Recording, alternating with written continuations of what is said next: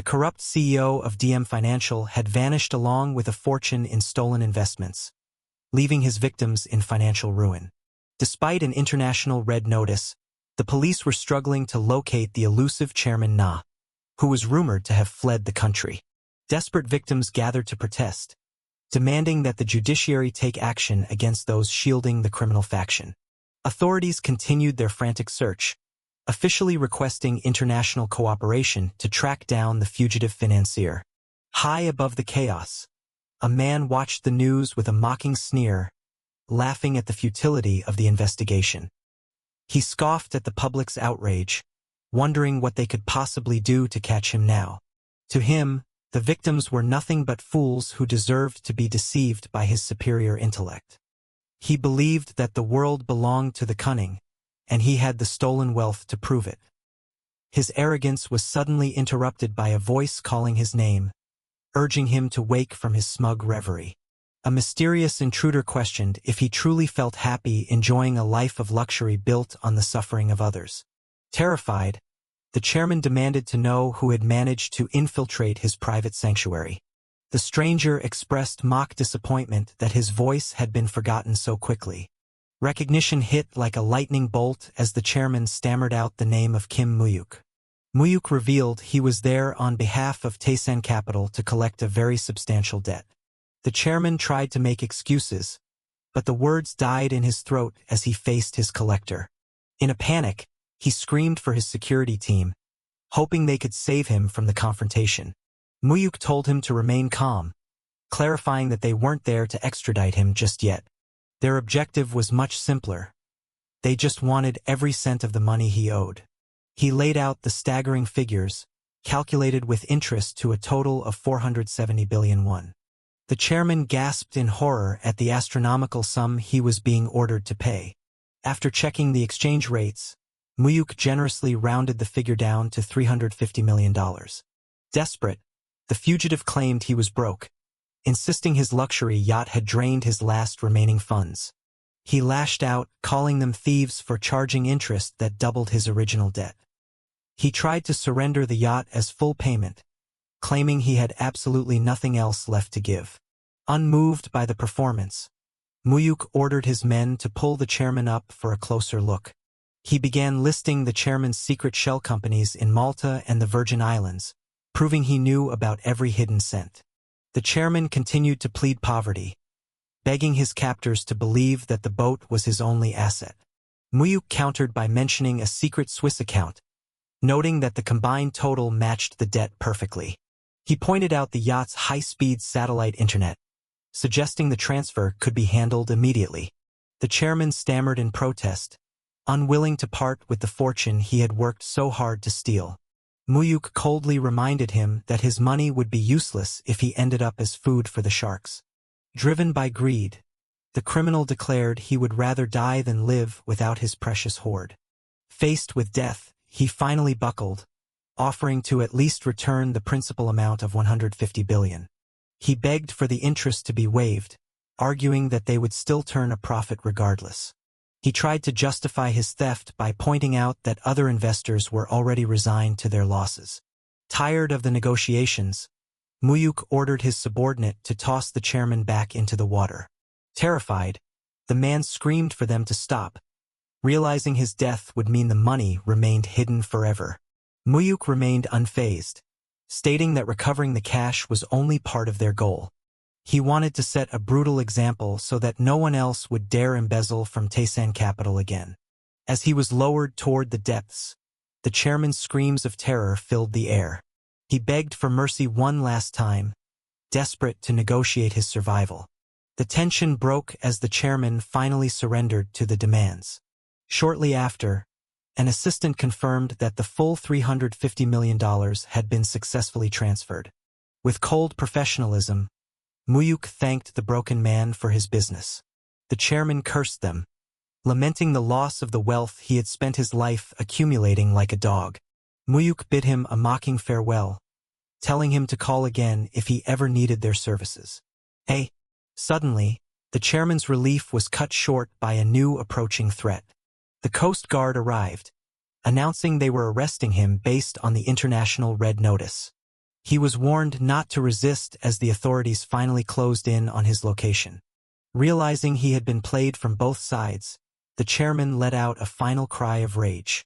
Back at headquarters, Chairman Cheon Suman offered a celebratory drink to his most efficient operative. Mu-hyuk remained humble, crediting his success to the chairman's strict instructions. The elder Cheon praised him for tracking the fugitive across the globe and recovering the full interest.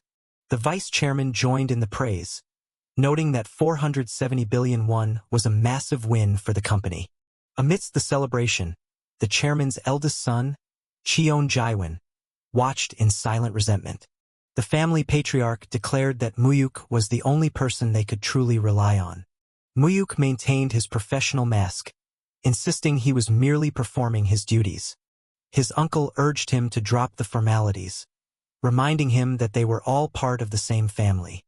He was warmly acknowledged as the only son of the chairman's beloved sister. The family was reminded that they all shared the blood of the legendary founder, Cheon Tae-san. To the outside world, they were a united front bound by blood and business. Mu-hyuk thought back to his grandfather, the man who had built an empire from the shadows of the loan industry. Even the most powerful elites once bowed to the man who controlled the nation's wealth. He was a legend known across the country as the undisputed king of the loan sharks. His vast empire spanned trillions of won in cash, stocks, and international real estate. However, none of that wealth was destined for Mu-hyuk, as the inheritance was split among the biological sons. The chairman suddenly turned his frustration toward Jae-won, criticizing his lack of contribution to the firm.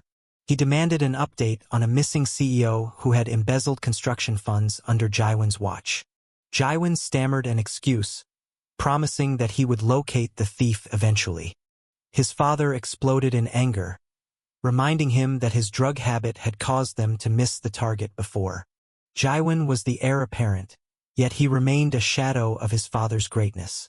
To Mu-hyuk, the man was nothing more than a greedy, incompetent addict fueled by privilege. The chairman sighed in embarrassment, feeling pathetic that Mu-hyuk had to witness such family failure. He dismissed Mu-hyuk for the night, telling him to get some well-deserved rest. With a polite nod, Mu-hyuk thanked his uncle and prepared to depart. Ha ha ha.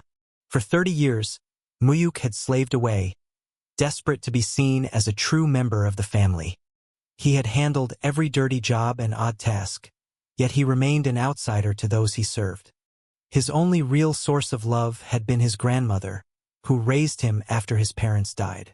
It was the anniversary of her passing, a day that still weighed heavily on his heart. Goodbye. A sudden phone call from his subordinate, Sang-gi, interrupted his somber reflections. Sang-gi claimed to have found the missing CEO and stated the chairman wanted the target caught immediately. Though it was supposed to be Jae-won's responsibility, the order had supposedly been passed to Mu-hyuk. Surprised but loyal, Mu-hyuk accepted the task without a second thought. He agreed to head to the location at once to finish the job. Arriving at the dark meeting spot, he called out for Sang-gi to show himself. Sang-gi appeared, but his tone was unsettlingly cold as he greeted his boss. Mu-hyuk sensed something was wrong as he looked around the desolate area. He demanded to know what was happening and why his men were acting so strangely. Sang-gi offered a chilling apology for calling him out so late at night. Realization began to dawn on Mu-hyuk as he questioned his subordinate's sudden defiance. Before he could react, he was betrayed by the man he had trusted most. Pain flared as he realized he had walked straight into a deadly trap. Chief, enraged, Mu-hyuk demanded to be released, unable to believe the betrayal unfolding before him. Sang-gi revealed he was simply following a new set of orders from above. The mission was no longer about catching a thief. It was about forcing Mu-hyuk into a permanent retirement. Mu-hyuk desperately asked who had signed his death warrant, the chairman, his uncle, or the jealous Jae-won. Is it Cheon Jae-won? Sang-gi scoffed, stating that the identity of the master didn't matter anymore. He reminded Mu-hyuk that in their world, they were all just disposable servants. With a final, cold farewell, the traitor prepared to finish the job. Mu-hyuk was shoved into the dark, cold depths of the sea. He struggled against the water, his mind racing as his life flashed before his eyes. He felt a bitter sting of regret for being a loyal dog to a family that ultimately threw him away. The realization that he would die in such a hollow, discarded manner filled him with fury. As he sank, he whispered an apology to the grandmother he was about to join. He lamented failing to uphold his promise to her, feeling the weight of his wasted life. Suddenly, his eyes snapped open, and he found himself gasping for air, very much alive. What? He looked around in confusion, wondering if even the afterlife was a place of chaos. Violent shouts nearby suggested he wasn't alone in this strange new reality. He struggled to make sense of the situation as he pulled himself together. "You fucker." He noticed his body felt remarkably light and full of the vigor he hadn't felt in decades. A group of punks charged at him, shouting his name with hostile intent. He moved with instinctive grace, easily dodging the clumsy attacks of his aggressors. With a surge of power, he told the young thugs to get lost before things got worse. Scared by his sudden intensity, the boys scrambled to make their escape. He shouted after them, his voice echoing with a confidence he hadn't possessed in years. "Come find us anytime, we'll give you a good beating." A familiar face appeared, checking on him with a casual, friendly concern. The boy offered him a smoke, marveling at how intense his friend seemed for a mere student.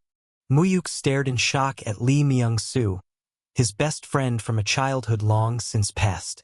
Myung-soo praised Mu-hyuk's fighting skills, impressed that he had taken on the gang alone.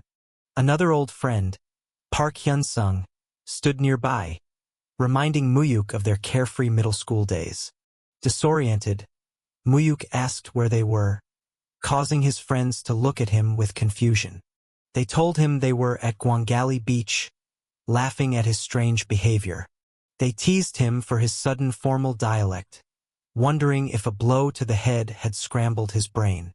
Mu-hyuk demanded to know the exact date, his heart pounding with a wild suspicion. His friends confirmed it was September 21st, 1990. They grew worried, checking his head for injuries after such a bizarre question. The date echoed in his mind, the turning point of his entire life. 90 Gwangal, see Jamboree.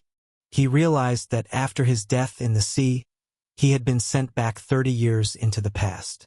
His friends, oblivious to the miracle, suggested going for ramen to celebrate their victory. Mu-hyuk froze, the significance of the date finally hitting him with full force.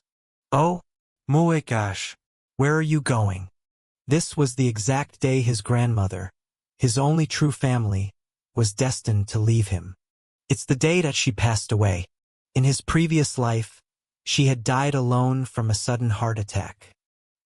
He remembered the doctor's words. If she had been found sooner, she could have been saved. He rushed home to find her still alive, surprised by his early return from school. Overwhelmed with emotion, he could barely speak as he looked at her face again.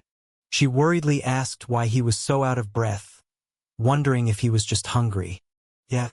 Seeing him tear up, she grew concerned, asking if something bad had happened at school.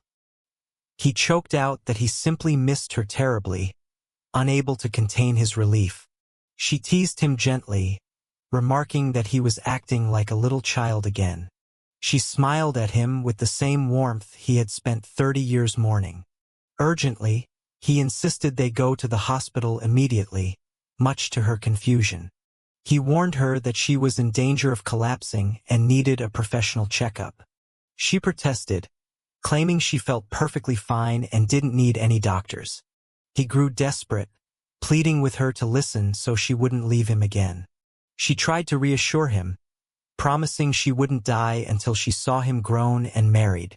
So, don't worry. She sent him to his room, promising to whip up a quick meal to settle his nerves.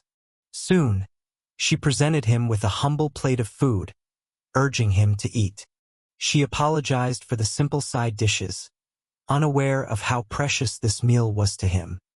He assured her it was exactly what he wanted, eating with a fervor that moved him to tears.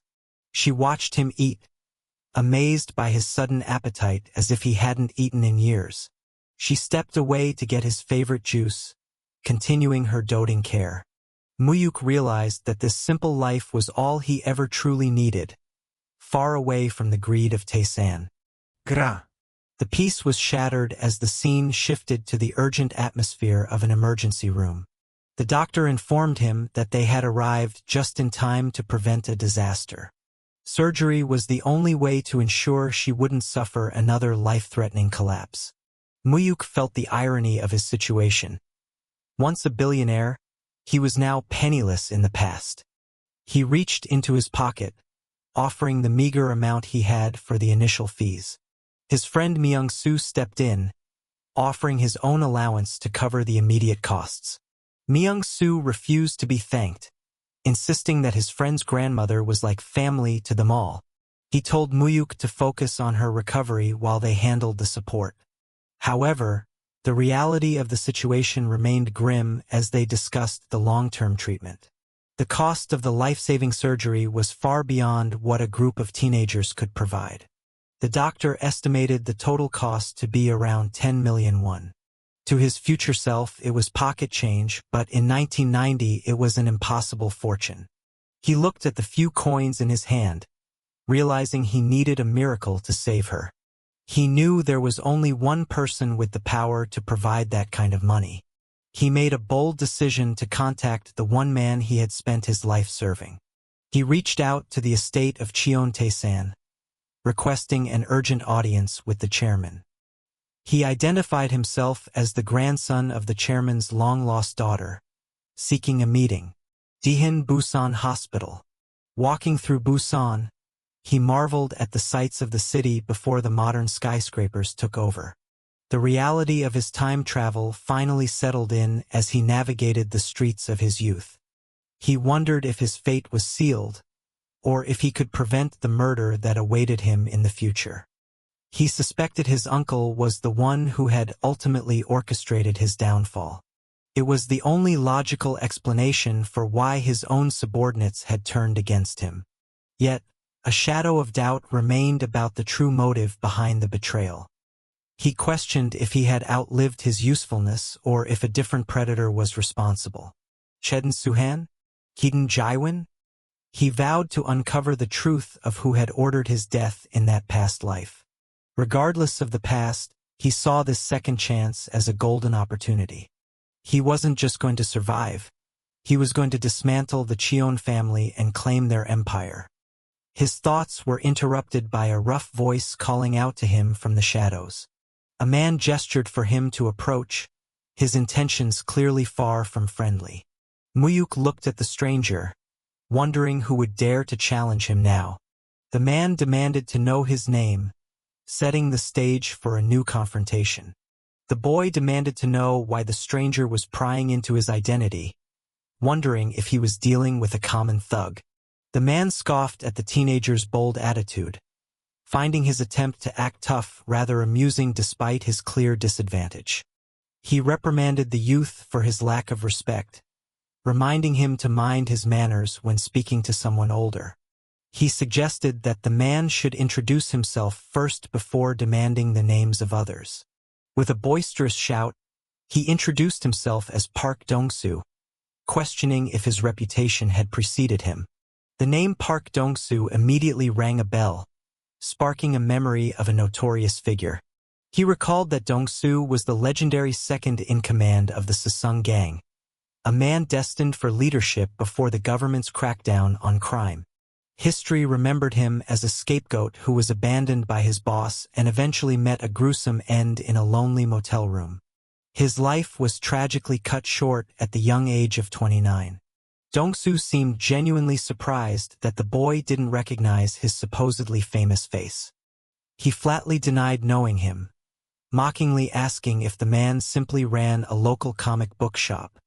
Brushing off the insult, Dong-soo insisted that since he had shared his name, the boy should now return the favor. He introduced himself simply and clearly as Kim Mu-hyuk. Dong-soo played with the name, finding it surprisingly powerful and fitting for someone with the boy's intensity. Mu-hyuk inwardly sighed at the man's immature behavior, finding his antics quite childish. Dong-soo mentioned the rumors circulating the hospital about a dedicated grandson in room 405 who took meticulous care of his elder. Mu-hyuk replied that caring for his only remaining family member was nothing more than his natural duty. The man nodded in somber agreement, acknowledging the truth in the boy's statement. He noticed the school uniform and asked if Mu-hyuk attended the local vocational high school, prompting a counter-question about the man's criminal ties. Dong-soo playfully denied being a thug, acting hurt that the boy would jump to such a conclusion. Mu-hyuk pointed out that his multiple stab wounds made his involvement in the underworld fairly obvious. Dong-soo laughed it off, claiming that a few scars were just part of growing up and navigating the complexities of adult life. He challenged the boy's lack of fear, wondering why he remained so composed in the presence of a dangerous man. Frustrated by the boy's sharp tongue, Dong-soo realized he was being outmaneuvered in their verbal sparring. Sensing the conversation was over, Mu-hyuk asked for permission to leave, which the man reluctantly granted. Dong-soo bid him farewell with a nickname, watching the boy walk away while noting his peculiar strength of character. Mu-hyuk reflected on Park Dong-soo's current status, noting that while his gang was influential locally, they hadn't yet reached national infamy. He realized that saving this man from his destined fate could provide him with a powerful pawn in the future. His grandmother called out to him, announcing that a mysterious visitor had arrived to see him. He was greeted by Director Ha, a face he recognized instantly from his previous life. The director requested a private conversation outside the hospital room. They relocated to a nearby coffee house to discuss matters in a more formal setting. The man introduced himself as Ha Myung-hoon, an executive working under the powerful chairman Cheon Tae-san. Mu-hyuk knew exactly who he was, the loyal right-hand man and confidant of his biological grandfather. He was the one man the chairman trusted implicitly until the very end of his days. In his past life, this was the man who had revealed the truth of his royal lineage during a moment of profound grief. When the director asked him to travel to Seoul, Mu-hyuk boldly questioned why the chairman hadn't come to see him personally. The director was visibly taken aback by the teenager's audacity and lack of hesitation. He studied the boy's eyes, realizing that his calm demeanor and maturity were far beyond his years and certainly no act. Ha explained the chairman's busy schedule, but Mu-hyuk clarified that he wasn't asking for a simple meeting. He spoke of his mother, the chairman's estranged daughter, expressing his deep-seated resentment for the years of neglect. He predicted the old man's arrogance, noting that he hadn't even bothered to pay his respects after his daughter's passing. He declared that if the chairman truly wanted an audience, he would first have to visit his mother's final resting place. He remembered his past life where he was a helpless orphan who had no choice but to submit to the family's whims. Back then, they had simply bought his loyalty by covering funeral costs and demanding he move to the capital. The chairman had offered survival in exchange for total obedience, a deal a desperate boy couldn't refuse. Without that initial support, he would have been forced to abandon his education and face the world alone. This time, however, he held the advantage of foresight and refused to be a mere puppet in their games. He firmly instructed the director to relay his conditions back to the head of the Cheon family. The message was clear. If the chairman wanted a relationship, he would have to show the proper respect and come to Busan. With a polite but cold dismissal, Mu-hyuk ended the meeting and wished the director a safe journey back. Ha felt an overwhelming pressure radiating from the boy, a sensation that left even a seasoned professional feeling rattled. He wondered if the reports describing Mu-hyuk as a common delinquent were entirely wrong. He realized that the grandson of Cheon Tae-san was far from ordinary and possessed a terrifying potential. What? Daehin Busan Hospital. His grandmother was shocked to hear that the powerful chairman had sent for him to come to the capital. He explained his refusal, insisting that the man fulfill his moral obligations to his deceased daughter first. She worriedly asked if he truly understood the terrifying power and influence her daughter's father possessed. Mu-hyuk revealed that he had already figured out how to contact the chairman's people, surprising her with his resourcefulness. She pleaded with him to be on his best behavior and try to build a bridge with his grandfather. He expressed his bitterness, seeing no reason to respect a man who had ignored them for nearly 2 decades. She grew emotional, desperate for him to secure a future that she feared she could no longer provide. He comforted her, promising that her health was his only priority and that they didn't need anyone else to survive. He looked at the woman who had given him everything, feeling a deep sense of love and protection. Haunted by the sudden loss he experienced in his first life, he vowed to ensure her happiness this time around. In Seoul, the chairman repeated the boy's bold demand with a mixture of disbelief and intrigue. The director confirmed that the boy would only meet him if he first visited the columbarium in Busan. The old man let out a dry laugh, finding the entire situation utterly preposterous. He couldn't decide if his grandson was incredibly brave or simply losing his mind. Regardless, the boy's defiance had successfully captured his attention like no one else had in years. He decided to travel to Busan to see the nature of this mysterious boy with his own eyes. He planned to test the boy's utility, intending to exploit his talents for the benefit of the family legacy. Back at school, Mu-hyuk's friends greeted him warmly, surprised by his sudden return. He confirmed that his grandmother was recovering well and had finally been discharged from the hospital. His friends suggested skipping class to go play pool, assuming he was still the same old rebel. He reflected on the strange irony of sitting in a high school classroom again after living through 30 years of life. Much to their surprise, he declined the offer and insisted on preparing for the upcoming lecture. His friends stared at him in confusion, unable to process his sudden change in personality. They joked about the world ending, baffled to see the notorious fighter actually opening a textbook to study. He recalled that, in his previous life, he only started taking his education seriously after being forced to by his grandfather. He remembered the old man's harsh words, labeling him a worthless failure from the very beginning. The chairman had set an impossible goal. He had to gain admission to the country's most prestigious law school. It was meant to be a test of his worth, a hurdle to prove he was more than just a street thug. The old man had offered him a roof and food, but provided absolutely no warmth or genuine care. The ultimatum was clear. If he failed to meet the standard, he would be cast out and forgotten forever. Driven by a desperate need for survival and recognition, he had pushed himself to the absolute limit. He had eventually succeeded and earned his place, only to become a highly skilled tool for the family business. He had been nothing more than a glorified servant, bound by blood but treated like an expendable asset. This time he would study with a different purpose, to build the power necessary to take them all down. The homeroom teacher stormed in, shouting at the students to get to their seats as the bell rang. The class representative called everyone to attention to greet the instructor. Everyone attention. Bow to the teacher. The students bowed in unison, following the rigid morning routine of the school.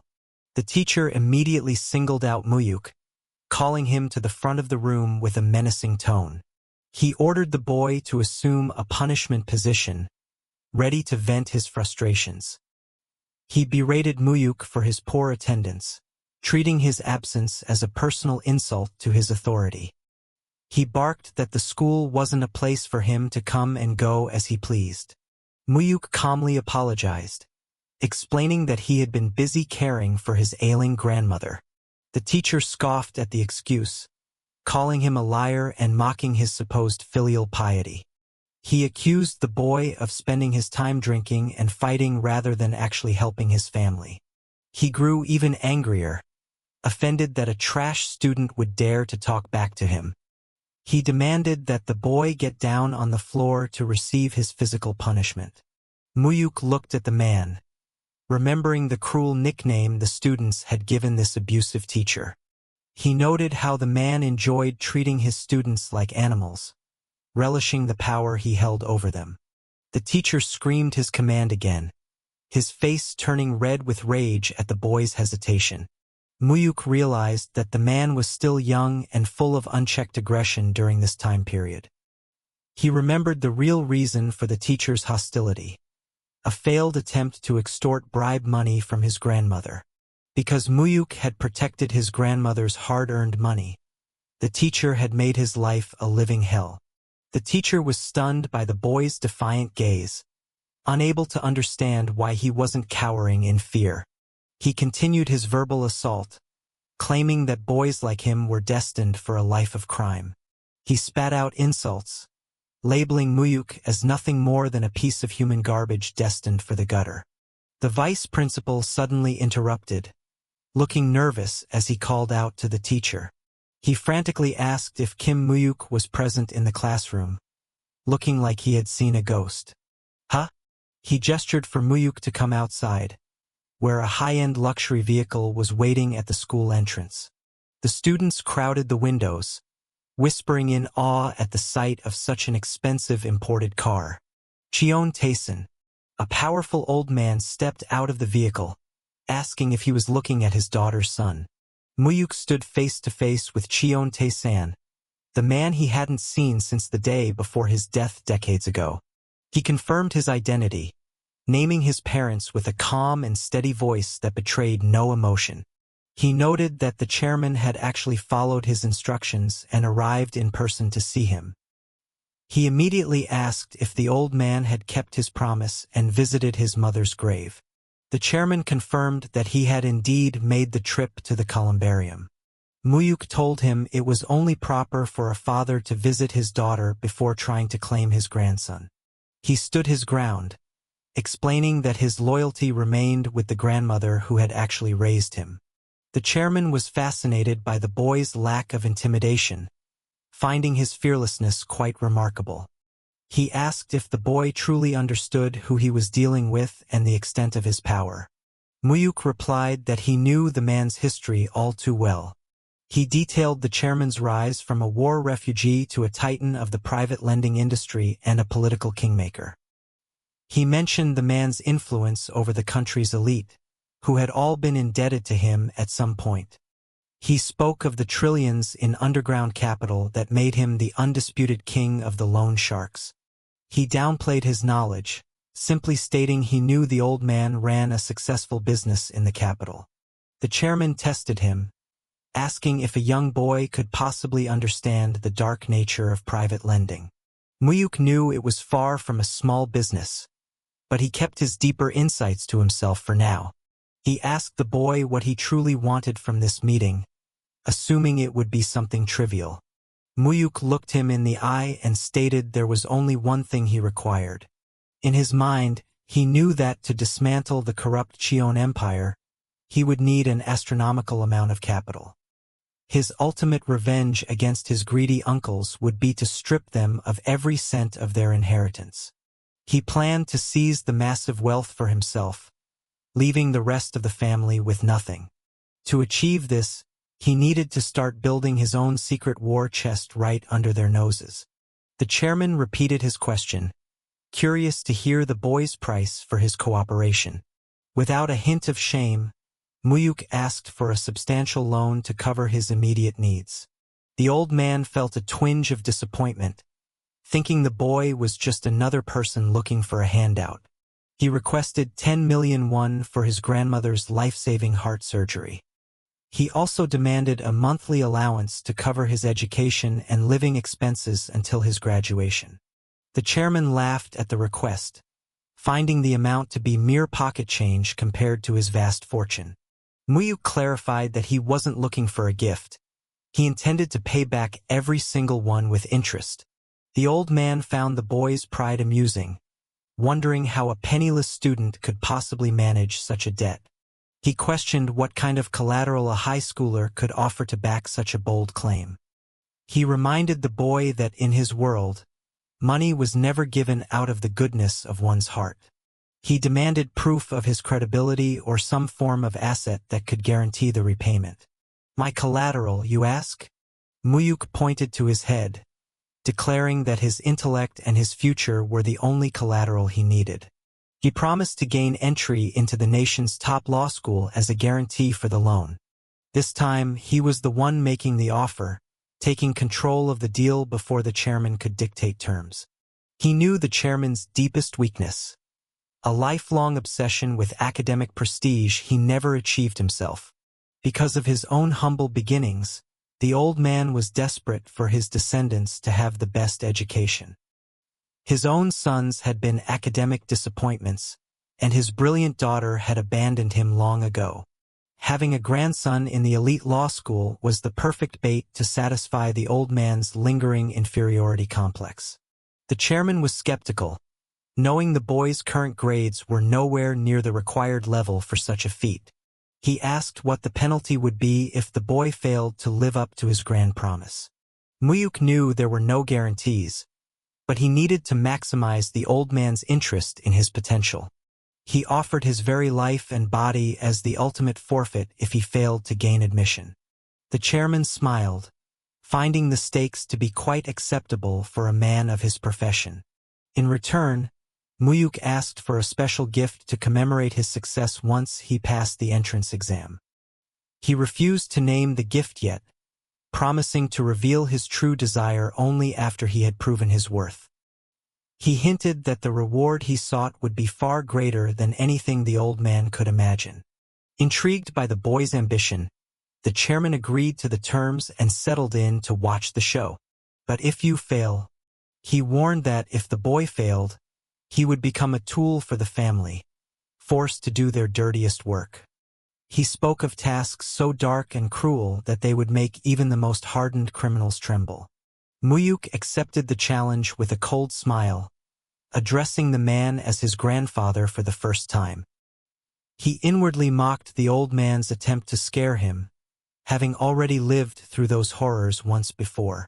He decided that if he had to become a monster to win, he would be the most terrifying one they had ever seen. He vowed to become a demon capable of tearing the entire Cheon family limb from limb. The chairman watched him leave, thinking to himself that he had finally found an interesting successor. The director agreed, noting that the boy was nothing like the person described in the background checks. The old man reflected on the thousands of people he had judged over his long and brutal career. He had seen everything from desperate debtors to cold-blooded killers and those who would sell their own kin. He prided himself on his ability to read a person's soul within seconds of meeting them. He usually knew exactly what a person was thinking by observing their smallest gestures and tones. Yet, he felt completely unable to read Mu-hyuk, feeling as though the boy was the one analyzing him instead. "Seems you liked him. Mizian. Ts Dihin Busan Hospital. Dihin Busan Hospital." Mu-hyuk stayed by his grandmother's side, and the doctor assured him that the procedure was routine and safe. Surgery ongoing. While at the hospital, he ran into Park Dong-soo again, who greeted him with his usual rough charm. The gangster asked if he was staying on top of his studies and making sure to eat properly.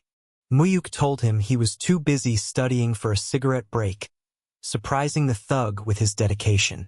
Dong-soo laughed, telling him he was too young to be so serious and should enjoy his youth while it lasted. He realized he couldn't distract a student with a goal, showing a rare moment of respect for the boy's drive. He handed him some snacks, telling him to use them to stay awake during his long nights of preparation. "See you later." Mu-hyuk watched him go, noting that while Dong-soo was a dangerous criminal, he had a surprisingly likable side. He remembered that the looming government crackdown would soon spell the end for men like him. He noticed a group of suspicious men nearby and realized that history was about to repeat itself. He decided that he wouldn't let Dong-soo die today, seeing an opportunity to change the future. He realized that by saving the man's life now, he could gain a powerful and loyal ally for the war to come. He demanded to know the location of the patient named Park Dong-soo. The nurse stuttered, asking for his relationship to the patient, but he rudely dismissed her, claiming he was simply there for a visit. A young man approached, asking if they were searching for Dong-soo. Introducing himself as Dong-soo's younger brother, he offered to lead the group directly to the medical ward. Watching them walk away, the boy grew angry that thugs were causing a scene while his grandmother was in surgery, deciding he needed to lure them out of the building. Realizing they were being led astray, one of the thugs demanded to know where the kid was taking them. The boy turned back with a cold stare, asking if their true intention was to murder Park Dong-soo. The thugs were caught off guard, demanding to know the true identity of the brat standing before them. They looked down on him, seeing only a defenseless child. Suddenly, a familiar voice called out, questioning what the group thought they were doing. Dong-soo appeared, shaming the gangsters for drawing a knife on a mere high school student. The group gasped as the man they were looking for stood right in front of them. "Egu so refreshing."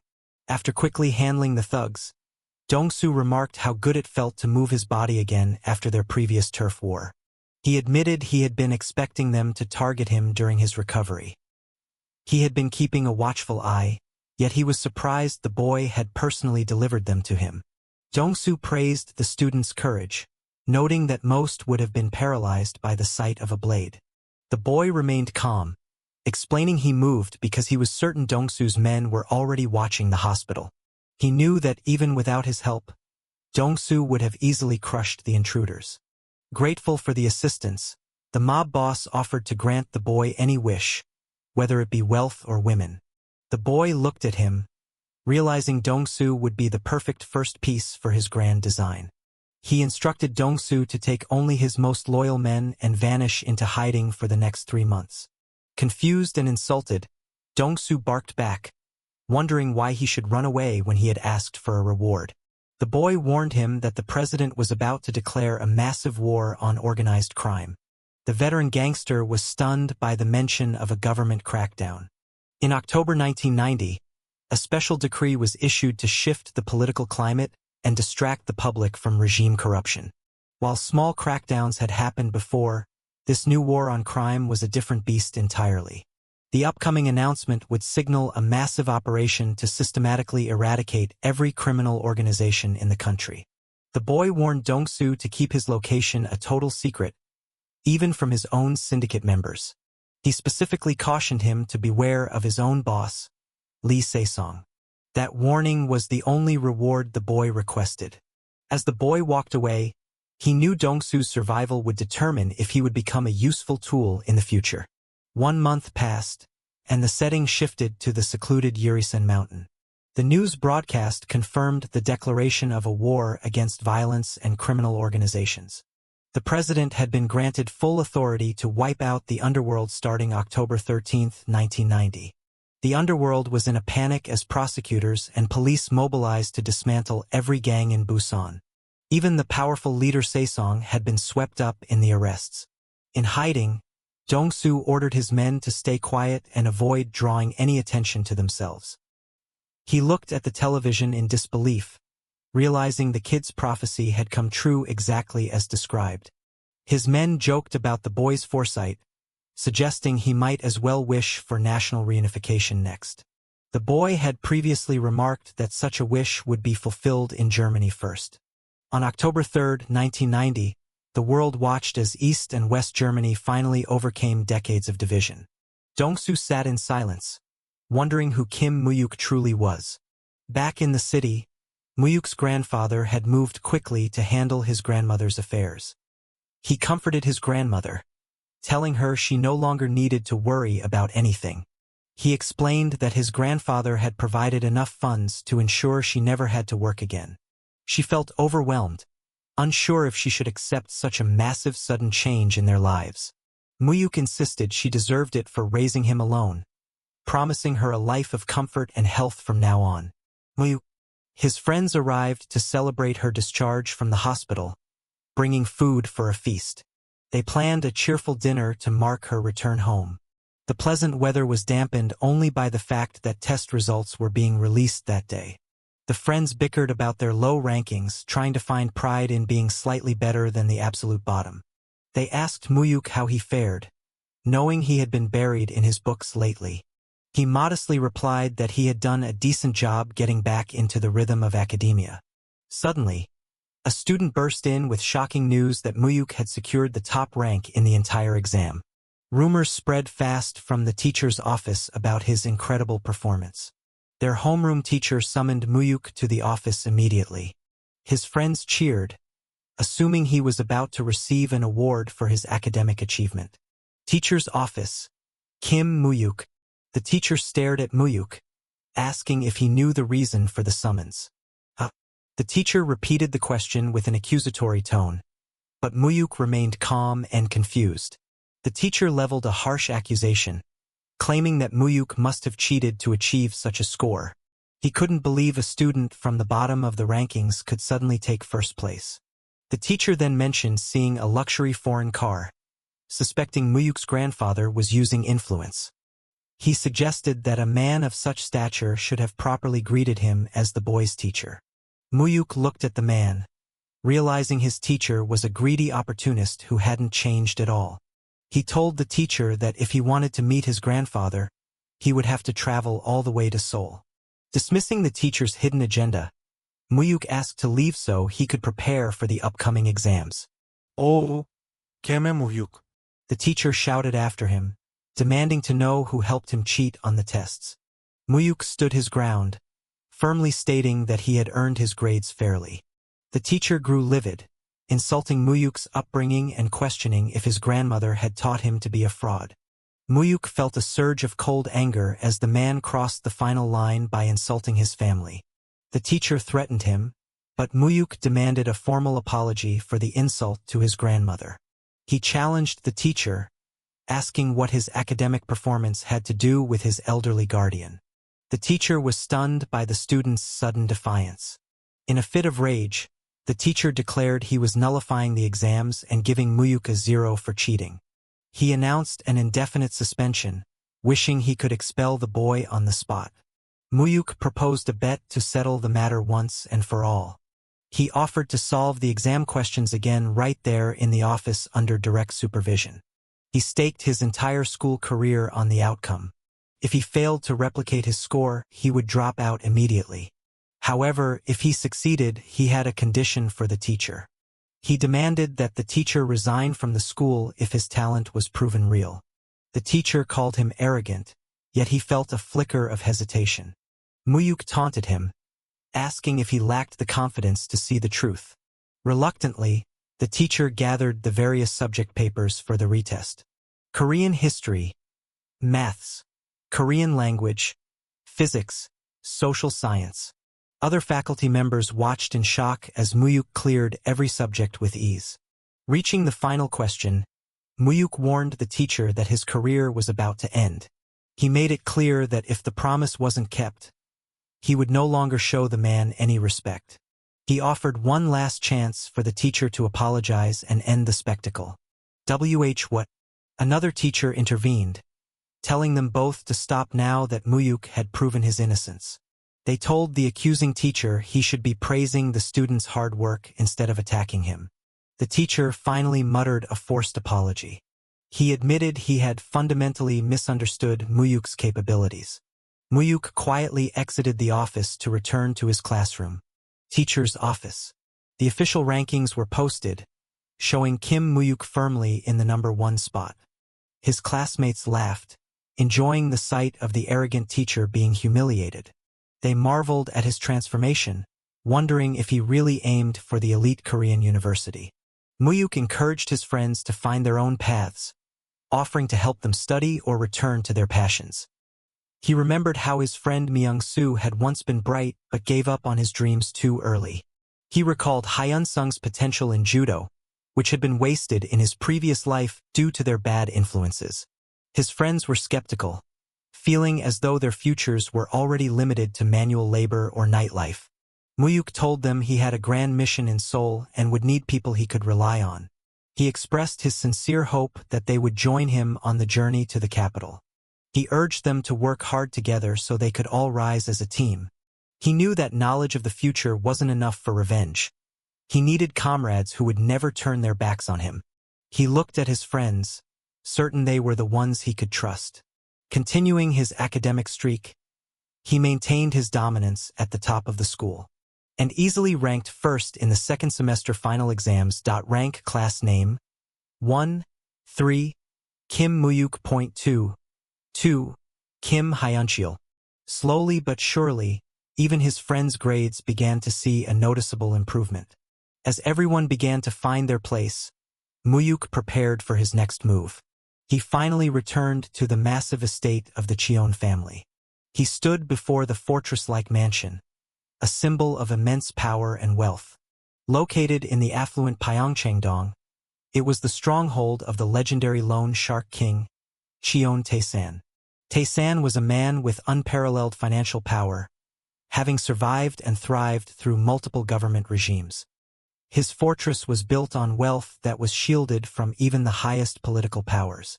Mu-hyuk realized his current timeline was already shifting away from his past experiences. In his previous life, he hadn't met the old man until much later in his university years.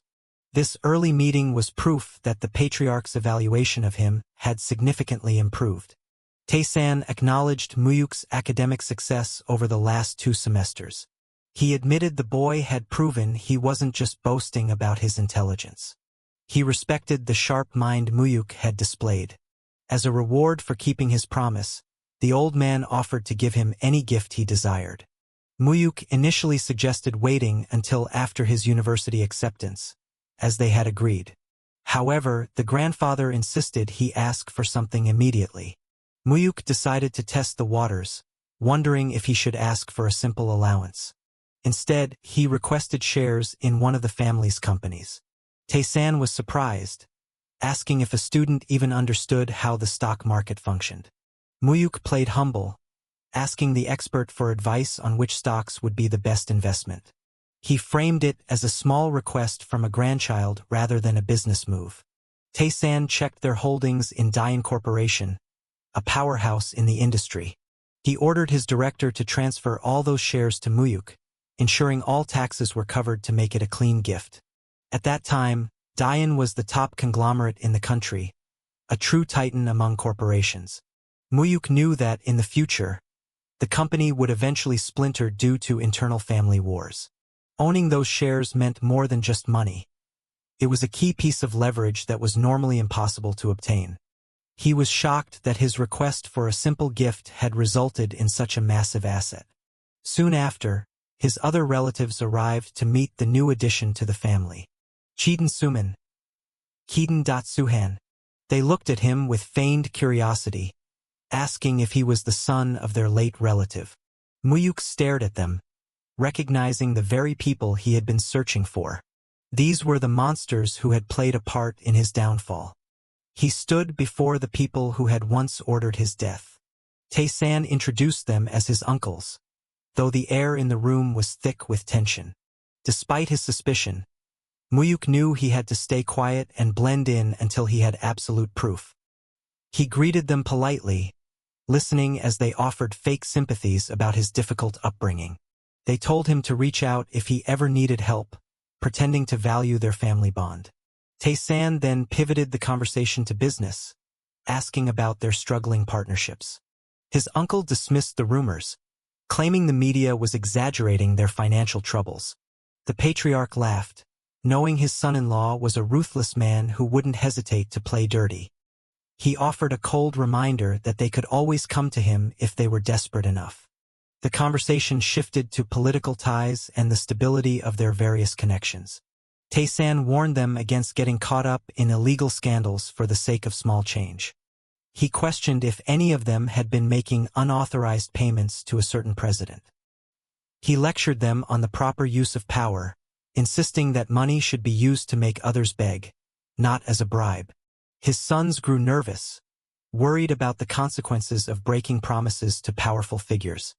That's right, father. If you do that, they feared the retaliation of the Chongpeng organization if they stepped out of line. Later, Mu-hyuk visited his mother's old room, which had remained frozen in time. It was exactly as he remembered it from his previous life. He looked at the single photo of his mother, the only trace of her existence his grandfather had allowed. It seemed as though the old man had tried to erase her memory from the world. A voice interrupted his thoughts, belonging to a relative who looked down on him.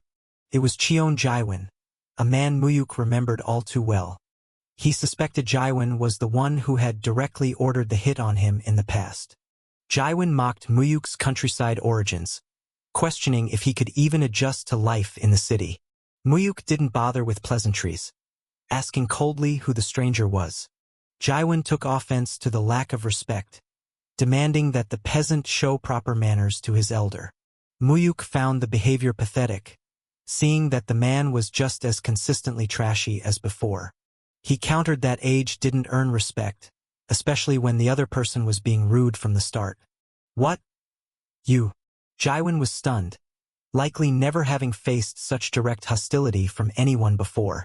Born into incredible wealth and power, Jaewon was used to everyone bowing to his every whim. He exploded in rage, unable to handle being treated like a nobody by someone he considered beneath him. He told Mu-hyuk that the family estate wasn't a place for someone like him and offered him money to leave. He suggested that 100 million would be enough for a country bumpkin to live like a king in Busan. Mu-hyuk realized the man was repeating the exact same lines from his previous life. This time, Mu-hyuk laughed, mocking the small amount as nothing more than pocket change. He joked that in Busan, such a sum would barely cover a single seafood dinner.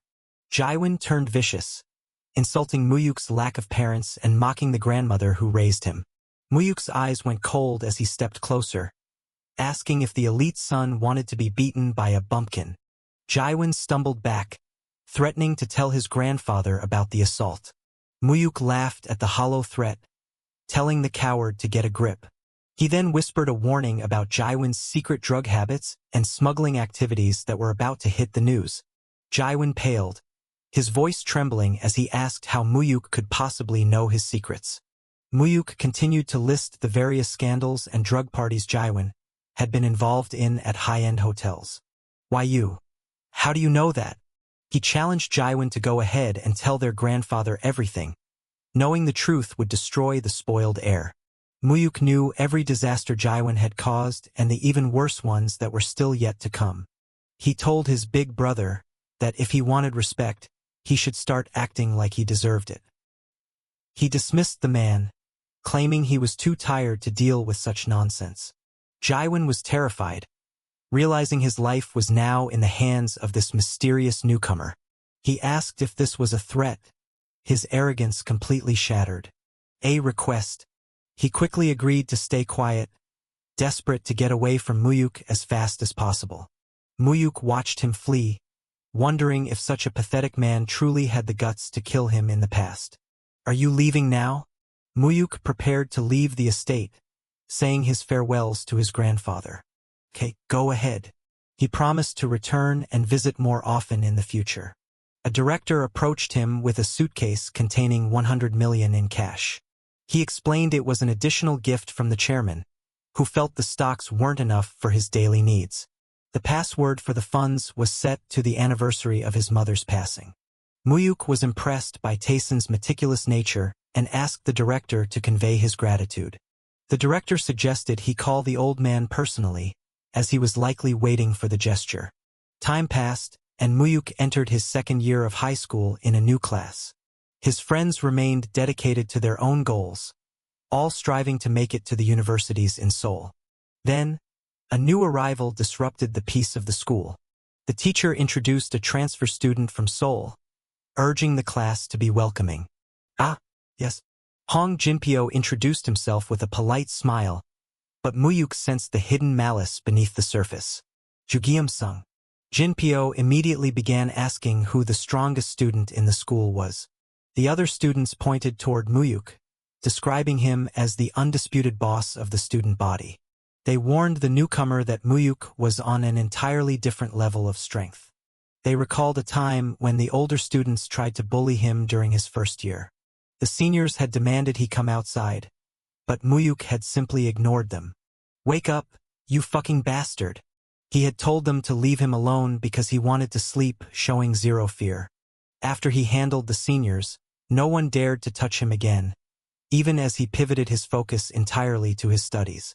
Jinpyo smirked, finding the idea of an arrogant, top student the perfect target for his amusement.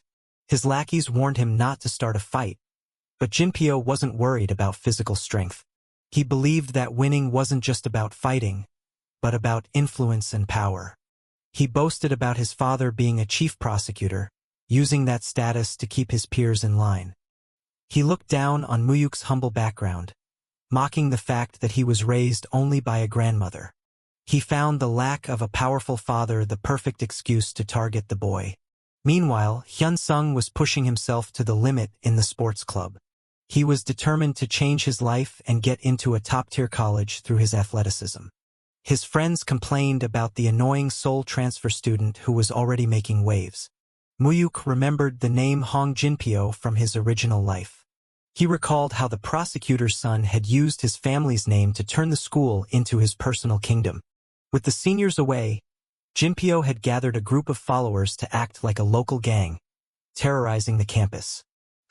There goes the pretty boy. Mu-hyuk warned Myung-soo to stay far away from the newcomer, sensing the danger he posed. Myung-soo brushed it off, wondering why Mu-hyuk was being so overly protective and concerned.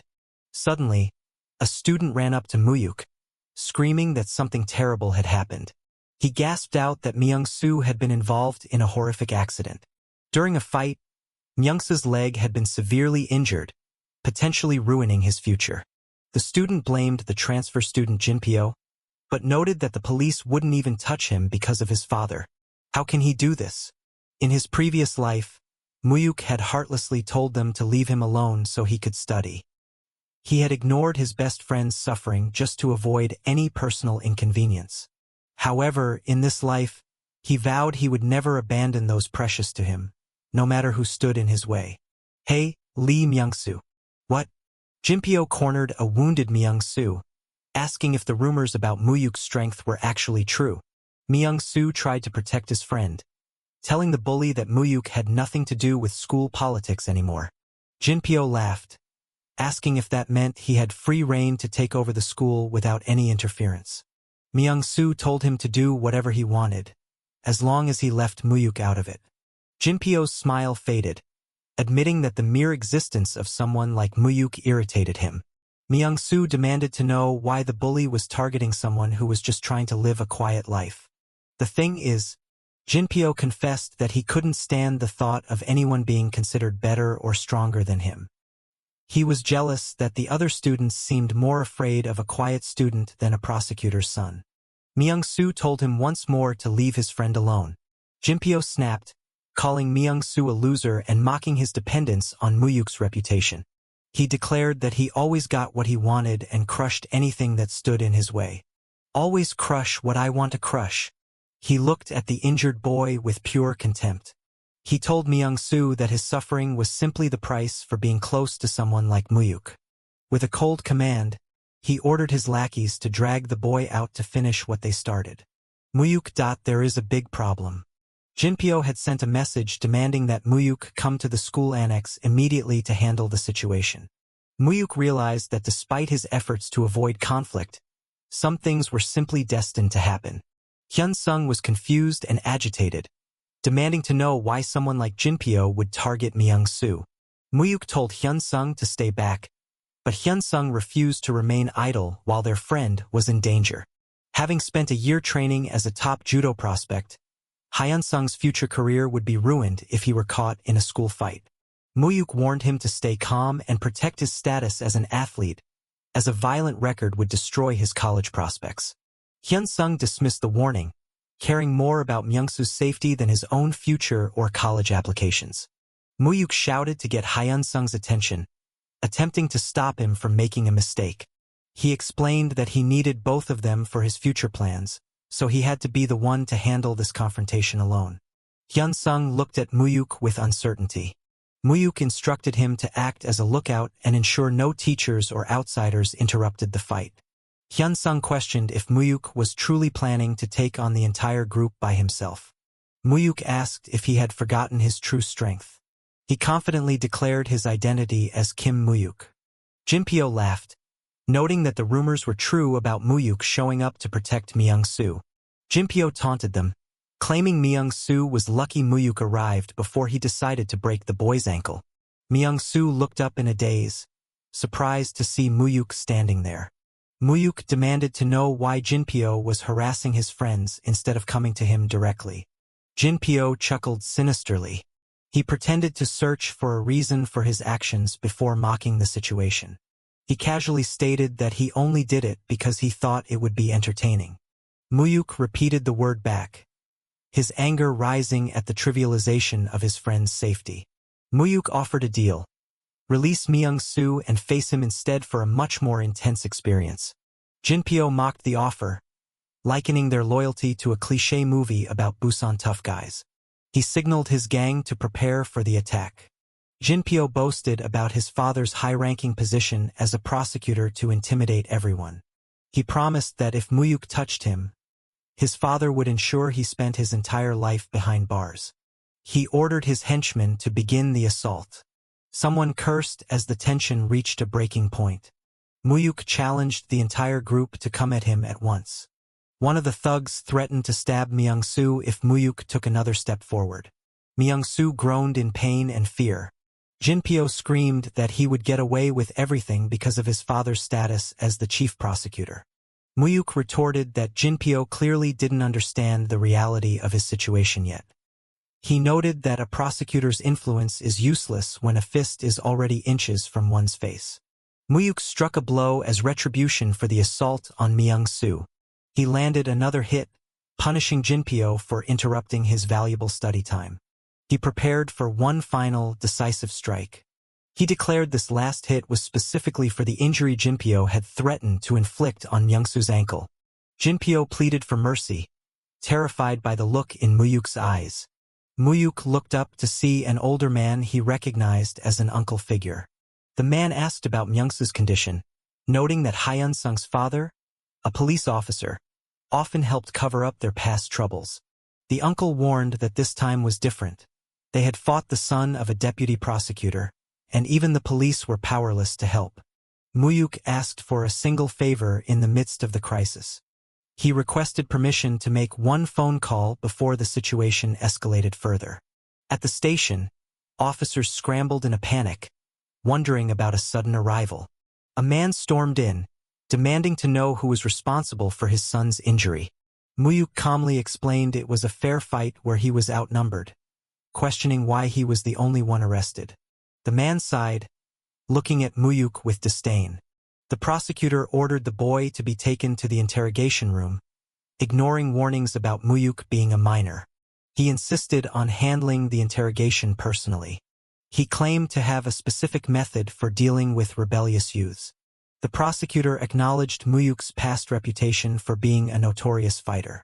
He cited school reports claiming Mu-hyuk was essentially a gang member involved in extortion and theft. He muttered about Mu-hyuk being nothing more than a violent animal.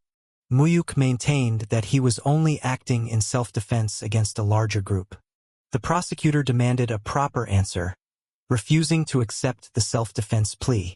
Mu-hyuk retold the events, explaining he was protecting his friend from Jinpyo's armed gang and had no other choice. The prosecutor decided that words were no longer enough. He prepared to use force to teach the boy a lesson. He ordered his subordinates to restrain Mu-hyuk. He demanded to know the real reason for the fight once more. He shouted the question with increasing fury. Mu-hyuk, struggling, repeated that it was an act of self-defense. The prosecutor mocked his resilience and prepared to strike him again. Mu-hyuk breathed heavily, enduring the physical abuse. The prosecutor repeated the question, hoping to break the boy's spirit. Mu-hyuk remained steadfast in his original testimony. The official warned that resistance would only lead to a harsher outcome. He tried to force Mu-hyuk to admit to using a weapon first, but Mu-hyuk pointed out that Jinpyo was the one with the knife. Frustrated, the prosecutor ordered his men to tie Mu-hyuk to a chair, reverting to his old, brutal habits. He screamed at his subordinates, demanding total obedience. The officers quickly complied, fearing the prosecutor's rage. The man told Mu-hyuk he brought this suffering upon himself. To his surprise, Mu-hyuk began to laugh. The prosecutor questioned if the boy had lost his mind out of fear. Mu-hyuk mocked the man, stating that the father and son were exactly alike in their cowardice. He ridiculed their reliance on using positions of power as weapons. Enraged, the prosecutor prepared to strike the bound boy. He ordered his men to hold Mu-hyuk still for the blow. Suddenly, someone burst in, frantically calling for the prosecutor to stop. The man was annoyed by the interruption, stating he wasn't finished yet. He was shocked to hear that the district attorney, Yoon Chang-ho, had arrived personally. The prosecutor stammered, wondering why such a high-ranking official was there.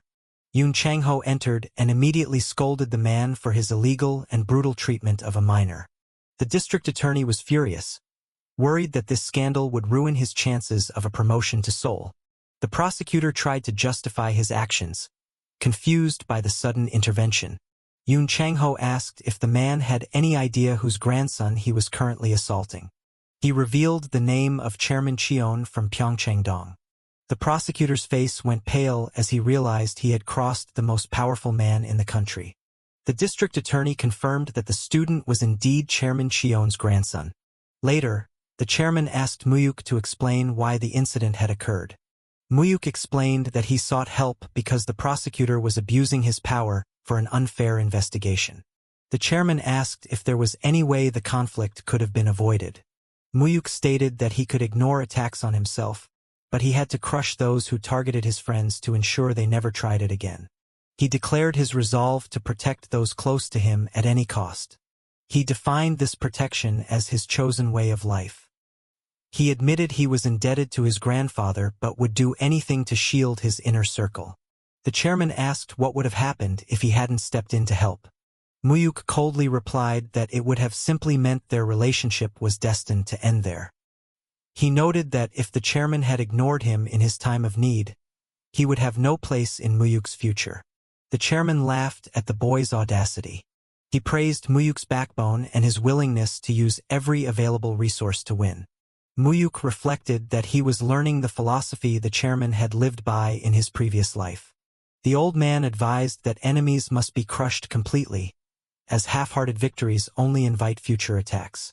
He taught that one should either embrace an ally fully or uproot an enemy entirely. Later, the chairman asked Director Ha for an update on the situation in Busan. Ha reported that Prosecutor Hong was being investigated for bribery and torture, while District Attorney Yoon was waiting for instructions. The chairman asked about the outcome at the school. Ha confirmed that Jinpyo was expelled, his gang dropped out, and the corrupt teacher who lied about Mu-hyuk was arrested. He asked if these results were satisfactory for the chairman.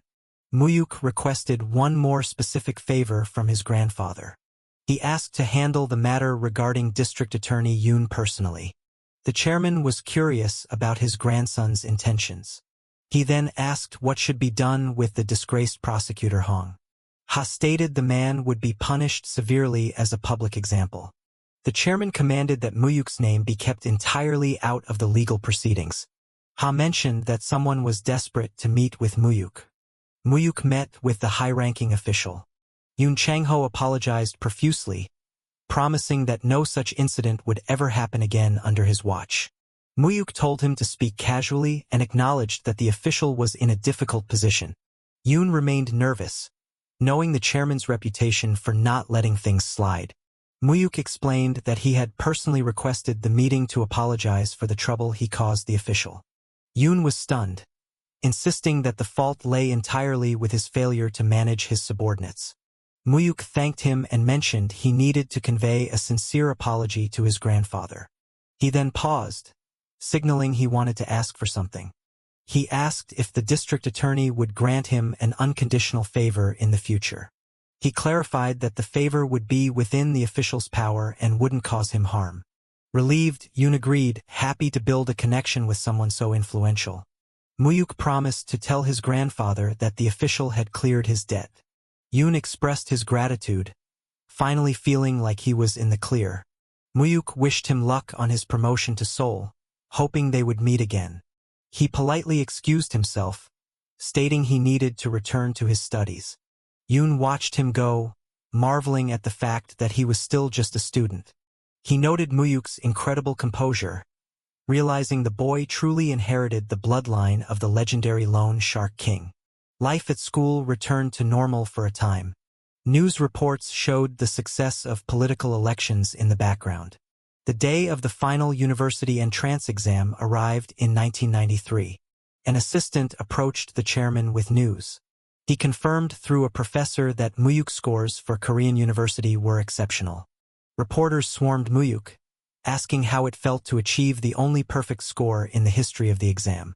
He had set a record with a perfect 340 points, becoming a national sensation. The press questioned how a student from a technical high school could achieve such academic heights without private tutoring. Mu-hyuk claimed he only used standard textbooks and never attended expensive academies. A reporter asked him for words of encouragement for future students. With a smirk, he told the nation that studying was actually the easiest thing in the world. His friends watched the broadcast, laughing at his bold and characteristic statement. Later, the group gathered to toast to their lifelong friendship. They celebrated the end of 3 hard years of studying by letting loose at a club. Myung-soo bragged that his father's place would provide them with the best drinks and service. Mu-hyuk, recalling his heavy drinking in his past life, decided to enjoy the night. He took his first sip of whiskey, but something felt wrong immediately. He realized the expensive alcohol was actually a cheap fake. His friend, unaware, raved about the burning sensation and the quality of the drink. Mu-hyuk decided to play along and drink sparingly to avoid offending Myung-soo's father.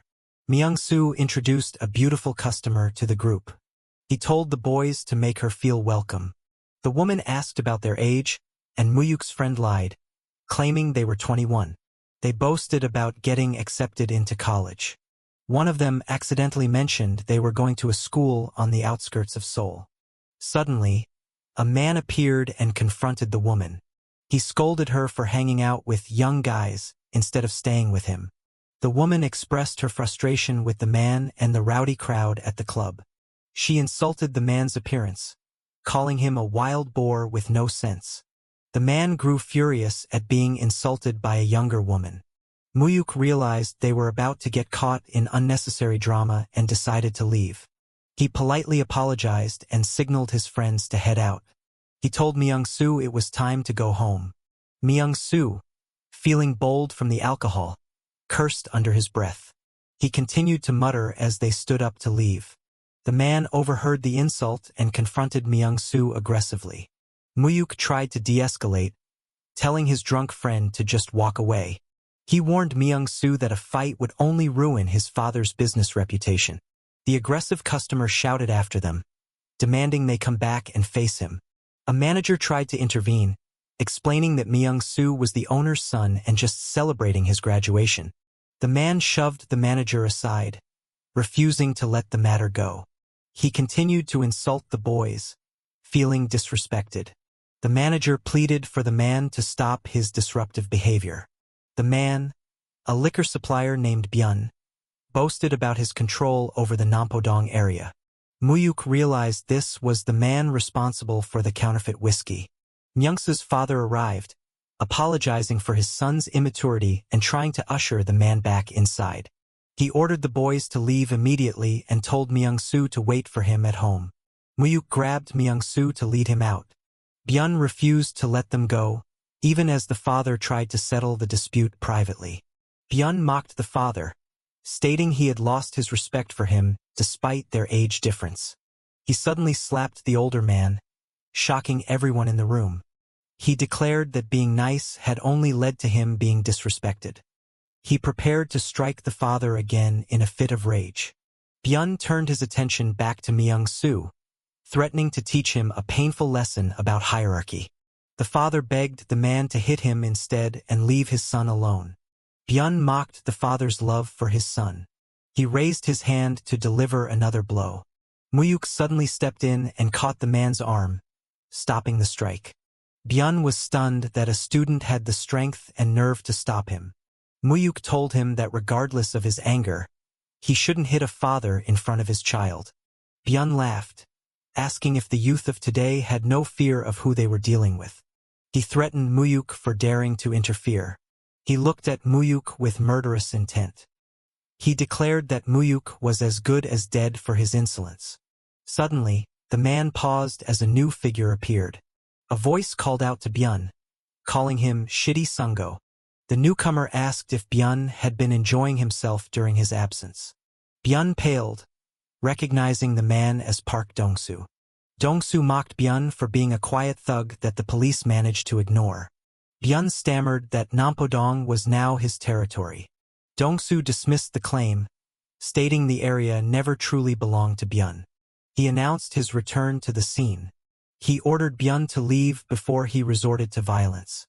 Dong-soo then turned to Mu-hyuk, greeting him warmly as Kong Mu-mu. He invited Mu-hyuk to go for a drink of soju to catch up. He praised Mu-hyuk for his academic success, admitting he always knew Mu-hyuk was unique. Dong-soo explained he had been back for a while, quietly reclaiming his old territories. He confirmed that his old gang used to manage the entire area before they were wiped out. He credited Mu-hyuk's advance warning for saving him from being arrested with the rest of his gang. Dong-soo asked how he could finally repay the debt he owed for his life. He insisted he couldn't live comfortably while being indebted to Mu-hyuk. Mu-hyuk asked how long it would take for Dong-soo to seize control of all of Busan. Dong-soo was surprised by the question, wondering why Mu-hyuk cared about gang business. Mu-hyuk simply stated that this information was what he wanted. Dong-soo estimated it would take 6 months to a year since only small fries were left. Mu-hyuk told him to move quickly, bribe the right officials and stay under the radar. He gave a specific warning to avoid the drug trade, as a major government crackdown was imminent. He advised Dong-soo to begin preparing a transition into legitimate business. Dong-soo sighed, finding the idea of going legit difficult to imagine. He argued that gangsters can't step into the light without inviting a new war with rivals. Mu-hyuk explained that the daylight would only be a corporate disguise for their activities. He warned that Seoul gangs were already corporatizing and would take over Busan if they didn't evolve. He instructed Dong-soo to hire lawyers, form a corporation, and prepare to move into the Seoul market. Dong-soo was shocked by the scale of the ambition. He noted that Seoul was a brutal battlefield for anyone trying to make it. Mu-hyuk promised to guide him through the process if Dong-soo made the necessary preparations. Despite the absurdity of the plan, Dong-soo found himself convinced by Mu-hyuk's confidence. He agreed to give it a try and set his sights on Seoul. Mu-hyuk added one final, strict condition to their partnership. He insisted that his identity must remain a complete secret and that they must appear to have no connection. He stated he wasn't ready to be discovered until he was prepared to face the powerful Cheon family. News headlines continued to celebrate Mu-hyuk as the genius who found studying easy. The chairman laughed while reading the interview. An assistant asked if he was pleased with his grandson's success. The chairman boasted about how the top scorers of other rival families couldn't compare to Mu-hyuk. He recalled how other elite families used to look down on them as ignorant money. Despite their wealth, the assistant noted that those same elites now came to the chairman begging for loans. The chairman agreed, finding satisfaction in how the tables had turned. He reflected on his own lack of education and how his own children weren't naturally gifted students. The assistant reminded him that his daughter Jisoo had also been a runner-up for admission to a top school. The chairman acknowledged Jisoo's intelligence. However, he expressed a deep fondness for Mu-hyuk, wishing the boy were a direct heir to the Cheon name. He sighed, contemplating the future of the family. He asked for news regarding the newly elected president. The assistant reported that the transition committee was being formed quietly. He confirmed that the chairman had secured 2 key positions for his influence. The chairman considered which roles would be most strategic for his interests. They discussed the benefits of the political affairs position.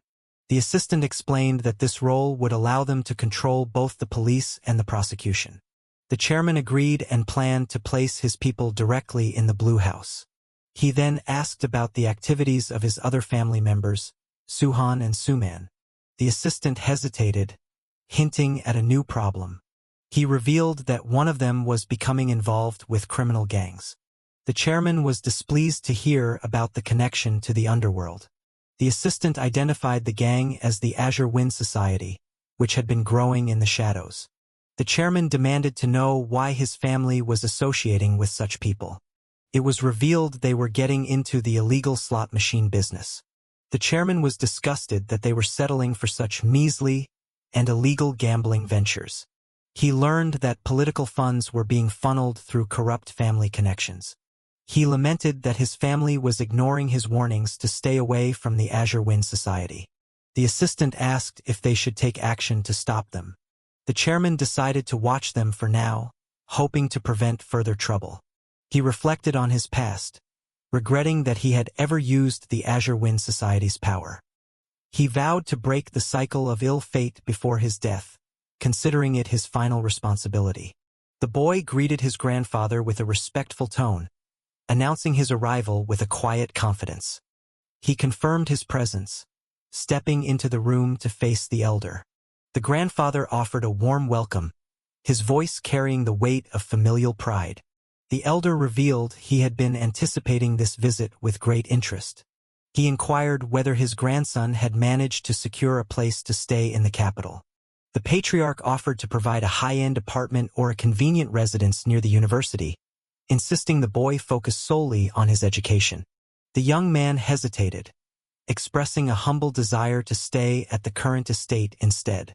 He explained that ever since his first visit, he felt a deep, unexplainable connection to the house. He shared that living there would help him feel closer to the memory of his late mother, who grew up within those walls. Furthermore, he expressed a genuine wish to spend more time in his grandfather's company. The old man chuckled, delighted by the boy's silver tongue and gracious attitude, granting him permission to stay. In his past life, the boy recalled being treated like an unwanted servant, only summoned when he was needed for a task. Now, having entered a prestigious law school as the top student, he was finally a source of pride rather than an outsider. The grandfather turned serious, acknowledging that the time had come to talk business. He reminded the boy of their 3-year-old pact and asked what reward he desired for his academic success. The elder noted the boy's eagerness, sensing that his achievements were driven by a very specific goal. He pressed for an answer, curious about what prize could motivate such intense dedication and hard work. To the elder's surprise, the boy requested to be taught the inner workings of the family business. The grandfather blinked in disbelief, questioning if he had heard the request correctly. The boy stood his ground, confirming his choice with unwavering resolve. The elder warned him that their world of private lending was far grittier than just moving money around. Despite the risks, the boy insisted that the extraordinary nature of the work was exactly why he wanted to master it. Internally, the boy strategized about how to seize his grandfather's legacy and crush his treacherous uncles. He weighed the value of immediate wealth versus long-term assets like real estate and rising stocks. He knew his knowledge of the future made amassing a fortune easy, but he had to be cautious of the fallout. If he grew too wealthy too fast, his uncles would immediately move to eliminate him as a threat. Lacking the current power to protect himself, he realized he needed a secret war chest that no one could track. His best move was to embed himself at his grandfather's side, winning his favor while slowly bending the elder's will. The grandfather mulled over the request, surprised by the boy's interest in the family trade. He pointed out that the boy could have asked for something far more tangible and immediate as his reward. The boy replied with a proverb, stating that learning to catch fish was far more valuable than being given one. The grandfather turned to his trusted director to gauge his thoughts on the matter. The director suggested it might be premature, advising the boy to finish his university studies first. Dismissing the delay, the boy stated he had no real attachment to pure academics and wanted to start immediately. The director was shocked, reminding him that he was walking away from a prestigious career as a high-ranking judge or lawyer. The boy confessed that getting into the top school was merely a way to prove his capability to his grandfather. He declared his true ambition was to wield the same level of immense power as the patriarch himself. He added that he would still take the bar exam if it pleased his grandfather, treating it as a minor task. The elder noted the boy's incredible confidence, speaking of the difficult exam as if it were child's play. He began to wonder if the young man possessed a hidden potential far greater than anyone had suspected. Finally, the grandfather relented, deciding to give the boy a chance to prove his worth. He instructed Director Ha to start the boys' training under his direct supervision. The director explained that the foundation of their empire was the private loan business, often called money lending. He emphasized that even private loans must follow the law, requiring a deep understanding of legal collateral. He detailed how they managed everything from real estate to volatile stocks as security for their massive transactions. The director revealed they personally handled funds for major conglomerates, moving hundreds of billions in a single day. In this era, before large banks dominated, private lenders like his grandfather were the true heart of the financial world. The boy's first lesson was to understand negotiations and learn to read the complex ledgers used with major clients. He was handed a mountain of contracts and legal documents representing their current holdings. The director gave him a strict 3-day deadline to summarize the key points of all the materials. Though the boy already mastered this knowledge in his past life, he decided to play the part of a diligent student. 1 week later, the results of the training were ready to be reviewed. The grandfather asked for an honest assessment of the boy's progress and natural talent. The director reported that the boy had an uncanny ability to see through the flow of money and spot hidden patterns. He noted that the boy grasped complex concepts with an ease that suggested he had done this for years. The elder was intrigued, finding the report of such rapid mastery quite remarkable. During meetings with corporate heads, the boy remained completely unfazed, handling himself with natural authority. The director admitted the boy required no help at all, leaving the grandfather deep in thought. He predicted the boy would master every practical task the office had to offer within just a few days. Sensing an opportunity, the elder proposed putting the boy in charge of their operations in Myeongdong. The director worried if it was too soon, doubting the hardened veterans of the district would respect a child. The grandfather brushed the concern aside, stating that his own authority was all the backing the boy needed. The director pointed out that even the boy's older uncles struggled to handle the ruthless bosses of that district. The patriarch decided the boy must face them eventually, so he ordered him to go and collect the secret bank books. He viewed this as the ultimate test to see if the boy was truly fit to be his successor. News of the assignment spread, causing shock that a mere student was being sent into the lion's den. The boy's uncles questioned their father's sanity for involving such a young child in high-stakes business. They wondered what business a student could possibly have in the heart of the underground market. Myeongdong was the epicenter of private finance, where the lines between legitimate banking and shadow lending blurred. Deep within that market ruled the notorious four bosses, each a legend in the world of high-interest loans. While smaller than the grandfather's empire, these four moved massive amounts of capital on a daily basis. The boy's mission was to audit these bosses and ensure they were managing the grandfather's investments properly. The director warned that these men were seasoned veterans who would not be easily intimidated by a newcomer. The boy remained calm, viewing the early confrontation as a necessary step in his education. He knew the history of these loan sharks, men so vicious that even the most hardened gangsters feared them. Having held their positions for decades, these bosses had earned the grandfather's trust through sheer competence. However, the boy had a secret advantage. He had lived this life before and had nothing to fear from death itself. They arrived at the office of Kim Ha-shik, one of the four bosses, who greeted the director with a practiced smile. Ha-shik played the role of a loyal subordinate, asking politely after the chairman's health. The director introduced the young man standing beside him as the chairman's grandson. The boy introduced himself as Kim Mu-hyuk, his voice steady and his gaze piercing. Ha-shik offered a polite greeting, trying to maintain a friendly and approachable facade. Upon hearing of the boys' university, Ha-shik claimed to be an alumnus and suggested they act like close seniors. The boy played along for a moment, though he knew exactly who Ha-shik really was. He recalled that Ha-shik was an elite who had traded a promising career for the lucrative world of private lending. In just a decade, Ha-shik had carved out a powerful niche for himself in the cutthroat district. Cutting through the small talk, the boy demanded to see the business ledgers immediately. Ha-shik tried to stall, suggesting they relax and share some tea before getting down to work. The boy refused the hospitality, insisting that his lack of experience meant he needed to start right away.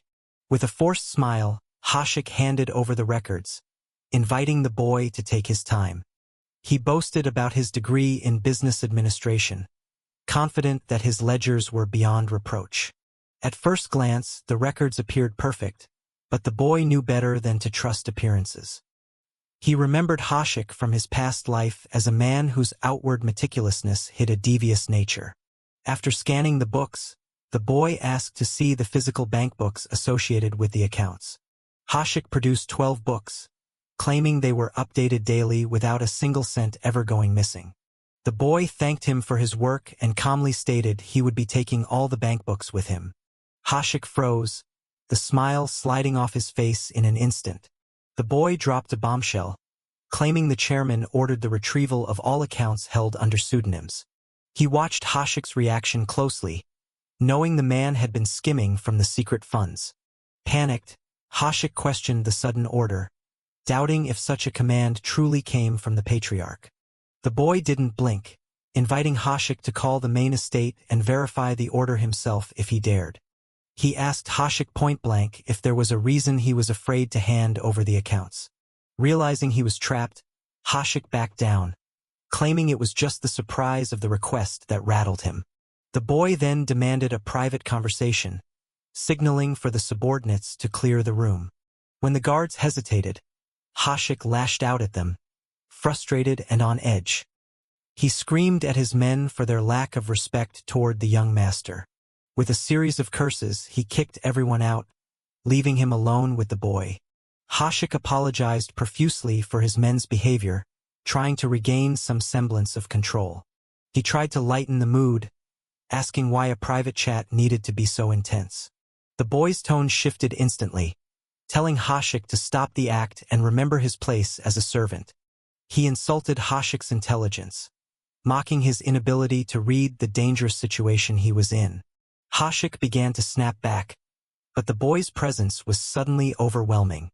With a single, sharp command, the boy forced the seasoned loan shark to sit down and listen. Outside, the boy had previously asked the director for a specific favor regarding this meeting. The director had been curious about the nature of the request. The boy had insisted that no matter what sounds came from the room, no one was to enter. The director had been concerned, knowing Ha-shik was a dangerous man to be left alone with. The boy had countered that if he couldn't handle a man like Ha-shik, he would never survive the corporate world. Back in the room, the boy accused Ha-shik of tampering with the books to fund his own lifestyle. He admitted he could overlook minor skimming, but there was one line that could not be crossed. He revealed he knew about the chairman's most guarded secret, the hidden accounts. The boy demanded the specific bank book for the secret account that Ha-shik had been hiding. Ha-shik was paralyzed with fear, wondering how a child could know about a secret shared only with the chairman. The boy knew he had successfully baited the trap. He was after the legendary hidden wealth of his grandfather. He pressured Ha-shik to produce the book immediately, leaving the man no room to maneuver. He knew the grandfather had split 4 trillion won into 4 alias accounts, held by the Myeongdong bosses. In his past life, he had only discovered these hidden trillions after the old man had passed away. He knew that when the financial laws changed in 1993, this money had vanished into the boss's pockets. The boy mocked Ha-shik's shock, enjoying the look of pure terror on the older man's face. Ha-shik was convinced that the chairman himself must have shared the secret with the boy. The boy leaned in, demanding the documents without further delay. Broken, Ha-shik begged for more time to settle the accounts. The boy scoffed, asking why a simple retrieval of a bank book would require any extra time at all. He gave Ha-shik a 10-minute ultimatum: produce the book or face a full report to the grandfather. Ha-shik pleaded for a month, desperate to cover the tracks of his embezzlement. The boy laughed coldly, unimpressed by the man's desperate groveling. He questioned if Ha-shik really thought such a pathetic plea would work on him. Ha-shik continued to beg, his pride completely shattered by the young student. Finally, the boy addressed him with a chilling authority. He granted Ha-shik 2 weeks to return every single cent, warning that not a penny should be missing. He barked the command, ensuring Ha-shik understood the gravity of his situation. He also ordered Ha-shik to keep their conversation a secret from the other bosses and his uncles. Ha-shik quickly agreed, terrified of what would happen if the secret got out. When the director returned, the boy acted as if nothing was wrong, praising the ledgers for appearance's sake. He announced he would return in 2 weeks to finalize the remaining business. He walked out of the office, his guards clearing a path through the stunned loan sharks. The subordinates rushed to their boss, confused by the sudden shift in power. Ha-shik realized the boy was a monster in disguise, far different from the harmless student he expected. Later, the director reported the day's events to the grandfather back at the estate. He confirmed the boy had successfully retrieved the 12 alias bankbooks and established a bi-weekly reporting schedule. The grandfather asked if anything unusual had happened during the meeting with Ha-shik. The director noted that while it started with Ha-shik being disrespectful, it ended very differently. He described the boy emerging from the private chat with an aura of total confidence and victory. The elder inquired about the boy's next move, and the director revealed the next target was no Ixion. Satisfied, the grandfather dismissed the director to take a well-earned rest.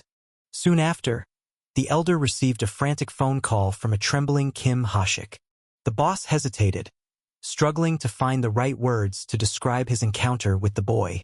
The grandfather grew impatient, demanding an honest opinion on his grandson's character.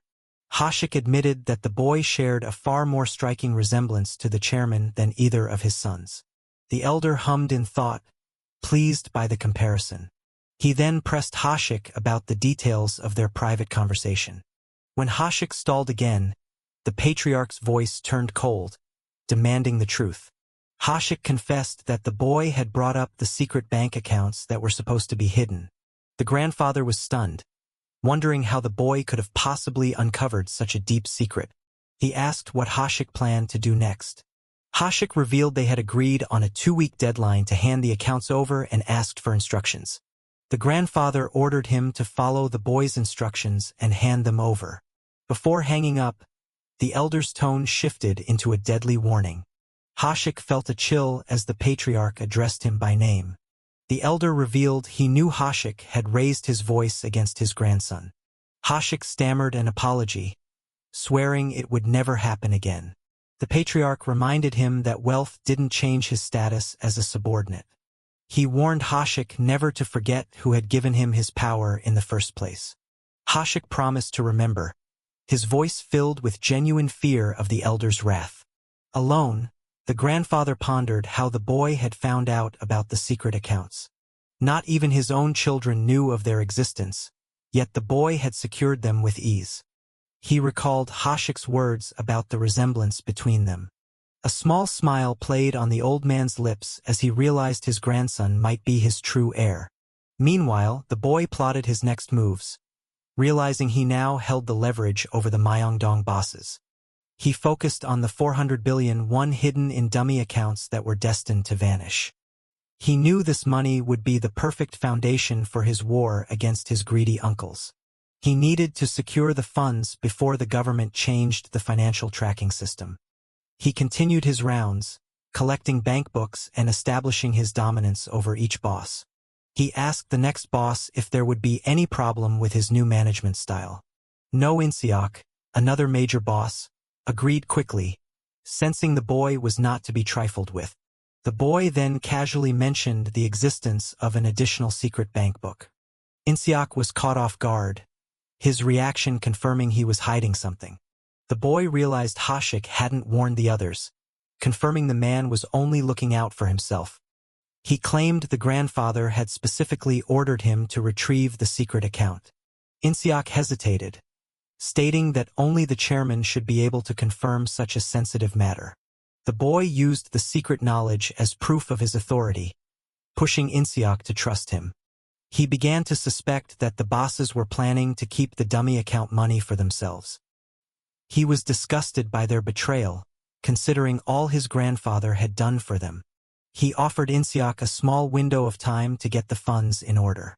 Terrified, In-seok asked for a week, his composure completely failing him.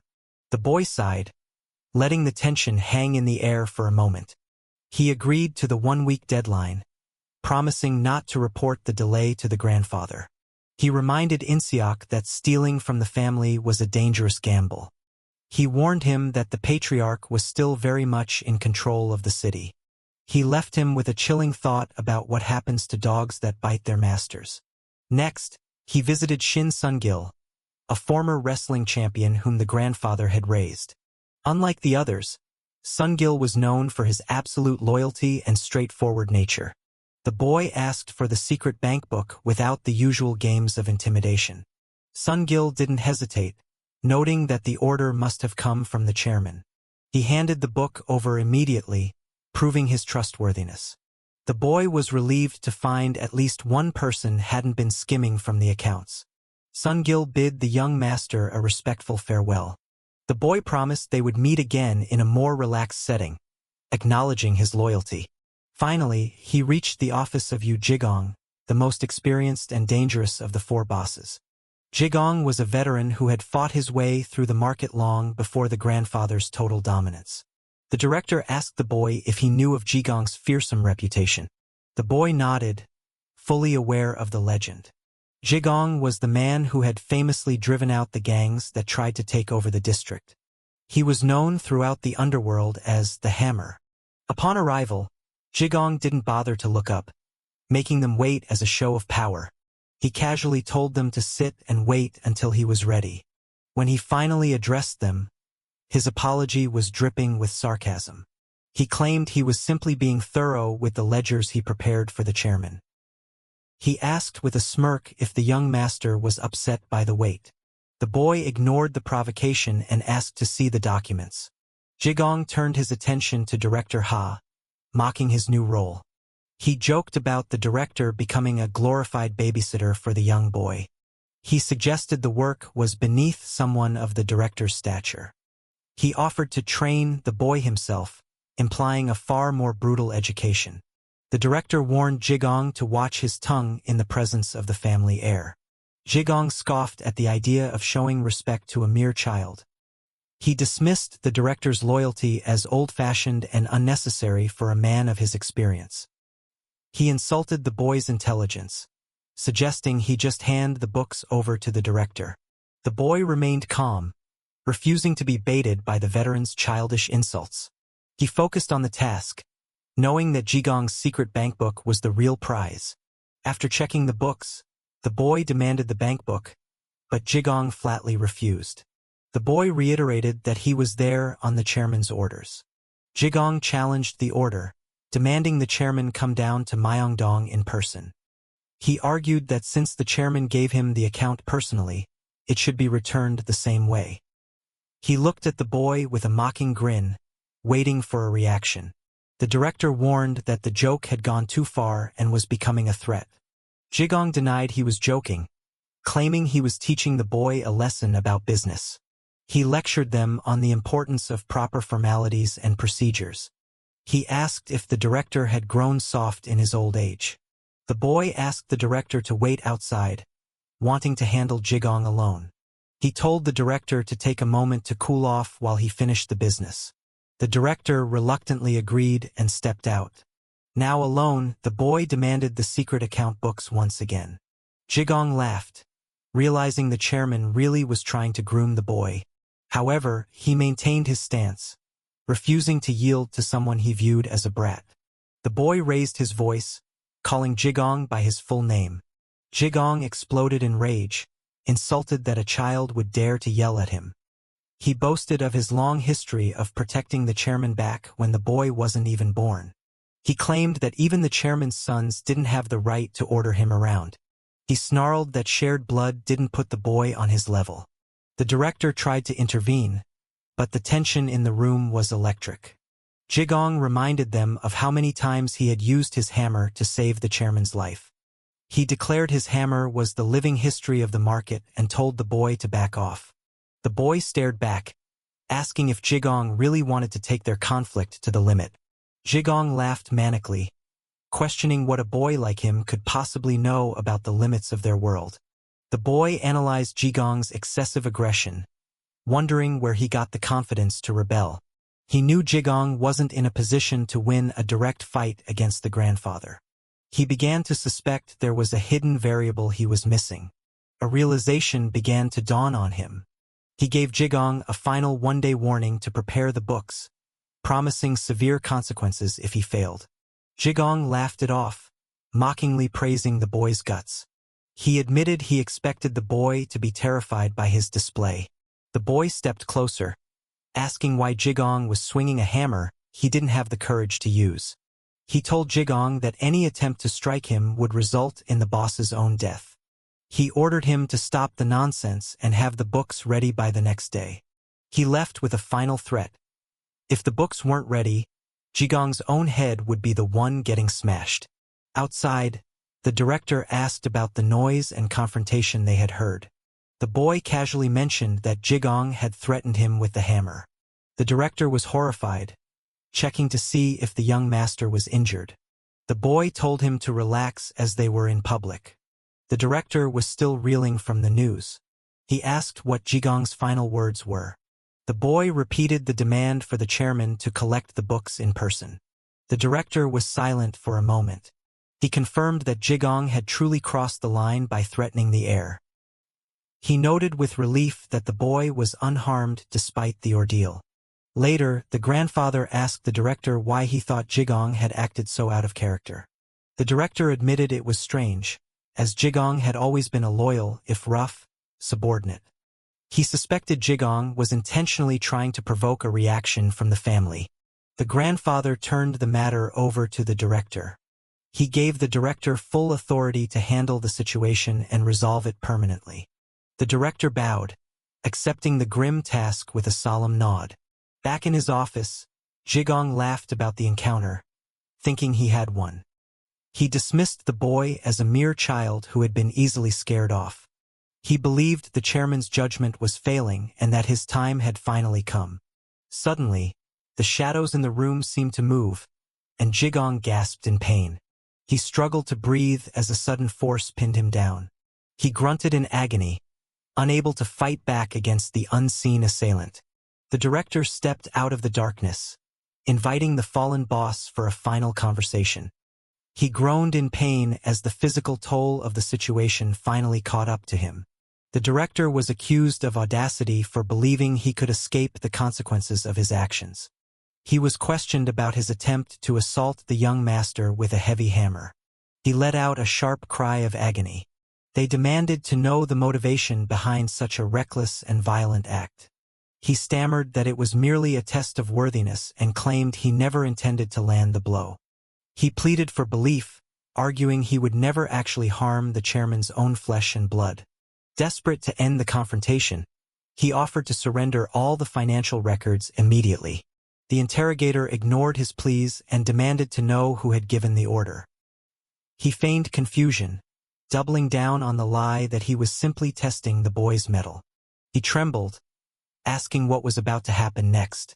The pressure intensified as he was told to provide a more satisfying answer regarding his employer. He frantically denied any outside involvement, insisting he acted entirely on his own. The question was repeated with chilling focus, demanding the name of the mastermind. Through his fear, he continued to claim that no one else was responsible for the plan. The demand for the truth was issued once more, stripping away any room for excuses. He cursed in desperation, clinging to his denial while facing a terrifying presence. The interrogator issued a final warning, addressing President Lee Jigong by his full name. He was warned that his physical well-being depended entirely on his next response. The ultimate question was posed one last time regarding the source of his instructions. A command was given to restrain him, signaling that patience had finally run out. Terrified, he finally broke and begged them to stop, promising to reveal everything. The name of Cheon Suman was finally uttered as the man behind the plot. He confessed that President Cheon Suman was the one who had orchestrated the entire ordeal. 1 week early, he greeted the assembled group, noting the length of time since their last meeting. The presidents questioned the reason for the sudden summons of all four leaders at once. He brought up the topic of the new arrival currently residing in his father's household. They clarified if he was referring to the chairman's grandson, the child of the late Miss Mu-hyuk. He confirmed the identity and noted that the boy was already being mentored by Director Ha. He mocked the idea of a newcomer suddenly appearing and attempting to learn the family business. He expressed concern that the situation might give rise to troubling rumors. He pointed out the potential for conflict regarding the inheritance among the established family. He suggested they pay close attention to the boy, fearing a stranger might cloud the chairman's mind. One president advised caution, reminding him that the chairman was still in good health. He dismissed the warning with a smirk, mocking their sense of loyalty to the old man. He urged President Shin to consider the necessity of removing anyone who threatened their stability. They argued that it was a private family matter and questioned their right to intervene. He insisted it wasn't a mere family spat but a genuine concern for the chairman's future decisions. He noted that the shifting political climate made every business decision critical for their survival. He informed them that Director Ha would soon be bringing the boy to meet them personally. He asked them for a simple favor, to gauge the true nature of the young newcomer. A consensus was reached to move forward with the plan. One agreed to evaluate the boy's potential and see if he possessed any real value. He dismissed the 20-year-old as an amateur who knew nothing of their world. He vowed to give the boy a harsh introduction to the reality of their business. He praised President Yu for his quick understanding and alignment with the plan. He reminded the others that the chairman's reign would not last forever. He mockingly entrusted the care of his nephew to the assembled presidents. It was confirmed that Suman had been the true architect of the scheme. He had ordered the test, and President Yu Jigong had been the most eager to participate. The aftermath was grim. Jigong was hospitalized and would never regain the use of his left hand. Despite the betrayal, the chairman ordered a retirement fund for his 30 years of service. He was asked if a simple warning would be enough for the two Cheon brothers. The chairman decided that he would deal with those two personally. The news of Yu Jigong's fate sent shockwaves through the family. It was reported that Director Ha had used a hammer to crush the man's hands entirely.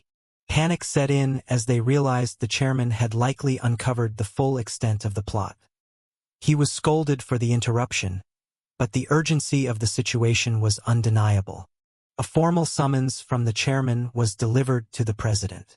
He answered his father's call with a trembling voice, confirming his brother's presence. The chairman asked directly if he had ordered the Myeongdong bosses to target Mu-hyuk.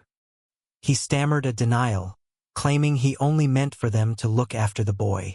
The chairman lambasted him for his immaturity and for feeling threatened by a 20-year-old. He warned that such behavior made him reconsider his choice of heir in favor of Mu-hyuk. He tried to protest, but the chairman silenced him, refusing to hear any more excuses. A final ultimatum was issued. Any further interference with Mu-hyuk would have dire results. He was threatened with total expulsion from the family and the loss of his entire fortune. He was left in shock, unable to believe his father would turn on him so completely. His brother anxiously asked for the details of the chairman's verdict. He erupted in a fit of rage, unable to contain his fury. He cursed Mu-hyuk, blaming the young man for driving a wedge between him and his father. What?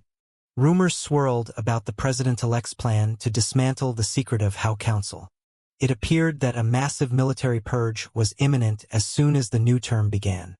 In response to the threat, members of the council began meeting with increasing frequency.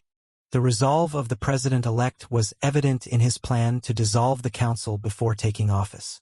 It was noted that while he used them to gain power, he had no intention of keeping them around. Concerns grew about a potential military coup in a country still heavily influenced by soldiers. The possibility of an armed uprising hung heavy in the air. He was asked for his perspective on the growing political tension. Mu-hyuk confidently predicted that the military would not offer any resistance. He explained that the president-elect had already neutralized the core military leadership in hours. He argued that the broader military would not align with the radical elements of the Hao Council. Most importantly, he believed the public would never tolerate another military regime. The chairman noted with interest that Mu-hyuk seemed well-versed in political strategy. Mu-hyuk replied that staying informed was vital, claiming to know the trajectory of the next 30 years. The chairman inquired about other major reforms the president-elect was planning. It was reported that the VIP's inner thoughts remained a mystery even to planted secretaries. However, word had leaked that a massive war against corruption was being prepared. He predicted a push for asset disclosure despite major opposition from high-ranking officials. The chairman acknowledged the scope of the change and asked about financial system reforms. It was reported that information on the real-name financial system remained strictly guarded. The chairman turned back to Mu-hyuk for his insight on the matter. He predicted the system would be delayed until the end of the term due to potential backlash. He argued that implementing such a heavy reform so soon would be an unbearable burden. Mu-hyuk was invited to share his own thoughts on the timeline. The real-name financial system. Mu-hyuk stunned the group by predicting the system would be implemented within the year. The chairman demanded to know the reasoning behind such a bold claim. Mu-hyuk explained that the president's personality favored sudden, decisive strikes with a small team. The chairman laughed, suggesting Mu-hyuk didn't understand how politicians rely on secret funds. He argued that revealing such funds would be political suicide for the president himself. Mu-hyuk stood his ground, advising that they prepare their anonymous accounts just in case. The chairman dismissed the concern, trusting the people holding his hidden assets. Mu-hyuk warned that human greed knows no bounds, especially when money is involved. He pointed out that once the system changed, those holding the money might refuse to return it. History proved him right. The eventual reform would cost the chairman a quarter of his wealth. He knew the deadline was August, and trillions of won were at risk of vanishing forever. The chairman asked if this specific timeline was based on another of Mu-hyuk's hunches. Mu-hyuk confirmed his intuition pointed toward a summer implementation of the new law. The chairman then questioned how Mu-hyuk knew about the secret records given to the bosses. He noted that he had never told anyone about those specific bank books. Mu-hyuk had prepared for this, claiming he inferred it from the strange behavior of the bosses. He explained that a direct confrontation had forced them to reveal the truth. The chairman asked if that, too, was a result of his keen intuition. Manhwa, yes? The chairman decided to entrust Mu-hyuk with the 400 billion won recovered from the bosses. He told the boy to use the funds as he saw fit to protect them from the coming reforms. However, it came with a stern warning. If the money was lost, there would be no more help. Mu-hyuk accepted the responsibility, promising not to make a single mistake. He was thrilled that the chairman had handed over such a massive fortune so readily. This wealth would provide the leverage he needed to finally take down the Cheon brothers. The chairman ordered the consolidation of all secret accounts before the July deadline. His subordinate moved quickly to execute the command. Real name financial system by August. The chairman mused that if Mu-hyuk was right, the boy truly possessed a heavenly gift.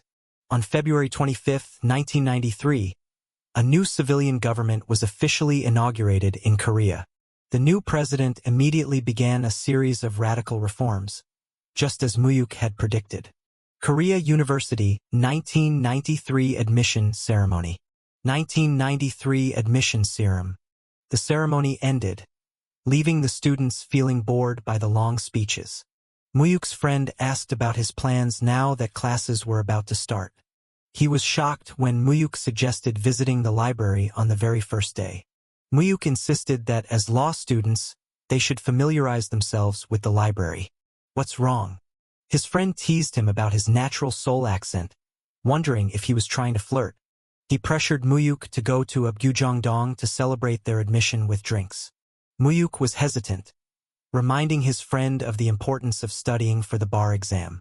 His friend promised to pass the exam later, but insisted on having fun for one night. He continued to plead and chant, desperate for a night out in the city. Mu-hyuk finally relented, agreeing to a few drinks before heading back. They arrived in the bustling district, soaking in the vibrant energy of their youth. His friend was amazed by the local rock cafe, something they didn't have back in Busan. Oh, it's really him. A group of seniors recognized Mu-hyuk as the top student of the university. They introduced themselves as second-year students who had seen him at the ceremony. They complimented his looks and asked if they could join him for a drink. Mu-hyuk politely allowed it but mentioned he was planning to leave soon. They insisted on making the most of the night and having a great time together. The group got to know each other, discussing their childhood friendships.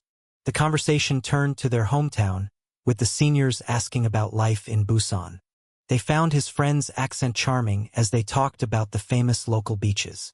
They noted Mu-hyuk's quiet demeanor, finding his stoic nature oddly attractive. A sudden, familiar voice interrupted the group, calling out to one of the girls. Mu-hyuk immediately recognized the voice, and a sense of unease took over. "Oh?" The girl asked the newcomer if he was acquainted with the group at the table. Mu-hyuk decided it was best to avoid the confrontation and leave immediately. He told his friend they were going, even as the seniors tried to convince them to stay. He told the others to enjoy themselves and not let his departure ruin their night. He issued a quiet warning to Jiwon to stay out of trouble and behave. The newcomer shouted after him, demanding to know where he thought he was going. He insulted Mu-hyuk for hanging out with people he considered low-class. Mu-hyuk snapped back, telling him to mind his own business and let go of his arm. He lamented how he always seemed to get dragged into trouble whenever he went out. The girl grew angry, demanding that she be released from the newcomer's grip. Mu-hyuk stepped in, telling the man it was time to stop the harassment. The man exploded in anger, questioning who Mu-hyuk thought he was to intervene. Mu-hyuk recalled that Cheon Jiwon had been a constant source of shame for the family. He told Jiwon that he had no desire to be associated with someone so embarrassing. He warned him to stop causing a scene before the chairman had to clean up his mess. Jiwon was stunned by the boldness of the remark. He declared that he would settle the score with Mu-hyuk right then and there. His friends arrived, asking why they had been summoned away from their fun. Mu-hyuk realized that Jiwon had backup waiting in the wings. Jiwon labeled Mu-hyuk a pest and ordered his friends to crush him once and for all. The group approached confidently, noting that this wasn't their first physical altercations. Mu-hyuk told his friend to take the seniors and leave the area safely. His friend worried for him, but Mu-hyuk remained completely unfazed. He clarified that his concern was actually for the thugs about to face Mu-hyuk. Of course, not. Oh, Jiwon Hyung. Mu-hyuk stood over them, telling Jiwon to stop acting like a common criminal. He expressed his disbelief that someone like Jiwon could be the eldest son of the family. He delivered a final threat. He wouldn't let things slide next time, regardless of their relation. Jiwon stammered a submissive response, completely intimidated by the display of power.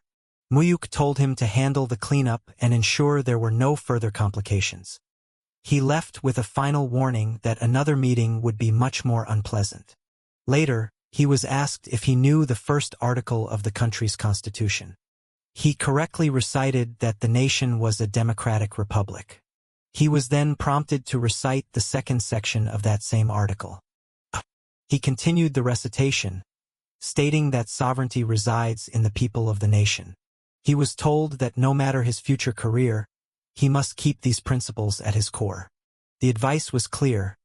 A legal professional who forgets the people is no professional at all. Mu-hyuk. His friend reminded him of their plans with Hyun-sung later that evening. Keme Mu-hyuk? A woman approached and confirmed his identity. His friend was immediately struck by her beauty and asked who she was. She introduced herself as Cheon Jisoo, expecting him to recognize the name. Mu-hyuk recognized her immediately, noting the familiar coldness in her eyes. She was the daughter of Cheon Suman and the granddaughter of the Samsung chairman. He vividly recalled how she had looked down on him during his previous life. She asked if he had a moment to discuss something of great importance. She apologized for the late meeting, noting it had been a while since her last visit. She praised his academic achievements and mentioned she was also a student at the university. Mu-hyuk asked for her purpose, mentioning he already had other plans. She noted his coldness but reminded him that they were technically cousins. He admitted his caution was due to the harsh treatment he received from her uncles. She mentioned she had heard about his recent victory over the Myeongdong bosses. She revealed that those rumors were exactly why she had come to see him. In a surprising move, she proposed that the two of them form a secret alliance. En alliance? She argued that there was no reason for them to be enemies since their goals didn't overlap.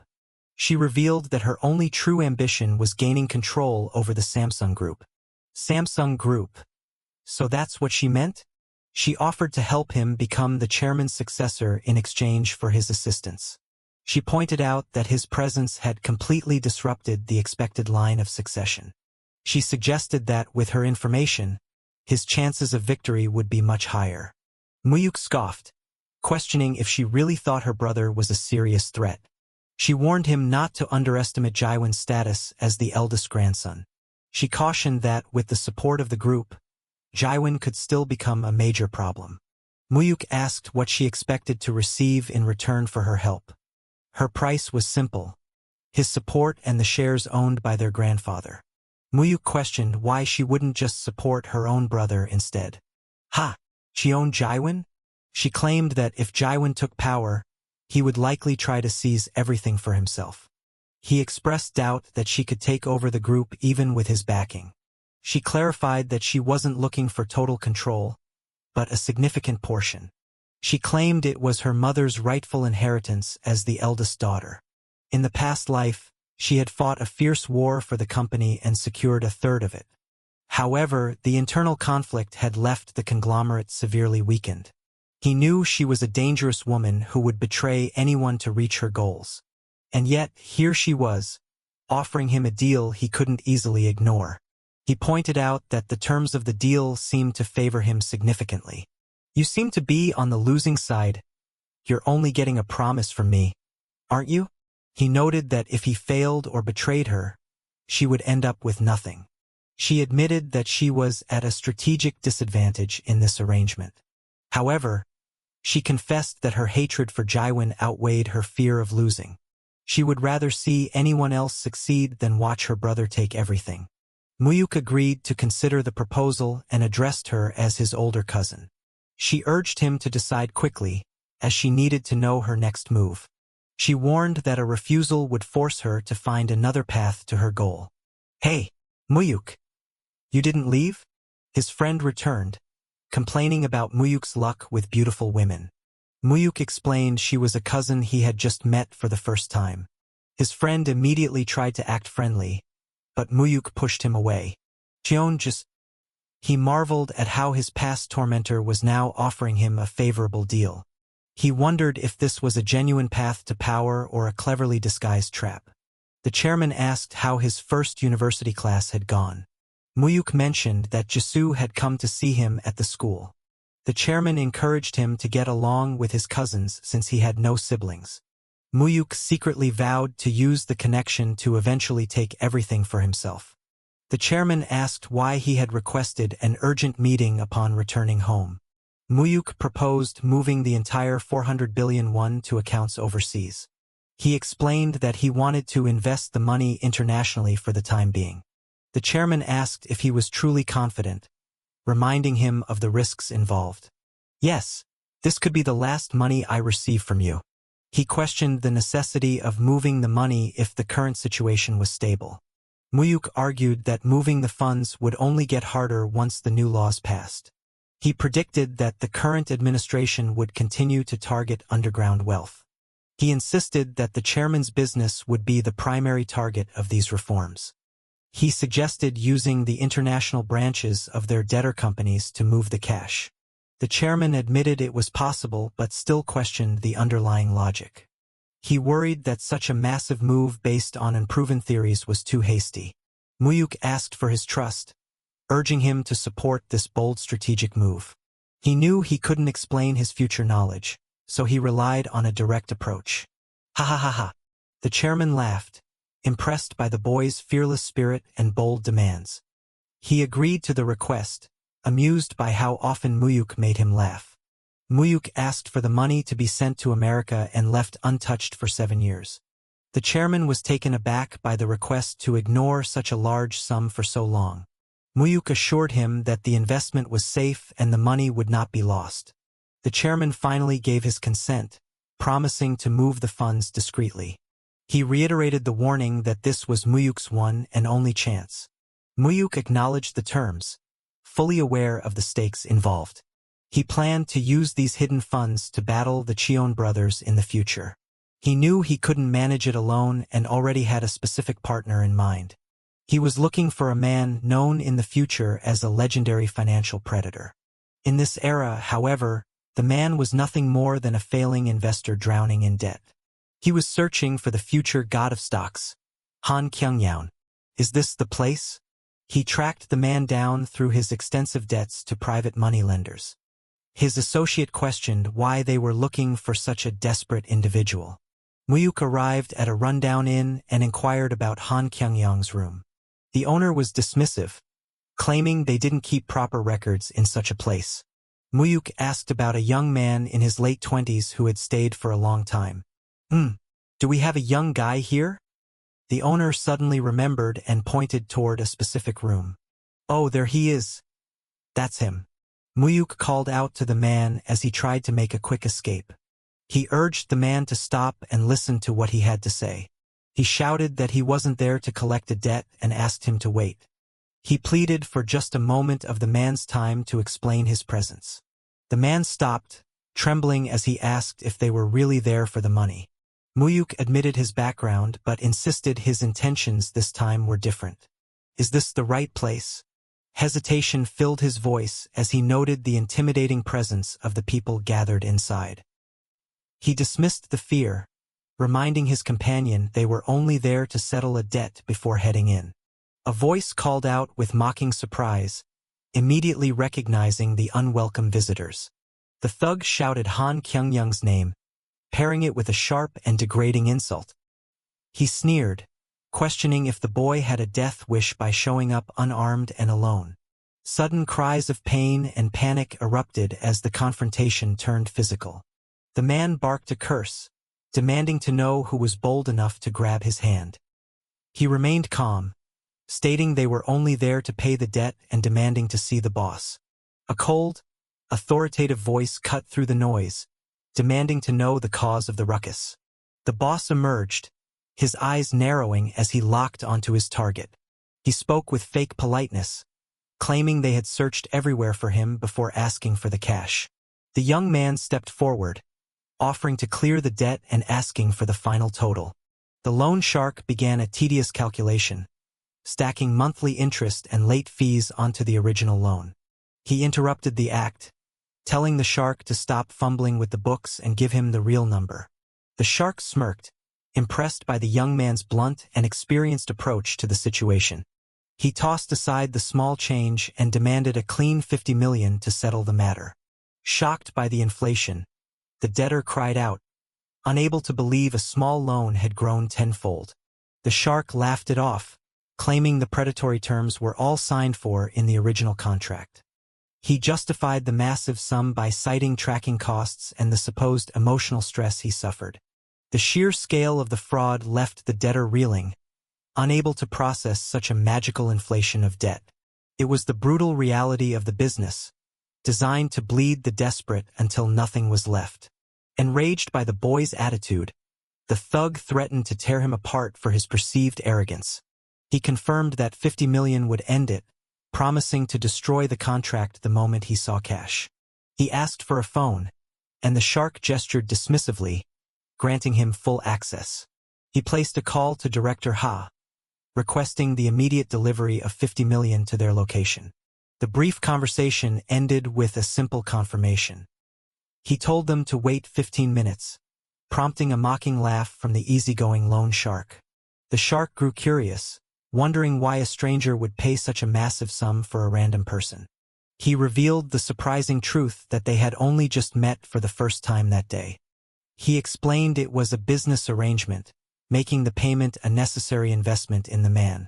Impressed by his poise, the shark offered the student a job within his own organization, He laughed at the mention of school, telling the boy to call him if his degree didn't pay the bills.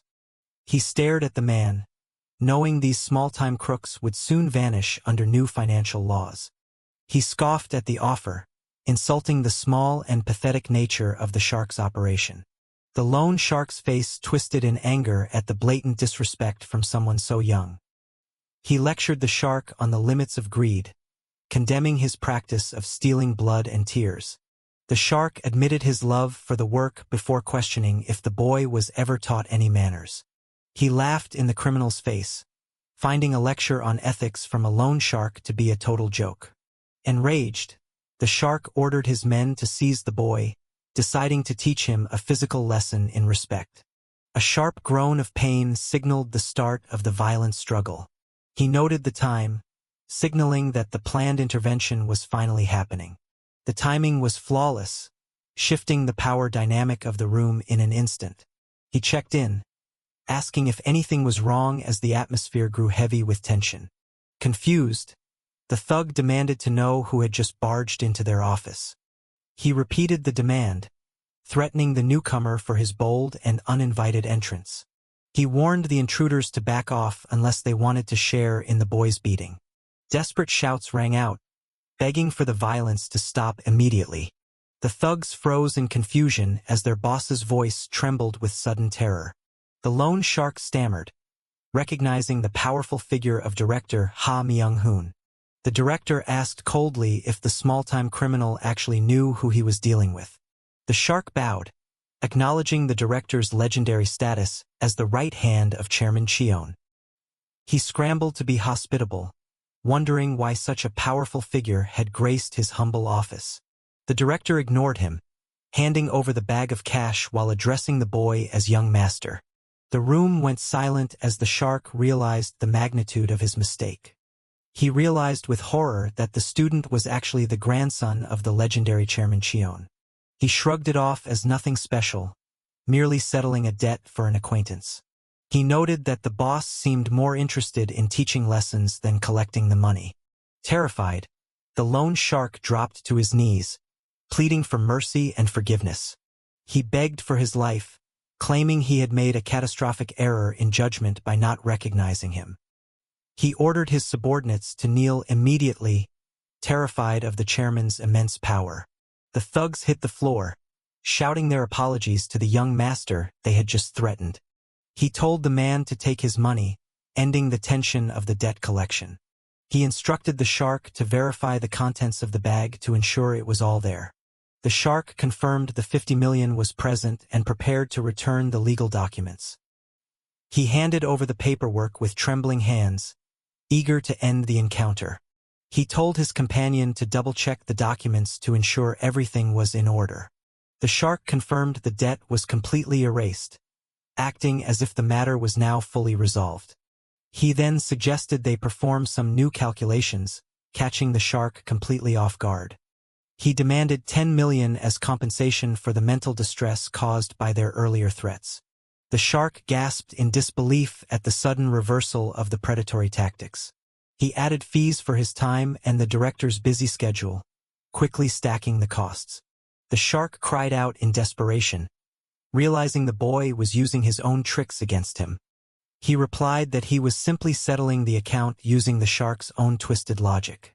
An additional 15 million was added for wasting his time, bringing the total back to 50 million. He reclaimed the bag of cash, stating that the new fees had perfectly balanced the scales. The shark pleaded, claiming the boy was being far too cruel in his retaliation. He asked if his math was wrong, pointing out that he had only followed the shark's example. The lone shark was left speechless, unable to argue against his own logic. With the debt cleared and the money reclaimed, he signaled for Han Kyung-young to follow him out. He paused to give one final instruction to the director regarding the thugs. He ordered that the group be permanently banned from ever setting foot in the district again. The director bowed, accepting the command with absolute professional loyalty. The director then turned his cold gaze on the thugs, demanding to know their true employer. They confessed they worked for Chairman Suk Kang-ho, a man known for his brutal interest rates. The name was familiar, known for the most ruthless practices in the underworld. The director warned them that if the chairman found out they touched his grandson, no one would be safe. They begged for forgiveness once more, claiming total ignorance of his high-profile identity. He reminded them of the young master's decree, warning of the consequences of returning. He made a grim promise to take their feet if they ever showed their faces in the area again. He gave them a strict deadline to vanish from the district by nightfall. Once outside, he asked the man if he felt a sense of relief now that his burden was gone. Dazed and confused, the man asked who his mysterious savior truly was. He couldn't wrap his head around how a student could command such wealth and fear. He simply held up his student ID, maintaining his persona with a straight face. The man didn't buy the joke, demanding to know the truth behind the powerful connections. He wondered if the boy's family were secret kings of the underworld's financial market. He dismissed the question, stating that his background mattered less than the job at hand. The trader felt worthless, wondering what a wealthy heir could possibly want from a bankrupt man. He made his request clear, wanting the man to use his genius for stock trading once again. The trader sighed, haunted by the debts he had accrued from his previous market failures. He asked the man if he had ever considered why he had truly failed in the past. He suggested that it was a lack of capital that allowed the rigged market to crush him. The trader agreed passionately, claiming he could dominate if he only had the necessary funds. He handed over a new package, telling the man to open it and see his future. He offered the money as a starting fund, telling him not to worry about the risk of losing it. The trader gasped as he looked at the 100 million won staring back at him. He explained it was a deposit, a chance for the trader to finally showcase his true talent. He laid out his terms, which were simple but required absolute and total obedience. The condition was that the trader must follow his specific stock picks without question. The man was baffled by the blind trust being placed in a complete stranger. He questioned what would stop him from simply taking the fortune and fleeing the country. He replied with cold indifference, claiming he wouldn't care if the man chose to run. He knew that a man addicted to the markets would never stop trading, no matter where he went. The trader was stunned, realizing the boy had seen right through his internal nature. He emphasized that their pasts didn't matter as long as their current goals aligned. He was offering a lifeline, wanting nothing more than to see the man's full potential in action. He quoted the man's own words about the lack of opportunity in the country's corrupt systems. He repeated the man's wish for a fair market where common sense and rules actually applied. He promised to be the person to finally grant him that elusive opportunity. In exchange, he required the man to become his loyal hunter in the financial wilderness. With the trader under his control, he knew he would soon have the capital to challenge his rivals. He realized that financial power wasn't enough. He also needed a physical force to back him up. His thoughts turned to Busan, wondering about the status of a man named Park Dong-soo. Meanwhile, a group of shadowy figures discussed a plan to restructure their territory. They plotted to eliminate Park Dong-soo and divide his vast holdings among themselves. They noted that despite his power, Dong-soo was vulnerable due to a lack of loyal subordinates. They believed his followers would crumble the moment their leader was targeted in a swift strike. One of the conspirators asked about the plan for the aftermath of the assassination. The question of how to divide the spoils remained the biggest point of contention among them. He told them to focus on the kill first, suggesting they settle the division later. He disagreed, insisting that a clear agreement was needed before any blood was spilled. They knew that without a plan, they would only end up fighting each other for the remains. He questioned if the orders for this coup had truly come from the top of the organization. They needed a legitimate reason for the hit, or they risked starting a catastrophic internal war. He assured them the orders were legitimate and told them to prepare for the right moment. The objective was set. They would destroy Park Dong-soo and seize control of all Busan. The scene shifted to the gates of Busan prison, where a different kind of power resided. Inside, the heavy doors of the visitation room signaled the start of a somber meeting. The cold atmosphere of the detention center hung over the visitors waiting inside. He greeted his superior with respect, asking after his well-being behind bars. The imprisoned boss, Lee Se-song, looked at Dong-soo and wondered why he had returned so soon. Dong-soo asked about his health, knowing the physical toll that prison life could take. The boss joked that the structured life of prison was actually making him healthier than ever. He claimed he might live to 100, though his heart remained with his family on the outside. He thanked Dong-soo for the reports that he was taking good care of his wife and son. Dong-soo apologized, feeling a sense of guilt for enjoying his freedom while his mentor suffered. The boss told him not to worry, glad to have someone reliable watching over things in his absence. He asked for an update on the territory, hearing rumors that Dong-soo had nearly unified the city. Dong-soo remained humble, claiming he was merely keeping the seat warm for his leader's return. He promised to manage the gang's affairs with the utmost care until the boss was released. The boss revealed his plans to retire, telling Dong-soo to treat the organization as his own. An officer announced that their time was up, cutting the emotional reunion short. Dong-soo bid him farewell, though the boss told him not to waste so much time visiting. His final words were a warning for Dong-soo to stay vigilant and watch his back out there. Dong-soo shouted a final goodbye, his voice filled with lingering respect for his old mentor. His companion asked if the meeting had gone as expected as they left the prison. He noted with a heavy heart that the boss seemed to have aged significantly since his arrest. The companion remarked on the deep and obvious bond between the two men. He shared his history, revealing how the boss had stepped in after his parents abandoned him. He recalled how the boss had wept at his grandfather's funeral, honoring an old professional bond. Instead of letting him join the gang early, the boss had insisted he finish his education first. Even after graduation, the boss had offered him a fortune just to make him reconsider the life. He had returned the money, proving his loyalty was more valuable to him than any amount of cash. He remembered the boss laughing at his stubbornness, calling him a complete madman. It was a fond memory of a time when the boss had expected him to fail and run away. He felt a pang of regret, wishing they could have avoided their current troubles together. He was reminded of the student who had saved him, a mysterious figure from his past. He asked his associate if he had ever met Mu-hyuk, describing the boy as someone truly special. He announced that they were heading to meet him as he arrived in the city. He called out to Kang Mu-mu, surprised by how much the young man had grown. He joked about the milk making him tall, noting the physical change in his old acquaintance. They exchanged pleasantries, briefly catching up on their lives since their last meeting. He introduced his lawyer, Lee Sang-yoon, a man who represented the new face of the business. He explained that turning their gang into a corporation required professional legal help. He shifted the focus back to their expansion, asking how much of the city was left to conquer. Once the final district fell, he planned to hand over the management to his most reliable men.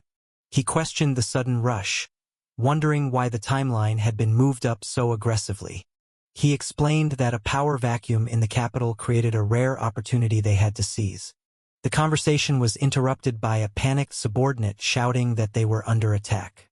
Reports flooded in of multiple territories being hit simultaneously by a coordinated force. An enemy spotted them, shouting for the others to focus their attack on Park Dong-soo. A rival leader stepped forward, mocking Dong-soo with a cruel and familiar greeting. Dong-soo recognized the man as Byun Sung-go, a name associated with past betrayals. The rival looked around, his eyes lighting up as he saw another familiar face in the group.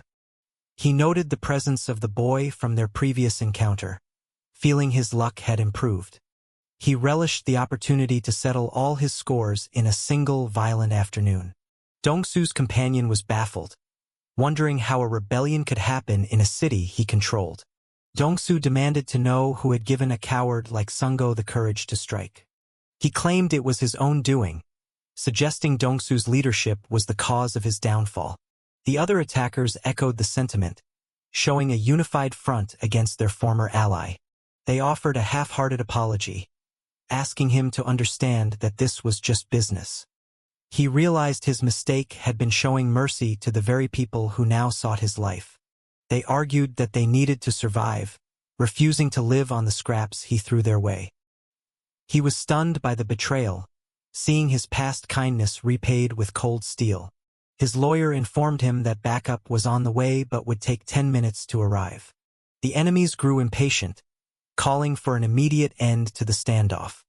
He asked the old man if he needed help, offering his services in the middle of the chaos. Dong-soo was confused by the offer, not realizing the full extent of his companion's skills. He stood his ground, proudly declaring his identity as a member of the legendary Tae-san gang. He was amazed as the lawyer expertly wielded a blade, far exceeding the skills of a desk worker. The lawyer joked that he wouldn't have been hired if he was only good at writing on paper. He asked if these combat services would cost him extra, and the lawyer didn't say no. The rival leader lost his temper, ordering his men to swarm and finish them off. He suggested they focus on the fight first and save the conversation for when the dust settled. A subordinate cried out as the melee intensified, the sound of clashing weapons filling the air. The rival leader screamed Dong-soo's name, fueled by a deep and burning hatred. He vowed to kill him, claiming the public humiliation he suffered was an unforgivable sin. In his mind, every failure he had ever endured was entirely Dong-soo's fault. He checked on his companion, ensuring they were still standing amidst the carnage. He felt a sense of shame for being pushed into such a desperate corner by these traitors. He focused his rage on the man responsible, determined to end the threat once and for all. He lunged forward, deciding to take out the leader of the rebellion first. The rival lashed out again, blaming the boy for everything that had gone wrong in his life. He let out a final, murderous scream as he aimed a killing blow. A sharp cry of pain echoed as the attack was countered with brutal efficiency. Gasping for breath, the defeated rival questioned if they really thought they would survive this. He made a dying vow to haunt them and find them no matter where they tried to hide. He sighed as the man finally collapsed, the immediate threat neutralized for now. He looked down at the fallen enemy, barely remembering who the man even was. His loyal men finally arrived, shouting for their leader as they swarmed the area. They checked on his condition, worried by the blood and chaos of the scene. He ordered his reinforcements to crush the remaining punks who had dared to attack them. He noted that all the key players in the rebellion seemed to have gathered in one place.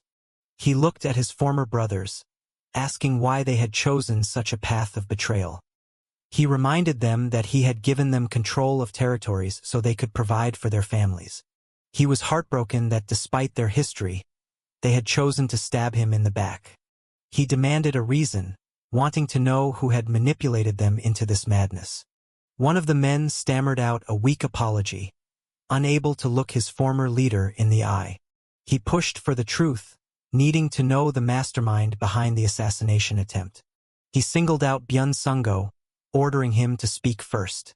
The man remained defiant, cursing him even as he lay defeated on the ground. He called out to another associate, hoping for a shred of honesty from him. The associate told him he brought this on himself, warning him not to place the blame elsewhere. A sudden plea for mercy cut through the tension as the situation grew more dire. He screamed in agony as the consequences of his betrayal finally caught up to him. He asked once more who had ordered the hit, his patience finally reaching its limit. The man gave a vulgar response, laughing at the chaos even as he suffered. He warned the traitor that he would spend the rest of his life regretting his choices from a wheelchair.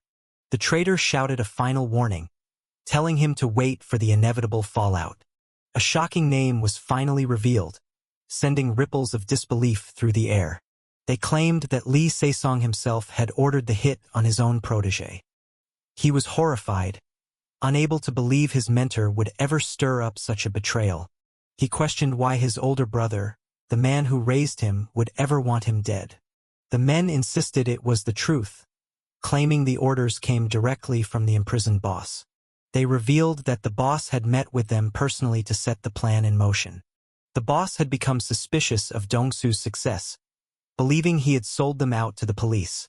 As the wounded were cleared away, the atmosphere remained thick with the stench of betrayal. He turned to his companion, still struggling to believe his father figure had turned against him.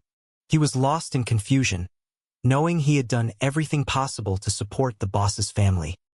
He agonized over his supposed mistakes, unable to find any reason for such a cruel rejection.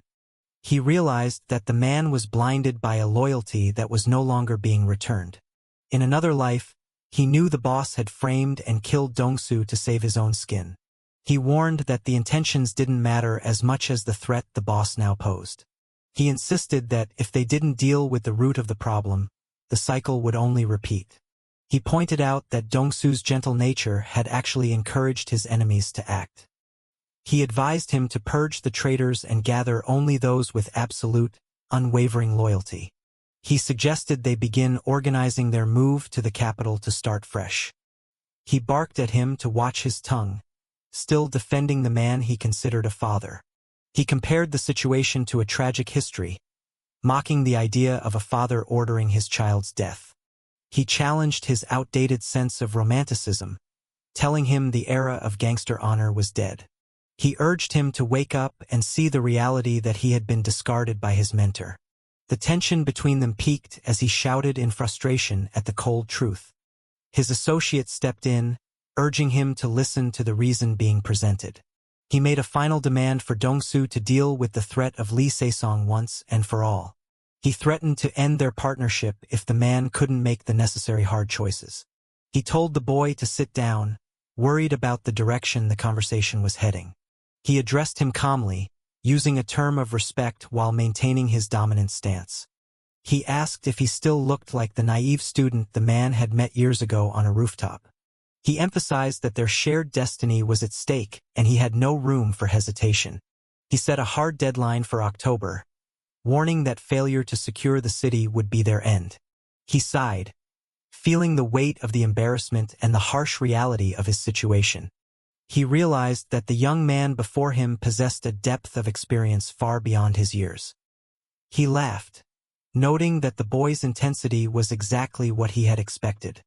He admitted that pure strength and loyalty were no longer enough to survive in the modern world.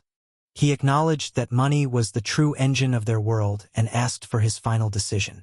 He finally resolved to sweep away the remnants of his past and the corruption in his wake. With a clear mind, he prepared to leave the city behind and take his place in the capital. The manager shouted that the checkout time had passed 4 hours ago, demanding they vacate the room immediately. He ordered the door to be opened at once. He grumbled in frustration about the terrible parking job blocking the way. He was annoyed that the driver hadn't even bothered to leave a contact number. Kim-gun was told to fetch some ice from the freezer right away. A sudden groan of pain escaped his lips as he struggled. Ah, ah, ah. He urgently pointed out a spot for the others to check. Ah. He cursed Dong-soo, realizing that breaking his leg wasn't enough for the traitor who was now trying to end his life.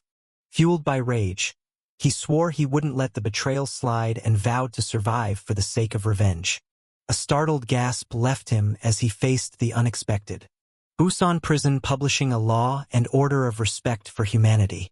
Lee Sang-yoon introduced himself as the lawyer representing President Park Dong-soo. Startled, the man asked if something had happened to cause a lawyer to visit. The lawyer explained that Dong-soo had been targeted in an attack orchestrated by his former gang members. He was shocked to hear that anyone would dare to strike at Dong-soo. The attorney offered reassurance, stating that the president was currently safe. Relief washed over him upon hearing that his associate was out of danger. However, the lawyer dropped a bombshell, revealing that the attackers claimed Lee Se-song had ordered the hit. Se-song erupted in anger, calling the accusation total nonsense and a blatant frame job. He scoffed at the idea of ordering a hit on Dong-soo, questioning if his old friend actually believed such lies. Incensed, he demanded that Dong-soo come and face him personally if he truly doubted his loyalty. The lawyer requested that he listen to a recorded message instead. Through the recording, Dong-soo apologized for not visiting in person and chose to speak through his legal counsel. Dong-soo admitted that it was only natural to have doubts after he had managed to escape safely while others fell. He explained that he had been working hard to ensure Se-song could live in comfort once his prison sentence ended. He mentioned the recent attempt on his life. Although the attackers blamed Tae-san, Dong-soo claimed he initially refused to believe his mentor would betray him. Yet, he confessed that a small seed of doubt had managed to take root in his heart regardless. He promised to personally look after Tae-san's wife and family from now on. So, he coldly requested that Tae-san leave the stage for good. He explained that Tae-san's continued existence only fueled the darkness within him, leading to inevitable bloodshed. He warned that refusal would only make things harder for everyone and urged him to make the final choice. Stunned, Tae-san asked for confirmation that those were truly Dong-soo's words. The lawyer confirmed that the message was exactly as he heard. He repeated the name in disbelief, processing the weight of the betrayal. He wondered what Dong-soo planned to do after seizing control of Busan, noting that maintaining order would be a heavy burden. The lawyer revealed plans to expand into Seoul once the situation in Busan was stabilized under loyal subordinates. He was surprised to hear that Dong-soo had developed such massive ambitions for the capital. A bitter laughter filled the room. He remarked with a mix of pride and irony that his former protege had truly become a powerful boss. He told the lawyer to convey his apologies to Dong-soo. He asked for his family to be cared for as he accepted his fate. A subordinate addressed the president with grave news. It was reported that Tae-san had passed away the previous day. Houndy. The men spotted their target arriving at the scene. They insulted him for wanting to take over the territory after being the cause of their leader's death. He dismissed their taunts, telling the elders to stop talking and start fighting. Enraged, they threatened to kill the man they viewed as an ungrateful dog who turned on his owner. A subordinate reported that the operation to take over the area was successfully completed. The president acknowledged the report, praising the team for their hard work. Phew, he called out to his lawyer, Sang-gyun. He wondered if his current status would finally make him worthy in Mu-hyuk's eyes. He asked Mu-hyuk if he had anticipated the government's recent unusual movements. He noted the mysterious disappearance of numerous high-ranking economic officials who were supposedly on leave or business trips. It was clear they were working on something covert, as even his insider at the Blue House was kept in the dark. Mu-hyuk realized that the implementation of the real-name financial system was finally beginning. He noted that major corporations were likely already sensing the shift in the air after the officials went into hiding. He surmised that the government must be preparing the new system under maximum security. His grandfather agreed, noting that such secrecy could only be for a policy as major as the real-name system. Mu-hyuk predicted that based on the president's personality, the enforcement would happen by August at the latest. His grandfather was shocked, thinking a one-month timeline was far too early for such a change. Mu-hyuk explained that the element of surprise was the most crucial part of the system's success. His grandfather remained skeptical, believing it would be too difficult to pass such a promise through the assembly so quickly.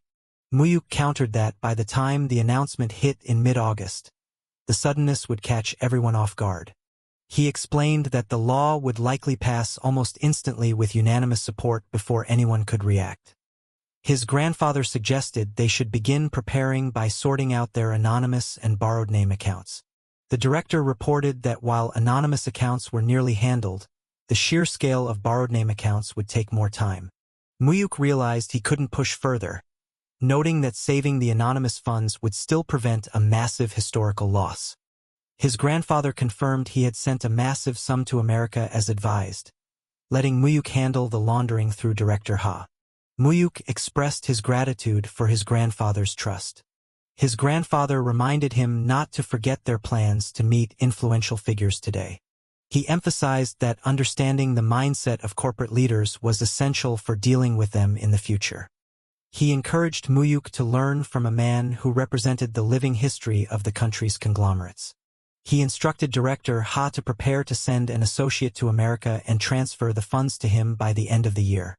The director questioned if the associate could be trusted with such an enormous sum of money. The grandfather explained his plan to hold the majority of shares in a new investment firm while compensating the associate well. Director Ha accepted the order, promising to execute the transfer when signaled. Mu-hyuk questioned the director about his background and true identity.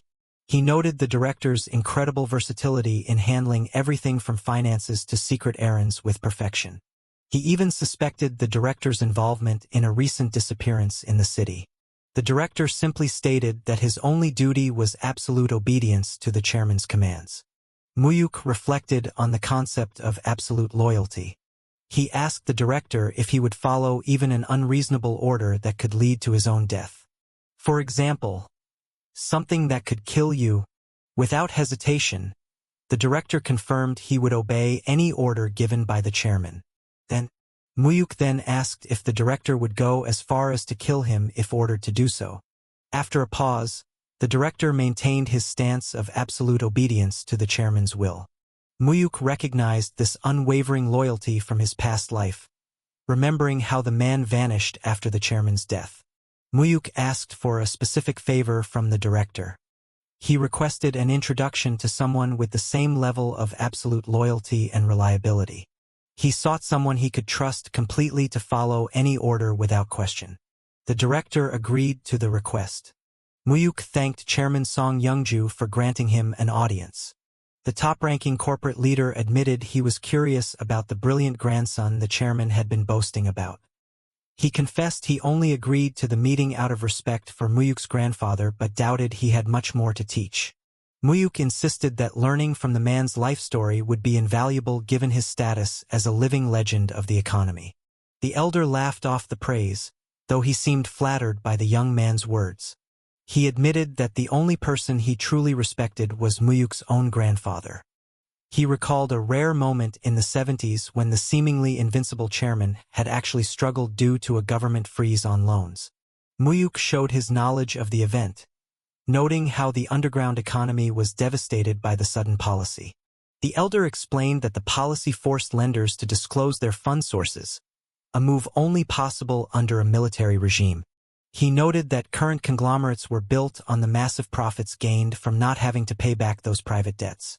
He admitted that back then, they were small businesses relying heavily on private lenders and collateral to survive. The government's intervention wiped out their debts instantly, leading to the collapse of many loan sharks while the businesses flourished. He then asked if Mu-hyuk knew the secret to how his grandfather survived that crisis unscathed. Mu-hyuk listened intently as the story unfolded. "Oh, President Cheon, what are you doing?" In a flashback, the grandfather was shown aggressively demanding his money back from those who tried to use the new law to dodge him. He threatened to burn down factories and harm families if his loans weren't repaid immediately. He would seize revenue or make debtors suffer until the debt was effectively compensated, regardless of the law. His brutal methods ensured that companies prioritized paying him over others out of pure fear. This ruthless approach allowed him to eliminate competition and eventually dominate the entire loan market. The elder pointed out that any crisis could become a great opportunity depending on how one handled it. He then asked for Mu-hyuk's thoughts on the upcoming real-name financial system. Mu-hyuk acknowledged it was an inevitable step for the country's financial maturity. The elder argued that now was not the time, claiming that national growth sometimes required money tainted by filth or blood. He predicted massive chaos if enforced and doubted even the current president could pull it off without consequence. Mu-hyuk shifted the conversation, asking what would happen if the country faced a total bankruptcy. South Korea goes bankrupt? The elder was taken aback by the suggestion of a national collapse. Mu-hyuk clarified it was a hypothesis, hinting that such an event might not be far off. The elder realized Mu-hyuk was looking for an opportunity to profit from such a potential disaster. Mu-hyuk confirmed that while some would suffer, he saw it as a massive chance for others to gain. The elder doubted a collapse would happen but agreed that one must seize any opportunity that arises. It's obvious that you have to grab that opportunity. He noted that the economy is a zero-sum game where one person's loss is another's gain, making equal benefit impossible. Mu-hyuk felt a sense of clarity after hearing the chairman's cold but practical perspective on wealth. The elder wondered why Mu-hyuk was so concerned about a national bankruptcy that hadn't been considered before. Mu-hyuk explained that since it happens in other nations, it was wise to prepare for the possibility in their own country. The elder praised his foresight, noting that thinking ahead was the key to making money and being like his grandfather. However, he warned the young man not to let greed cloud his judgment. He compared the economy to a living creature that could turn into a monster and consume the greedy if they aren't careful. Yet South Korea's mecca of finance, be it 10 years or 20 years. This fact has not changed. He complained about the sweltering heat while looking around the financial district. A man called out to Mu-hyuk, confirming his arrival at the office. The associate thanked Mu-hyuk for the great office in view, claiming it made his work much more enjoyable. Mu-hyuk asked how he was finding his return to stock trading after so long. The man excitedly shared how he had spotted a promising stock and went all in just before the market closed. He boasted about how the stock hit its limit the moment the market opened the next day. He celebrated making 20 million won in a single day, a stark contrast to his recent struggles with illegal lenders. Mu-hyuk asked for the current balance of his stock account.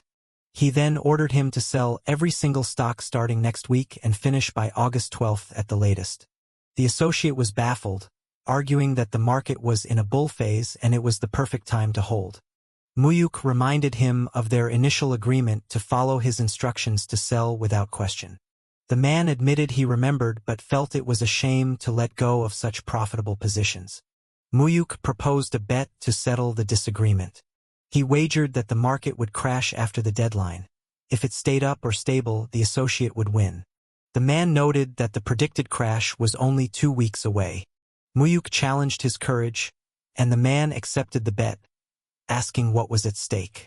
Mu-hyuk offered to give him the entire balance of his account if the crash didn't happen. In return, if Mu-hyuk won, the man had to follow all future trading decisions without a single doubt. The associate agreed, thinking he had nothing to lose from the deal. Mu-hyuk secretly mused that the man would soon see just how much was truly on the line. Mu-hyuk then brought up the fact that the man was a U.S. citizen. He revealed that his citizenship was one of the main reasons he was chosen for this role. He detailed the man's personal history, from his childhood immigration to his return to Korea, proving he had done his research. The man was terrified by the depth of information a loan shark could gather on a person. Mu-hyuk jokingly revealed that he had simply read all about it in the man's future autobiography. He instructed him to return to the U.S. and establish an investment company with a few hand-picked partners. The man realized Mu-hyuk wanted to make it appear as though the capital was coming from an overseas source. The plan was to build a foundation in the U.S. before eventually opening a branch back in Korea years later. Though confused by the grand scheme, the man decided to go along with Mu-hyuk's plan. Mu-hyuk informed him that 400 billion won would be deposited into the new company's account. The man nearly choked, unable to fathom the scale of the wealth he was being asked to manage. Mu-hyuk told him to invest in specific targets he would choose while managing the rest of the funds independently. He predicted a boom in the U.S. market, assuring him that they wouldn't lose money unless it was intentional. The man asked if the massive sum was sourced from Mu-hyuk's maternal grandfather.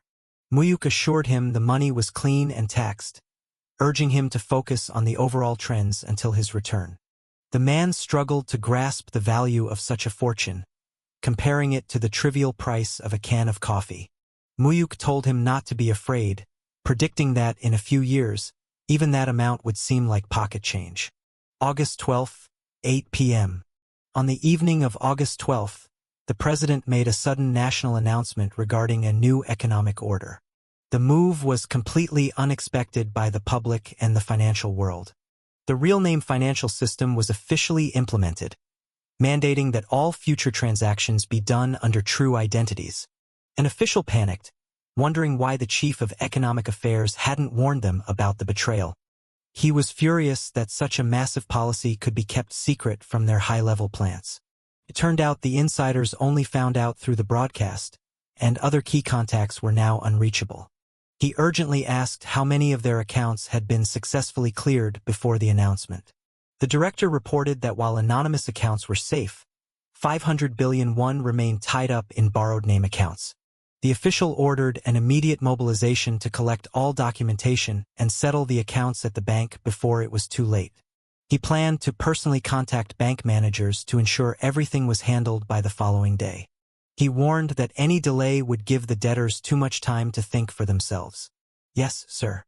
His grandfather asked Mu-hyuk how he could have possibly known about the sudden government move. Mu-hyuk claimed it wasn't a certainty but rather a calculated prediction based on current events. He explained that he formulated the guess by studying the president's personality and past campaign promises. His grandfather remarked that it felt less like a guess and more like Mu-hyuk had certain knowledge of the timeline. Mu-hyuk played it off, saying anyone could have guessed it since it was a primary election pledge. He noted that others failed to prepare because they were stuck in the belief that the government would never actually act. Hahana. His grandfather wondered if Mu-hyuk possessed a vision that he himself lacked. Mu-hyuk explained that the president used the element of surprise to bypass the expectations of the privileged classes. His grandfather agreed, noting that everyone ignored the signs because they were fundamentally afraid of such a massive change. He admitted that the speed of the implementation was still shocking even to him.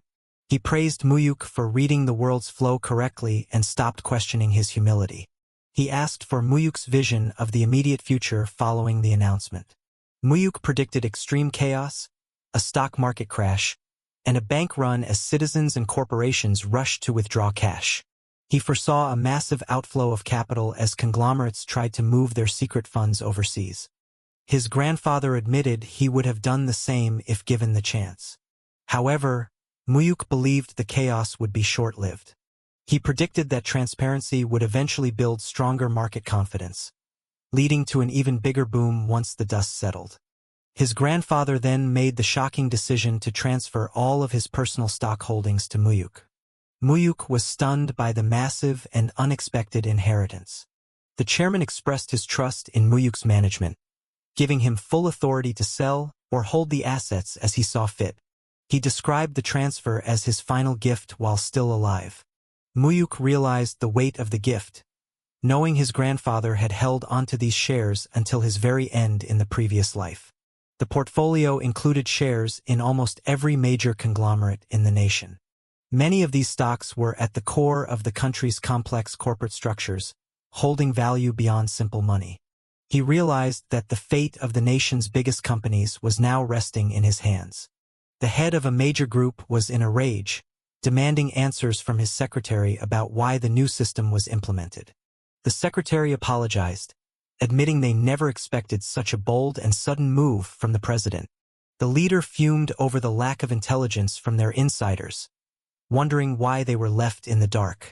He threatened his secretary with retirement or worse, if the situation wasn't resolved immediately. I am sorry, Sir, that I have no excuse. He then asked about the status of their secret slush funds. It was reported that 300 billion won was at risk of being completely frozen. While some accounts could be traced, the anonymous ones were now effectively unreachable. He ordered his staff to retrieve whatever they could while searching for a way to save the rest. Meanwhile, think of a way to find the rest too. You understood. They realized the president had successfully blindsided the entire corporate world. However, the secretary mentioned rumors that another chairman had been cleaning up his accounts for months. The group leader realized his rival must have known the truth and kept it to himself. What the hell? So he knew it all along?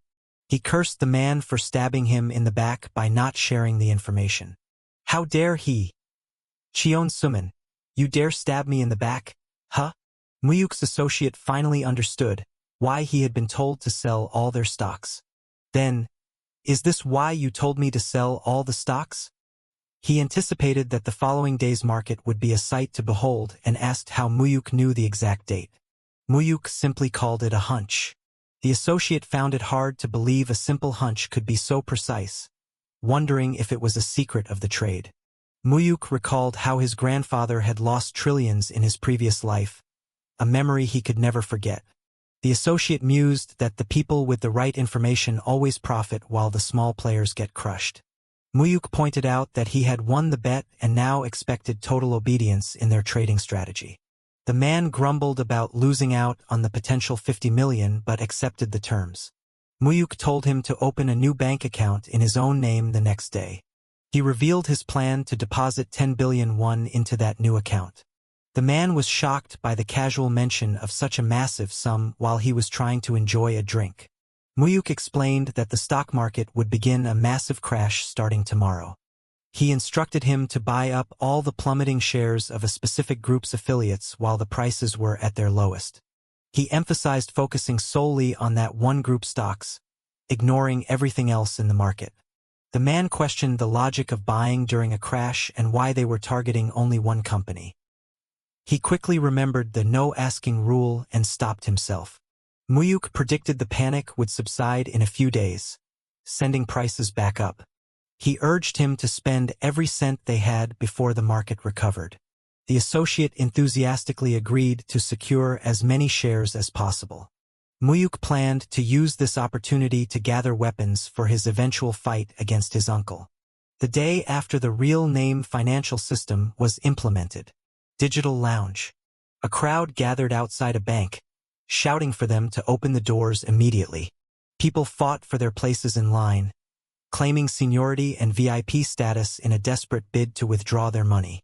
The banks were paralyzed by the sheer volume of people rushing in the moment the doors finally opened. However, the truly powerful players had already secured their funds long before the public even arrived. Plus.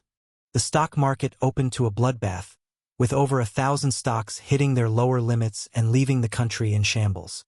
Mu-hyuk prepared to turn this national crisis into his greatest personal opportunity. The associate returned from the financial district, describing it as a total war zone. He feared for his life in the crush of the crowd as people panicked over the market opening. He reported that even the biggest corporations saw their stock values plummet in the utter chaos. Mu-hyuk asked if he had successfully purchased the shares as planned.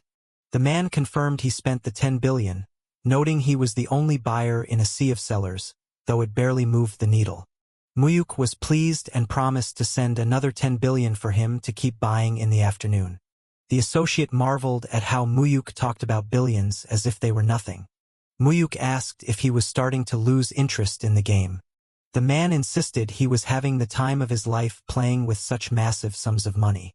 Mu-hyuk then told him it would soon be time for him to leave for the United States. He explained that since he couldn't go often, he needed a trusted person to establish their base there. The man asked for his specific duties in the U.S. Mu-hyuk detailed the plan to set up a private investment firm funded entirely by his own capital. He would identify the targets from Korea while the associate handled the groundwork and initial setup. He offered the man a 5% share in the company as compensation for his hard work. The man was stunned by the generous offer, though he wondered if they would truly succeed in such a grand plan. Mu-hyuk assured him of their success, promising a future of luxury and private jets. What? Private jet? The man was overjoyed at the prospect of such a wealthy lifestyle. Mu-hyuk. What is it? He vowed to follow Mu-hyuk to the very end, pleading never to be abandoned. Mu-hyuk promised to stick by him as long as there was no betrayal or giving up. The associate asked if he could be the one to choose the name for their new company. Mu-hyuk granted him the privilege. Yes. He decided to call the firm Dream High Investment, aiming for the highest possible goals. The initial panic of the real name system subsided quicker than many expected, and the market began to recover.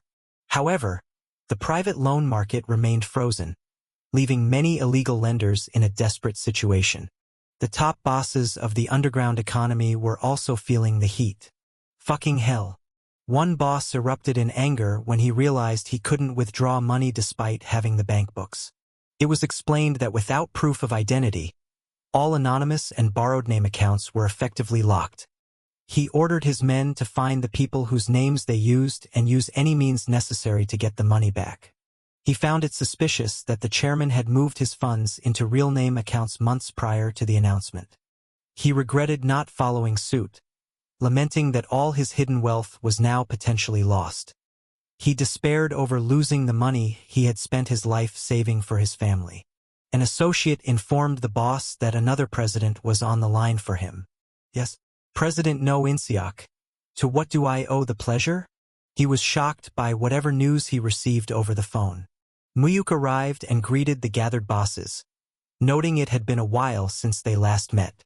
He casually told them to sit down, remarking on the awkwardness of the situation. He realized they were terrified of him after hearing what happened to their former associate. He acknowledged that they must be struggling with the new financial regulations. One boss claimed they were fine thanks to the chairman's management, though he was clearly lying. Mu-hyuk knew their personal hidden funds were gone and saw through their attempt to save face. He explained that he came alone to have a serious and candid discussion with them. He laid out a choice. They could follow him or his uncle, Cheon Suman. What do you mean? He explained that the loan market was about to undergo a massive permanent change. He hinted that the chairman was looking to pass on the business, and that his uncle wasn't the only candidate for succession. He repeated the question, asking which side they would choose to join. One boss asked what they would stand to gain by choosing to follow him. President No In-seok, you seem to be misunderstanding something. Mu-hyuk clarified that his rise to power wasn't dependent on their choice alone. He told them he was offering them an opportunity, not negotiating a deal. One loyalist stated he would simply follow whoever the chairman officially chose as his successor. Mu-hyuk respected the man's loyalty, realizing he wouldn't be swayed easily. The loyalist took his leave, showing respect but maintaining his stance. Mu-hyuk then turned to the remaining two, suggesting they could also wait for the chairman's decision. They argued that their deep experience in the market made them essential for any successor's success. It won't be easy succeeding the chairman without our support. They believed that even the chairman couldn't afford to look down on their influence in the district. Mu-hyuk realized they were trying to team up against him and decided to use it to his advantage. He called out to the two bosses by name. He warned them that opposing him would lead to a far worse fate than just losing a hand. He asked what they truly expected to gain from siding with his uncle. He questioned if his uncle would ever actually follow through on any promises of shares or independence. One boss admitted that the uncle was a greedy man who was unlikely to share his wealth. He's a self-centered, greedy man. Mu-hyuk then made them a concrete promise. He planned to move the business from the shadows into the light and offered them a central role in his plan. Up from the underground? He explained that high-interest illegal lending wouldn't last and that he intended to run a legitimate, legal loan company. They were skeptical, fearing that legal oversight would ruin their business model. Mu-hyuk challenged them to stop living with the stigma of being shady loan sharks. They wondered if such a transformation was truly possible. Mu-hyuk understood their doubt, given the lawless history of the market they had always known. He saw the current economic shift as the perfect chance to bring the family business above ground. He asked for 5 years to turn them into legitimate and proud businessmen. If you follow me, he promised they would no longer be seen as criminals, but as respected figures in the industry. One boss decided to pledge his loyalty to Mu-hyuk right then and there. Mu-hyuk. He thought of his young daughter and his desire for her to be proud of her father's profession. He decided that being a company president was far better than being a loan shark. Mu-hyuk then asked the last remaining boss for his decision. The man chose to remain in his old ways, refusing to change. Mu-hyuk accepted the choice but gave a final warning. He told him he didn't mind if he talked to his uncle, but any active opposition would end his comfort. He decided he would handle the dissenters according to his original, more ruthless plan. Having neutralized 3 of his uncle's key supporters, he prepared for his next move. He set his sights on further dismantling his uncle's power base. One brother asked the other if he had seen the bosses from the loan district lately. He noted that the bosses had been avoiding him and rejecting his invitations for drinks. He mentioned the news that their father had given Mu-hyuk authority over the boss's finances. The brother was outraged that such a young man was given control over so much money. He questioned his father's judgment in trusting a 20-year-old with the family assets. He feared that their father was seriously considering making Mu-hyuk the official successor. The other brother tried to dismiss the idea, thinking their father wouldn't bypass his own sons for a grandson. They reassured themselves of their status as legitimate heirs, dismissing Mu-hyuk as an outsider. The elder brother reminded the younger that they shared the same mother and were in this together. He promised that once he inherited the assets, he would never abandon his brother. He emphasized the need for absolute trust and transparency between them. The younger brother pledged his total trust in his sibling. "Yeah. We brothers gotta trust and help each other." Suddenly, officials arrived and called out for Cheon Suhan. They announced he was under arrest for bribery and corruption related to slot machine licensing. He struggled as they took him away, but the officials told him to save his talk for the prosecutor. Ashyonim. His brother was stunned by the sudden arrest. The chairman asked why his son had been arrested and what he had done. It was explained that he got caught up in a bribery scandal while helping his father-in-law, a powerful congressman. The chairman was confused why anyone would target such an influential figure over something like slot machines. He wondered if the president was personally behind the move. It appeared to be the work of a rogue prosecutor who was ignoring his superiors to target the corruption. The slot machine case. The case was a massive scandal involving politicians, gangsters, and loan sharks that had ruined many careers. Mu-hyuk remembered that in his past life, his uncle had escaped punishment through his father's influence. He resolved that this time, his uncle would not be so lucky. The chairman was furious that their insiders hadn't alerted them to the danger sooner. He learned that the president was only informed after the news had already leaked to the media. He realized that a prison sentence for his son was now likely unavoidable. He asked if money could still solve the problem. His advisor warned that trying to force a release would be too risky and could upset the current administration. He asked Mu-hyuk if he had any ideas on how to save his uncle. Mu-hyuk pointed out that the current head of the local prosecutor's office was an old acquaintance. The chairman remembered the prosecutor who had handled Mu-hyuk's previous case. Mu-hyuk suggested that the prosecutor needed to maintain control of the case to offer any hope of protection. He warned that if the case moved to a higher level, the president would surely use it to purge corruption. He proposed waiting for the president's power to wane before seeking a special pardon for his uncle. The chairman cursed his son for being an incompetent fool who had ruined himself. He regretted his son's marriage into a political family, viewing politicians as untrustworthy business partners. Director Hada, yes. Chairman? He ordered the director to tell the prosecutor to be ruthless with everyone involved in the case. He demanded actual prison sentences for all the co-conspirators, including the in-laws. He wanted to use his wealth to make sure that anyone who messed with his family suffered more than his own son. The prosecutor acted quickly on the chairman's message, summoning and investigating all involved officials. While some surrendered quietly, others shouted about political conspiracies to the waiting media. Seoul District Prosecutor's Office. In the interrogation room, the prosecutor urged Cheon Suhan to confess since others had already turned on him. He detailed the billions in bribes given to politicians for the licensing deals. Suhan refused to speak until his lawyer arrived. There he is. A man entered the room and greeted the prosecutor as an old friend. The prosecutor welcomed his senior and agreed to give him some time alone with his client. The man informed Suhan that he was there on the chairman's direct orders. Suhan was relieved, thinking he was about to be released. The man asked the prosecutor for a moment of privacy with his client. "Should I get one for you too?" He promised to treat the prosecutor to a gathering soon as a thank you for the professional courtesy. "I'll be back in 10 minutes then. All right. Thanks." The man then told Suhan that preventing his arrest would be impossible. He delivered a message from the chairman, telling him to reflect on his actions while waiting for a future pardon.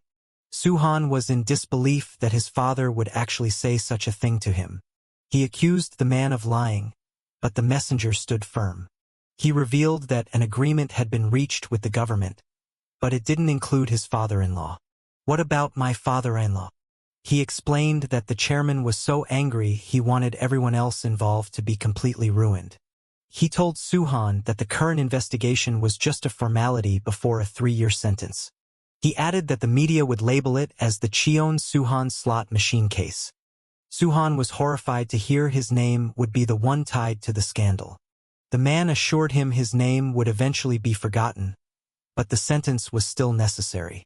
He reminded Suhan that the chairman had to make massive concessions to the government because of his mistakes. Cheon Soo-han's slot machine case, main culprit Cheon Soo-han arrested. Soo-han realized he had been betrayed and cursed the person who had orchestrated his downfall. Hyung shouted out to his brother, noticing the harsh reality of prison life and the terrible quality of the food. The younger brother complained bitterly about the stench of the meals and the claustrophobic confines of his solitary cell. However, he noted that money still buys comfort behind bars, as bribing guards secured him cigarettes and warm water. The elder brother questioned what he was possibly thinking by taking such a reckless risk. He demanded to know why the slot machine scheme with his father-in-law was kept a complete secret from him. With his name branded as a criminal in every headline, he was accused of planning to hoard the profits and betray his own kin. Terrified, the younger man stammered a denial, insisting that betrayal was never his intention. He explained that his father-in-law insisted family should handle the money, leaving him with no choice but to obey. He claimed he was sworn to absolute secrecy to prevent any potential fallout from reaching his brother. The elder brother remained skeptical, pushing for the truth while the younger man desperately maintained his innocence. He was stunned that a 10 billion won deal involving a high-ranking official was carried out without a single word to him. The younger man defended his actions as a matter of survival, feeling forced to walk on eggshells around his powerful father-in-law. He lamented the unfairness of his situation, now even having to worry about the future of his nephew. Feeling abandoned by his father and treated like a traitor by his brother, he felt completely isolated in his misery. He cried out in frustration, feeling like a target for everyone else's problems and mistreatment. The elder brother told him to toughen up and stop crying, noting how easily he still broke down despite being an adult. He called out to Soo-han to get his attention for a serious talk. He urged that they shouldn't let money tear them apart like other wealthy families, stressing the importance of brotherhood. He reminded him that trust is the foundation of their bond and that secrets have no place between them. The younger brother quickly agreed, claiming he had absolutely nothing else to hide. Promised frequent visits, the elder brother advised him to prioritize his health while incarcerated. Soo-han expressed his gratitude for the visit as his brother prepared to leave. Once alone, the elder brother grew suspicious, sensing that his once obedient sibling was now trying to build his own secret fortune. Meanwhile, the younger brother worried if he was merely a tool to be used and eventually discarded. He realized he needed to secure his own future and find an independent way out of the mess. The narrative shifts back to events occurring 1 month prior. Congratulations were exchanged for a recent promotion, credited to influential connections and the chairman's favor. After a prosecutor disguised gang-related deaths as accidents, he was rewarded with a high-ranking position in Seoul. The prosecutor wondered why a meeting was requested, offering to buy a drink in celebration. The conversation turned toward the illicit world of slot machines and the corruption surrounding them. He questioned if information regarding high-profile political scandals had come from the chairman's elite network. The focus of the investigation was revealed to be a top power player in the ruling party. The prosecutor repeated the influential assemblyman's name, realizing the weight of the target. He noted the immense difficulty of the task, given the politician's lasting influence from the previous administration. It was acknowledged that any investigator would face massive pressure and bribery attempts from the elite. A firm request was made for the prosecutor to dig deep and investigate the case thoroughly. The prosecutor was taken aback, realizing he was being asked to lead the charge. He warned that if the case gained traction, higher-level bureaus would likely try to seize control. He was instructed to maintain control of the case at all costs to prevent the culprits from escaping justice. It was revealed that the assemblyman's scheme also directly involved the younger uncle, Cheon Soo-han. The prosecutor confirmed the family connection, identifying the target as the man's own relative. He predicted a massive wave of investigations once the president was informed, despite the family's attempts to protect Soo-han. The strategy of the opposition was anticipated to be a forced transfer of the case to a more lenient office. The prosecutor was tasked with blocking all external interference, while the family pressure would be handled internally. He realized he was being asked to gamble his entire career on the imprisonment of a powerful family member. A promise was made that full responsibility would be taken if the operation ended in failure. However, success would guarantee a path to becoming the next prosecutor general. It was framed as an opportunity to become a legendary figure in the history of the prosecution. He questioned if the chairman could truly be persuaded to allow such an investigation. It was explained that even a wealthy chairman couldn't openly clash with the ruling party during a war on corruption. The prosecutor worried that defying the president's office could cost him everything for no gain. A strategic suggestion was made to leak the details of the corruption case to the media. By framing it as a fight against political pressure, public support could be used as a shield. He planned to position himself as a leader in the president's declared war against national corruption. It was argued that the president would favor a prosecutor who publicly championed his own anti-corruption agenda. Motivated by the prospect of reaching the top of his field, the prosecutor decided to take the bold risk. Gratitude was expressed for his courageous decision to move forward with the plan. He wondered if this high-stakes investigation was the true nature of the favor he had promised to fulfill. The young man confirmed it, asking if the terms were acceptable. The prosecutor remarked that granting this favor felt more like incurring another massive debt. It was noted that the deal benefited both parties, though the prosecutor was encouraged to seek personal gain next time. With the agreement finalized, they prepared for the next phase of the plan. One final detail was requested regarding the public announcement of the findings. He demanded that the scandal be officially branded as the Cheon Suhan slot machine case. In a past life, his uncles had a formidable alliance that was used to torment and control him. By framing the case this way, he ensured the chairman would abandon Suhan, planting a seed of distrust between the brothers. He watched with satisfaction as everything began to align perfectly with his calculated plan. The chairman inquired about Suhan's condition and current state of mind. He was told that while Suhan claimed to be fine, he was clearly struggling and bore physical signs of injury. He questioned if there was still genuine concern for a relative who had caused so much trouble. The response was cold, stating that any discomfort came from knowing a man who treated others like animals was now caged. He coldly remarked that Suhan should use his time in prison to reflect on the price of his actions.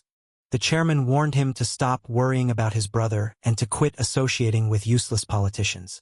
The son argued that political support was a necessity for running their private loan business effectively. He proposed taking over the entire business, promising to manage the money and information himself. The chairman sharply rejected the idea, stating it was far too early for such a transition. He pointed out the chairman's advancing age and the need for a plan should something happen to him. Angered, the chairman barked at the suggestion, offended by the implication of his own mortality. The son insisted it was his responsibility to protect the family's vast property and legacy. The chairman grew suspicious, asking if his son was simply waiting for him to die. He revealed the rumors circulating in the financial district that a different successor had already been chosen. He expressed outrage that someone who wasn't even a blood relative was being called the next in line. The chairman countered by stating he had never once promised the position to his eldest son. Stunned by the revelation, the son could only stammer in disbelief. The chairman confirmed the rumors were true, declaring his intention to leave the business to Mu-hyuk. The son cried out in protest, unable to accept the decision. The chairman asserted his right to pass on his life's work to whomever he deemed worthy. The son reminded him of a shadow organization that had always watched over the family's interests. He warned that disrupting the succession plan could make the chairman a target for that dangerous group. The name of the secretive society hung in the air, carrying a heavy weight of past influence. He hinted that the same dark forces were involved in the fate of Mu-hyuk. The mention of his mother's name caught the young heir's immediate attention. The chairman erupted in anger, ordering him to never speak of that matter again. He was told to leave the room immediately, as the chairman could no longer stand the sight of him. A security director was summoned to ensure he was removed from the office without delay. As he left, he wondered if his assumptions about the past were mistaken. The chairman sighed and ordered all stock transfers and tax issues to be finalized by the following month. The assistant acknowledged the orders, moving to handle the complex financial paperwork. The chairman noted that Mu-hyuk could no longer act alone and asked about a potential new associate. He was informed that the candidate would be arriving in Korea the following month. He reflected on how money often outweighed family bonds and worried about what would happen after his death. The assistant asked if the concern was for Mu-hyuk's safety or well-being. The chairman admitted he was more worried that Mu-hyuk would eventually destroy his own uncles. He pondered whether the young man was truly capable of handling the dangerous shadow organization. Mu-hyuk greeted his uncle, but the encounter was far from friendly. The uncle scoffed, showing his clear disdain for the young man's presence. He warned Mu-hyuk that it would be in his best interest to stop bothering him. A veiled threat was issued, suggesting he could end up just like his deceased parents. Mu-hyuk was left reeling, questioning the dark implications behind those words. He began to wonder if his parents' deaths were not a mere accident, but a calculated murder. He realized that in his previous life, he was too afraid to look into the taboo subject of his mother's passing. The connection between his parents' deaths and the Azure Wind Society started to become clear. He recalled rumors of a shadow organization that had manipulated Korean politics for decades. Despite its legendary status, he had never encountered any tangible evidence of the group's existence until now. Knowing his family mentioned the name, he felt certain the organization was real and linked to his mother's fate. The investigation led him to the city of Busan to uncover the truth. Why coffee? A contact provided him with the long-sought information regarding his parents' fatal traffic accident. He expressed his gratitude, having pushed a friend to use police connections to find the old records. Since the incident happened nearly 2 decades ago, most of the original investigators had already retired. While it was recorded as a hit and run, the driver had suspiciously turned himself in just days later. He discovered disturbing details in the report, noting that the bodies had numerous stab wounds. His mother, in particular, had been attacked multiple times from behind, suggesting a personal assault. Despite the autopsy, the case was closed as a simple accident, and the gangster responsible vanished after a short sentence. All right, Mu-hyuk. Huff. He concluded that the accident was a cover-up for a hired murder, orchestrated by someone with immense power. He suspected his own uncles, knowing they would commit any atrocity to secure their share of the family wealth. He questioned how his grandfather could have remained silent if he knew his own daughter had been murdered. Mu-hyuk reached out to an associate, preparing to take the next step in his personal investigation. The contact was surprised to hear from him, noting how rare it was for Mu-hyuk to reach out first. He issued a request to track down a specific individual from the past. He emphasized that the search must continue until the person was found, regardless of how long it took. Days. Mu-hyuk arrived at a gathering, greeted by friends who were already waiting for him. He apologized for his tardiness, citing heavy traffic as the reason for his delay. It was noted that while they saw each other at school, this was their first real social outing together. They agreed that the pressures of their studies made it difficult to find time for such meetings. His friends joked about ordering the most expensive items on the menu since it was Mu-hyuk's treat. One friend commented on how Mu-hyuk had perfectly adapted to life in the capital, losing his regional accent. Another friend tried and failed to mimic a sophisticated Seoul accent, causing a moment of laughter. The topic shifted to their preparations for the upcoming bar exam, a daunting task for all of them. Mu-hyuk mentioned he would take the first test as practice, while others were more focused on passing immediately. One student admitted she was skipping the current exam, unable to focus on her studies at the moment. They teased each other about the difficulty of the test, doubting if anyone could pass on their first try. They marveled at Mu-hyuk's academic success, wondering how he managed to stay at the top while always being so busy. "Hey, you all saw that back then, right?" He playfully remarked that for him, studying was actually the easiest part of his life. One friend lamented that despite having every advantage and private tutor, he still struggled to keep up. He jokingly expressed a desire to punch Mu-hyuk for making something so difficult look so simple. Mu-hyuk reiterated his point, which only led to more light-hearted frustration from his classmates. They questioned if he had always been such a dedicated and successful student in the past.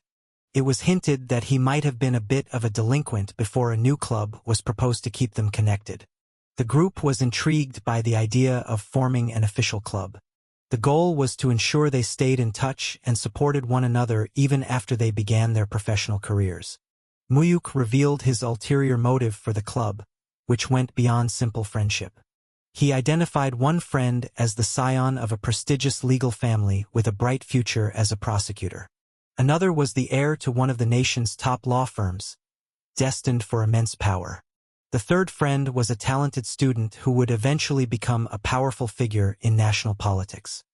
He realized the importance of building a network of future elites to help him in his inevitable conflict with his uncles. The others agreed that a regular meeting would be beneficial for their future professional lives. They turned to the female student, asking if she would also join their new group. She hesitated, feeling out of place due to her humble background and lack of influential connections. They tried to reassure her that they were all equals as students, but she remained unsure and asked for time to think. Mu-hyuk recalled from her future memoirs that she had struggled with poverty and family illness during her school years. She had been forced to balance heavy responsibilities with her studies, making her path much harder than theirs. She suddenly realized she was late for a tutoring session and prepared to leave the gathering. She mentioned the neighborhood where she worked, which was quite a distance away. Mu-hyuk offered her a ride, and she was amazed by his luxury car, questioning the extent of his family wealth. She revealed she was juggling 5 different tutoring jobs to make ends meet for her family. He expressed concern over her hectic schedule and wondered how she found any time at all for her own studies. She admitted it was exhausting but necessary, as she had been the primary earner for her family for a long time. She shared that her family had faced severe financial hardships, forcing her to be self-reliant since she was young. Despite the struggle, she took pride in her intelligence and her ability to remain a top student. Mu-hyuk teased her by reminding her that he was actually the one at the very top of their class. She reacted with playful annoyance at his constant academic superiority. She thanked him for the ride, noting that it saved her a significant amount of time and effort. Mu-hyuk asked if she had a moment to listen to something important he wanted to say. She jokingly warned him not to make a romantic confession, as she already had plenty of admirers to deal with. He assured her it wasn't a confession, and she agreed to listen to whatever he had on his mind.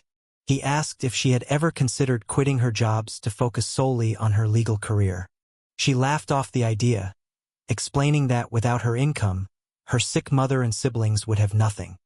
He offered to provide the financial help she needed so she could stop working and just study. She was taken aback, questioning the true intent behind his unexpected offer of assistance. He clarified that it wasn't a gift but an investment, which she could repay once she became a successful lawyer. Offended, she asked if he was offering the money out of a sense of pity for her situation. He denied it, stating that he simply didn't want to see her immense talent go to waste. She proudly rejected the offer, insisting she was not a beggar and could handle her own responsibilities. He urged her to consider how much more they could achieve if they all studied for the bar together as a team. She warned him not to use his money to look down on others or speak so carelessly about their lives. Mu-hyuk realized he might have been too direct and moved too quickly with his proposal. She prepared to leave, stating that such talk would make it difficult for her to continue being part of their group. He called out to her, asking her to wait and listen to his own personal story before she left. "Before you get out, would you hear my story too?" He shared that he grew up in extreme poverty, raised by a grandmother who struggled to even pay the rent. He admitted that his current success was only possible because of the support he received from his grandfather. He explained that he simply wanted to pass on the same opportunity he had been given to someone else. Softening her stance, she apologized for her outburst and promised to genuinely consider his offer. He asked for a specific amount that would allow her family to live comfortably without her needing to work. She was shocked when he proposed a monthly sum that far exceeded a typical starting salary at the time. The amount was so large that she realized it would completely transform her family's financial situation. She jokingly referred to him as her dear rich friend, her attitude shifting toward acceptance. She promised to study with absolute diligence and gratitude for the support he was providing. Mu-hyuk vowed to support her with whatever resources she needed to succeed in her career. In return, he expressed his hope that she would reach the highest echelons of political power. His true intent was to have a powerful ally when the time came to seize his family's vast wealth. A group of friends raised their glasses in a toast, celebrating their shared bond. Mu-hyuk checked in on his friend's rigorous training schedule, wondering if it was becoming too much to handle.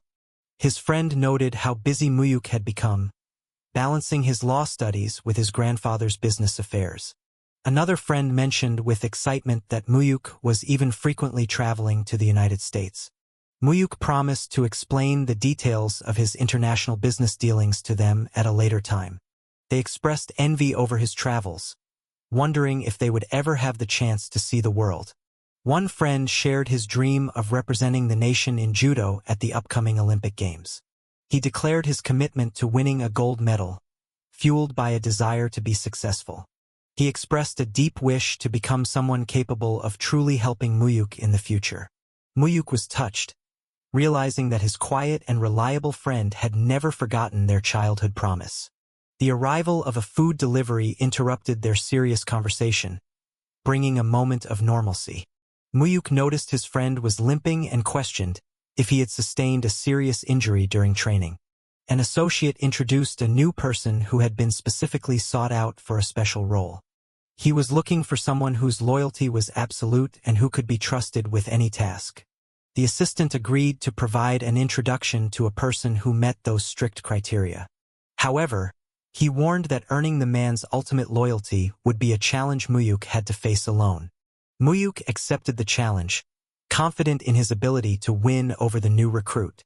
The man introduced himself as Ma-hyuk, a man with a formidable presence. He revealed his past experience working as a private bodyguard for elite corporate executives in Africa. Mu-hyuk realized he was dealing with a professional mercenary from a private military company. It was revealed that the new bodyguard and Mu-hyuk's assistant had grown up together. Mu-hyuk demanded to know if the man could follow his orders without question, regardless of the nature of the task. Hyuk bluntly stated that he hadn't yet decided if Mu-hyuk was a leader worth following. Mu-hyuk appreciated the honesty, finding the man's straightforward nature to be a positive trait. He invited Hyuk to stay by his side while he made his final decision about their partnership. He wondered if his own assistant had also shared a similar past as a hardened mercenary. Realizing their lifelong bond, he hoped to learn more about the assistant's mysterious history through Hyuk. The two old friends shared a moment, reflecting on the many years that had passed since they last met. Hyuk commented on how much his friend had aged since their time on the battlefield. They joked about their shared exhaustion and the toll their dangerous lives had taken on them. But, despite the years, he noted that the assistant still possessed the same sharp, dangerous look in his eyes. He urged Hyuk to finally settle down and leave the mercenary life behind before it was too late. The assistant asked for an honest opinion of the young master they were now serving. Hyuk promised that if he decided Mu-hyuk was worthy, his loyalty would be unshakable until the very end. Arrangements were made for Hyuk to live in the room adjacent to Mu-hyuk's own. Hyuk questioned if it was too early to name such a young man as the official heir to the chairman's empire. The assistant reminded him that their only duty was to follow the chairman's lead, noting Mu-hyuk's extraordinary potential. Intrigued, Hyuk admitted he was looking forward to seeing what made the young man so special. He noted that the only other person ever described as extraordinary was the legendary chairman himself. The scene shifts to the bustling international airport in New York. Mu-hyuk was loudly greeted by an old associate who was thrilled to see him in the city. "Over here. Welcome to New York." They commented on each other's appearance, with the associate clearly enjoying his new life in America. Mu-hyuk introduced Ma-hyuk as his new personal secretary to his contact in New York. The associate jokingly warned Hyuk that Mu-hyuk's strict personality would make his job quite difficult. He asked where they were headed next as they began their business trip in the city. Mu-hyuk led them toward the iconic towers of the World Trade Center. He revealed that he had already established an investment hub in the city, waiting for this specific moment. They sat down to discuss the details of their high-stakes financial ventures. Mu-hyuk gazed at the massive towers, reflecting on their current strength and their tragic future. He realized that the coming global changes would represent a massive opportunity for his own growth. The associate asked for the next step in their ambitious investment strategy. Mu-hyuk inquired about a specific group of people he had asked the associate to investigate. The associate confirmed he had found them and made a significant investment in their fledgling company. The target was a small internet startup that was developing a new way to browse the web. They secured a massive stake in the company by promising not to interfere with its technical development. The associate questioned the logic of investing millions into such a small and unproven research lab. Mu-hyuk confidently predicted that their relatively small investment would soon grow into billions of dollars. The associate was stunned by the scale of the projected profits. He explained that the company's software would soon dominate the market, leading to a massive public offering. Mu-hyuk arrived at another office, asking if the person he sought was available to meet. The secretary asked if he had a prearranged appointment for the meeting. He admitted he didn't, but he had a compelling reason for the man to see him anyway. He told the secretary to inform her boss that his savior had arrived from across the ocean. He was certain that such a bold claim would pique the man's interest. "Wait here." His associate expressed doubt, noting that the man was currently considered a failure on Wall Street. Mu-hyuk disagreed, believing that the man's true potential was being overlooked by everyone else. He asserted that the individual they were about to meet was destined to change the entire world. He introduced himself to the legendary Steve Jobs, who was currently facing a low point in his career. The man was skeptical, questioning how a young man from Korea could possibly know him. Mu-hyuk predicted that soon everyone would know his name because of the innovations he would bring to life.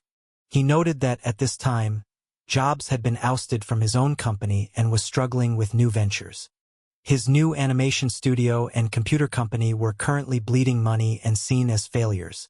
Mu-hyuk realized this was the perfect and only window of opportunity to invest in the visionary leader. He mentioned he was from South Korea, which sparked a memory for the struggling entrepreneur. Jobs recalled visiting a major Korean electronics firm during his time at his previous company. He vented his frustrations about being kicked out of the very company he had worked so hard to build. He demanded to know if Mu-hyuk was serious about being his savior or if he was just wasting his time. Mu-hyuk noted that even in his lowest moments, the man's legendary and difficult personality remained intact. He accurately guessed that Jobs was considering selling his struggling animation studio to stay afloat. Jobs defensively denied any intention of selling the companies he had worked to create. Mu-hyuk pointed out the harsh reality that he was nearly out of the capital he had taken from his previous exit. Suspicious, Jobs demanded to know who had sent him with such intimate knowledge of his finances. Mu-hyuk assured him he was an admirer who believed the decision to oust him was a catastrophic mistake. Jobs expressed his deep resentment toward those who had taken his company away from him. Mu-hyuk predicted a future where his old company would desperately beg for his return as a leader. He offered to invest a massive sum, matching the total amount Jobs had already put into his new ventures. In exchange, he requested half of the shares in both of the man's current companies. Jobs reiterated that he had no desire to sell or give up control of his businesses. "I believe I already told you that." Mu-hyuk noticed that while the man's words were stubborn, his desperate situation made him listen. He argued that it would be a tragedy to sell the companies off when they were so close to potential success. He offered $50 million for the shares, promising to leave all voting and management rights to Jobs.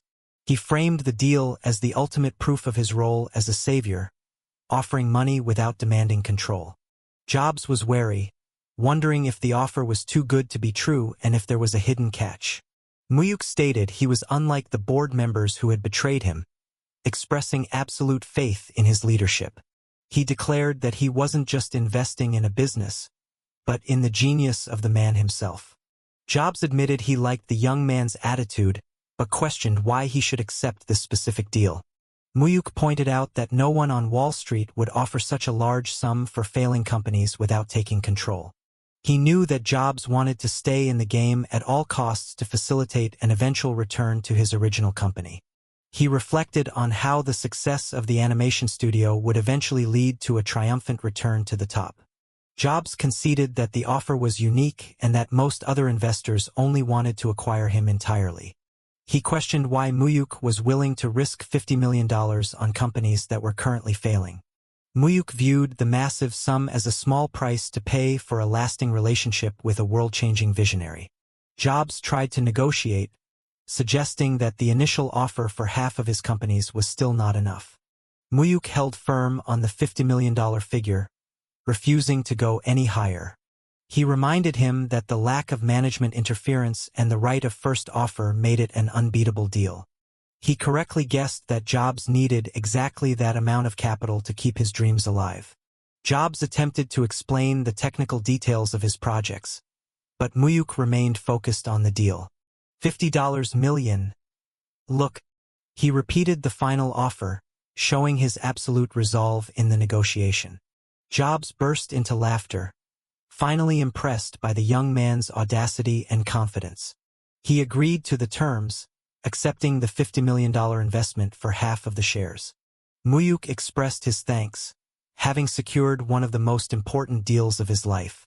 He introduced his partner, who would serve as the primary point of contact while Mu-hyuk was in Korea. Jobs asked if there were other companies in America that had caught the young investor's eye. Mu-hyuk mentioned his investment in the internet browser startup, which Jobs found to be a brilliant move. They shared a vision of a future where the internet would fundamentally transform human society. This is the future. Jobs described his dream of a mobile device that could both make calls and play high-quality music. He envisioned a world where music and media could be purchased and accessed instantly from anywhere. Mu-hyuk expanded on the idea, suggesting that books and movies could also be integrated into such a device. He predicted that the mobile phone would eventually evolve into a powerful, pocket-sized computer. The concept of a tiny, universal computer fascinated both of them as they looked toward the future. Jobs laughed, but Mu-hyuk assured him he was dead serious about the potential of such an invention. He imagined the incredible world that would exist if every person carried a computer in their pocket. He expressed his firm belief that Jobs was the one who would bring that world into existence. Jobs concluded the meeting with newfound respect, ready to work with his new Korean partner. Mu-hyuk ordered the immediate transfer of the funds to ensure both of his American investments were secure. His associate remained nervous about the risk, but Mu-hyuk promised the results would be shocking in just 2 years. Ma Seokdi interrupted with urgent news that had just arrived from their home country. "What's the matter? There's an urgent message from Seoul." It was revealed that Mu-hyuk's close friend had been involved in a devastating car accident. The news was grim, reporting that the young athlete was now in a deep coma. The narrative shifts to the sports college where the events leading to the tragedy took place. A coach pressured the young athlete to give up his spot in an upcoming competition for a senior. The athlete refused, believing that such a fix was morally wrong and unfair. The coach grew angry, accusing him of being arrogant and ignoring the hierarchy of the team. He argued that as a freshman, he would have many more chances, whereas the senior was facing his final year. He explained that if the senior didn't make the team now, he would be forced to enter military service. They tried to guilt him into losing on purpose, but the young man remained steadfast in his principles. He offered a polite apology but refused to compromise his integrity for the sake of the senior. Infuriated by his defiance, the coach prepared to use more aggressive methods to break his spirit. He ordered the gym doors to be locked, signaling a violent turn to the confrontation. Park Hyun-sung. He was mocked for thinking he was superior to his seniors and the authority of the coaching staff. The coach threatened to ensure he would never be able to compete in the sport ever again. A fellow student tried to intervene, worried that the physical punishment was becoming dangerously severe. The coach ranted about the lack of respect in the younger generation compared to his own time in the sport. He demanded a final answer, asking if the athlete still refused to throw the match. He warned that the senior's family had powerful connections that could make the young man disappear.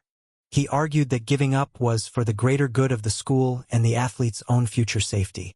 The training session was abruptly called off, leaving the atmosphere tense and volatile. The injured athlete was told to head to the hospital to tend to the wounds from the beating. Park Hyun-sung. He encountered the senior he was supposed to face, who showed a surprising amount of concern. The senior apologized for the coach's behavior, claiming it was done out of a misguided sense of loyalty. He challenged the freshman to a fair fight in the selection match, promising to give his absolute best. The young man accepted the challenge, showing his respect for a true sportsman's attitude. They parted ways as the athlete began his journey to the hospital for treatment. Mu-hyuk arrived to find the victim's family in a state of absolute despair and shock. He asked for the details of the horrific incident that had left his friend in such a critical state. It was revealed that the athlete had been found nearly dead on the road with catastrophic injuries to his entire body. The evidence suggested a deliberate act of cruelty, with the vehicle running over him multiple times. The family was certain it was a targeted murder attempt rather than a simple hit-and-run accident. The victim's father, a police officer himself, felt a deep sense of failure for being unable to catch the culprits. The medical prognosis was bleak, as the young man had remained unconscious for several days. Even if he survived, his career as an athlete was effectively overdue to the severity of his leg injuries. The doctors warned that even walking again would be a feat bordering on the miraculous. He recalled that his friend had planned to visit the hospital before coming over to see him. Mu-hyuk questioned why his friend would have been going to a hospital in the first place. "Don't tell uncle." He realized that the athlete had been hiding the physical abuse he suffered from the sports team. He felt a surge of guilt and anger, wondering just how much his friend had been enduring in secret. He remembered noticing his friend's injuries earlier, which had been dismissed as normal training accidents. In that era, such violent punishment was often ignored, but for his friend to seek medical help, it must have been extreme. Mu-hyuk tasked his personal secretary with uncovering the truth behind the suspicious incident. The next day, it was discovered that the victim was slated to face a senior with powerful family ties in the national trials. The investigation revealed that the coach had blatantly demanded the match be fixed to favor the senior.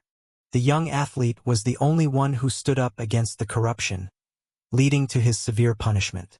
Mu-hyuk asked if there was a direct link between the team conflict and the subsequent road accident. He ordered a deep investigation into the senior and his influential family background.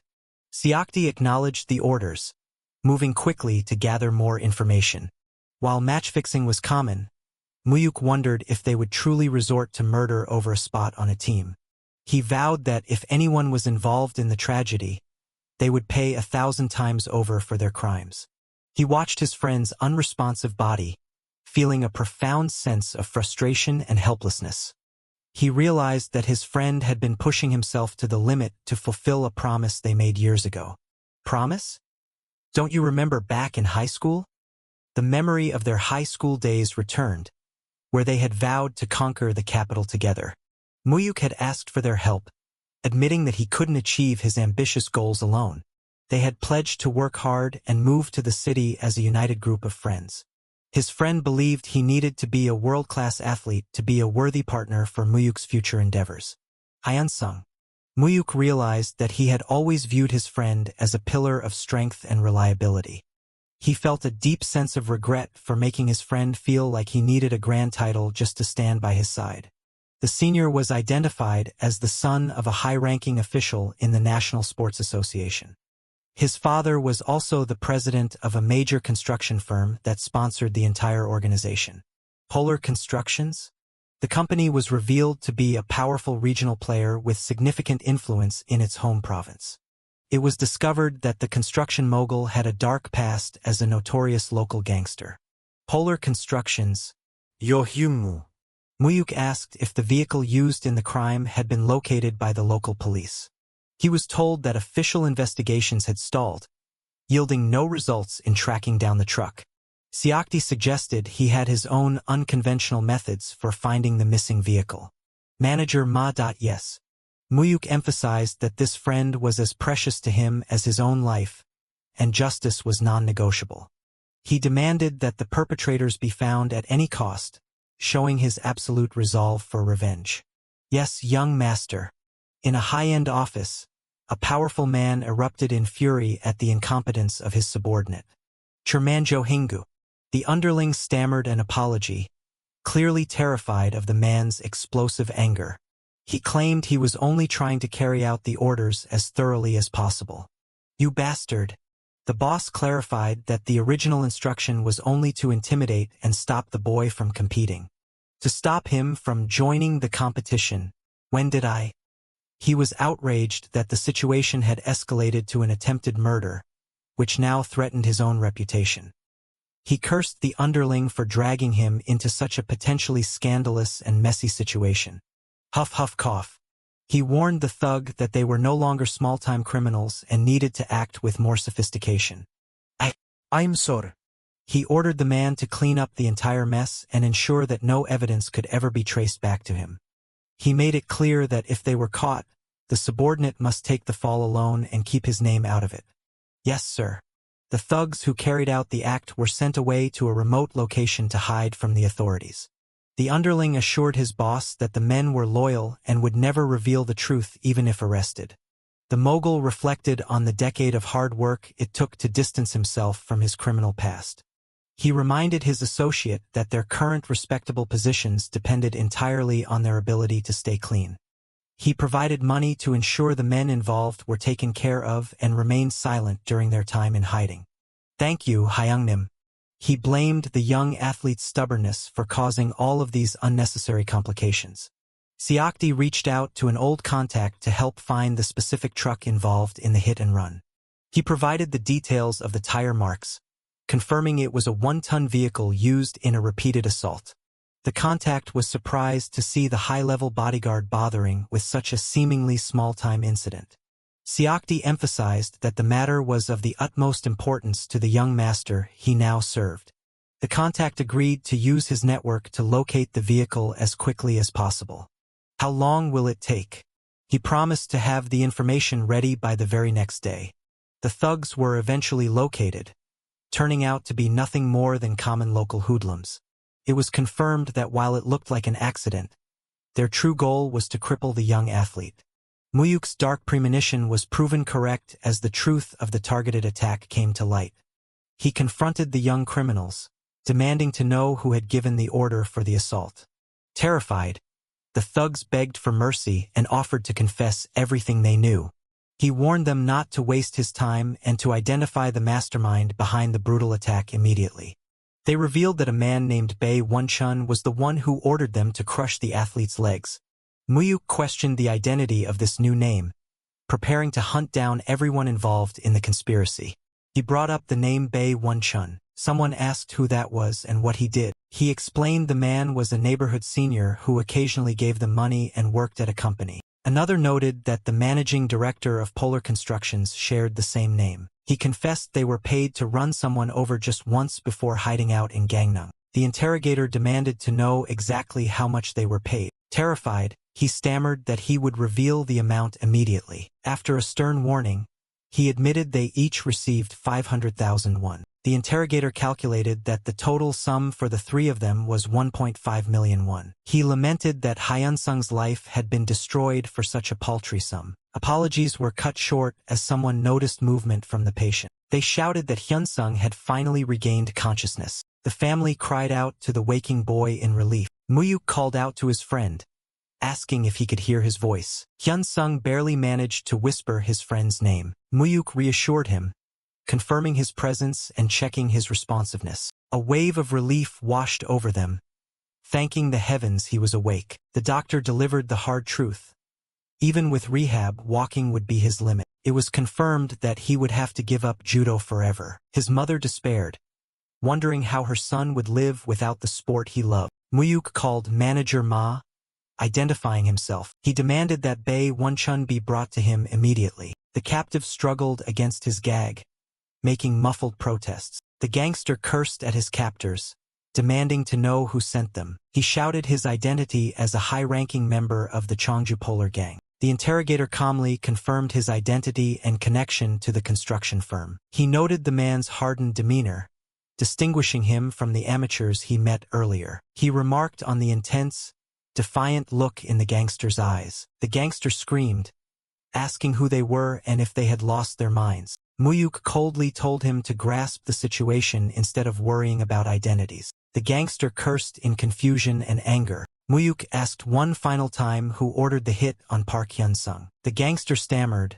confused why that specific name was being mentioned. Mu-hyuk remarked that the man had courage but lacked common sense. He told him to forget loyalty, deducing that Jo Hyung-gu was the one who gave the order. He offered to summarize the events, asking for a simple nod if he was correct. He laid out the scheme.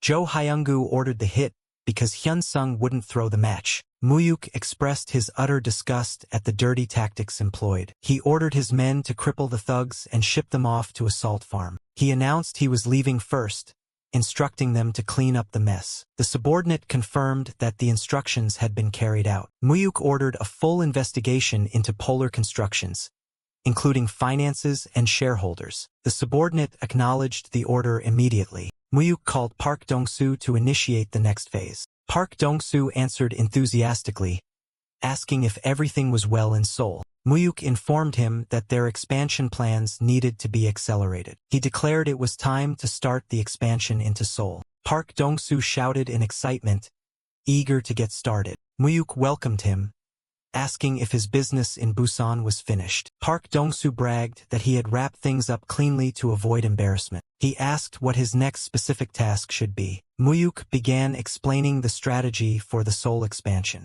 He asked if Park Dong-soo knew about Jo Hyung-gu, the chairman of Polar Constructions. Park Dong-soo recognized the name, identifying him as a thug from Cheongju. He described Jo's history from running nightclubs to playing CEO of a construction firm. Mu-hyuk stated his intent to crush Jo and have Park take over the company. Park Dong-soo was surprised by the target choice. Mu-hyuk challenged him, asking if he was up to the task. Park noted that Jo was well connected with politicians, making him a difficult target. Mu-hyuk promised to handle the politics, asking only if Park could win the physical fight. Park agreed to fight but suggested they assess the enemy's forces first. The plan was to take the company in Cheongju before moving fully into Seoul. Park grumbled about starting a war immediately after arriving. He accepted the job and asked if he should strike immediately. Mu-hyuk requested one specific task be completed before the main attack. He mentioned that Jo Hyung-gu had a son named Jo Chaniol.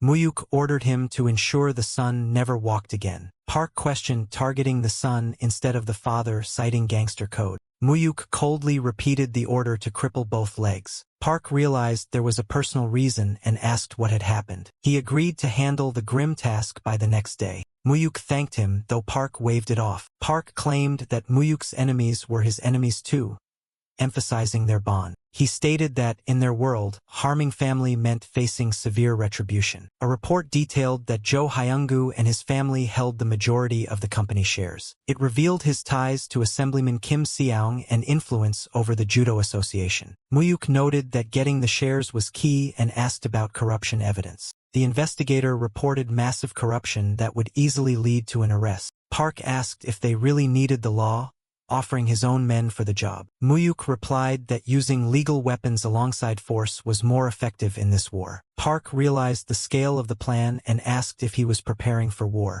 Mu-hyuk confirmed it was an unavoidable war. A prosecutor noted that the target seemed too small for someone of Mu-hyuk's stature. Mu-hyuk clarified this was a personal vendetta, not company business. He pressed the chief prosecutor for an answer regarding the difficult request. The prosecutor explained that political connections made a local investigation difficult. Mu-hyuk insisted the local office handle it so he could maintain control over the outcome. He admitted he wanted to exact revenge personally rather than rely on family power. The prosecutor detailed the deep ties between the target and Assemblyman Kim Seong. Mu-hyuk argued that exposing such a scandal would benefit the prosecutor's career. He promised enough evidence for an arrest warrant within a week. Mu-hyuk instructed him to leak information to the politician before the arrest. He explained he wanted more than just a legal victory. He wanted total destruction. The scene shifted to a drinking party. A girl asked if the athlete should be drinking before his big match. Joe Chaniol bragged that his spot on the national team was already secured. He mocked the person who tried to challenge him, unaware of the looming threat. A voice interrupted, describing someone who didn't know his place. The intruders called out Joe Chaniol's name. Chaniol demanded to know who these strangers were. They told him to follow quietly to find out. Chaniol angrily pulled away, offended by their touch. The gangsters mocked his skills, questioning his national team candidacy. The leader decided to forego the quiet approach. Mu-hyuk received a call confirming the deed was done. He declared it was time to take down the father and conquer Seoul. A scream echoed for Chaniol. Someone shouted Chaniol's name in horror. Chaniol called out weakly to his father. Jo Hyung-gu asked in horror what had happened to his son's leg. He screamed, demanding to know who severed his son's Achilles tendon. He desperately asked if his son recognized the attackers. Chaniol replied they were strangers but gave off a dangerous vibe. Jo Hyung-gu realized his enforcer was missing and that he was under coordinated attack. The news reported on the massive corruption and missing persons cases. It was noted that Jo Hyung-gu's crimes were too vast for even politicians to cover up. Imprisonment seemed inevitable once he was caught. Mu-hyuk informed his ally that the prosecutors would raid the next day. He predicted Jo Hyung-gu would try to flee that night. Mu-hyuk ordered them to track the hideout, stating he would join the hunt. Park asked why Mu-hyuk wanted to come personally. Mu-hyuk replied he wanted to see the downfall with his own eyes. A subordinate rushed in with bad news for Jo Hyung-gu. He reported that prosecutors were storming the office. He confirmed an arrest warrant had been issued. Jo Hyung-gu cursed and ordered his car turned around immediately. The scene shifted to a hideout in Cheon, Cheongnam. Park scouted the location, noting only 10 guards inside. He ordered his men to smash through. He told Mu-hyuk to enter 10 minutes later. The gang charged in to attack. Jo Hyung-gu shouted into his phone, reminding the prosecutor of past bribes. He screamed in disbelief that he was being abandoned. He cursed violently at the betrayal. His men reported that the assemblyman was unreachable everywhere. Joe realized his political backing had vanished the moment the money stopped. He was startled by a sudden noise. Park Dong-soo greeted his old acquaintance with mock politeness. Jo Hyung-gu stammered, recognizing Park Dong-soo from the past. Park commented on the rumors of Joe's success. Joe cursed, realizing Park was behind the attack. Park ordered his men to seize him. Mu-hyuk was informed the area was secure for entry. Park told Joe to make it easy and sign over his shares. He offered a dignified arrest in exchange for the thumbprint. Joe realized Park was the one who crippled his son. He screamed, refusing to transfer his shares to his enemy. Park threatened to finish the job on the son's remaining good leg. He asked if he should call his men waiting at the hospital. Terrified, Joe begged him not to hurt his son. Park advised him to sign quickly to avoid further humiliation and beatings. Joe let out a defeated sigh. Park asked for the documents. Joe frantically agreed to stamp the papers, asking where to press. Park confirmed the transfer was complete. He warned Joe to keep his mouth shut to prosecutors for his family's safety. Park checked the time and decided to end the meeting. Joe swore he wouldn't let Park Dong-soo get away with this. He noticed a new figure and shouted for them to leave. He muttered in confusion as the figure approached. The stranger stated he was just starting and sought payment for his friend. Joe dismissed him as merely one of Park Dong-soo's dogs. Mu-hyuk noted the man still had some spirit left. He told Joe that his political backer had abandoned him for jail. Mu-hyuk mocked him for losing the power and status he once flaunted. He predicted that everyone around Joe would now resent him. Joe stammered, demanding to know who this young man was. Mu-hyuk asked if he remembered the boy whose life he destroyed. He revealed himself as that boy's friend. Realizing the vendetta, Joe begged desperately for his life. He apologized profusely, shocking Mu-hyuk that such a petty man caused so much pain. The police burst in, shouting for everyone to freeze. Joe shouted at the arrival of the authorities. He tried to point out his attackers to the police. A prosecutor introduced himself as an acquaintance of the chief prosecutor. Joe groaned, realizing the law was also against him. As he was dragged away, he screamed for an ambulance. The scandal dominated the news, with the opposition party attacking the government. The ruling party tried to frame it as a personal corruption case. The chief prosecutor gained fame for not bowing to political pressure. Insiders knew the arrest was only possible with high-level permission. Hyun-sung asked Mu-hyuk if he heard about Joe Chaniol. He mentioned someone crippled Chaniol, feeling it was deserved karma. Hyun-sung asked if Mu-hyuk was behind it and why. Mu-hyuk declared that anyone who hurt his friend would suffer 100-fold. Hyun-sung shared that the judo team was in chaos and Cheon was disabled. He explained that the coaches were arrested and the team was falling apart. He asked Mu-hyuk if such extreme measures were truly necessary. Mu-hyuk asked if talking nicely would have worked after what they did. Hyun-sung admitted that he was currently scared of Mu-hyuk. Mu-hyuk asked if he was afraid he would turn on him. Hyun-sung explained that Mu-hyuk seemed like a completely different person. Mu-hyuk stated that in his world, one must be the predator to avoid being prey. Hyun-sung couldn't understand why his friend had become this way. Mu-hyuk realized his friend was still too innocent to understand. He told Hyun-sung to recover well, stating he wouldn't visit for a while. Hyun-sung called out to his friend as he left. An observer questioned if Mu-hyuk wasted a favor just to catch some thugs. He remarked that Mu-hyuk was still too soft and should have destroyed everything. It was revealed the culprits were locked in a salt farm with no hope of escape. He stated that simply taking the company and hurting the son wasn't enough. True revenge demanded a fate worse than death. He pointed out that times had changed and they were no longer living in the chairman's era. The chairman acknowledged the change but insisted that one truth remained. An enemy was always a threat. He advised that true fear must be instilled, noting that Mu-hyuk didn't fully grasp that concept yet. Frustrated, the prisoner demanded to know when he would receive his pardon. The visitor explained that the current political climate made a pardon impossible until at least the following year. He asked about Cheon, only to hear that despite being discharged, the boy might never walk again. Cursing Park Dong-soo and his crew, he vowed never to forgive them and asked for intel on the young punk. The associate revealed the name was Kim Mu-hyuk, the grandson of the legendary loan shark king, Cheon Tae-san. He stammered in disbelief, struggling to process that the punk was actually related to Cheon Tae-san. The associate remarked grimly that he had definitely messed with the wrong person. He couldn't understand how tormenting a simple judo student had led him to cross paths with Cheon Tae-san. A wave of dread washed over him as he realized the magnitude of his mistake. Despite the fear, he swore to kill them all once released,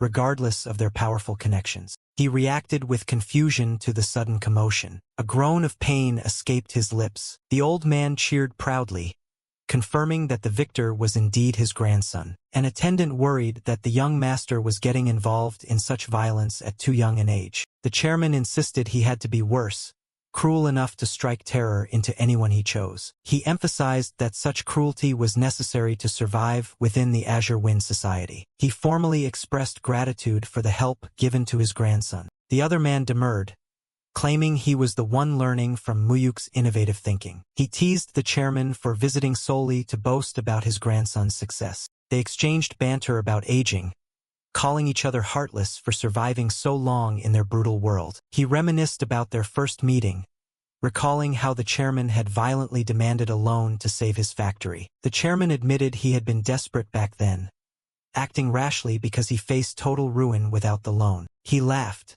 acknowledging that the loan was the seed that allowed Dayan to grow into a giant. He questioned why such a fiery man was now confined to a room and why he ever entered politics. The man explained he entered politics because the corruption and demands for money were unbearable. He lamented how politicians used their money to win, only to hunt their companies down later, so he decided to run himself. It was noted that Chairman Song had secured a surprising percentage of the vote in the last election. Feeling threatened, the president retaliated by blocking loans and launching tax raids to force Song out. The chairman asked if he intended to just hide at home in fear. Song suggested letting the younger generation handle it, as they were both old enough to step down. Following Song Youngju's death, the once mighty Dayan Group was torn apart by his squabbling children. Cheon Sumin's Samsung Group rose to the top, fueled by the massive wealth inherited from his grandfather. Mu-hyuk realized that his grandfather's shares gave him the power to reshape the future of Korea's conglomerates. Song noted the arrival of guests. Mu-hyuk recognized the newcomer as Song Hyun-soo, the eldest grandson. He identified him as the future leader destined to reunite the fractured Dayan Group. Hyun-soo greeted Chairman Cheon warmly, and Cheon reciprocated the greeting. Cheon introduced his grandson, and Mu-hyuk introduced himself. Hyun-soo recognized Mu-hyuk as the frequent visitor and introduced himself politely. Song asked Hyun-soo to show Mu-hyuk the garden, and the young man obeyed. The old men reflected on their wild pasts, amazed they had survived long enough to see their grandsons grow up. Song cut through the nostalgia, demanding Cheon state his true business without hesitation. Cheon announced his plan to transfer the majority of his shares, including Dayan's, to his grandson. Song realized the rumors were true. Cheon was seriously grooming Mu-hyuk as his heir. He warned that skipping his sons for a daughter's child would likely cause a family bloodbath. Cheon dismissed the worry, stating he wanted Mu-hyuk to live cleanly while leaving the dirty business to his sons. Song argued that at 20 years old, Mu-hyuk was still too young for such responsibility. Cheon asked if Song hadn't already noticed that Mu-hyuk was no ordinary young man. He praised Mu-hyuk's unique vision, flexibility, and unwavering confidence. Cheon declared that Mu-hyuk surpassed all expectations and was far superior to his own sons. Surprised by Cheon's softness, Song asked what specific help was needed. Cheon named the Azure Wind Society as the issue. Meanwhile, Hyunsu quoted a viral clip of Mu-hyuk, amused by his comment about studying being easy. Mu-hyuk explained it was a mistake under pressure, while Hyunsu laughed and called it impressive. Hyunsu suggested they drop formalities due to their close age, and Mu-hyuk agreed.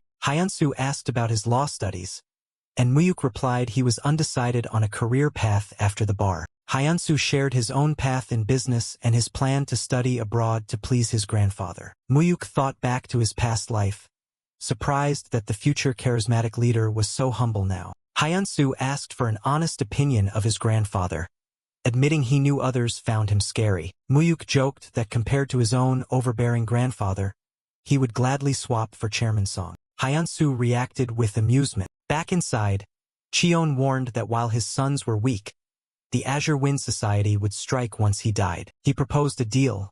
If Song protected Mu-hyuk, Cheon would protect Dayan. Song expressed deep regret for ever joining the Azure Wind Society decades ago. Cheon reminded him they had no choice back then. They needed the society to build their empires. Song agreed but noted that the society used their leverage to make endless demands. He recalled that any attempt to resist was met with merciless retaliation. Cheon emphasized that the society was a mutual problem, which was why he sought this alliance. He formally asked if Chairman Song would protect Mu-hyuk. Later, Cheon noted the boy's casual speech, and Mu-hyuk praised Hyunsu's down-to-earth nature. Cheon advised Mu-hyuk to stay close to Hyunsu, predicting he would be a great asset. Cheon reflected sadly that they had failed to cleanse their sins, passing the burden of the society to the next generation. At school, a friend badgered Mu-hyuk about his bar exam prep, noting his frequent absences. Mu-hyuk confidently claimed he was always ready, annoying his friend. A woman called out to him, and he recognized her immediately. She listed his recent travels and noted jealously that grandfather clearly favored him over the others. Mu-hyuk asked if she was spying, but she claimed it was just sisterly affection. She reminded him that they were allies and checked if everything was proceeding as planned. She waved goodbye cheerfully, and he reciprocated the farewell. Mu-hyuk received a call from Park Dong-soo. Park interrupted Mu-hyuk to announce he had found the person he was looking for. He dropped the bombshell. He had found the parents' murderer. A shop owner told them they weren't open yet. Mu-hyuk stated he had an appointment, confusing the owner. The owner tried to chase the boy away, assuming he was there to drink early. A subordinate appeared, inviting Mu-hyuk inside where Dong-soo was waiting. The owner stammered, asking who the young guest was. He cut himself off in terror. The subordinate whispered that the boy was Dong-soo's powerful backing. The owner was shocked that a kid was the boss's backer. Inside, a man named Choi Sung-man explained he had served time with the target. He recalled that the man was low status but good-natured, so he had looked out for him. He explained that he asked about the man's crime and realized it was a famous case involving his own son. He described the suspicious car crash where the victims had stab wounds, leading to police brutality against gangs. Mu-hyuk asked the motive. The informant insisted the man claimed innocence, saying he was only the driver. He explained the man took the driving job for a large sum of money back in 1974. Later, he was offered a massive fortune to take the fall, with a promise of a light sentence. The man had bragged that the authorities were in on the fix because a high-ranking person ordered it. Mu-hyuk demanded to know Choi Sung-man's current location. The informant revealed he died in a car accident shortly after his release. He noted the suspicious nature of the light sentence and the convenient death immediately after release. Mu-hyuk cursed, feeling his lead had evaporated. Park scolded the informant, reminding him that he claimed to know who the real culprits were. The informant insisted the driver had overheard the real killers talking in the back seat. He struggled to recall the specific details of the conversation due to his age. He mumbled, trying to grasp the memory. Mu-hyuk pleaded for any detail he could remember. The man demanded money, causing Dong-soo to yell at him to stop playing games. He finally revealed that the killers mentioned the Azure Wind Society would handle any issues. Mu-hyuk froze, recognizing the name from his grandfather's conversations. He realized his parents' deaths were directly linked to that organization.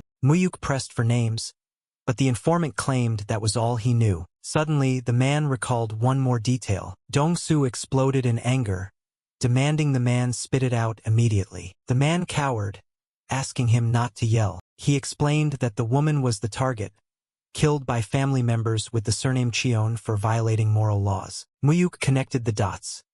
Cheon Suman and Cheon Suhan used the society to kill his parents. He deduced the motive was money, just as they had killed him in his past life for inheritance. He wondered how they got away with using the society without grandfather knowing. He questioned the extent of his grandfather's knowledge and connection to the murder. He agonized over whether his grandfather was ignorant or complicit in covering up the crime. He sighed heavily. He ordered manager Ma to drive to the Busan house. His grandmother welcomed him with surprise and delight. She bombarded him with questions about school and his grandfather until he stopped her gently. He told her he was hungry, and she immediately rushed to prepare food. As he ate, she commented on his appetite, and he claimed soul food couldn't compare to hers. She watched him eat with affection. He called out to her softly. He revealed that he had found the people who killed his parents. He vowed internally to hunt them down and tear them apart. His internal monologue screamed for blood and total annihilation.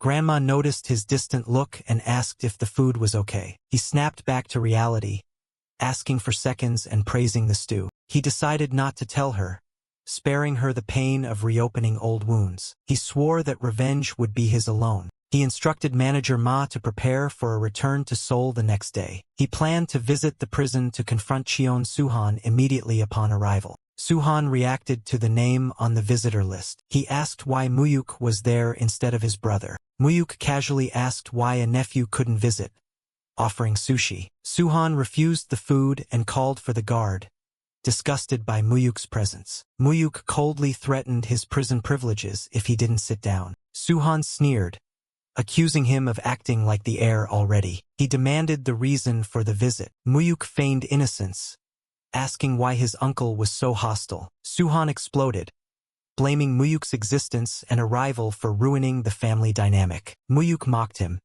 asking if he planned to spend his life cleaning up his older brother's messes. Suhan raged, asking if Mu-hyuk had a death wish. He commanded Mu-hyuk to lower his gaze. Mu-hyuk calmly ordered him to sit. He repeated the command with authority. Suhan sat, fuming, asking what the endgame of this provocation was. Mu-hyuk stated he simply had questions. He mentioned hearing something odd about his parents' deaths. He asked if Suhan also found the circumstances of the deaths suspicious. He questioned why grandfather hadn't pursued the real killer despite his immense power. Suhan stammered, insisting the culprit had been caught and their father knew. Mu-hyuk pointed out the stab wounds and the short prison sentence as proof of a cover-up. He wondered how grandfather could not know facts that were so easily uncovered. He suggested someone had deliberately kept the truth from grandfather. Suhan realized Mu-hyuk knew more than he let on. Suhan tried to dismiss the topic, asking what could be done after so many years. Mu-hyuk agreed that clues were scarce due to the passage of time.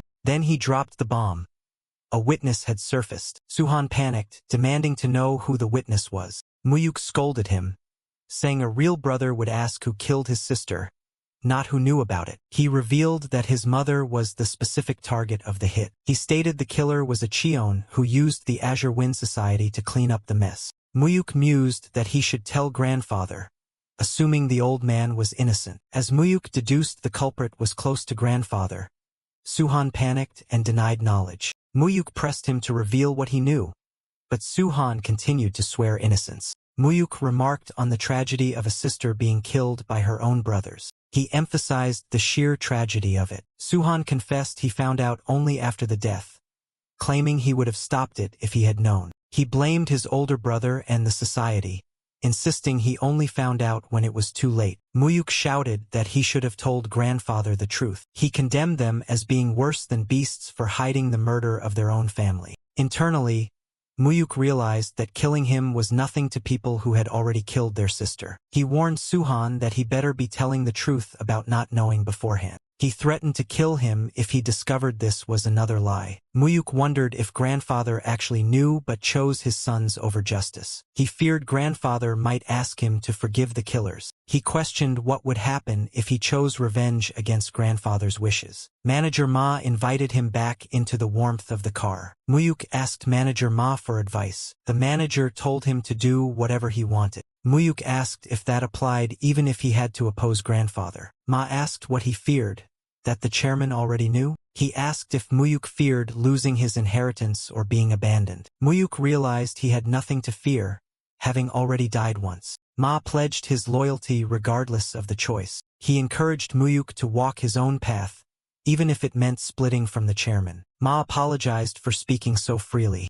Mu-hyuk thanked him and asked him to intervene if he ever strayed. He ordered the car to move. He declared he had to see his grandfather. He announced his return to his grandfather. The old man noted his late arrival and asked what had kept him occupied. He revealed that he had paid a visit to his uncle Suman that day. His grandfather questioned the reason for visiting Suman. He explained that he needed to verify a suspicion he had held. He asked his grandfather if he was already aware of the truth. He stated that his parents had not died in an accident but were murdered in a contract killing. He revealed that his uncles, Suman and Suhan, were complicit in the crime. He accused the old man of knowing the truth all along and keeping it hidden. He expressed his horror at having called his parents' murderer's uncle, and asked if the old man hadn't feared his eventual resentment. He finally understood why his grandfather had never pushed him away in his past life despite disapproving of him. It was guilt over his mother and the fear of handing the legacy to the brothers who killed their own sister. However, his grandfather had passed away before resolving the situation. Consequently, he had met his end at their hands in that past life. He demanded to know exactly how much the old man knew. He recounted hearing that his uncle conspired with the Azure Wind Society to kill his mother, with his father becoming collateral damage. He demanded an explanation of what the Azure Wind Society was and their motive for killing his mother. The old man admitted that what happened to Mu-hyuk was entirely his fault. He explained that the Azure Wind Society was a powerful organization controlling politics and business from the shadows, even influencing the private lending sector. He admitted using their help to expand his business initially, but their demands eventually became excessive. He recalled refusing to give them any more money. The society had warned him that he was breaking a promise to cooperate. He had angrily cut ties with them, declaring he wanted nothing more to do with the society. They had accepted his refusal for the moment. However,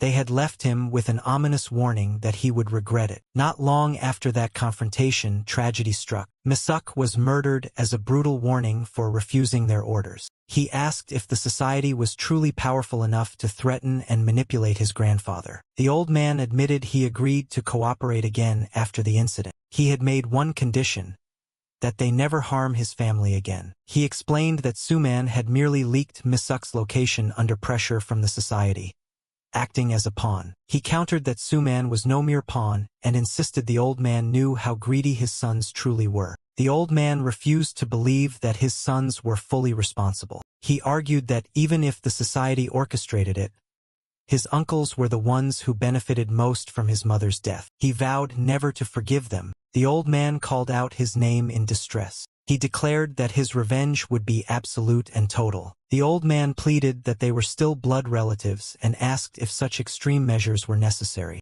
He told his grandfather to deal with them personally if he wanted to save them. The assistant begged the chairman to intervene. He warned that if action wasn't taken now, they would eventually come for his life. He observed that his grandfather was no longer a titan, but just a frail, lonely old man like his grandmother. The old man lamented that he could not bring himself to kill his own children. He compromised, demanding they be removed from his sight and sent where they could never meet him again. He insisted they be stripped of everything to realize their wrongs, promising not to kill them if this was done. He noted he could kill them now but wished to spare his grandfather the pain of losing more family. He threatened to leave if his terms were not met. He promised to return only after gaining enough power to destroy them himself. He thanked his grandfather for everything, signaling his ultimatum. The old man called out to him desperately to wait. He paused, waiting for the decision. The old man finally agreed to do as he wished. He noticed someone approaching. A friend asked what was wrong, noticing his distress. He asked if there was any alcohol in the house. The friend exclaimed in shock as he drank straight soju. The friend asked what happened back home in Busan to cause such a reaction. He questioned why he was crying. He confessed that his heart ached for his mother and father. The old man lamented to his assistant that his daughter died while he did nothing, despite knowing the culprits. He asked his assistant if he also resented him, knowing how close the assistant was to Mu-hyuk. The assistant acknowledged the chairman. The chairman asked if he could win a war against the Azure Wind Society in his current state. He stated that the conflict would end only with the destruction of either the society or himself. He explained that destroying one faction of the society would only lead to another taking its place. The assistant suggested using the secret ledgers. He described the ledgers containing records of bribes to politicians and officials linked to the society. The assistant estimated their winning odds at 50-50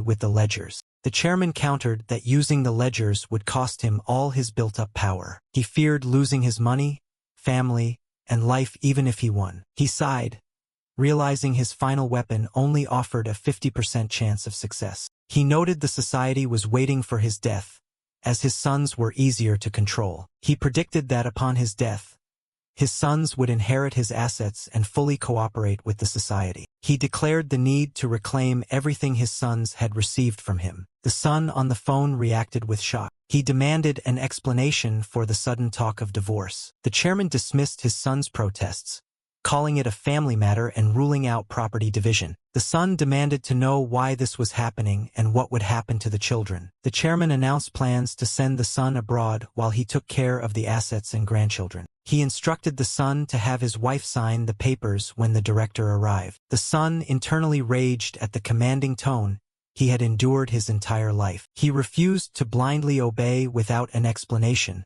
asserting he was no longer submissive. He tried to leverage his connection to the Samseong group but was told to understand the situation. He warned his father not to ignore his influence, threatening to side with his older brother. He boasted about rising above his brothers to become the second chairman despite being the youngest. He threatened that backing his older brother could have unpredictable consequences. The chairman asked if he was being threatened, and the son replied he was unsure what he might do next. He told his father to keep that risk in mind. The chairman coldly ordered him to sign the papers immediately when the director arrived. The son cursed the old man in fury. He wondered how long he had to tiptoe around his father and realized the alliance was breaking. He suspected his father might be plotting with his older brother. His daughter arrived, mentioning they had been shopping nearby. He demanded to know what his wife had done to cause the sudden divorce demand. The wife was shocked and confused by the news. He relayed the father's order to sign immediately without asking for assets,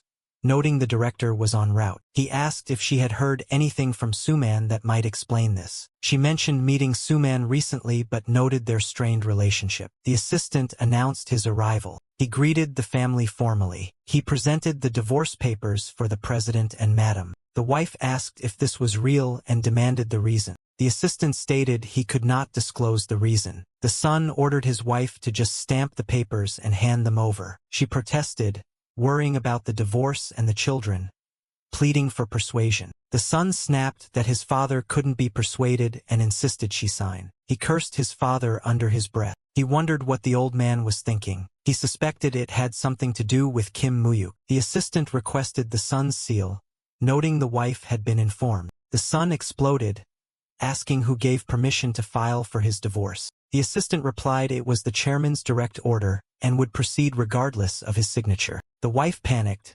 realizing this meant ending the 20-year relationship with the Samsung group. She lamented that their plan to take over the group through inheritance was crumbling. The assistant instructed them to prepare to leave the country quickly. The son realized definitively that Mu-hyuk was the cause of all this. He raged that the father was exiling his eldest son to give everything to a bastard. The assistant warned him to watch his language. The son refused to accept the situation, declaring he wouldn't quietly disappear. The assistant advised him not to rely on the Azure Wind Society, shocking the son. The assistant asked if he really thought the chairman didn't know about his connections. He asked why the son had done it, noting Mu-hyuk had left to avoid blood money. He questioned if it was necessary to track her down and kill her. The son stammered, claiming it was a misunderstanding. He desperately denied killing Mu-hyuk. He offered to explain to his father, but the assistant said the chairman refused to see him. He relayed that the chairman would lose all remaining affection if he showed his face. He ordered the son to stamp the papers while he handled the assets. He instructed him to say goodbye to his family and leave for Australia the next day. The son was outraged at being ordered around by a servant. The assistant calmly repeated the order to stamp the seal.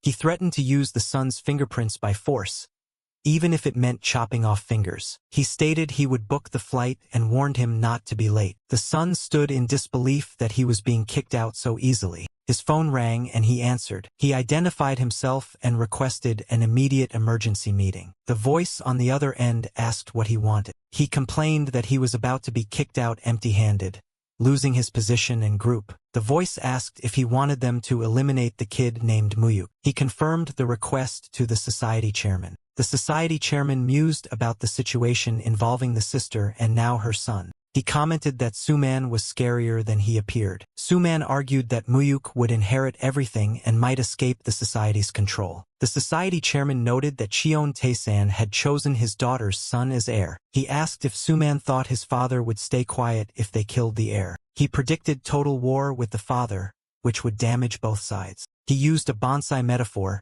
explaining that pruning must wait for the right time to maintain strength. He assured Suman that Mu-hyuk was just a twig they would eventually prune. He ordered Suman to leave for now and stay out of sight until called upon. He warned Suman not to disappoint him again when that time came. Suman agreed subserviently and thanked the society chairman. He swore revenge on Kim Mu-hyuk, promising to return. The society chairman pondered if Mu-hyuk was special enough to warrant abandoning the sons. He sighed thoughtfully. He decided he would find out soon and planned to cut off Cheon Tae-san's head if he defied them. His friend asked if he was up and checked on his hangover, noting it was 1 p.m. He apologized for disturbing the study session and moved to leave. The friend offered to make ramen to settle his stomach before he left. The friend called his name seriously. He told him to do whatever he thought was right, promising to help where he could. He reminded him they were friends and told him to cheer up. He thanked his friend. The assistant reported that Cheon Suman had left for Australia. He asked if there was any resistance. The assistant noted he went quietly but advised keeping a close watch given his personality. He asked about Suhan, and the assistant confirmed his transfer to prison and revocation of privileges. He instructed the assistant to provide for the remaining families of his uncles. He announced his arrival to his grandfather. The grandfather asked where he had been. He stated he had decided not to resent the old man anymore. He expressed understanding for the old man's desire to protect the family and his fear of losing everything. He promised to work hard to fill the void left by his uncles. The grandfather thanked him. He declared his intention to start working properly, and the grandfather asked where he would begin. He requested to review all loan documents under the grandfather's name. The grandfather clarified if he meant all of them. He explained the need to understand the current affairs to decide what to keep and what to discard. He noted the changing financial landscape, citing the real name financial system. He expressed a desire to ride the wave of change. He aimed to build an unshakable golden empire by the time he inherited the seat. The grandfather repeated the phrase golden empire thoughtfully. He approved of the ambition. He called for Myung-hoon. He ordered the director to hand over all loan documents to Mu-hyuk. The director acknowledged the order to hand over everything. The grandfather asked if that was all. He confirmed it was and thanked his grandfather, celebrating internally. The grandfather expressed interest in seeing how he handled the changing world. He promised not to let the old man down. He added that he had another favor to ask. He requested full information on the Azure Wind Society to plan their punishment. He asked who they were to be so powerful that even the chairman couldn't touch them. He reasoned that since his uncles killed his mother for assets, they likely killed him in his past life too. He insisted he couldn't leave the society alone as they would come for him again. The grandfather warned him not to fight them, calling them karma that must end with his generation. He argued that clashing with them was inevitable if he inherited the position. He declared he would never forgive the murderers of his parents. The grandfather ordered the director to bring a ledger from the vault. He realized this was the secret vault he thought was in the study. He recalled that Suman had found it empty after the grandfather's death in the past life. The director presented the ledger. The grandfather explained it contained records of everyone in the society he had given money to. He listed powerful figures from politics, military, and law who controlled the country. He asked who the leader of the society was. The grandfather admitted even he didn't know and had never met the leader. He explained the society was a network of disconnected units. He revealed he had tracked the money flow to create this record of members. He described the ledger as a weapon to destroy the society when necessary. He lamented that even with this evidence of bribery, the winning odds were still only 50%. He realized his grandfather hadn't given up but was waiting for the right moment. He understood it was all to avenge his daughter. He asked his grandfather to give him the ledger. The grandfather refused, warning that possessing it meant never escaping the underworld. He insisted on taking this karma to his grave. He stated he couldn't allow his grandson to fight a losing battle and die. He accepted the refusal for the moment. He vowed to become powerful enough to guarantee a 100% chance of winning. He asked for the ledger to be given to him when that day came. The grandfather hesitated. He pleaded with him. The grandfather agreed to the condition. He promised to hand over the ledger when he had enough power. He accepted the agreement, confident it wouldn't take long. He internally vowed to punish the society for their sins. The grandfather wondered if he should have kept the secret to his grave. He reasoned that Mu-hyuk would have found out anyway and sought revenge alone. He decided to keep a close eye on him, knowing the society wouldn't leave him alone. He resolved to protect him from the society chairman, Lee Yong-hun. He pondered the Azure Wind Society. He wondered why his grandfather was keeping the leader's identity secret. He ordered his manager to gather comprehensive intel on the society and its leader. He realized the society was more powerful than he thought and he needed to grow strong quickly. He swore they would pay for killing his parents and himself. He called out to his subordinate,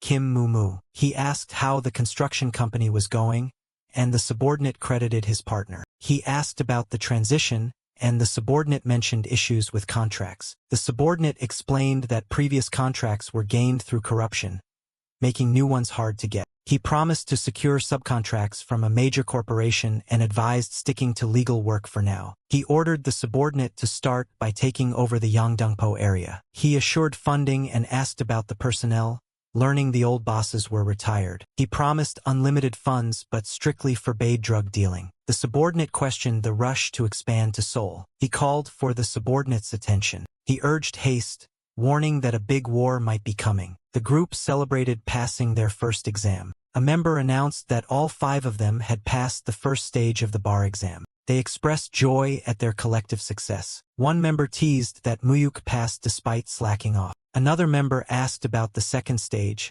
and he revealed his lack of interest. He announced he wasn't taking the second exam, shocking them. He explained he never intended to be a legal professional and didn't want to do things halfway. The friend lamented that they wouldn't walk the same path. He assured them they would still help each other from their respective positions. He mentioned his grandfather wanted to meet one of them. The friend identified the grandfather as the former Chief Justice. The group was impressed that such a high-profile figure knew him. He claimed ignorance of the reason for the meeting. Another friend mentioned his father also wanted to meet him. It was revealed to be the chairman of a famous law firm. The friend explained his father was curious about the only member he hadn't met yet. He realized rumors about him were spreading in the legal world, which was a mixed blessing. He noted this connection was the reason he formed the club. He recalled his grandfather failing to woo these families previously. Money hadn't been enough to buy their influence. He agreed to meet the Chief Justice first,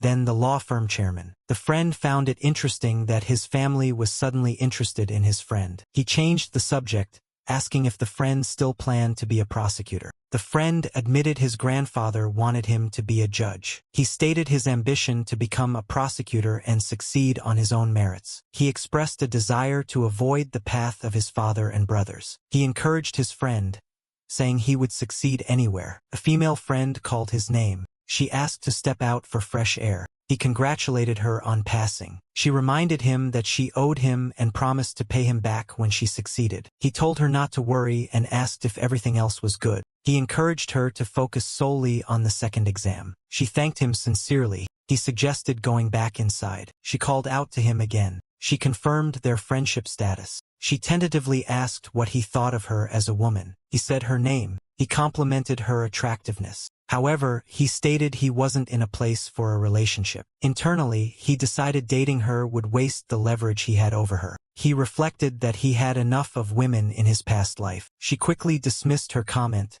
blaming the alcohol. Their friends interrupted, dragging them back to drink more. They laughed and continued the celebration. He asked his grandfather about the former Chief Justice. He explained the man was his friend's grandfather and wanted to meet him. The grandfather surmised the man knew about Suman's exile. He stated his intention to get on the man's good side. The grandfather warned that the man was tough and untrusting. He insisted on facing him since the man initiated the meeting. The grandfather advised against using money to win him over. He acknowledged the advice. A week had passed since the events unfolded. He arrived at the residence, announcing their presence to his grandfather. He introduced himself to the host as Hyenwa's friend. He recognized the man as Chief Justice Oh Jung-sik, appointed during a turbulent regime. The former justice welcomed him, known for his fairness despite the era's corruption. The justice politely sent his grandson away on an errand to clear the room.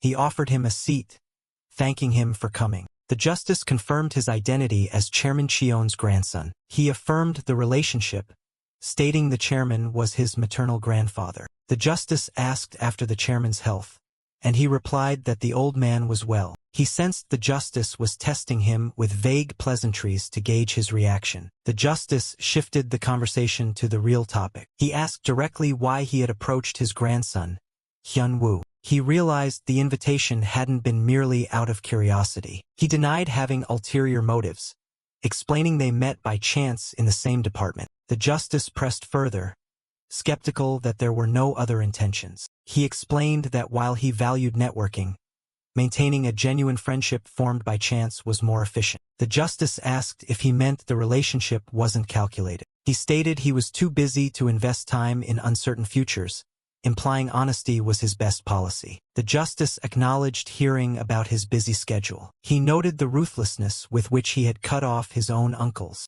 The justice expressed fascination that a 20-year-old had wiped out the heirs of the loan shark industry. He realized the justice was well-informed, likely explaining why his grandfather couldn't buy him off. The justice brought up the rumor that he was quitting the bar exam. He admitted that passing the second round seemed impossible without true resolve. The justice agreed, calling it disrespectful to serious candidates to take the exam without intent to practice. He asked if the plan was to become the king of the underground like his grandfather. He deflected the heavy title, suggesting his grandfather wouldn't appreciate it either. He clarified he didn't look down on the chairman, acknowledging his role in those chaotic times. However, the justice pointed out that the chairman had been too violent. He countered that violence was ubiquitous in politics, business, and law during that era. He argued that the current stable era was built by those who survived that violence. He stated his belief that the coming era would be different. The justice remarked that he sounded like he was following his grandfather's path. He declared his intention to bring the business into the light,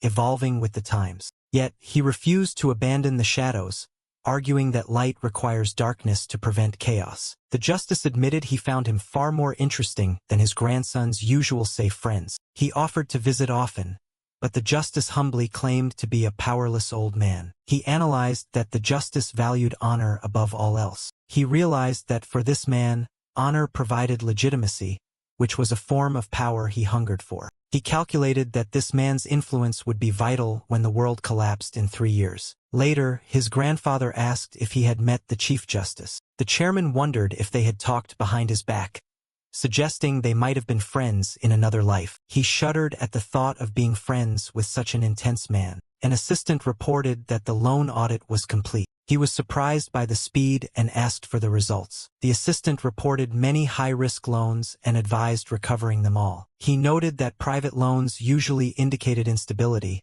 which would be fatal during the upcoming crisis. His grandfather asked if he meant to recover everything, and he confirmed it. The grandfather questioned quitting the lending business during an era of corporate expansion. He explained the difficulty of retrieving funds once trouble started and insisted on cleaning up beforehand. He knew the foreign exchange crisis was a slow build-up that would eventually crumble everything. He asked for his grandfather's opinion. The grandfather agreed with the logic but advised caution given the nature of their industry. He gave his permission to proceed, and he thanked his grandfather. The grandfather asked what he planned to do with the recovered funds. He planned to lend only to trustworthy companies, avoiding risk. He intended to hold the leash of companies when bondholders took control after the crash. He recalled that the spark for the Asian financial crisis was actually lit in Mexico in 1994. The scene shifted to an office in New York. He called his associate Han Kyung-young. Han greeted him warmly, asking how things were back home. He confirmed everything was good and asked if Han was mingling well with Wall Street. Han confirmed he was networking and spending generously as instructed. He told Han to listen carefully, as the real work was starting. He asked what would happen if Mexico devalued the peso against the dollar. Han was shocked by the suggestion of devaluation. He explained the historical context of Mexico devaluing to boost exports. Han questioned why they would do something so reckless. He pushed Han to consider the scenario where it actually happened. Han predicted a crash in trust, investor flight, and economic panic. He confirmed that this move would spark a wave of dollar outflows and force an IMF bailout. He was pleased that Han grasped the implications immediately. He predicted 2 devaluations coming before Christmas. He proposed leveraging $300 million to bet on this outcome. Han hesitated, asking if he was seriously suggesting such a massive gamble. He confirmed it was a bet,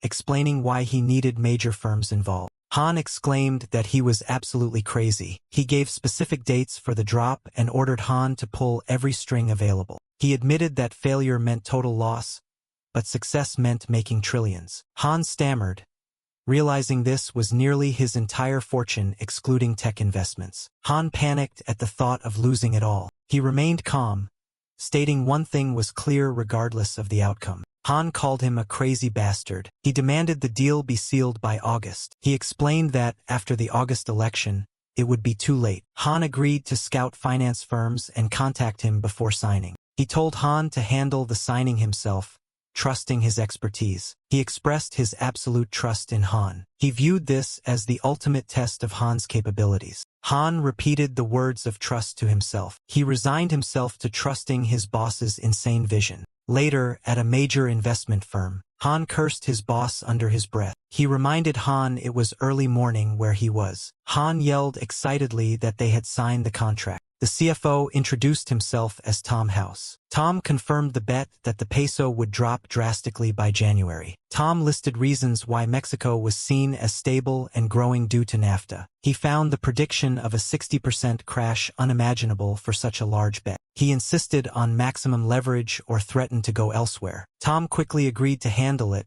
not wanting to lose the client. Tom welcomed the deal, hoping for a long relationship. He knew the bankers were salivating over their bonuses, thinking him an Asian fool. He congratulated Han, telling him not to laugh yet as maturity was in January. He asked about the leverage ratio. Han replied it was 30 times. Epras dan enthusiastically. Han had managed to bet $9 billion using the initial $300 million. Han lamented the potential loss of money he'd never see again. Han begged to return to Korea, but he ordered him to stay. He promised Han would be worshipped upon his return. Time flew and major political events occurred in Korea. A major corporate chairman stepped down. His friends passed the bar exam, setting a new record for their school. Tension mounted as December 20th approached. He worried if his interference might have changed the future. Han called, sounding exhausted and anxious about the date. He reassured Han to trust him. He recounted the tragic political events in Mexico that he had counted on happening. He realized there was no turning back and he had to trust his memory. The date arrived, December 21st, 1994. He answered the phone to hear Han shouting, Han announced that the Mexican government had just devalued the peso. Foreign investors began fleeing Mexico immediately. He recalled the massive capital flight that caught Wall Street off guard. Han asked if they should cash out now. He ordered a hold until next month, knowing the bottom was yet to come. Han agreed to hold on for dear life. The new year began, and the peso continued to freefall. He finally gave the order to sell everything. Han confirmed total liquidation. He thanked Han for a successful first deal. The CFO asked in shock if he had really foreseen this 6 months ago. He played innocent, denying he was a god. He simply claimed he bet on an overvalued asset and won. An assistant informed the CFO of a call from the chairman. The entire team at the bank was being fired. He asked Han for the final return figure. Han stated it was $25 billion.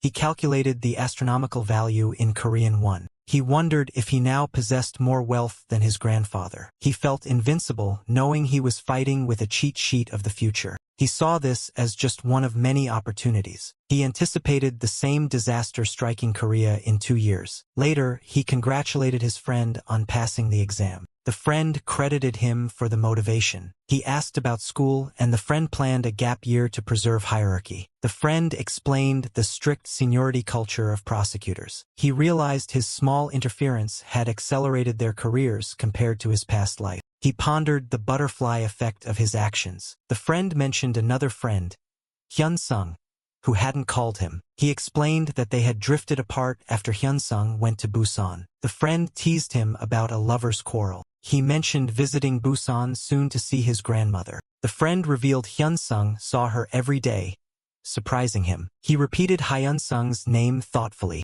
He asked about the status of his uncles, Suman and Suhan. The friend reported they were living miserably in Australia. The second uncle was suffering greatly in prison after losing his privileges. He noted that his cousins were holding a grudge against him. He learned that a cousin, Ji-young, had returned to Korea. He considered inviting them, understanding their resentment. He returned home to find a visitor with his grandfather. He asked if something was wrong. His grandfather dismissed the previous visitor. He observed the loneliness of the old man. He announced himself to a caller on the phone. He asked the caller to speak. A young female voice identified herself as Cheon Ji-young. He recognized her as Suhan's daughter, who had been irrelevant in his past life. He recalled she was a high schooler and asked what was wrong. She timidly asked to meet him. He decided to meet her, calculating she was not a threat but still a Cheon. At the meeting, she immediately apologized. She broke down in tears, repeating her apology. He offered her a handkerchief,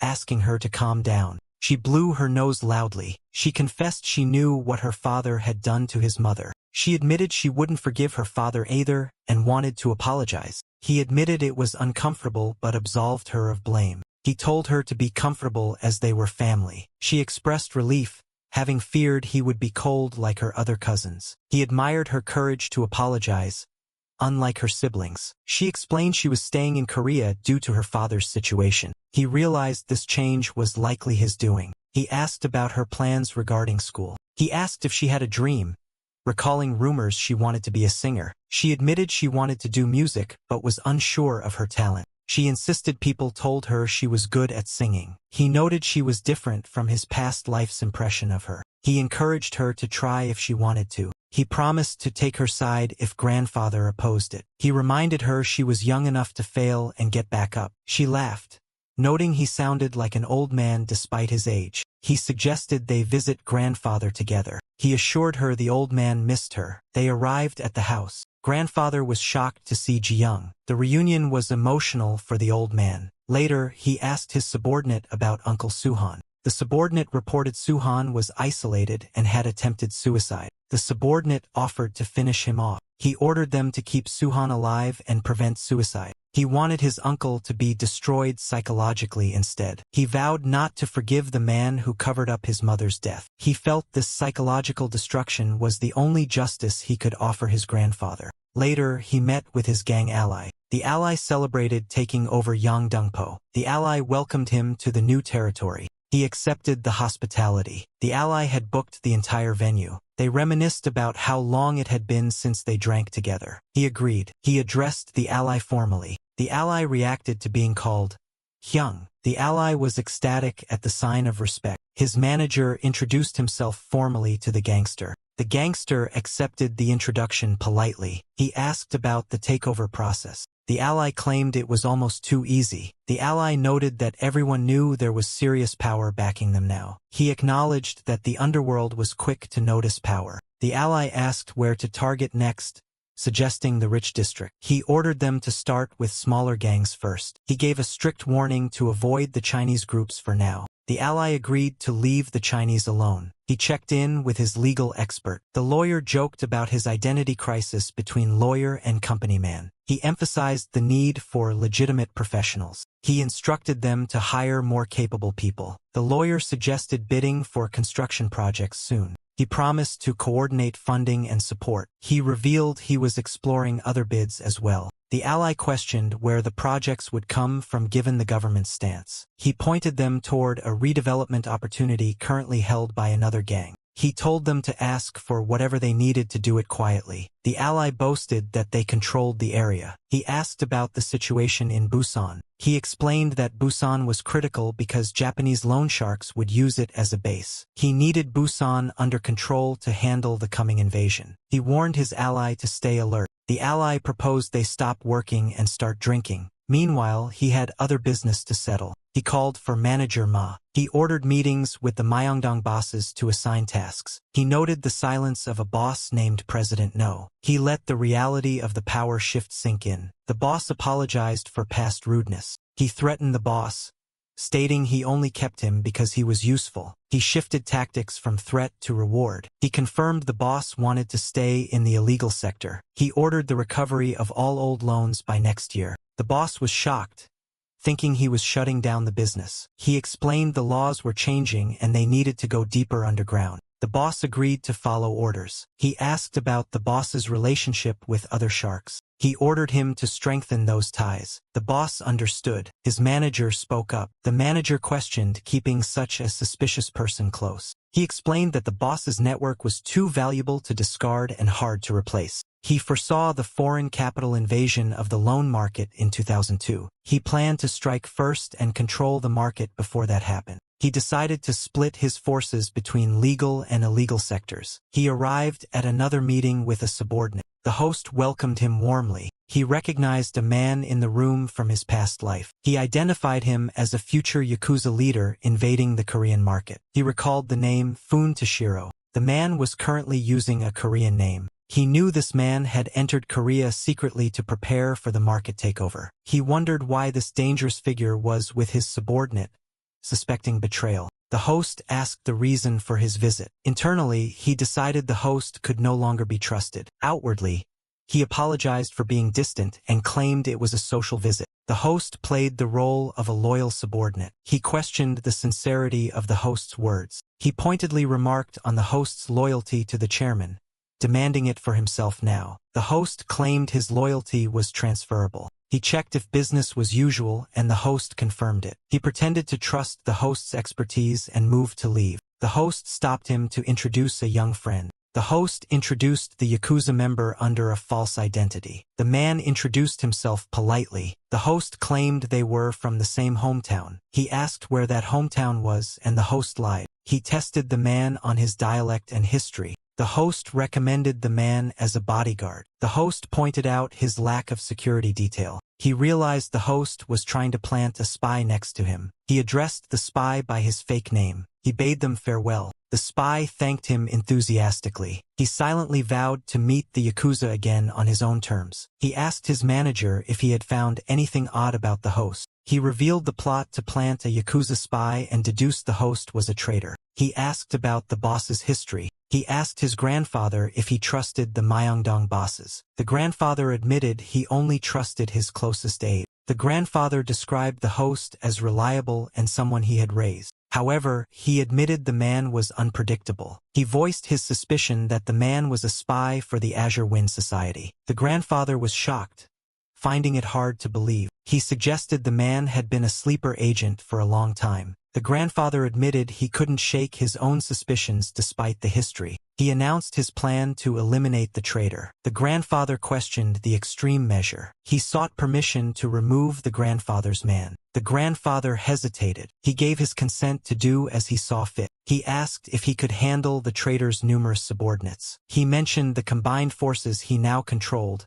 including the Busan gang. He expressed a pragmatic view of his allies as useful tools. He declared it was time to handle the traitor. The manager acknowledged the order. He confirmed his gang ally was prepared. The ally was eager to prove himself on their first joint operation. The ally wanted to look good in front of him. He instructed the ally to secure the perimeter while he went inside. The ally worried about the small number of people going in. He explained that his future guards needed to be capable enough to handle this. The ally agreed to stop anyone from entering. He signaled his team to move out. He stared in shock, unable to comprehend the sudden turn of events. The area was completely locked down, with eyes everywhere in downtown Myeongdong, making escape impossible. He immediately acknowledged the order with a shout. He asked if the man could fight unarmed, granting him permission to use a weapon if necessary. He remarked that it was time to see just how skilled Manager Ma truly was. He stammered,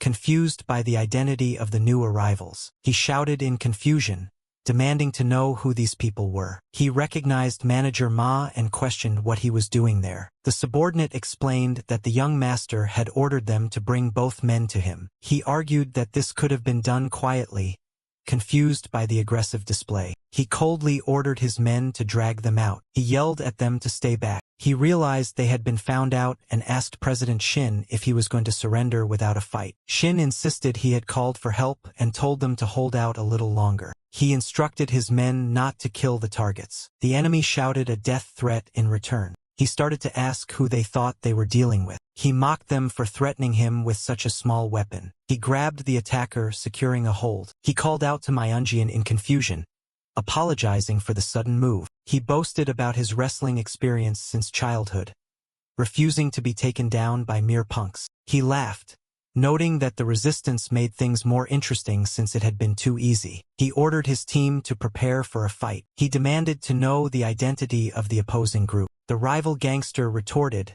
asking who was demanding their identity. He mocked them, asking if they came to borrow money or get a group discount. He declared that business was closed and told them to go home. He announced they were the White Tiger Gang of Gangnam and warned the intruders to step aside or be beaten. He repeated the name, recognizing the Gangnam White Tiger Gang. He insulted the White Tigers, telling them to go home and pick lint from their navels. He recalled hearing about thugs from Busan taking over Yangdongpo and asked if it was them. The gang member was furious that outsiders were acting up in their territory. He coughed in pain, cursing at his opponent. He swore that the man would die today for his insolence. He angrily defended Busan, offended that they considered everything outside Seoul to be the countryside. He called out desperately to his boss. He noted that they were outnumbered. He vowed that none of them would leave the building alive. He taunted the Seoul gangsters, asking if they only knew how to chatter like monkeys. He ordered his men to take the enemy down. He asked if the situation upstairs was resolved,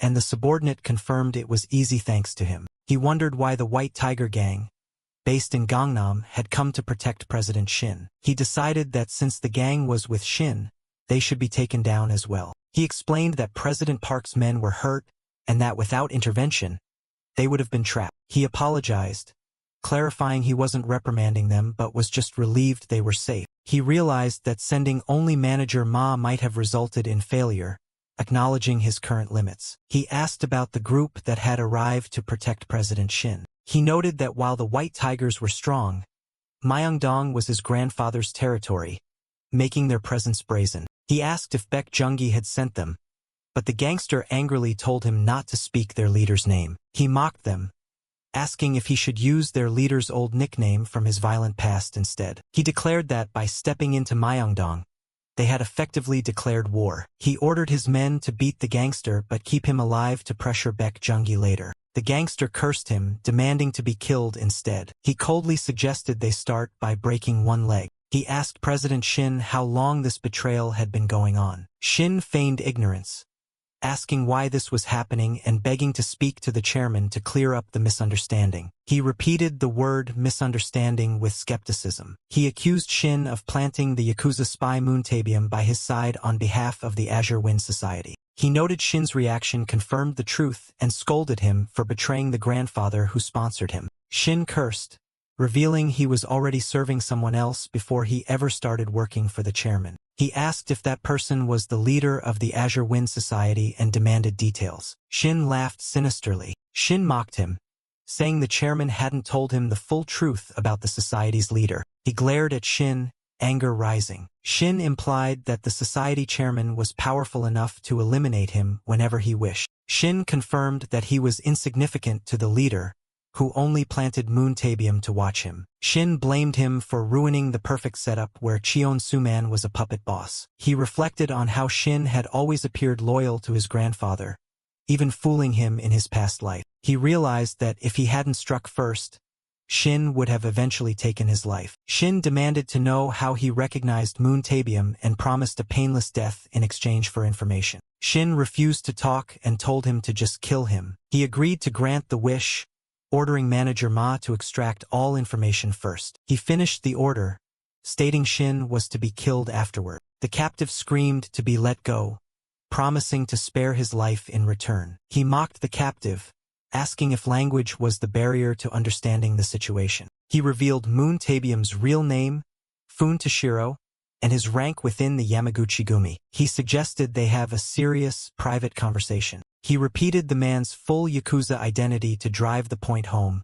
inviting him to talk. The man stammered, shocked that he knew his true identity. He thought to himself that this was all the information he had from his past life, but it was enough to shake him. The man asked in fear who he really was. He reminded him that he was Kim Mu-hyuk, the very person the man tried to kill. He accused the man of planning to enter the Myeongdong loan market after his grandfather's death. He recalled how Moon's fate changed in the original timeline after he had eliminated the Cheon brothers. The man stuttered, terrified by the depth of his knowledge. He took control of the interrogation, demanding to know the goal of the alliance with the Azure Wind Society. He offered to take only one arm if the man confessed everything. The man refused, shouting about choosing his honor over betrayal. He questioned the concept of honor in this context. He asked if the man would really prefer death over betraying his gang. He sarcastically praised the man's loyalty and told him to stay silent. He unexpectedly ordered manager Ma to let the man go.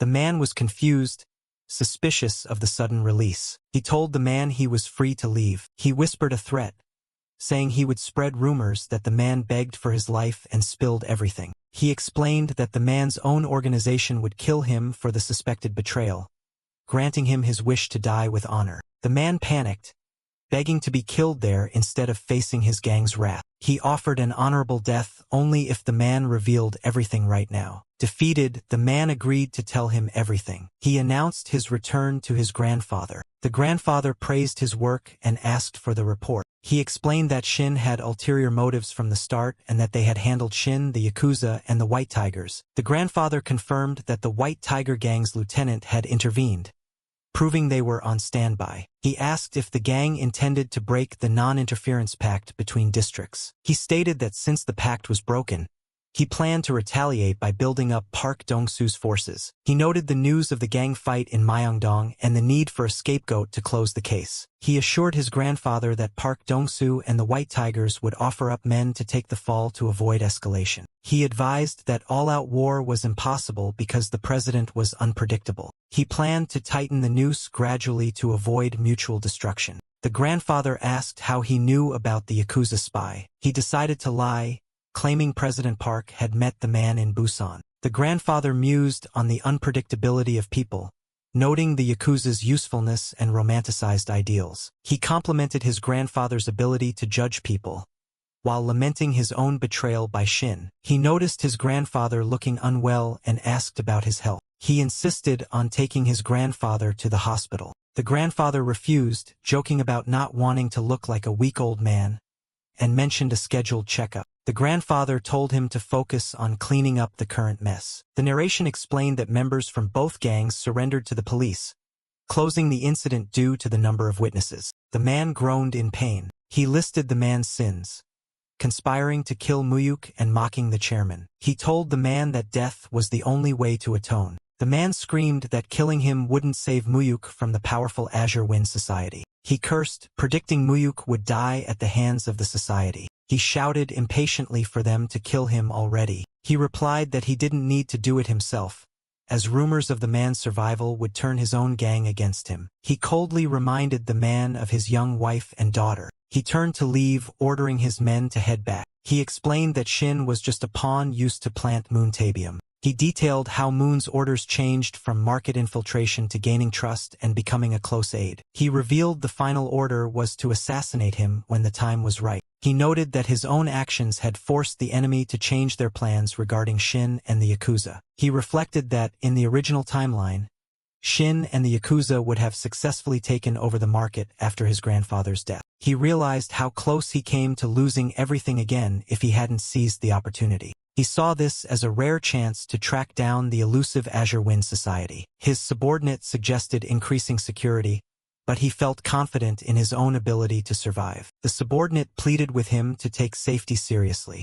He agreed to a compromise where only the subordinate would stay close while others supported from a distance. He vowed to make the Azure Wind Society pay for involving the Yakuza and trying to kill him. He spoke the name of his enemy with determination. The associate was surprised by the request to set up a shell corporation. He instructed them to split the profits from the Mexican peso bet into multiple paper companies. He detailed the plan to distribute funds across tax havens using hired professionals to complicate the trail. The associate nervously reminded him that this was a crime. The associate worried about rotting in a U.S. prison if caught. He told the associate to ignore the cost and use multiple firms to ensure total anonymity. The associate sighed, complaining that working with him was a roller coaster and he hadn't even visited Disneyland yet. The associate agreed to proceed with the plan despite the risks. He greeted the arrival of his friend. He asked about preparations for the training institute, which the friend dismissed as simple. He invited the friend to sit,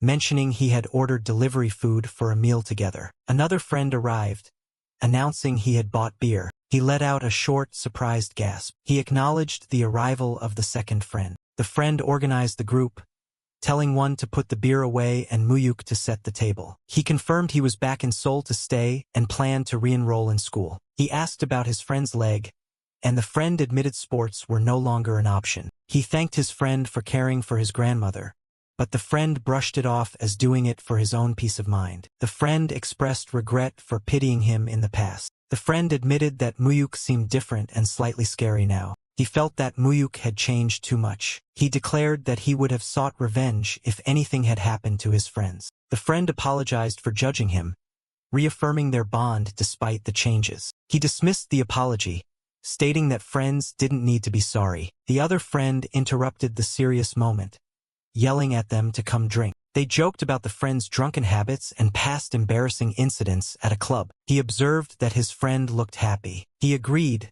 thinking that being with them was always enjoyable. In January 1995, a massive earthquake struck Kobe, Japan. The narration explained that the yen began to strengthen rapidly following the disaster. It detailed how insurance companies repatriating funds and hedge funds buying yen fueled this appreciation. The yen became a playground for global hedge funds, second only to the dollar. Under immense pressure, the yen eventually weakened until an agreement was made to lower it deliberately. This agreement triggered the Asian financial crisis, which would strike South Korea 2 years later. He resolved to seize this opportunity to take control of South Korea's economy. He requested to withdraw funds invested in the Wonbo Group. The grandfather was surprised, noting his long relationship with Wonbo. He explained that Wonbo had too much debt and was still borrowing recklessly. The narration introduced the Wonbo Group as a major conglomerate in construction and manufacturing. Despite its high ranking and grand projects like the Yunmi apartment,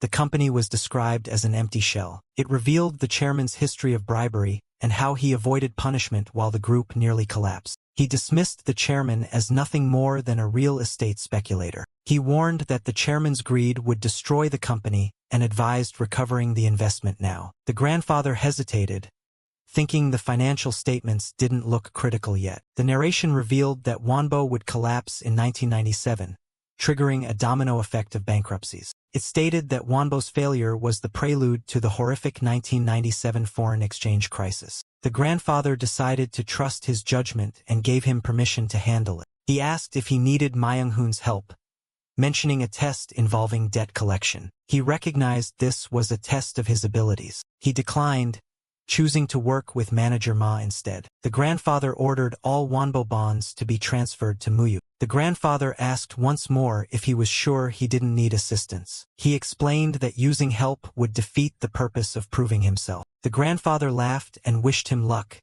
sending regards to Chairman Jang. He agreed enthusiastically. He confirmed they had arrived at the correct location. He expressed disbelief that a major corporation's headquarters was in an apartment shopping complex. He realized Chairman Jang was unconventional and that this wouldn't be easy. He stopped Manager Ma from entering first, wanting to handle the task properly himself. He declared it was time to collect their money. He read the signboards listing the various subsidiaries of the Wonbo Group. He questioned if this modest place really housed a top-ranking conglomerate. A staff member asked for the reason of his visit. He stated he had an appointment with the chairman. He added that he came from Myeongdong. The staff member hurriedly directed a subordinate to check the schedule. He was shocked by the opulence inside the office, contrasting sharply with the exterior. Chairman Jang confirmed he was Cheon Tae-san's proxy. He introduced himself as Kim Mu-hyuk. He noted internally that the chairman looked even worse in person than on the news. Jang told him to stop standing and take a seat. Jang asked why he came instead of Director Ha.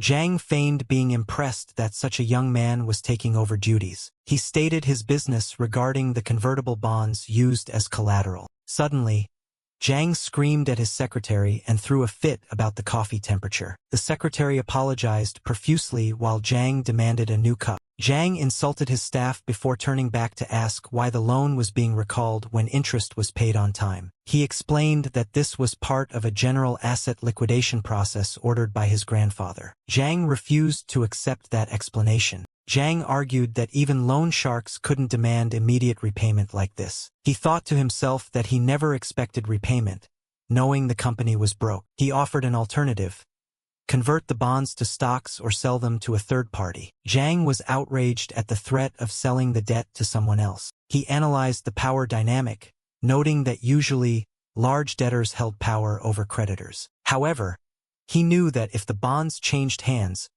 Wonbo's management rights would be threatened. He asked if Jang was prepared to face the management difficulties that would follow a stock conversion. He revealed that he didn't come for cash, but for something else. Jang asked if this was Chairman Cheon's order. He clarified it was his own decision, authorized by his grandfather. Jang accused him of lying, claiming Cheon promised never to convert the bonds. He invited Jang to verify it personally if he didn't believe him. Jang angrily ordered his staff to connect him to Chairman Cheon immediately. Jang complained to Cheon, asking how he could break their agreement. Cheon feigned ignorance, asking for an explanation. Jang explained the threat regarding the convertible bonds and accused Cheon of bad business ethics. Cheon's tone shifted, asking if Jang was daring to lecture him. Cheon reminded Jang of his humble attitude when borrowing money, contrasting it with his current arrogance. Jang stuttered an apology, and Cheon told him to work it out with his grandson. He asked if the confirmation was finished. Jang accepted the situation and asked how much money he wanted.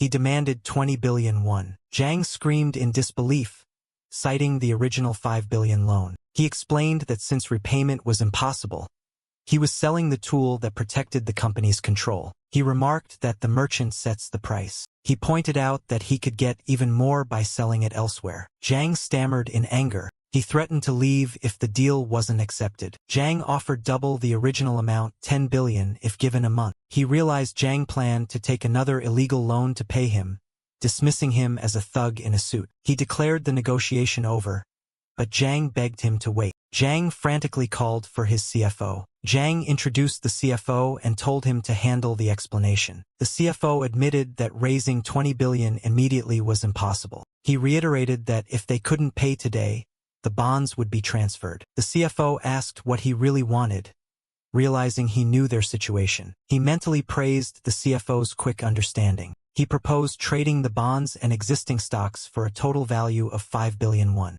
The CFO noted that the premium was still high. He insisted it was a fair valuation given the circumstances. The CFO asked what specific asset he wanted in exchange. He identified a specific plot of unregistered land inside the Yunmi apartment complex. He also demanded the leftover land in Daechidong. Jang was terrified, asking if he had a spy to know such intimate details. He narrated that this land was the one asset the tax service failed to seize, and it would soon skyrocket in value. He reminded Jang of his lineage to explain his knowledge. He stated he knew the current market value was around 40 billion won. He gave Jang a choice: the land or the company. He revealed internally that his only goal was the land in Daechidong to build his empire. He pressured Jang to make a decision. Jang shouted in frustration. He warned Jang not to resent him later since he gave him a choice. Jang compared him to his grandfather. Jang accused him of being just as ruthless as Chairman Cheon.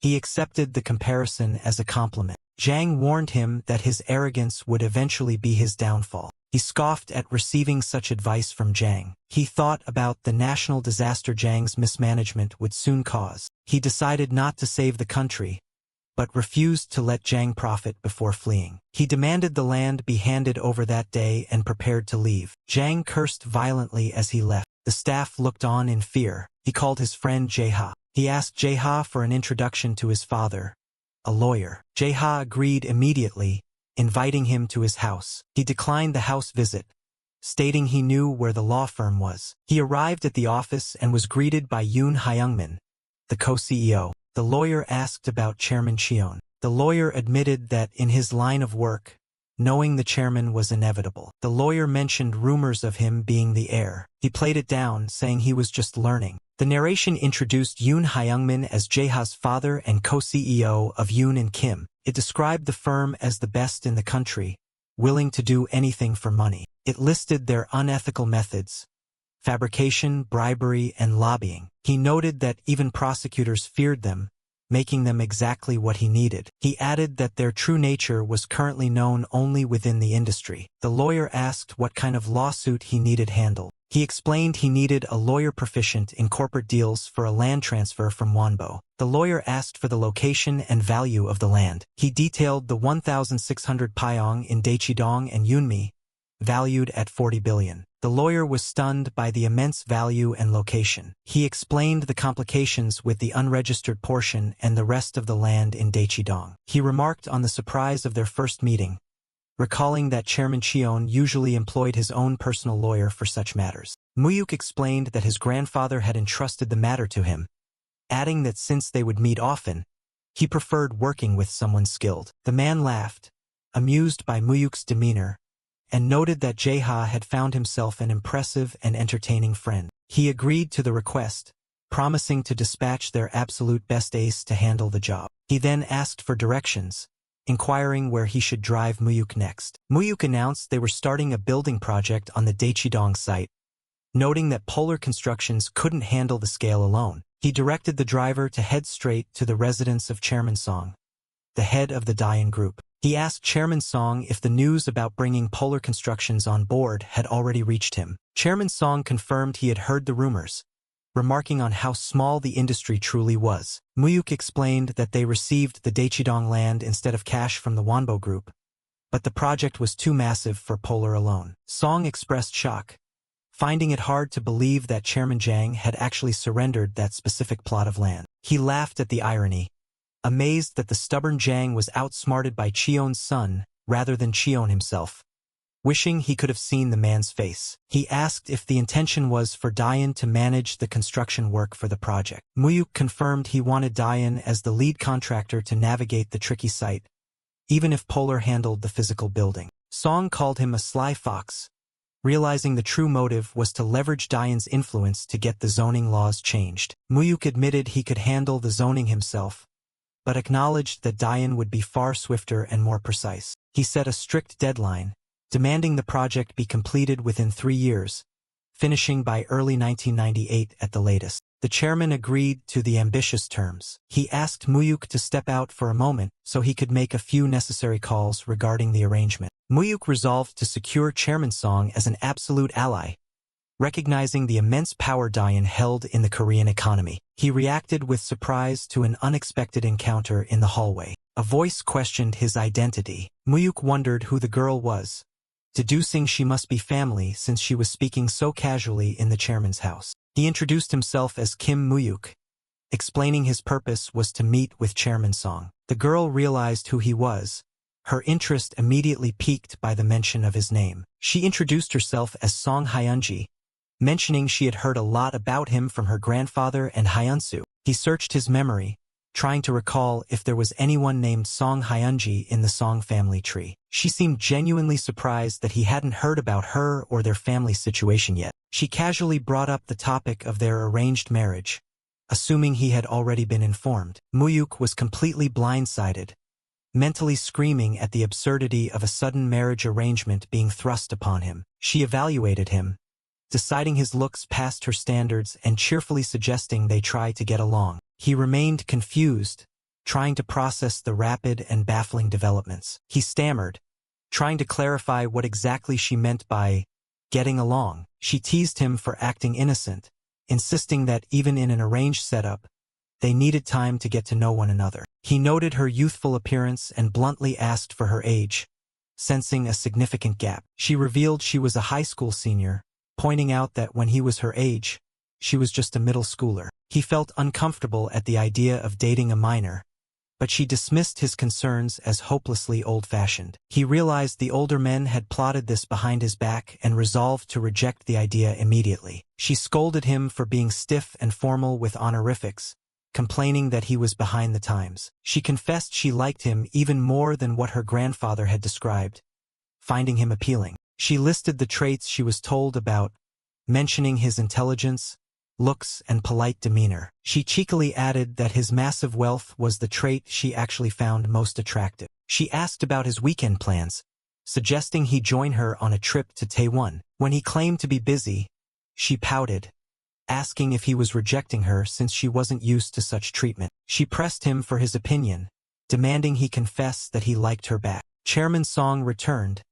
asking for Mu-hyuk's impression of his granddaughter. Mu-hyuk diplomatically described her as frank and energetic, noting she was unlike typical chaebol ladies. The chairman admitted she was a bit immature but declared her to be the grandchild he loved the most. He explained she was the daughter of his hidden son, who had lived a free life and married for love, shunning the company. He revealed her tragic past, explaining her parents died early in an accident and she was raised by her grandmother. Mu-hyuk acknowledged the sad history with a solemn nod. The chairman asked Mu-hyuk to look after her once he was gone, implying a deep trust. Mu-hyuk promised to care for her, framing it as treating her like a younger sister to avoid the marriage implication. Later, his associate asked if the negotiation with Chairman Song had been successful. It was noted that outsiders found it odd for a giant like Dayan to be involved in a mere building project. Mu-hyuk acknowledged Dayan's elite status as a top global contractor and vowed not to tarnish their reputation.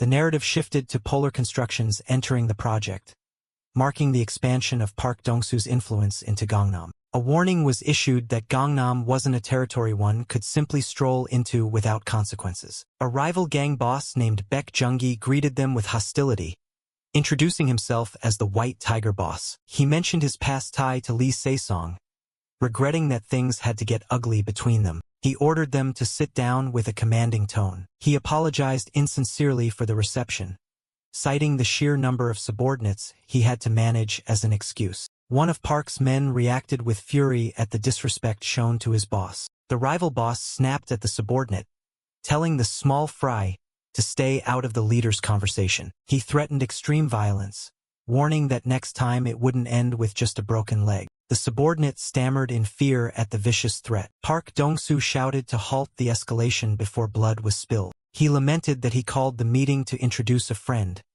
but it had turned into a chaotic mess. He ordered his men to leave the room to de-escalate the situation. The rival expressed amazement at how quickly they took Yang Dongpo, attributing it to Chairman Cheon's backing. He questioned if entering Gangnam was overstepping their boundaries, calling it too much. Park Dong-soo explained they were only there to manage the area around their new building project in Daechidong. The rival boss saw through the excuse, accusing them of using the building as a pretext to invade Gangnam. Park Dong-soo argued that a war between them would only benefit the other two gangs in the region. He analyzed the power structure of Seoul's underworld, highlighting Gangnam's immense profitability compared to other districts. He pointed out that even the White Tiger gang shared control of Gangnam via a fragile alliance. He reminded the rival that he had broken the unspoken rule about not touching Myeongdong first. The rival insisted he couldn't show weakness or get pushed out, or he wouldn't survive in the business. Park Dong-soo realized words were failing and prepared for the inevitable.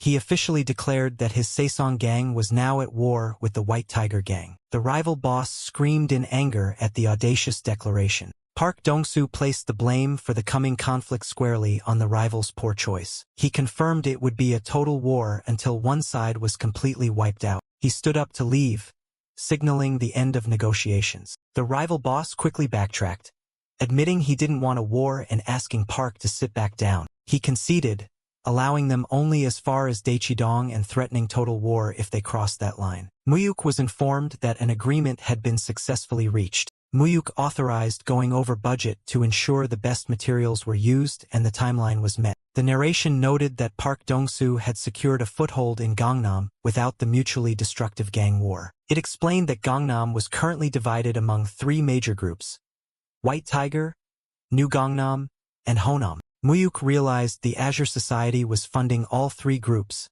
making a future clash unavoidable. Chairman Cheon gathered the family to make a formal and decisive announcement. He unequivocally declared Mu-hyuk as his official heir. He warned the others to be content with their fair shares and not to covet more than they were given. Ji-young congratulated him cheerfully, genuinely happy for his success. The chairman challenged the silence of the other siblings, asking if they had a problem with his decision. One sibling congratulated him, admitting it was practically a known fact that Mu-hyuk was the successor. Another noted that saying it out loud at a family gathering gave the words real weight. Mu-hyuk promised to do his best to uphold the family honor, aware of the underlying tension regarding his surname. The chairman privately told Mu-hyuk that the siblings were no longer threats and asked him to spare them from his revenge. Mu-hyuk promised his grandfather he wouldn't harm them, honoring the old man's wish. Mu-hyuk confirmed he was heading to the U.S. to finish some business he had left behind. A sibling confronted him, remarking on how things had ultimately turned out. He reminded Mu-hyuk of their deal regarding the takeover of Samsung, hoping he hadn't forgotten. Mu-hyuk stated he wasn't responsible for his father's sins, but hoped their agreement would stand. The sibling demanded an apology, even if it was just symbolic, for the trouble caused by Mu-hyuk's father. Mu-hyuk argued he shouldn't have to apologize for actions he knew nothing about and had no part in. He pointed out his father was already exiled and punished, asking if that wasn't enough retribution. He assumed the deal was still on despite the tension between them. Mu-hyuk observed the siblings' pride, realizing they weren't just playing a game but had genuine feelings. Another sibling called out to him, stopping him before he could leave. He requested a conversation, indicating he had something important to say. Mu-hyuk wondered why the siblings were confronting him in succession, finding it odd. The sibling hesitated, struggling to find the right words. He apologized for not knowing about the tragedy regarding Mu-hyuk's aunt,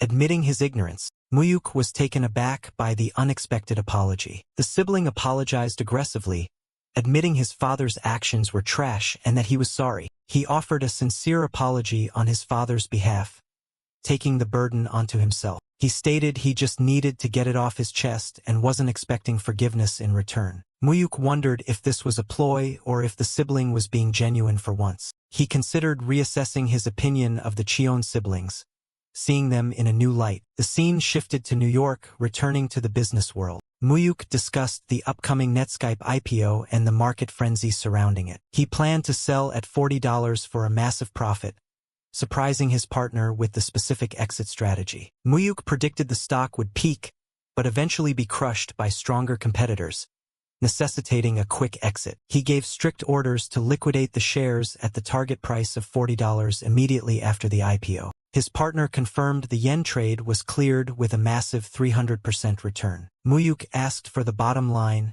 bracing himself for the total figure. The partner revealed their staggering wealth, $30 billion.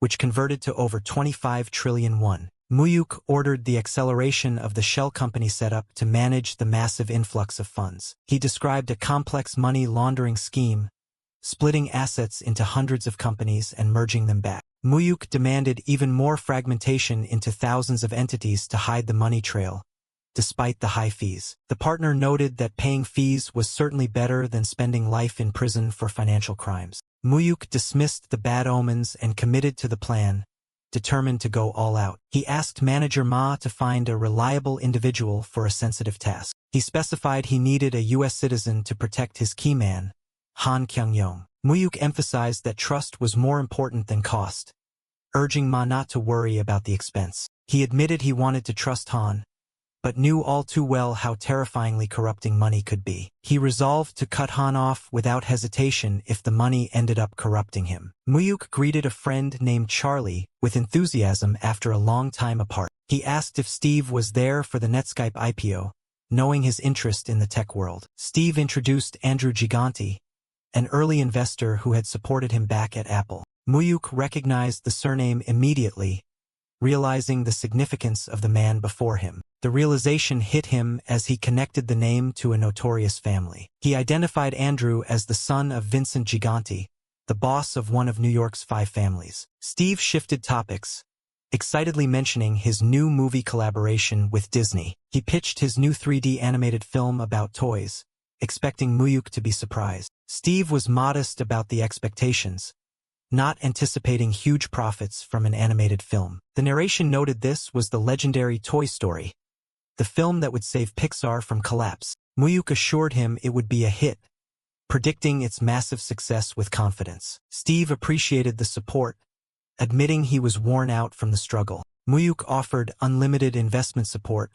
telling Steve to just say the word. Steve laughed at his enthusiasm, finding Mu-hyuk to be an amusing character. Steve asked Andrew for his opinion on Mu-hyuk, seeing if he shared the positive impression. Andrew joked he wouldn't invest in such an eccentric type if he were an investor. He joked about his father's strictness, saying he'd be shot for investing in someone so unpredictable. Mu-hyuk internally connected the dots, realizing Steve must have received mafia help in the past. An assistant interrupted, announcing a call from Disney. Steve stepped away to take the call, leaving the 2 men alone. Andrew turned his attention to Mu-hyuk, curious about the young Korean investing such impressive amounts. Mu-hyuk gave a vague answer, stating he was simply in the family business. Andrew asked if Mu-hyuk knew who he was, sensing the recognition. Mu-hyuk admitted the unique surname and the conversation with Steve had given it away. He recited Andrew's lineage, identifying him as the eldest son of Vincent Gigante. Andrew deduced Mu-hyuk was in a similar gray area of business given his knowledge and demeanor. The narration explained the Genovese family's prestige as the most legitimate of the mafia lineages. It detailed their criminal enterprises, ranging from betting and loan sharking to union control. It noted that Vincent Gigante was the only boss to successfully evade the law during the massive crime war. Mu-hyuk confirmed their similar backgrounds, acknowledging the unspoken bond. He asked about the connection with Steve, curious how the mafia and the tech visionary were linked. Andrew explained it was a personal relationship born from helping Steve with sales in the early days. Mu-hyuk realized that, in those days, mafia help was essential for basic logistics and distribution. Mu-hyuk proposed maintaining a relationship, stating that wealthy friends were always welcome. He calculated the value of a mafia connection, seeing it as a powerful lobbying channel for U.S. business. Mu-hyuk confirmed the sale of the Netscape shares at the peak price of $40. He directed the funds into the Nasdaq, predicting the upcoming unprecedented dot-com boom. He advised his partner to hire talented people and build a system that could run without him. He delegated foreign affairs to his partner, warning that things would get dangerous as the amounts grew. The partner accepted the burden, stating he had long given up on the idea of easy money. Mu-hyuk introduced a bodyguard, deciding his partner needed protection. He introduced Michael, a veteran mercenary he had worked with in the past. The bodyguard introduced himself simply as Michael, pledging his service. The partner accepted the protection, looking forward to working with him. Mu-hyuk verified Michael's reliability, citing their past history. The narration explained Michael's elite background with executive outcomes, a leading PMC. Mu-hyuk ordered strict surveillance and protection for Han Kyung-yong, allowing for more recruits if needed. Manager Ma suggested forming a legitimate company to handle their operations properly. Mu-hyuk asked for a candidate to run it, and Ma suggested an administrative expert. They planned the corporate structure with a U.S. headquarters to avoid strict Korean regulations. Ma agreed to report back once the preparations were underway.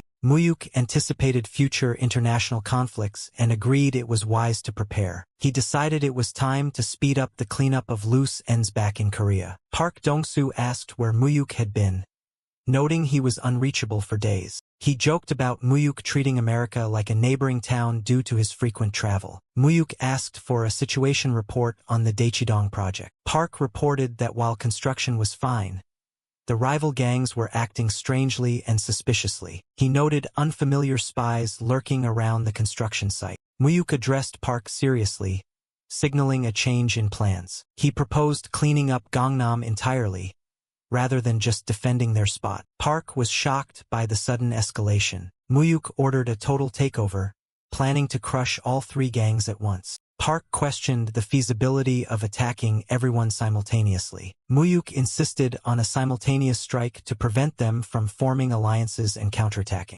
Park argued they lacked the resources and manpower for a war on the scale of Gangnam. He pointed out the numerical disadvantage, noting that even with Busan reinforcements they were short. He warned of the consequences, fearing police intervention and the inability to manage the territory. Mu-hyuk assured him that he would handle the legal and political side of things. He ordered the mobilization of the Busan forces and told Park to set the date for the takeover. Mu-hyuk met with Prosecutor Yoon, greeting him after a long time. He addressed him by his full title, acknowledging his rising status. Mu-hyuk mentioned rumors of his potential promotion to Attorney General. Yoon played it down, calling it a baseless rumor for now. The narration explained Yoon's rise to fame following the slot machine case investigation. Mu-hyuk asked if politicians were courting him, which Yoon confirmed was becoming a nuisance. Mu-hyuk advised him to stay the course and reach the peak of the prosecution before entering politics. He explained the strategic value of waiting to solidify his position as Attorney General first.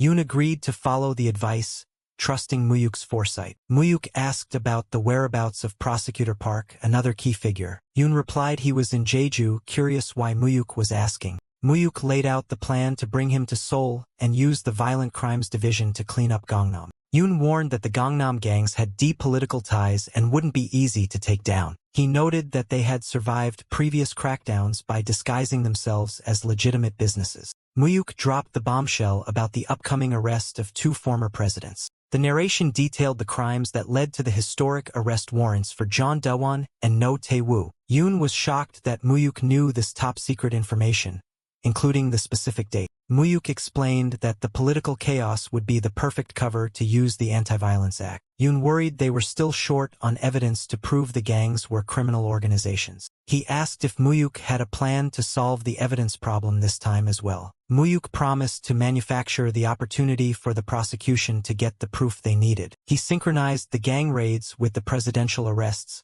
calling it D-Day. Park Dong-soo worried that his own men would get caught in the dragnet. Mu-hyuk told Park to sacrifice one mid-level boss to make the operation look legitimate. They decided on Soo-young as the scapegoat to take the fall for the organization. Park hesitated, pained by the thought of sacrificing a childhood friend. Mu-hyuk promised a lighter sentence for Soo-young compared to the 5 years the rivals would get. He insisted the reward of taking all of Gangnam was worth the necessary sacrifice. Park reluctantly agreed, demanding assurance that the sentence would be light. Mu-hyuk explained that Park's side also had to take a hit to satisfy the media and public opinion. He predicted the media would spin it as a sensational war between Seoul and Busan gangs. Mu-hyuk returned home, greeting his family. He greeted his grandfather, who asked if he had just arrived. Ji-young greeted him enthusiastically, surprising him with her presence. She explained she was staying for a few days to keep their grandfather company. Mu-hyuk thanked her for being there. He noticed the positive change in the household atmosphere thanks to her cheerful presence. He reflected that his grandfather truly wanted family happiness, not just more money. The date of the operation, November 1st, finally arrived. Chaos erupted at the gang hideouts as the raids began unexpectedly. The order was given to attack, signaling the start of the violent cleanup. Mu-hyuk answered his phone calmly amidst the unfolding chaos. He received confirmation that the police had successfully arrested the targets. Mu-hyuk ordered the final phase, telling Park to have Yang Soo-yoon turn himself in. The news broke that, for the first time in history, two former presidents were arrested simultaneously. Under the cover of the massive political news, Park Dong-soo quietly took control of the Gangnam underworld. People were shocked by the speed of the political arrests, distracted from the gang war. Shadowy figures dismissed the arrested presidents as useless tools that could be replaced. However, they realized with horror that Cheon's grandson had seized Gangnam during the confusion. They understood that the prosecutor had wiped out their proxy gangs in a coordinated strike. The antagonists realized the Azure Wind Society had suffered significant damage from the loss of Gangnam. They acknowledged Mu-hyuk as a serious threat who was stirring up trouble for them. Mu-hyuk relaxed after the victory, telling manager Ma he was going out for a drink. He dismissed his manager, telling him to go rest as there was no need to wait. A sudden shout of "Young Master" rang out, signaling an immediate unseen danger. He shouted the name in a sudden panic. She stammered, asking if he was all right after hearing he had been struck by a truck. He dismissed the concern, claiming he only hurt his head slightly when he fell and had no major injuries. He urged his friend to leave without informing Hyun-sung, wanting to prevent his grandmother from worrying. He demanded to know who was responsible for the attack. The subordinates cried out for their young master. They shouted again, rushing to his aid. He insisted he was fine and ordered them to catch the perpetrator. The attacker screamed at them to stay back. The captured man stammered, claiming ignorance and insisting it was just a drunk driving mistake. He warned the captive that staying silent now would be the worst error of his life. He declared that no police were needed and the interrogation ended there, demanding to know the mastermind. He violently ordered the man to speak up. The captive groaned in pain. A subordinate reported that the driver was a laborer who had recently come into money, but the source was untraceable. The subordinate apologized for not handling the security better. He admitted that the attack was unexpected for him as well. He noted that few people in Gangnam would dare such an act, and even fewer knew his identity. He confirmed the name Myung-hoon. He decided he would need to go out for a while. The rival greeted Chairman Cheon, commenting on how much he had aged. The rival taunted him for his silence, assuming he had come with much to say. The chairman ordered him to stop whatever schemes he was planning. The rival feigned ignorance, asking what he was supposed to stop. The chairman warned that if he touched his grandson, he would have to face him in battle. The rival continued to deny knowing what he was talking about. The chairman threatened total war against the Azure Wind Society if anything happened to Mu-hyuk. He vowed not to stay quiet like he did when his daughter died 20 years ago. He swore to destroy both the rival and his entire organization. The rival casually admitted to killing the daughter and mocked how the chairman's sons betrayed their sister. He explained that in return, they backed the sons after the chairman cut ties with the Azure Wind Society. He taunted the chairman, saying he should have fought back when his daughter was killed if he truly could. He mocked him for doing nothing to protect the children who betrayed their own sister. He admitted he planned to kill Mu-hyuk after the chairman died, but found the grandson too annoying to ignore. He reasoned that without a reason to spare him, taking him out was the logical move. The chairman declared he had lost everything and given up on his other descendants, leaving only Mu-hyuk. He implied that having nothing left to protect meant he had nothing left to fear. He challenged the rival to try him if he thought there was no reason to spare the boy. He promised that while he might not destroy the society entirely, he would inflict severe damage. He vividly described how he would tear the rival apart limb from limb. He reiterated his vow that while the organization might survive, the rival would not. He repeated the gruesome threat of physically tearing him apart. The rival chuckled darkly. He expressed excitement at seeing his old friend so full of life and fire again. He agreed to let the grandson be, as long as the chairman remained alive and breathing. However, he added a caveat that he made no promises if the boy crossed the line. The chairman retorted that he didn't need to lose everything to drag the rival into hell. Mu-hyuk asked how he was feeling and apologized for causing worry. The grandfather advised him not to cause too much trouble in Seoul for the time being. He suggested Mu-hyuk focus on helping with the work, as that alone was a heavy burden. Mu-hyuk asked if this caution was because of the Azure Wind Society. He realized the incident had indeed been a warning from them. The grandfather pleaded with him not to let him lose another child in his lifetime. Mu-hyuk understood and promised not to cause any further worry. The grandfather thanked him for his understanding. Mu-hyuk confirmed his suspicions that the Azure Wind Society was behind the assassination attempt. His associate congratulated him on his discharge from the hospital.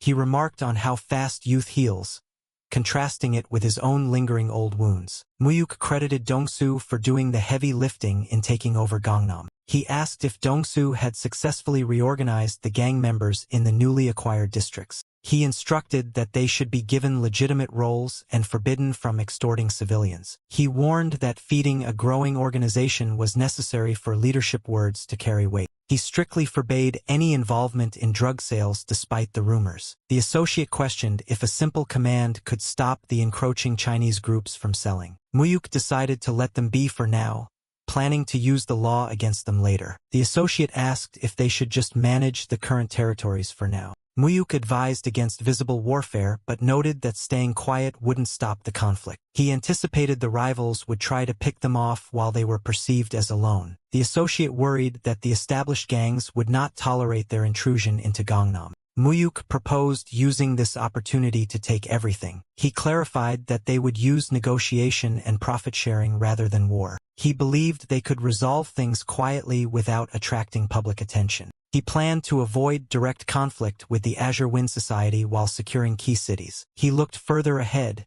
envisioning a unified national network under his command. A familiar voice called out to him in surprise. Mu-hyuk was surprised to see Hyunji, who claimed she was there to have fun. She expressed delight at the meeting and demanded he buy her dinner since her friend left early. He scolded the high school senior for wandering around at night right before her entrance exams. She complained about his old-fashioned attitude and demanded pizza and spaghetti. Later, she thanked him for the ride and the food, while he urged her to go inside. She teased him, saying her father would be happy to know she spent the night with him. She exclaimed in joy as the first snow of the season began to fall. She confessed that she felt strangely at ease and open whenever she was with him. She suddenly kissed him on the cheek. She promised to treat him next time before running off. The driver asked if they should head home. Mu-hyuk asked about the car that had been tailing them. The driver reported that the tailing vehicle vanished when they tried to track it. He explained that security had been tightened significantly since the discharge. Mu-hyuk expressed concern about others getting hurt because of him and asked about the PMC project. He ordered the setup to be rushed as his contact would be arriving soon. He welcomed the newcomers, introducing himself as Charlie Kim. The visitor, Eric Clark, expressed surprise at how young the boss was. Charlie introduced the skilled Navy veterans he had recruited. He assured Mu-hyuk that their field experience was solid. Mu-hyuk appreciated their confidence and looked forward to the partnership. Eric asked what kind of company Mu-hyuk intended to build. Mu-hyuk stated he wanted a reliable company to protect his people. Eric questioned why he needed a PMC for tasks a regular security firm could handle. He asked for a clear vision to determine the scale of the company. Mu-hyuk declared he sought the most capable and largest force worldwide. He emphasized the need for a force that was loyal only to him. Eric noted that soldiers follow the commander who signs their checks. Mu-hyuk decided they needed a U.S. general with influence to front the operation. He explained that the U.S. military system required deep connections for their goals. Eric agreed that lobbying was essential for a U.S. base and asked for candidates. Mu-hyuk mentioned two influential figures who would require significant funds. He stated that cost was irrelevant if the results were fast and precise. He decided to recruit both generals as CEOs while Eric handled operations. Eric remarked that Mu-hyuk was as direct as Black had described. He explained that Black was Manager Ma's nickname during his mercenary days.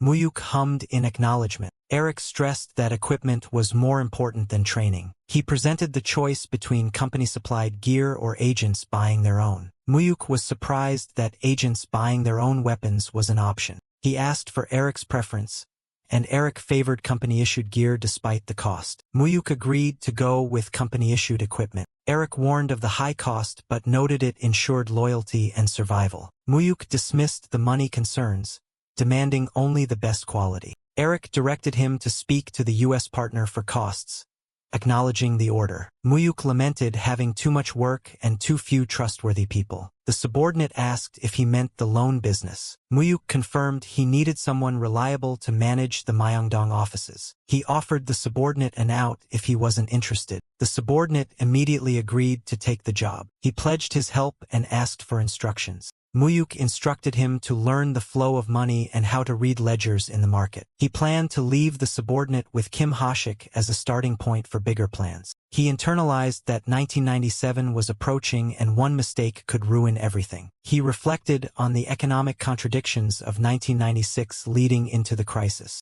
He noted that small businesses were already collapsing despite the public's ignorance. A desperate man begged Chairman Cheon for help. He insisted Cheon was his last hope as banks had stopped lending. He pleaded with Cheon to buy his convertible bonds in January. Cheon scolded him for overreaching into the steel industry and ruining his company. The man begged for help one last time for the sake of their past. Cheon stated the matter was out of his hands and he would consult Mu-hyuk. He dismissed the man, promising a response later. The man continued to plead as he left. Cheon doubted that Mu-hyuk would agree to help. He realized Mu-hyuk's predictions from years ago were coming true. He recalled Mu-hyuk saying CEOs would kneel and beg for money. He marveled that the words had become reality. He let out a scoff. He mused that he would see an interesting show before he died. A subordinate reported Chairman Jang's visit. Mu-hyuk noted it was too late for Jang, as his ship was already sinking and vultures were circling. He predicted Wonbo was just the start and major corporations were at risk. He reflected on Korea joining the OECD and its apparent prosperity. He mentally listed the hidden economic time bombs,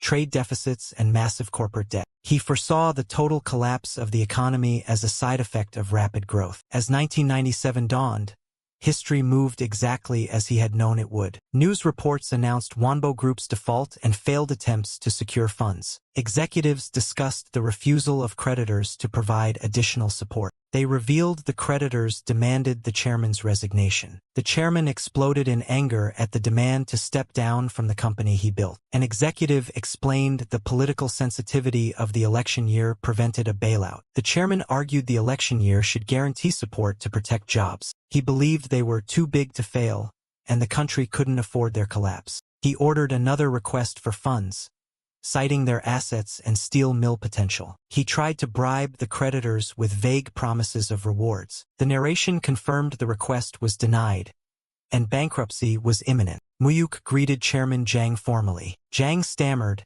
asking for Chairman Cheon instead. Mu-hyuk informed him he had full authority to speak for the unwell chairman. Jang asked for another director, seemingly desperate to avoid Mu-hyuk. Mu-hyuk asserted his authority and gave Jang the option to leave if he didn't want to talk. He bluntly stated they had no intention of buying the worthless bonds. Jang was insulted by the term scrap paper. Mu-hyuk cut to the chase, asking if Jang could cover the note due in 3 days. News reports confirmed Wonbo's final bankruptcy and the massive debt revealed. Jang tried to dismiss the debt as a bank issue and asked for a deal on other assets. Mu-hyuk pointed out that other conglomerates were already waiting to pick the carcass clean. He surmised Jang had already been rejected by the other major players. Jang resigned himself to a deal, demanding the money by next week. Mu-hyuk agreed, though he internally noted Jang would never see that money. He planned to let the bankruptcy happen before payment, effectively nullifying the deal. The narration described the fall of the giant and the arrival of scavengers. The heads of the top conglomerates were introduced. The leaders of Samsung and Yongwoo were also present. Chairman Park of Yongwoo was the fourth major player. One chairman questioned why the retired head of Daein had come personally. Chairman Song of Daein insisted he had to handle such matters himself. He announced that he and Chairman Park had already divided the spoils. He detailed the division of construction and steel, shocking the listener. The listener warned Song about his poor standing with the current administration. He threatened that the government wouldn't look kindly on this, but Song dismissed it. The excluded chairman angrily declared he would settle it with money. It was the day before Wonbo's final collapse. Cheon observed that Jang's repeated visits signaled his end. Mu-hyuk advised Cheon not to be greedy for Wonbo assets. Cheon guessed Mu-hyuk was eyeing the steel company. Mu-hyuk realized the old man was sharp. He explained Wonbo steel was a poison pill that would endanger the acquirer. He recalled from history that Dayan's acquisition of the steel mill led to their downfall. He clarified he didn't want the company, but the real estate it owned. He revealed he had already arranged to buy all the land. He explained the massive debt would cripple whoever bought the steel mill. Cheon asked if this was another one of his predictions. The scene shifted to Hong Kong in 1997, awaiting the handover. The narration described Hong Kong's role as a financial hub. A voice asked if she was awake. She woke up groggily, recalling a dream about a prince making an offer. Flashback to the previous night. She was on the phone, begging for a loan and promising quick repayment. She was rejected and tried to play it off politely. She complained about how everyone had turned their backs on her. She panicked about needing a lawyer by the next day to avoid jail. A stranger called her name. She asked who the intruder was. Mu-hyuk introduced himself and mentioned he had been trying to reach her. She recognized he was Korean. He recited her personal history and background. He detailed her recent firing for aiding tax evasion. The narration described the bank's history of illicit dealings. It explained that Eva was a scapegoat for the bank's corruption. She accused him of being police and shut down. She vented her frustration about being framed and broke. He told her to calm down and listen to his offer. He narrated her future from his past life as a ruthless financial predator. He described how she would plunder Korea's assets during the crisis. He noted her eventual success and departure from Korea. He stated he came personally to negotiate because he needed her. He offered to provide a top legal team if she worked for him. He asked her to hear him out regarding an important role. He emphasized that listening was all she had to do. She was intrigued and asked why he chose her specifically. He cited her appearance and her proven silence under pressure. He stressed that he needed loyalty and competence, not a clean record. She liked the terms and asked for the company name. He gave her the freedom to name the corporation she would establish in Korea. She remarked that he was a stranger she just met. He gave her the choice to trust him or rely on her useless contacts. She agreed to the deal and suggested they get to know each other better. The next morning, she was surprised he was leaving so soon. He handed her something before leaving. She was shocked by the amount. He called it a down payment and instructed her to get a lawyer immediately. He gave her instructions on handling the trial and when to come to Korea. She stared at the black card, asking if it was really hers. He clarified it was his card. He promised her a better corporate card once she arrived in Korea. She thanked him enthusiastically as he left. He anticipated her arrival, knowing she would thrive in the post-crisis chaos. The narration described the political fallout of Wonbo's collapse. It detailed the economic shockwaves hitting other corporations. The government and IMF tried to downplay the crisis due to the elections. Global investors, however, already sensed the coming disaster. The visitor commented on Mu-hyuk's frequent presence. He assured the man that their paths would cross frequently, noting the bright future that lay ahead. He formally addressed Prosecutor General Yoon Chang-ho. The prosecutor expressed gratitude, valuing the congratulations coming specifically from him. He explained that, with the looming IMF crisis, he needed Yoon to help consolidate unprecedented power for the prosecution. He inquired about the status of the Wonbo case. It was noted that politics had grown unstable with the year-end election approaching. He mentioned rumors of the president's son's involvement and praised the man's solid intelligence network. The prosecutor admitted he would play along with the president's orders for now, despite the administration's limited time left. He expressed trust in the prosecutor's handling of the matter and suggested finishing the Wonbo case first. He brought up rumors regarding the Jung-woo group, questioning if they were any different from the others. He detailed Jung-woo's massive scale and influence before its eventual collapse due to corruption and fraud. He realized that waiting for the natural collapse would leave nothing to take, so he decided to accelerate the timeline. He advised looking for embezzlement and breaches of trust, acknowledging that the investigation wouldn't be easy. However, he emphasized that catching Jung-woo before the explosion would be a career-defining achievement. The prosecutor asked if he could set the date for summoning the executives. He agreed but asked if the ultimate goal was to swallow the massive Jung-woo group. He clarified that his friends were interested in the acquisition, not him personally, and authorized the preliminary investigation. He stressed that the prosecutor's role would be critical as the economic crisis wouldn't end easily. He warned of surging economic crimes and intense political pressure, advising Yoon to stay centered. The prosecutor asked for clarification on the duration of the crisis. He predicted a worst-case scenario but promised that standing firm could lead Yoon to the Blue House after retirement. The prosecutor laughed at the boldness of the suggestion regarding the presidency. He reasoned that public support could make Yoon a contender, provided he avoided the poison chalice of the current election. He casually mentioned leaving 3 boxes of high-quality apples in the prosecutor's trunk as a gift. The prosecutor expressed deep gratitude for the constant support. He promised to smooth the path ahead, assuring Yoon that following his lead would make him the master of the Blue House. Internally, he noted that Yoon would ultimately be his puppet once he reached that position. He reflected that while he could manage politics through Yoon, one more preparation was needed for the post-IMF era. He greeted Chairman Cheon warmly, noting how long it had been. The chairman returned the greeting, mentioning rumors that he was retiring and handing things to his children. He suggested it might be time to step back, noting the chairman had also passed everything to his grandson. The chairman remarked that the grandson was no ordinary man and mentioned the struggles of Wonbo's chairman Jang. He laughed, explaining that his grandson wanted to pay his respects, so he had brought him along. Mu-hyuk introduced himself, expressing honor at meeting the leaders of a generation. These were the men who owned Korea's top newspapers. It was a time before the internet, where all public information came solely from print and broadcast media. He knew that their editorial stances and ownership effectively set the tone for public opinion. Once tools of military regimes, the press now twisted opinions for profit, viewing themselves as the ruling class. He acknowledged the grim reality that crossing these newspapers meant the end of anyone's career. He noted that they were even blinding the public to the current economic crisis. However, he planned to utilize their influence to steer public opinion in his favor. He explained that he asked his grandfather to arrange the meeting to continue the bond they shared. The older men laughed humbly, claiming they were just retirees passing the time. He insisted that Korea remained steady thanks to their leadership and that stepping back didn't erase their legacy. He sincerely asked for their support. The group readily agreed, eager to work with Chairman Cheon's heir. They suggested exchanging business cards to stay in touch if needed. He stared at the blank business cards he received. He realized their authority was so absolute that they didn't require names.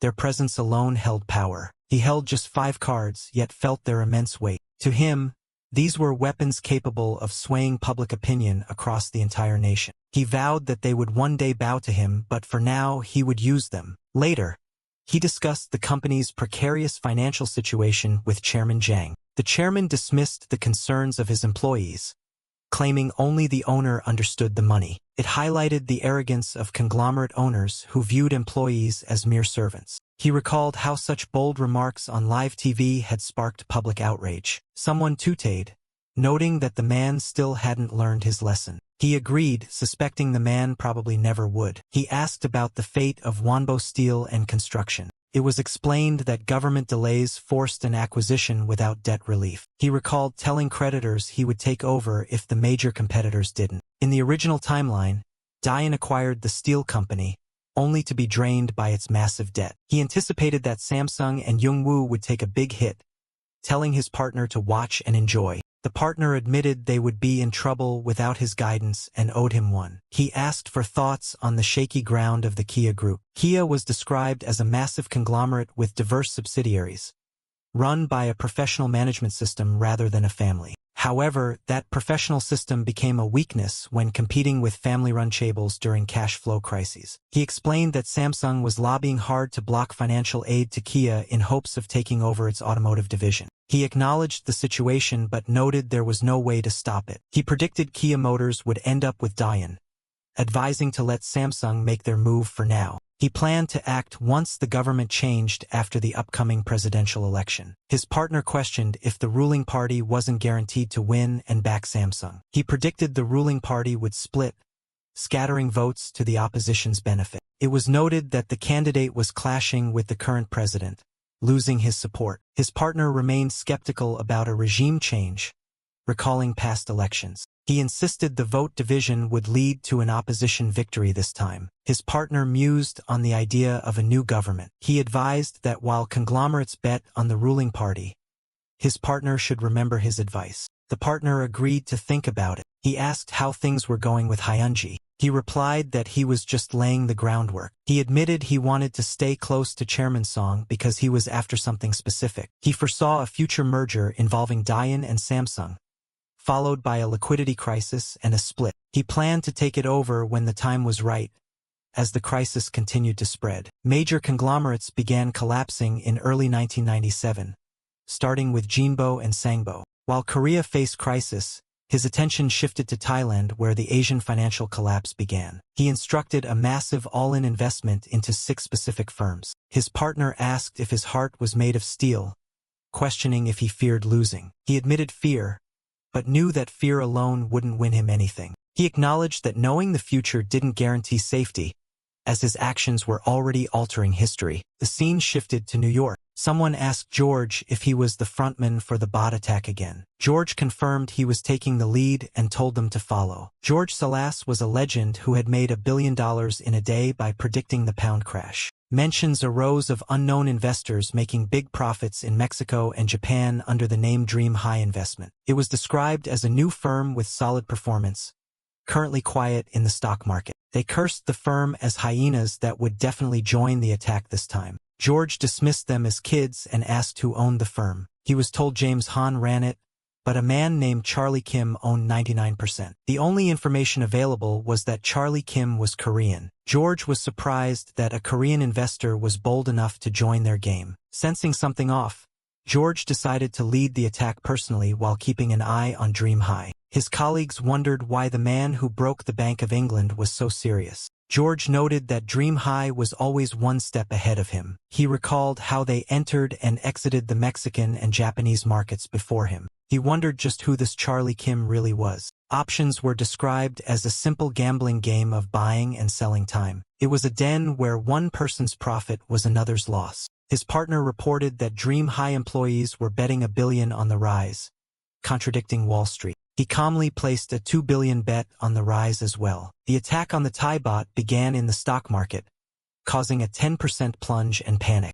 Major Wall Street institutions mobilized to attack the bot. They bet on the decline and sold off billions to induce a crash. The bot started falling continuously, marking the start of Wall Street's attack. His partner worried about going against Wall Street. He explained that the second wave following the hedge funds was the truly scary part. Speculative capital, tens of times larger than hedge funds, was on high alert. He noted that while trillions were traded daily, the initial hedge fund attack seemed small. However, the entry of speculative capitalists expecting a fall skyrocketed the stakes. He assured his partner that the bot wouldn't collapse easily. Thailand responded unexpectedly with help from Southeast Asian allies, stabilizing the price by buying up the bot. His partner was amazed that the bot was fending off the attack. He promised that something even more interesting was about to happen. The Thai government adopted a dual exchange rate and blocked foreign sales, taking hardline measures. The bot rose instead of falling, marking a defeat for the hedge funds and a victory for him. His partner asked if he had predicted the Thai government's strong response. He confirmed that the Battle of Bangkok was proceeding exactly according to his memory. He suddenly ordered a complete switch to betting on the fall, surprising his partner. He explained that Thailand would eventually surrender, creating an opportunity to get in with them. The hedge funds prepared to attack again, but the second wave panicked and dumped options cheaply. People were dumping options on the fall at half price, terrified of losses. He ordered his team to buy every single cheap option, insisting the bot would plummet. He noted that creating a connection with the hedge funds was an achievement separate from the profits. His partner remarked that the hedge funds would be curious about his identity. He mused that there were no eternal secrets and they would find out eventually. Their bet on Thailand's victory yielded $20 billion from a $4 billion investment. He ordered all of that, plus their pooled funds, to be bet on the fall. During a lull, a new Thai finance minister took over and prescribed drastic economic measures. The reality was devastating as hedge funds and speculators fought, but the government had already surrendered. While they fought over spoils, the true victor was someone else. His partner reported dumping everything before the market closed, resulting in huge returns. They had turned $5 billion into $100 billion, a 2,000% return. He realized his intervention had caused a greater crash than history recorded, doubling his expected profit. He credited his partner and ordered generous bonuses for the employees. With $100 billion, he had taken half the profits meant for the hedge funds. He decided to step back from other Asian attacks to let hedge funds profit, focusing instead on Korea. He knew the disaster in Thailand would soon be replicated in Korea. The Kia Group went bankrupt, shocking the nation as even top chaebols fell. The government remained complacent, obsessed with election victories and defending the exchange rate. A man greeted his boss,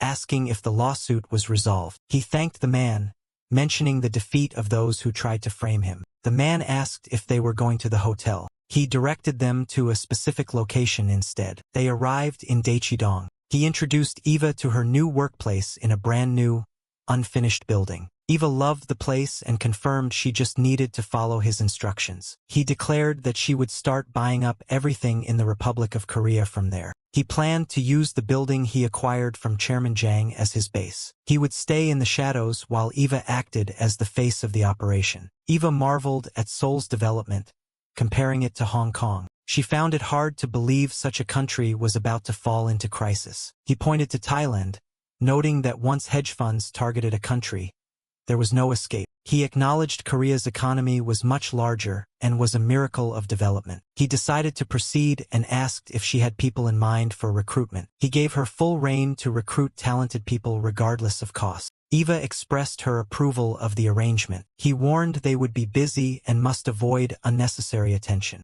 She asked if he would still stay with her that night. He agreed to spend the night together. He received a call from the Ministry of Finance and Economy. The minister had asked him to release dollars as reserves were dwindling. He noted the reserves were draining faster than he expected. He refused to grant the request, knowing his funds would be a mere drop in the ocean. His grandson agreed that even pouring in all their money wouldn't stop the crisis. He complained about the minister's arrogant attitude and the foolishness of the economic policy. He criticized the government for ignoring warnings and engaging in political posturing. He condemned the administration's obsession with superficial achievements to stay in power. He noted the government failed to grasp the danger of short-term foreign debt. He stated that Korea self-destructed from internal bombs rather than just external attacks. He declared that the timer was about to hit zero. He asked if any top conglomerates had contacted them yet. He predicted that within days, they would be begging for salvation. His grandson asked if this was the time he had spoken of. He instructed his grandfather to lend money but demand shares,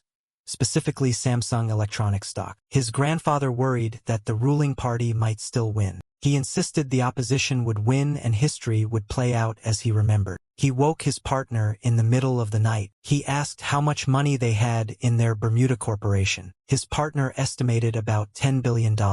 He announced that the real beginning was fast approaching. His partner hesitated, feeling conflicted about profiting from his home country's crisis. He reminded his partner of their promise to follow investment calls without question. He argued that if they didn't take the money, other hedge funds would. He reasoned that Korea wouldn't disappear, but the opportunity was rare. He insisted they had to seize the chance to make a fortune. He explained the harsh reality that for someone to win, someone else had to lose. His partner agreed to start buying options as soon as the market opened. He reflected on his past life where he lacked the means to seize this opportunity. It was October 1997, 2 months before the IMF bailout. He vowed to devour everything, refusing to let anyone else have it. However, he had one more target before hitting Korea. He planned to hit the US first. The collapse spread from Thailand to Indonesia as hedge funds attacked. Malaysia, the Philippines, and Taiwan fell in succession. The Asian crisis began, causing the US stock market to fall.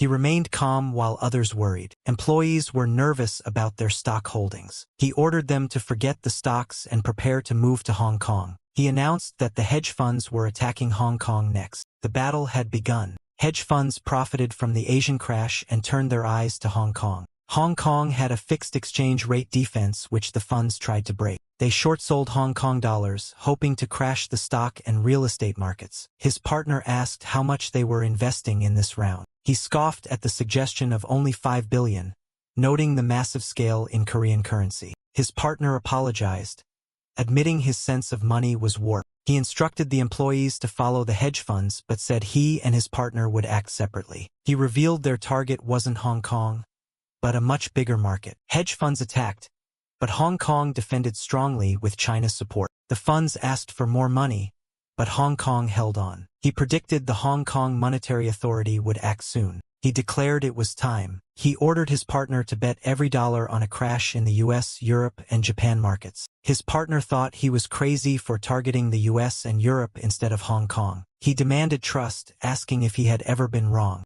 His partner sighed. He agreed to do it, hoping to make another huge leap. Observers noticed Dream High Investment acting strangely. They saw the firm buying every position betting on a market fall across the globe. Critics questioned the sanity of betting on a worldwide crash. Meanwhile, the Hong Kong attack continued perfectly. Interest rates skyrocketed, catching Wall Street off guard. His partner felt his soul leaving his body due to the stress. His actions caused the New York market to plunge 15%, worse than history. It was the biggest plunge since Black Monday. Every 1% drop massively increased their profits. He ordered his partner to cash out everything the next day. His partner warned it would take time due to the sheer volume of money. The profit was estimated at about $500 billion.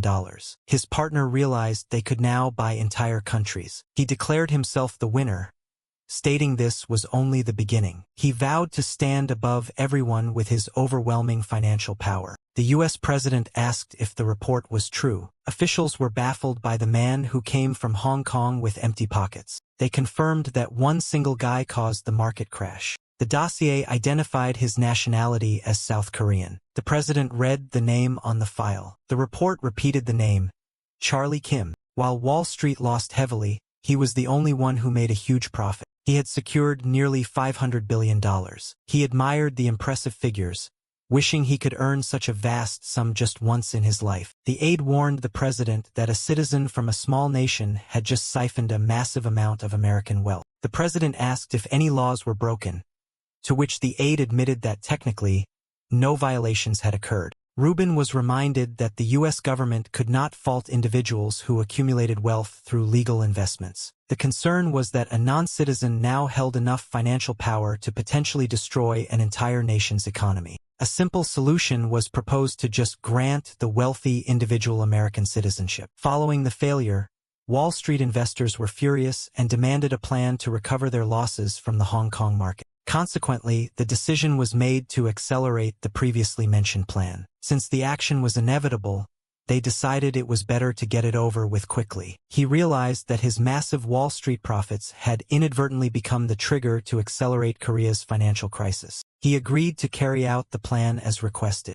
The chairman was informed that the Patriots Party candidate had arrived to see him. The candidate greeted the chairman respectfully, asking after his well-being. He remarked on how long it had been and inquired about the progress of the presidential campaign. The candidate expressed gratitude for the chairman's help in forming the party and running for president. Although he lost the primary, he vowed to defeat the opposition in the general election to repay the chairman. Suddenly, the arrival of the Conservative Party candidate was announced. The first candidate was confused, wondering why his rival was there. The chairman pointed out that the rival candidate lacked the current president's support despite being from the ruling party. The rival candidate admitted that was unfortunately true. The chairman then noted that the new party's support ratings hadn't increased either. The candidate snapped, asking why he had been helped in the first place if this was the attitude. The chairman coldly asked if he was daring to talk back. He stammered in panic, realizing he had made a grave error in addressing the chairman. The chairman ordered him to stand, stating that a future president should not kneel so easily. He explained that the dollar reserves were vanishing rapidly and the economy would collapse if the trend continued. He promised that if the candidate became president, he would arrange a massive loan from Japan. This move would secure his legacy as the president who saved the economy. The candidate gasped in realization. He was told he could rebuild what the current administration ruined and become a hero to the nation. The candidate enthusiastically thanked him for the opportunity. Although it was only September, the reserves were draining so fast that an IMF bailout seemed inevitable by October. Wall Street began pulling all of its capital out of Korea. He realized the crisis was happening faster than history originally dictated, wondering if his actions caused the acceleration. The stock index and reserves plummeted while banks failed, yet the government stubbornly denied the need for the IMF. However, when reserves fell to critical levels, the government had no choice but to request $20 billion. The crisis arrived a month earlier than in the original timeline, marked by the president's public address. The US and IMF demanded harsh conditions, including layoffs and restructuring, which eased the crisis but caused mass unemployment. The IMF insisted that all presidential candidates pledge to honor these strict conditions or there would be no bailout. An unexpected political shift occurred as the candidates united under the Conservative Party banner. The candidate pledged to fight hardest at the vanguard for a conservative victory. The crowd chanted the candidate's name in support. He was shocked by the alliance, noting that in the original timeline, these two had remained enemies. Originally, the opposition won narrowly, but this new unification threatened to alter the election outcome and the future. The candidate promised never to forget the sacrifice made by his partner and vowed to restore the economy. He declared that upon election, he would secure a massive loan from Japan, surprising everyone. He realized this twist was the work of the Azure Wind Society. He noted their signature political maneuvers,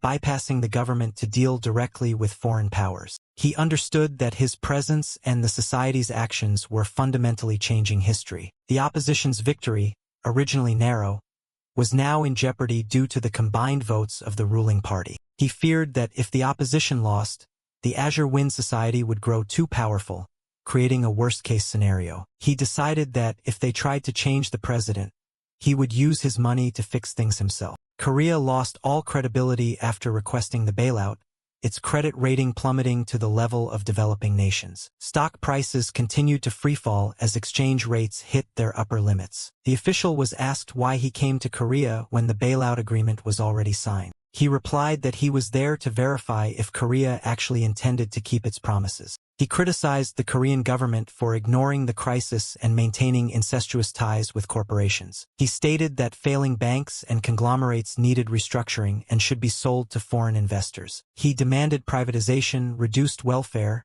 and the implementation of layoff systems. He warned that if these conditions were not met, the IMF would withdraw its help. The managing director met with the president and planned to meet the presidential candidates the following day. He realized the bailout was practically an attempt to completely take over the Korean economy. He called his associate, urging him to return to Korea immediately for an urgent discussion. He instructed him to make his arrival as grand and public as possible to attract media attention. The narrative was set that Wall Street's investment prodigy was visiting Korea. Reporters bombarded him with questions about his investment secrets and intentions in Korea. He deflected the questions, claiming jet lag, and promised a proper interview later. The press persisted, begging for just one comment on Korea's situation. They asked if he had a message for the people regarding the loss of economic sovereignty. He held up 3 fingers, shouting 3 years. He declared that Korea would rise again in 3 years and that the current shaking was temporary. He expressed his belief in the potential of the Korean people and their ability to recreate economic miracles. He argued that while the IMF conditions were harsh,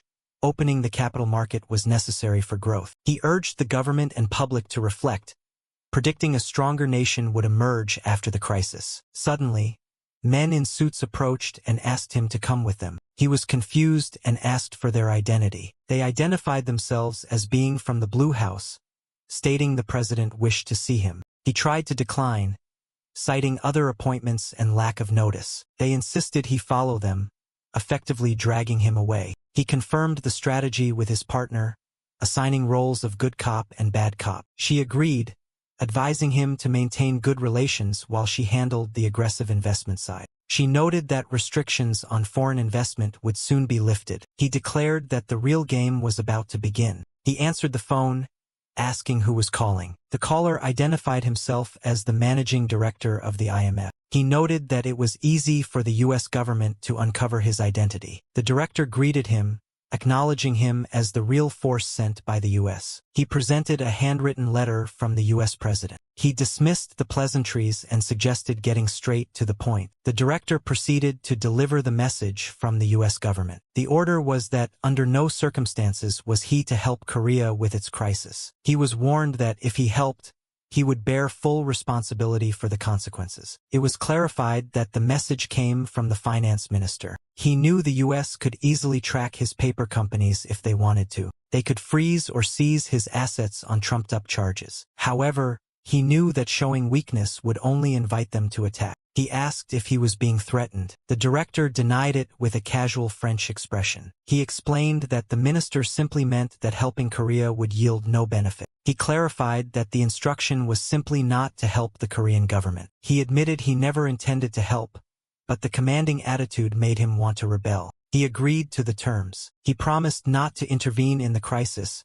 provided the U.S. government stayed out of his business in Korea. He asked if they intended to take everything like they did in Hong Kong. He claimed he never went against Wall Street but simply made different choices based on the situation. The director realized this young Asian man was extraordinary. He retracted his joke, acknowledging he knew the offensive nature of the investment firm. He agreed to relay the conditions to the U.S. government and bid him farewell. He found it amusing that the IMF director was acting as a mere errand boy for the U.S. He advised maintaining a decent relationship, noting that the U.S. couldn't do much for them anyway. A few days passed. Someone called out his name, asking for a moment. He introduced himself and greeted the newcomer. The man was described as a survivor of authoritarian regimes and a living witness to political history. His survival in politics was deemed a miracle, having endured persecution and assassination attempts. Despite threats to his family and allies, he survived to become a leading presidential candidate. However, just as victory seemed near, the ruling party's unification threatened his campaign. He asked for the young man's identity. The young man introduced himself as the grandson of the chairman. The candidate expressed gratitude for the chairman's support and surprise at the meeting request. He remarked that he didn't expect a Wall Street legend to know the grandson of a loan shark. The young man thanked the intermediary but asked to speak with the investor alone. He mused that the candidate clearly didn't want a loan shark present during a meeting with a Wall Street figure. He addressed the candidate by name. He explained that he came because he was told he could help, but noted the unwelcome atmosphere. He clarified that he was a businessman, not a politician, and wouldn't be there without reason. He wished the candidate luck and turned to leave, causing the candidate to panic. His associate stopped him, urging him to sit down and not be so dismissive. He coldly stated that, as an investor, he didn't deal with ungrateful people, regardless of who asked. His associate thought his acting was superb,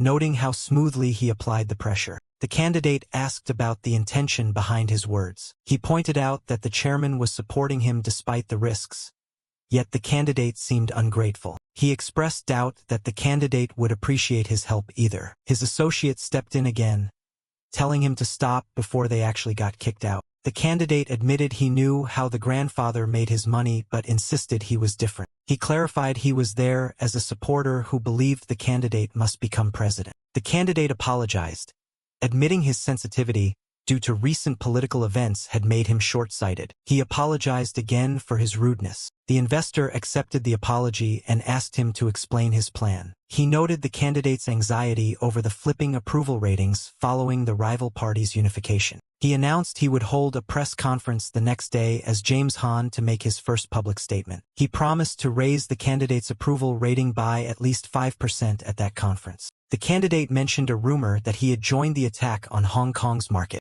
He corrected the candidate, stating that attack was too harsh a word for an investor. He admitted to investing in Hong Kong and betting on fear to amass wealth. The candidate asked why he would invest in Korea now when everyone else was leaving. He replied that he was there to bet on fear once again. He declared that while others fled, he would invest in his homeland. He acknowledged his American citizenship but affirmed that Korea was still his home. He expressed belief that Korea could overcome the crisis quickly. He then asked who the investor thought could save the economy in the upcoming election. The investor hesitated, noting the sensitivity of politics. However, he praised Korea's democracy and the people's power to end military rule. He emphasized that the identity of the leader mattered greatly to investors. The candidate pressed him on who he supported. He stated that if he could vote, he would choose the Progressive Party candidate to attract more investment. The candidate asked if this would really boost his ratings by 5%. He confirmed he would declare his support and announce a major investment plan at the conference. The candidate stammered,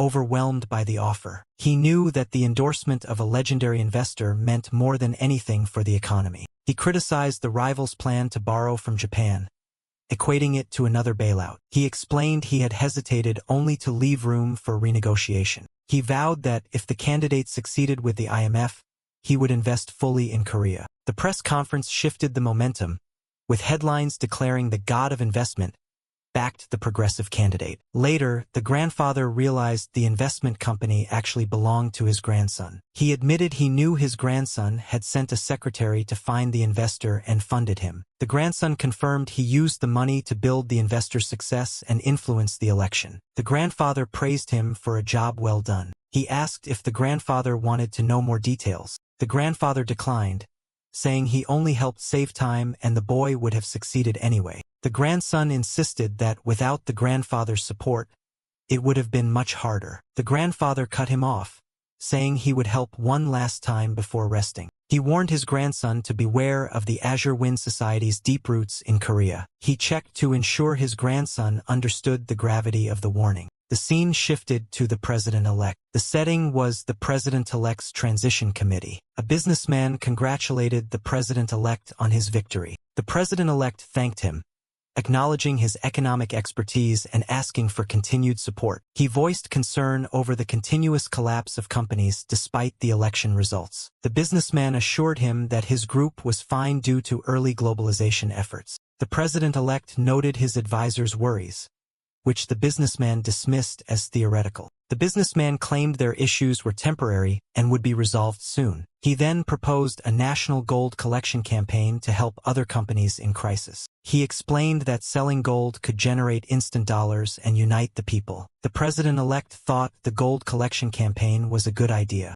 The businessman suggested his group should lead the initiative. He boasted of his trading network's ability to sell gold without profit margins. The president-elect joked about his persuasiveness and granted him leadership of the campaign. The businessman asked for financial support in return for not taking profits. The president-elect promised that the group would be prioritized for IMF funds. The businessman celebrated internally, having secured both public funds and the gold rights. The scene shifted to a meeting with the prosecutor general. They exchanged pleasantries, noting how busy the firm had become with people chasing dollars. The prosecutor asked what brought the young man to see him. The young man calmly requested that he bring down the Youngwoo Group. Meanwhile, a conglomerate chairman thanked the grandfather for helping him through the crisis. The grandfather noted how the arrogant elites were now crawling back to him for money. He observed that most of the top 20 groups had come to him in desperation. He laughed, mentioning one chairman who had demanded money as if it were owed to him. He confirmed that the strict collateral conditions had been set as instructed. He listed the major assets pledged by the conglomerates,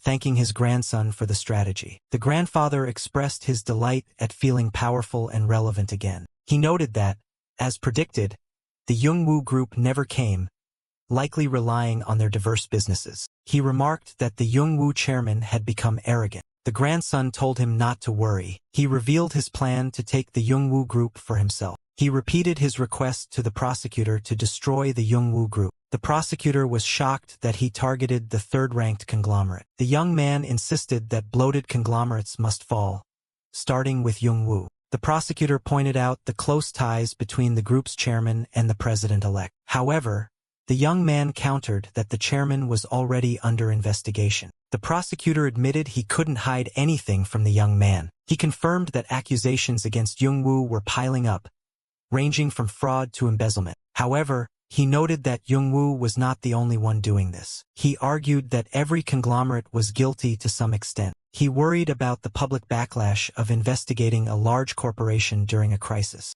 The young man insisted that public opinion didn't matter and urged him to proceed. It was reported that the chairman had supplied emergency dollars to corporations. The president-elect expressed gratitude that the chairman did what banks could not. The young man expressed happiness that they could help. The president-elect praised the young man's academic achievements and talent. The young man accepted the praise, preferring it over the vague answers of aides. He predicted the people would overcome the crisis through sacrifice, not the government or companies. The president-elect asked why that would be painful. He explained that the people's sacrifices would solve the crisis, but conglomerates would take the profit. He warned that public funds would make the conglomerates stronger while the people suffered. He advised against indirect injections and urged a change in the corporate constitution. The president-elect worried about jobs if conglomerates fell. The young man argued this was the last chance to end collusion and asked about the president's legacy. The president-elect pondered what kind of leader he wanted to be.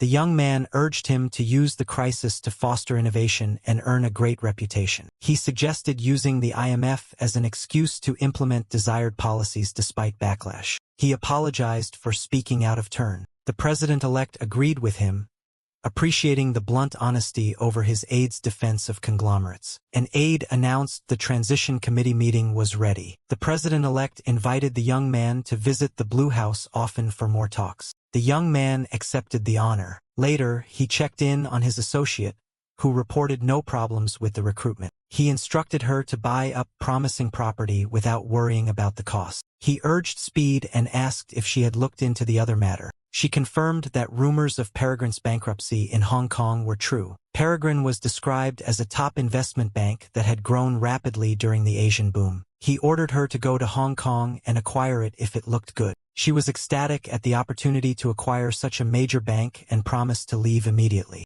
It was noted that this acquisition would mark her spectacular return to the Hong Kong financial world. Another associate asked her what had happened. He expressed his worry over her disappearance, but she simply stated she started a business. She cut him off, asking for more information on Peregrine, which he confirmed was failing. She offered to pay him handsomely for quick information, citing a lack of time. He wondered what kind of powerful connections she had made. She exclaimed that her boss was truly a killer in the business world. The bankruptcy of the Wanbo Group sent shockwaves through the government, leading to the immediate arrest of Chairman Zhang following the company's final collapse. The scandal devastated financial circles and triggered a chain reaction of corporate failures, including the fall of a major conglomerate ranked 26th in the nation. As elections approached, the government attempted to mask the crisis by highlighting the IMF director's claims that the economy remained stable. While officials dismissed the danger as mere conspiracy,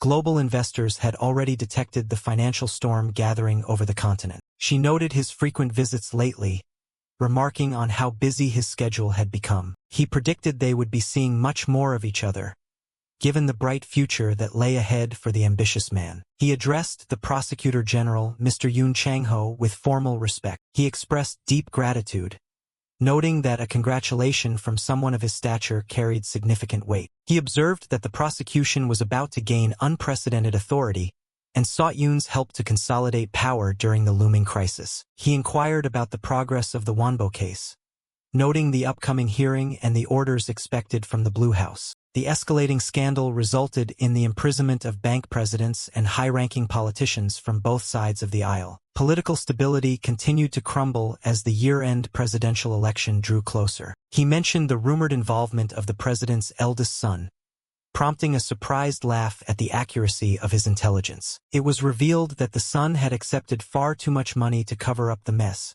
making his arrest seem like an inevitable conclusion. He advised against becoming a mere puppet for the Blue House, urging a focus on the long-term future instead. He noted the president had less than a year left in power, deciding to play along with orders for now while preparing his next move. Confident in his partner's capability, he suggested they focus on closing the Wanbo case first. Rumors surfaced that the Youngwoo Group, a top-tier conglomerate, was facing similar internal rot. Despite its massive assets and dominance in exports, Youngwoo was destined for a slow collapse fueled by corruption and accounting fraud. He realized that waiting would leave him with nothing but a debt-ridden corpse, necessitating an accelerated timeline for his plan. He pointed out the massive embezzlement and breaches of trust hidden within the company, though the case would be difficult to prove. He argued that taking down Youngwoo before its inevitable explosion would be a career-defining achievement. He asked if he could be the one to schedule the summons for the company's executives. While the request was simple enough,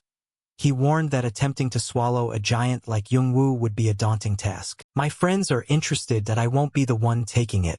All right, I'll have the preliminary investigation start." He emphasized that the man's role would be critical, as the current economic turmoil was far from over. He warned of a surge in corporate crimes and intense political pressure, advising him to remain steady amidst the chaos. He questioned the prediction that the crisis would be prolonged. He confirmed the worst was yet to come, suggesting that a firm hand now could eventually lead him to the presidency after retirement. He laughed at the bold suggestion, surprised by the idea of aiming for the nation's highest office. He believed public support could lead to the presidency, yet he viewed the current election as a dangerous trap to be avoided. He mentioned placing fresh, pesticide-free apples in the trunk as a small token of appreciation. He expressed his constant gratitude, acknowledging the heavy debt of favor he owed. He promised to pave a smooth road ahead, assuring him that following this path would make him the master of the Blue House. Secretly, he knew that once the man reached the top, he would function as his personal puppet. He planned to control both the legal system and politics through Yoon, but one final step remained to secure the future era. He greeted Chairman Cheon warmly, noting how much time had passed since their last meeting. He asked how the chairman was enjoying his semi-retirement after handing the reins over to his children. They discussed the merits of stepping back, noting that even the old man had entrusted everything to his grandson. Rumors circulated about the grandson's extraordinary nature, especially compared to the struggles of Chairman Jang. He chuckled and introduced the young man, explaining that his grandson had been eager to pay his respects to the veterans. Mu-hyuk introduced himself, expressing his honor at meeting the leaders who had shaped a generation. These individuals were the powerful owners of the most influential newspapers in the country. In the era before the internet, these men held a monopoly on the information that reached the public. Their editorial decisions dictated the national narrative and effectively molded public opinion to their whim. Once servants to military regimes, the press had evolved into a self-proclaimed ruling class that manipulated the truth for profit. He realized the terrifying truth that crossing these media titans meant certain social and professional ruin. The severity of the economic crisis remained hidden from the masses because these men chose to blind the public. He saw an opportunity to steer the nation's narrative in his own direction if he could successfully manipulate them. He explained that he asked for the meeting because he wished to maintain the deep bond his grandfather shared with them. The old men laughed, downplaying their remaining influence now that they had stepped back from daily operations. He flattered them by claiming the nation's stability was a result of their legacy, which remained intact despite their retirement. He made a formal and sincere request for their continued support. They readily agreed, looking forward to a fruitful relationship with the heir of such a prestigious family. He suggested they all exchange business cards to stay in close contact for future needs. He was struck by the sight of blank business cards representing the powerful Jushin Daily. Their authority was so absolute that they didn't even need names. Their mere presence was a testament to their power. He held 5 cards from the most dominant media outlets, feeling the literal weight of their influence. He viewed these cards as devastating weapons capable of swaying the entire nation to his will. He envisioned a day when these giants would bow to him, resolving to use them to his advantage until then. During a hearing, executives admitted the company would only survive a few months, and the chairman was asked for his thoughts. The chairman arrogantly dismissed the concerns of his subordinates, claiming only the owner truly understood the finances. His words revealed the elitist mindset of conglomerate owners who viewed their employees as mere servants. That arrogant display on live television ignited a firestorm of public fury across the country. He clicked his tongue, noting that the man had clearly failed to learn from his mistakes. They agreed that such a man would likely never change his fundamental nature. He inquired about the fate of Wonbo's steel and construction divisions. The government had stalled negotiations until other giants were forced to accept the acquisition without any financial relief. He had secretly informed the authorities that he would step in to take over if the other groups failed to act. In the original timeline, the acquisition of Wonbo Steel had slowly bled its new owner dry with immense debt. He anticipated that the other conglomerates would take a massive hit, intending to watch their downfall with satisfaction. He expressed deep gratitude, admitting they would have been in significant trouble without his intervention. He then asked for his perspective on the rumors surrounding the instability of the Kia Group. Kia was a massive, professionally managed conglomerate, unlike the typical family-run businesses of the era. This professional structure became a liability against predatory rivals, leading to severe cash flow issues and bankruptcy rumors. It was an open secret that the Samsung Group was lobbying the government and banks to blockade and seize Kia Motors. He acknowledged the situation but noted there was currently no way to stop the inevitable takeover. He decided to let Samsung make its move for now, believing Kia Motors would eventually fall into his hands. He planned to strike once the government changed following the upcoming presidential election. His associate questioned this, assuming the ruling party was guaranteed a victory that would favor Samsung. He predicted that the ruling party would split, allowing the opposition to seize victory through scattered votes. He pointed out the friction between the candidate and the current president, suggesting support would be withheld. Despite the historical difficulty of changing governments, he remained confident in his prediction of an upset. He decided to place his bets on the opposition, citing the divided nature of the rival camp. The prospect of a completely new government gave him significant pause for thought. He advised that while others might bet on the status quo, the most profitable move would be to back the opposition early. He agreed to take the advice into serious consideration. He asked about the status of his relationship with a young woman named Hyunti. He was encouraged to see her more often, as the fleeting days of youth would never return. He respectfully acknowledged the advice. The young master was questioned about why he was investing so much effort into the Dayan group. While there was a history between the families, his kindness toward Dayan seemed exceptionally focused. He admitted he was merely laying the groundwork to eventually seize something valuable from them. He intended to stay close to the chairman, admitting that his interest was driven by a specific calculated goal. He knew Dayan Semiconductors would eventually merge and then split during a crisis, becoming a prime target. He planned to take over the company when the time was right to prepare for the future global chip war. The crisis worsened as major groups like Jinbo and Sangbo fell into bankruptcy at the start of the year. While Korea struggled, he turned his attention to Thailand, sensing the start of the broader Asian financial crisis. He observed that global hedge funds were preparing for a coordinated attack on the Thai currency. He ordered his team to match the hedge funds' positions and prepare for a massive financial strike. He was informed they had $5 billion in liquid cash, with the rest tied up in the stock market. He commanded them to double their capital to $10 billion by using stock-backed loans to follow the hedge funds. He planned to use different firms for various positions, telling his leader to wait for his specific orders. He decided to pour all available funds from 6 different firms into the play, prompting a shocked reaction. His associate wondered if he felt any fear at all while risking such a staggering fortune on a single bet. He admitted to feeling fear but noted that fear alone never resulted in victory. He realized that even knowing the future didn't make investing easy, as his own actions could ripple and change events. New York, USA. A veteran investor was asked if he was once again leading the charge against the Thai currency. George confirmed his leadership and invited the others to follow his strategic lead. George Soros was a legendary figure known for his ability to read global markets and exploit human psychology. He noted that some unknown entities had made massive profits in previous market shifts under the name Dream High. They discussed the mysterious new firm, which had been quiet lately but boasted an impressive performance record. He cursed the unknown group, calling them scavengers for swooping in and taking a share of his profits. While some dismissed the group as insignificant,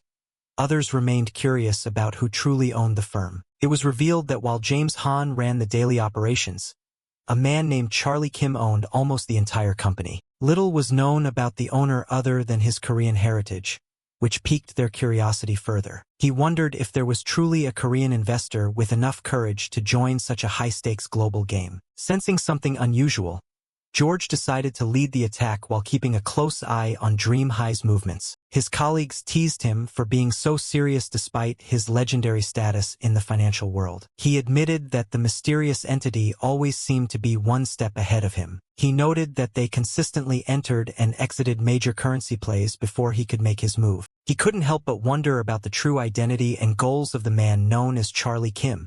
He viewed market options as a simple gambling game where one could trade on the value of time itself. In this high-stakes arena, every person's profit was built directly upon another person's loss. He was alerted that Dream High was placing a billion-dollar bet alongside Wall Street, prompting him to double his own wager. He decided to match the massive bet, wagering $2 billion on the currency's rise. The assault on the Thai baht began in the stock market, causing prices to plummet and sparking panic among investors. Major financial institutions like Goldman Sachs and JP Morgan were mobilized to join the coordinated attack. They forced the currency to decline by flooding the market with billions of baht all at once. The currency began its steep descent as the planned attack from Wall Street took full effect. His associate expressed deep concern about the risk of going head-to-head with the giants of Wall Street. He explained that the real danger would come from the massive wave of speculative capital following the initial strike. This second wave of investors was often many times larger and more aggressive than the original hedge funds. In a market where trillions were traded daily,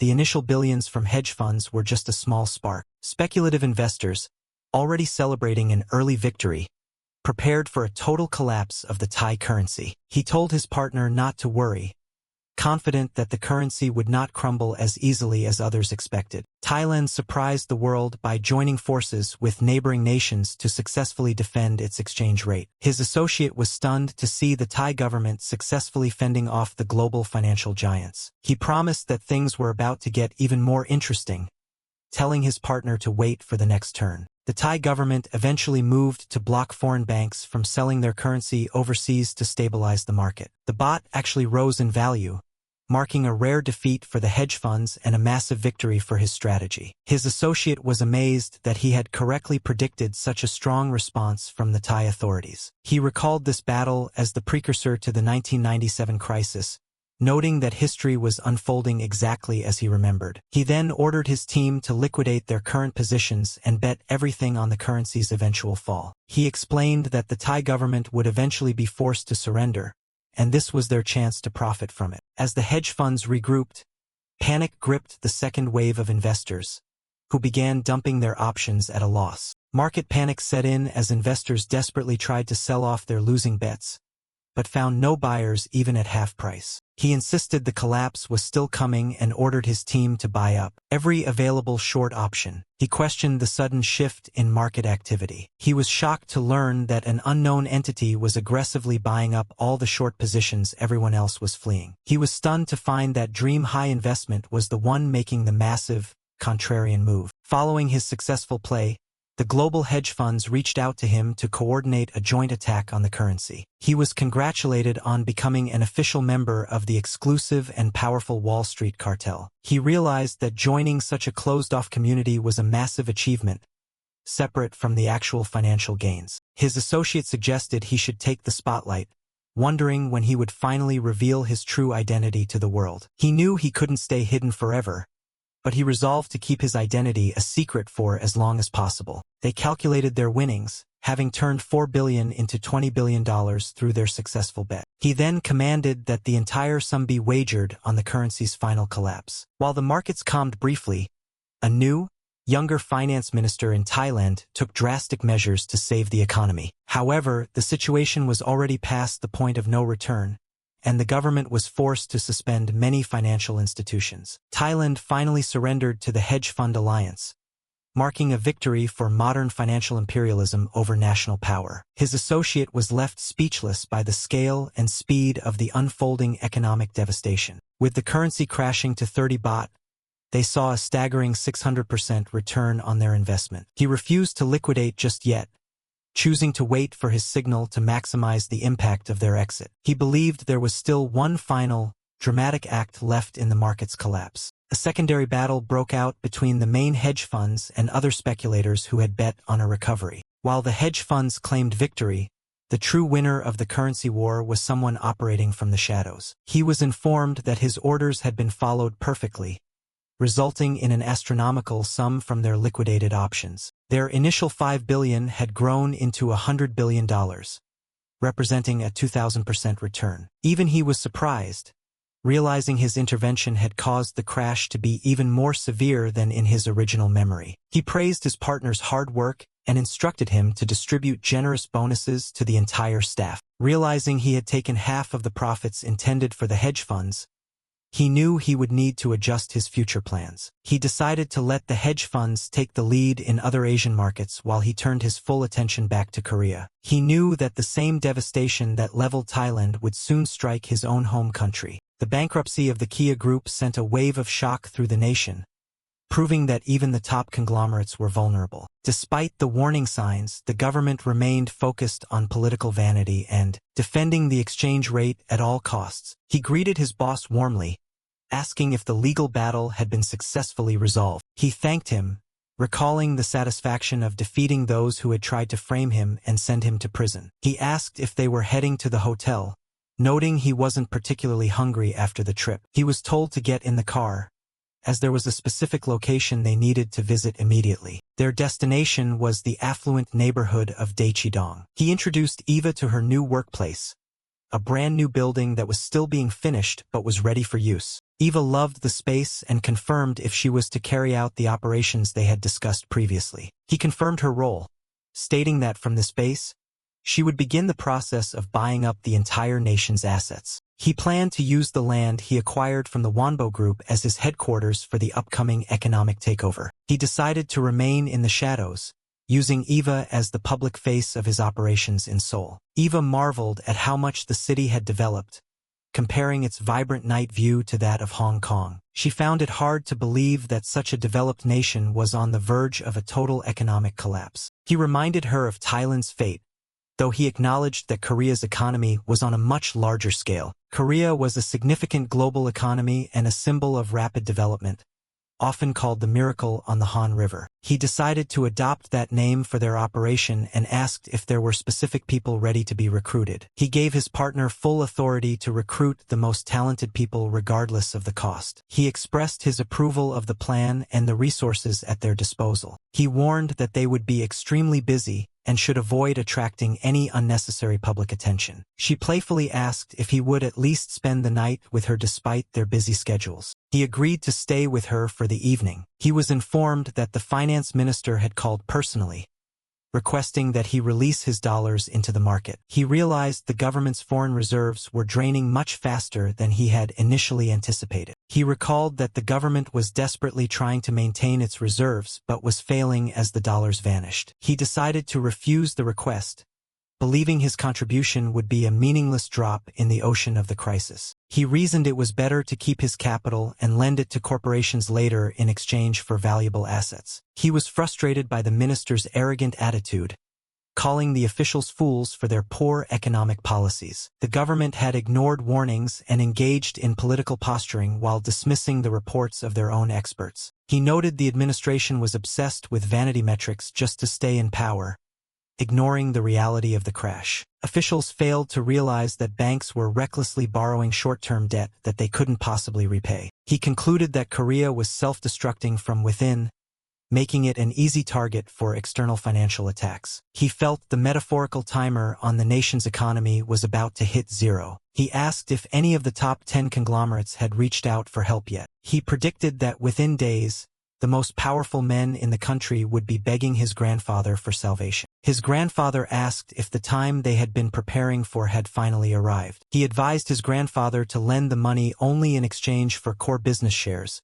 specifically targeting Samsung Electronics. He confirmed his primary goal was to secure as much stock in the electronics giant as humanly possible. He was warned that refusing the government's request might create a powerful and dangerous enemy. He dismissed the concern, noting the current administration was nearly finished and an election was only months away. He observed the split in the ruling party, which was creating an opening for the opposition to take power. He identified Kim Hak-won as the most likely candidate to win the upcoming presidential race. His grandfather noted that a change in government after 4 decades would be a historic and massive upset. Despite the crisis, many still believed the ruling party would win because public sentiment was slow to change. He remained firm in his belief that history would repeat itself and the opposition would seize victory. He woke his brother in the middle of the night to discuss the funds in their offshore corporation. His brother was confused by the late-night call and the sudden focus on their Bermuda accounts. He confirmed they had over $10 billion and asked if a new investment opportunity had been found. He ordered his brother to invest the entire sum into the Korean market the moment it opened. He gave specific instructions to bet on a massive crash of the currency and the stock index by the following January. His brother was stunned by the extreme figures, realizing the bet was based on the total bankruptcy of the nation. He pointed out that the current market was much higher, making the bet an incredibly risky move. He realized that his brother was essentially wagering a fortune on the complete collapse of their home country. He confirmed the coming collapse, predicting that foreign powers would use the IMF to strip the nation of its assets. He told his brother that this was only the beginning and that he had already begun his preparations in Korea. His brother felt a moral conflict, noting that while he was an American citizen, he still felt a connection to Korea. He reminded his brother of their promise to follow his investment calls without any questions or hesitation. He argued that if they didn't take the opportunity, another faceless hedge fund would simply take it instead. He insisted that while the nation would survive, they could not afford to pass up such a massive financial opportunity. He told his brother to seize the chance, as someone was bound to make a fortune regardless of their choice. He explained that in the world of economics, one person's gain always required another person's loss. His brother finally relented, agreeing to buy up the options as soon as the market opened for trading. He reflected on his past life, where he lacked the resources to take advantage of the crisis he now controlled. With only 2 months until the IMF bailout, he saw the nation's foreign reserves dwindling toward a breaking point. He resolved to devour the entire opportunity for himself, refusing to let any other investor take a share. However, he realized there was one more move he needed to make before focusing entirely on Korea. He decided to launch a financial strike against the United States market first. The collapse of Thailand had triggered a domino effect, causing the currencies of Indonesia and its neighbors to crash. One by one, the economies of Southeast Asia fell victim to the spreading financial contagion. The crisis eventually reached the American stock market, causing a larger impact than most had anticipated. He remained calm, telling his worried partner that they had already expected this global downturn. His partner noted the growing anxiety among their employees because of the large amount of stocks they held. He told the staff not to panic and ordered everyone to prepare for an immediate move to Hong Kong. He revealed that the global hedge funds were planning their next major attack on the Hong Kong market. He felt the next stage of the global financial war had officially begun. As Asian markets continued to burn, the investors who had bet on the decline were reaping massive rewards. Hedge funds targeted Hong Kong, attempting to break its fixed exchange rate through a massive speculative assault. They planned to force interest rates up, which would crash the local asset markets and allow them to profit from short selling. He decided to invest $5 billion as his initial contribution to the group's coordinated attack. His partner was shocked that he referred to $5 billion as a small amount for an investment. He apologized, admitting that dealing with such massive sums every day had skewed his perspective on money. While their employees followed the main hedge fund plan, he and his partner prepared to act independently. He revealed that their true target wasn't Hong Kong, but a much larger and more significant market. Despite the global pressure, Hong Kong defended its currency with the full backing of China's immense reserves. Hedge funds asked for more capital as they reached the limits of their initial attack against the resilient market. He anticipated that the Hong Kong authorities would soon take a drastic step to end the speculation. He realized that the perfect moment to act had finally arrived. He ordered his brother to use every single dollar in their U.S. branch to bet on a total crash of the global markets. His brother thought he had gone insane for targeting the U.S. and Europe instead of the ongoing Hong Kong play. He told his brother to trust his track record and follow the instructions exactly as given.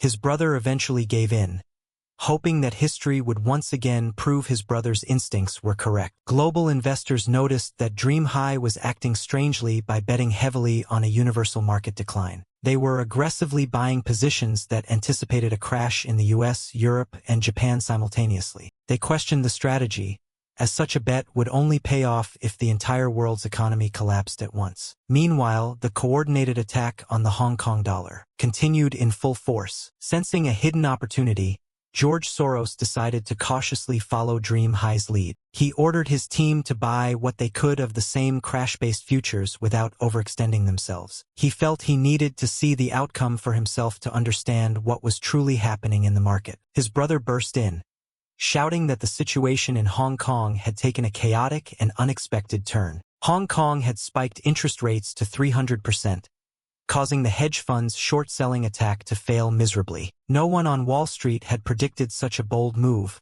which saved the currency but hammered the local markets. His brother panicked, realizing that the money they had invested with the hedge funds was about to be completely lost. He remained calm, ordering his brother to immediately dump all their stocks and drive the prices down further. He predicted that a massive and unprecedented global stock market crash was about to begin. He explained that any losses they took on their stocks would be far outweighed by the gains from their other bets. October 27, 1997, New York. The New York Stock Exchange was forced to halt trading as the Dow Jones suffered a historic and massive plunge. The crash spread rapidly to Europe and Japan, sending the value of their short positions into the stratosphere. His brother was left in awe, wondering if he had truly planned this entire global catastrophe from the start. The shock from the interest rate hike triggered a wave of fear that resulted in a coordinated global market collapse. He realized that the panic he had helped create was causing the market to fall even faster than he remembered. He then ordered his brother to start slowly buying back stocks once the initial crash began to level off. He congratulated his brother,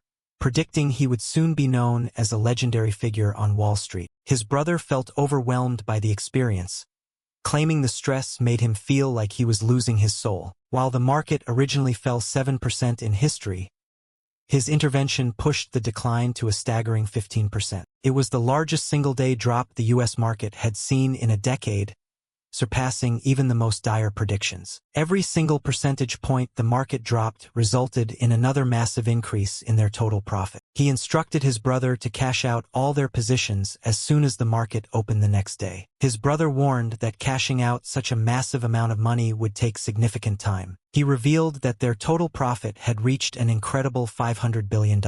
His brother joked that with such a sum, they could practically buy a whole country if they wanted to. He felt a sense of triumph, knowing he was the ultimate winner of this high-stakes financial round. He envisioned a future where his overwhelming financial power would place him above all others in the world. The President of the United States was informed of the estimate regarding the mysterious investor's massive profits. His advisors were stunned that a single individual had managed to outmaneuver the entire Wall Street establishment. The President questioned if one man was truly responsible for the global market crash. It was confirmed that the individual responsible was a citizen of South Korea. The name Charlie Kim was brought to the President's attention as the primary suspect behind the move. Charlie Kim? It was noted that while most of Wall Street had suffered during the crash, Charlie Kim was the only one to profit. The President sat in silence after hearing that the profit totaled nearly $500 billion. He expressed a touch of envy at such a massive windfall, even as the leader of the free world. His advisors warned that it was a serious issue for a citizen of a small country to possess so much American wealth. The President pointed out that if no laws were broken, there was no legal basis to challenge the earnings. He insisted that the U.S. should not punish someone for making successful and legal investments in their market. However, the concern remained that an individual with the power to destroy an economy was not under American control. The President suggested a simple solution.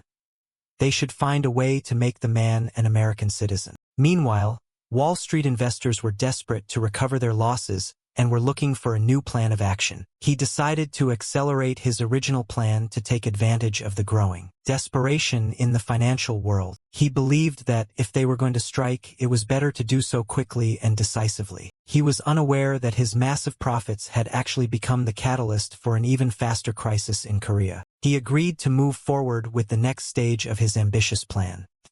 The chairman was informed that the opposition candidate, Cheon, had arrived for their meeting. The candidate greeted the chairman warmly and asked about his well-being. The chairman inquired about the progress of his presidential campaign since their last meeting. He thanked the chairman for his help in forming the party, expressing his deep gratitude for the support. He promised to repay the favor after winning the election, but was interrupted before he could finish. It was announced that the ruling party's candidate, Sung Dae-gyu, had also arrived at the same location. The candidate was shocked and confused to see his political rival appearing at the chairman's residence. The chairman questioned Sung Dae-gyu about the lack of support he was receiving from the sitting president. He admitted that the lack of presidential backing was an unfortunate reality for his campaign. Turning to the other candidate, the chairman pointed out that his new party's support was also failing to grow. The candidate admitted the struggle but insisted he could still work harder to win over the voters. The chairman warned that if they continued to fight each other, the Progressive Party would easily seize power. He argued that their current division reminded him of the same political tricks used to defeat the opposition in the past. He then commanded that the two men unite their campaigns under the leadership of Sung Dae-gyu. One candidate was outraged,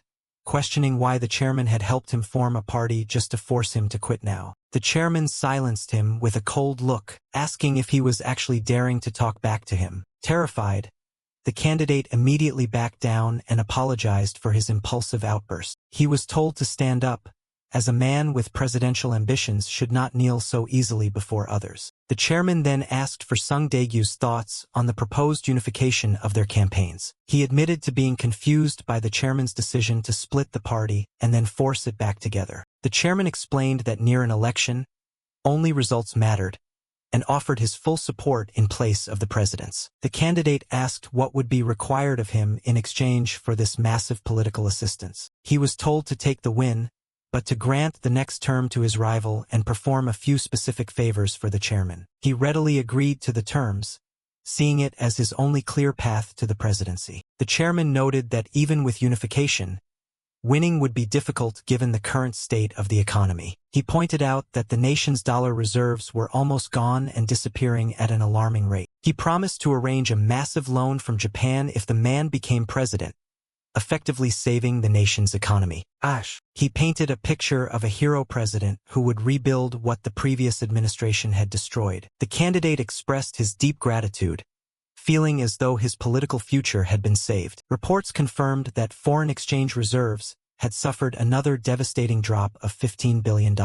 He realized that at this rate, the reserves would be gone by October, bringing the IMF bailout sooner than expected. He observed that Wall Street was already in the process of pulling all its capital out of the Korean market. He saw that his own actions were causing history to change, as the Korean economy was crashing much faster than it should. Despite the total collapse of banks and major companies, the government still stubbornly refused to seek international aid. Eventually, with only $2 billion left, the government was forced to officially request an IMF bailout. The address to the nation came a full month earlier than it had in the original historical timeline. The harsh conditions imposed by the IMF led to a stabilization of the crisis but resulted in mass unemployment and inequality. The IMF required all presidential candidates to promise in writing that they would follow these strict conditions. Then, a sudden political shift occurred as one candidate announced he would unite with the Conservative Party. He promised to work at the forefront of the campaign to ensure a conservative victory for the sake of the nation. The crowd erupted in cheers for the newly unified Conservative Front. He was surprised by the sudden alliance,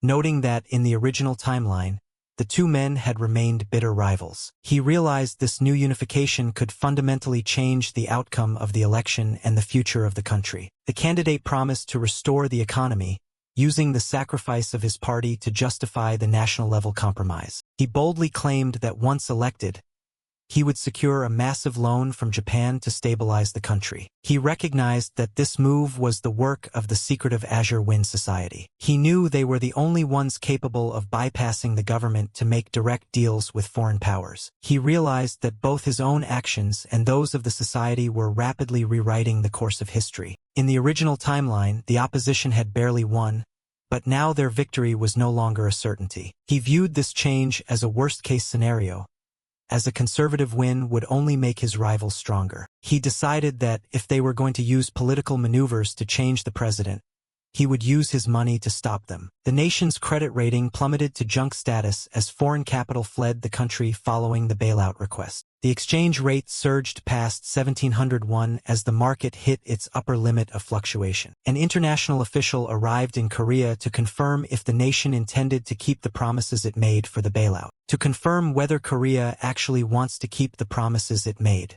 Michel Kamdesis, managing director of the IMF. He criticized the Korean government for its unhealthy and overly close relationship with major corporations and banks. He demanded that failing giants be restructured and that banks be sold off to foreign investors to fix the system. Further demands included the privatization of public enterprises and the implementation of harsh new labor policies. He warned that if these strict conditions were not met, the IMF would withhold the necessary aid. The official was scheduled to meet with the president and the major candidates to discuss the nation's performance. He viewed the bailout not as a rescue, but as a calculated attempt by foreign powers to take over the entire nation. He contacted his brother, telling him he needed to return to Korea immediately to discuss their next moves. He instructed his brother to make his arrival as public and dramatic as possible to capture the media's attention. He ensured that the news of the legendary Wall Street prodigy's visit would be spread across all major media outlets. Reporters swarmed the arrival,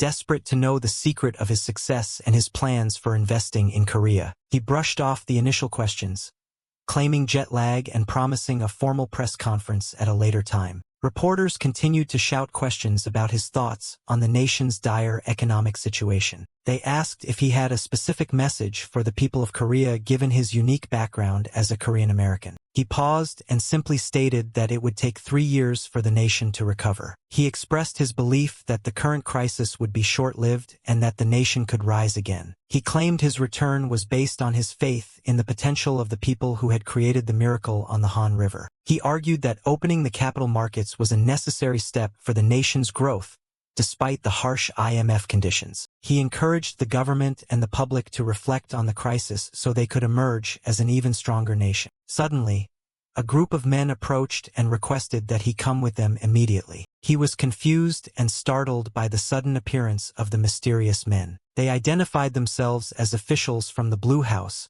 stating the president wished to meet with him. He protested, claiming he had other appointments and hadn't been informed of any such meeting. The men ignored his protests and moved to take him by force. "Hey, stop!" A group of private security guards stepped in, telling the officials to release the man immediately. They warned that he was a U.S. citizen and that any attempt to forcibly take him would result in a formal international complaint. Their leader introduced himself as Eric Clark, explaining he was in charge of security for the man known as Charlie Kim. He was surprised to hear that a private military company had been hired for his protection. The news headlines highlighted his positive message about the potential for the Korean economy to recover. He complimented his partner on the successful public performance, though noted he seemed quite shocked by the events. He admitted the experience was intense and questioned why so many reporters and officials had been involved. He explained the private military company was for his long-term security and that he had been preparing it for some time. He asked what his specific role would be in helping the country during this period of extreme crisis. He acknowledged that while it was a tragedy for the nation,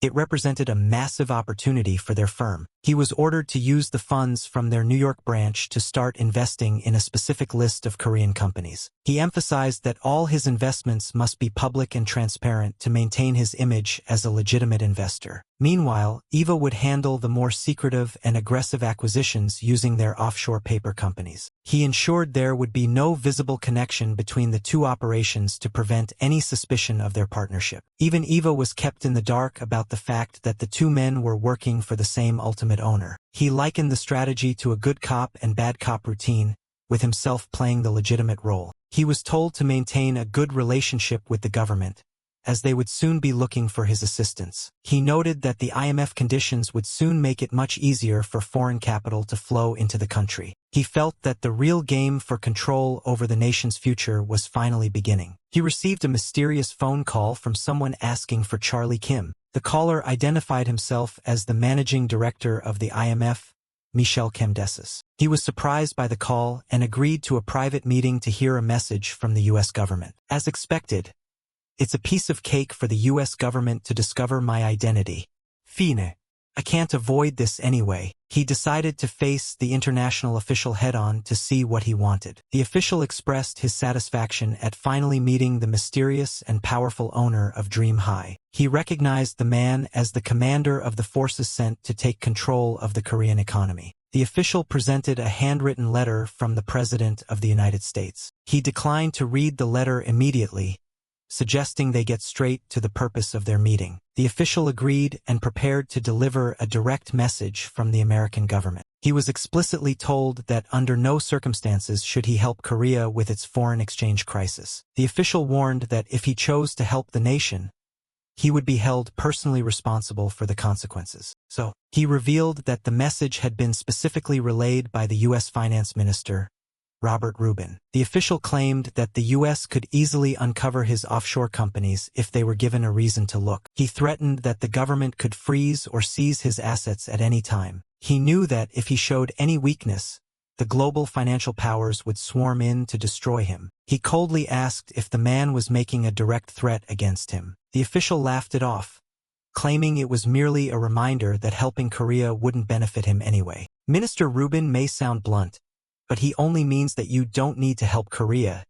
Helping wouldn't benefit you either, would it? He mused on the fact that he was being told not to help the Korean government. While he had no original intention to help, the arrogant attitude of the official made him want to reconsider. He agreed to the terms for now, though his mind was already working on a counter-strategy. I won't intervene in Korea's foreign exchange crisis. In return, the U.S. government should stay out of my affairs in Korea. The official jokingly asked if he planned to share the profits or take everything for himself as he did in Hong Kong. He defended his past actions, stating he simply read the market and chose a different path than others. The official realized that the young man before him was far more formidable than he had initially expected. He dismissed his previous comment as a joke and acknowledged the aggressive nature of Dream High's investments. He bid the official farewell, promising to relay his conditions to the American government. He found it amusing that the head of the IMF was acting as a mere messenger boy for the United States. He realized that the global powers understood his true strength,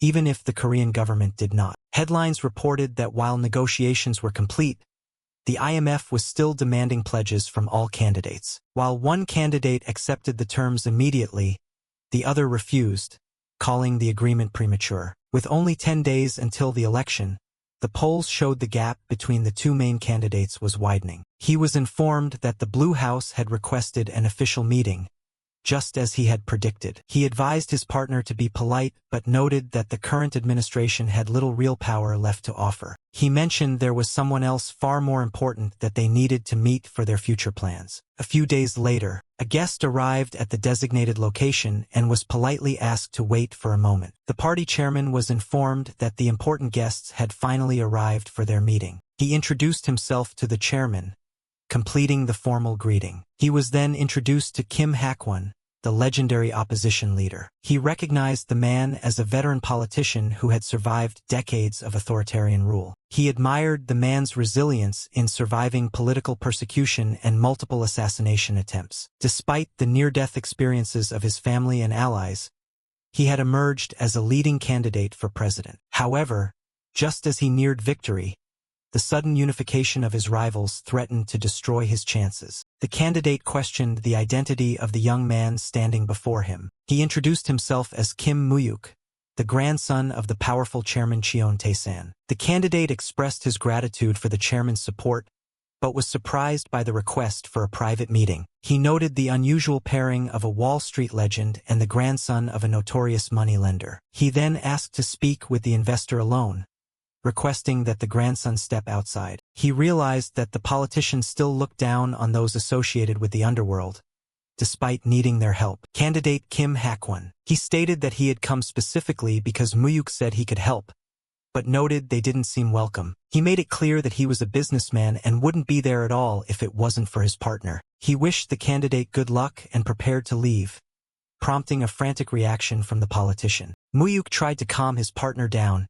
urging everyone to sit and talk reasonably. He insisted that, as an investor, he refused to waste time on ungrateful people or losing ventures. Mu-hyuk was impressed by the performance, noting how smoothly his partner was pressuring the politician. The candidate asked what the true intention behind his blunt and aggressive words was. He pointed out that while political donations were illegal, the candidate was still accepting help without showing gratitude. He expressed doubt that the candidate would even appreciate the massive assistance he was offering. Mu-hyuk continued to play along, pretending to be worried that they were about to be kicked out of the meeting. He explained that he was not there as his grandfather's proxy, but as a genuine supporter who wanted him to win. He stated his firm belief that, for the sake of the country, this man had to become the next president.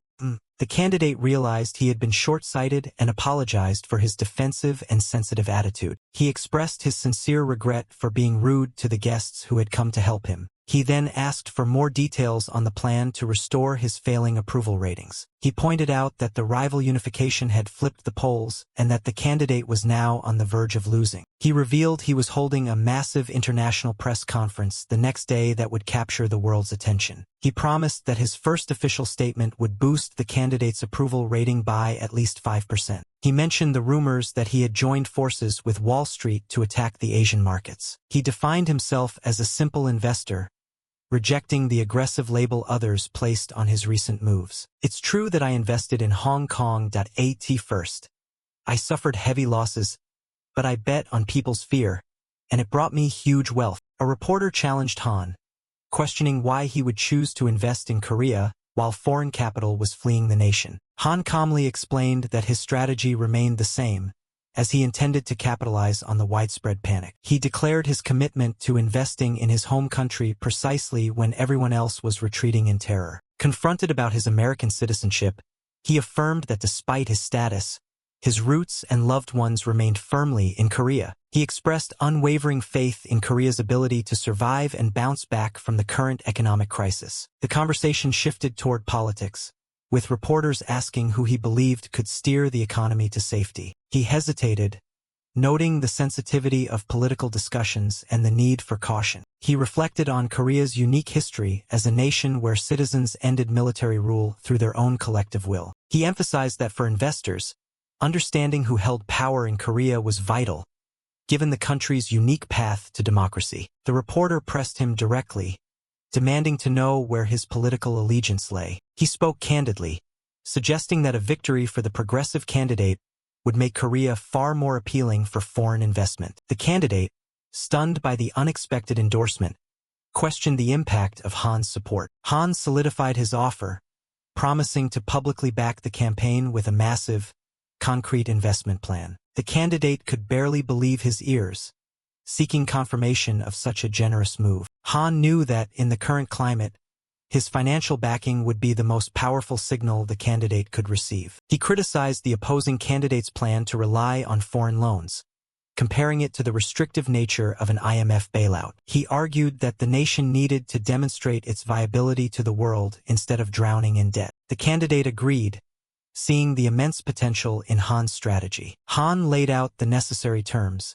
insisting that the IMF's requirements must be strictly upheld. The candidate faltered, weighing the gravity of those demands. I run an American company. I can't defy Washington and recklessly invest in Korea so. Please promise to honor the IMF agreement. All right. I can't avoid their demands anyway. I only hesitated to leave room for renegotiation since their terms are excessive. Han pledged his full investment on the condition that the IMF's terms were met, reminding them of his Korean heritage. The news spread like wildfire, and with the endorsement of the investment legend, momentum shifted decisively toward Kim Hak-won by late 1997. With a narrow but clear majority, Kim Hak-won ascended to the presidency. Mu-hyuk's grandfather questioned if the election results had been part of his elaborate design. He confronted Mu-hyuk, revealing he knew the truth about the investment firm's ownership. Mu-hyuk was caught off guard, realizing his grandfather had seen through his scheme from the start. His grandfather admitted to tracking Mu-hyuk's moves, including the funds sent to America, even if the exact strategy remained unclear. Mu-hyuk confirmed he had used the capital to turn Han into a Wall Street giant, ultimately swinging the election. His grandfather praised his competence, though a hint of curiosity remained. Mu-hyuk teased his grandfather, wondering if he wanted the full details of his machinations. His grandfather waved it off, suggesting Mu-hyuk would have triumphed regardless, noting he only helped save time. Mu-hyuk acknowledged that his grandfather's support had been the decisive factor in speeding up his success. His grandfather agreed to offer one final piece of assistance before stepping back from the fray. He issued a grave warning about a powerful, hidden organization that had infiltrated deeper into Korea than Mu-hyuk suspected. He ensured that Mu-hyuk understood the seriousness of the looming threat. The transition team prepared to take the reins. The committee began its work under the president-elect. Chairman Park Dae-ho approached the president-elect, offering his congratulations and influence. The president-elect welcomed the chairman's support, acknowledging his expertise in economic matters. Concerns were raised about the wave of corporate failures sweeping the nation. Chairman Park brushed off the panic, claiming his group was stable due to its global reach. The president-elect voiced the anxieties of his staff,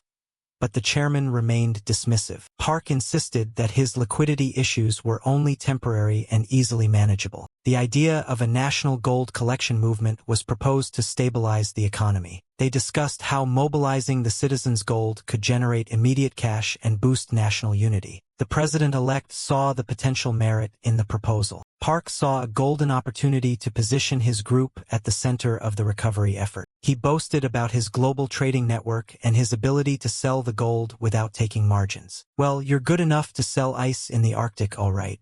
You can lead the gold collection campaign." "Yes, Mr. President.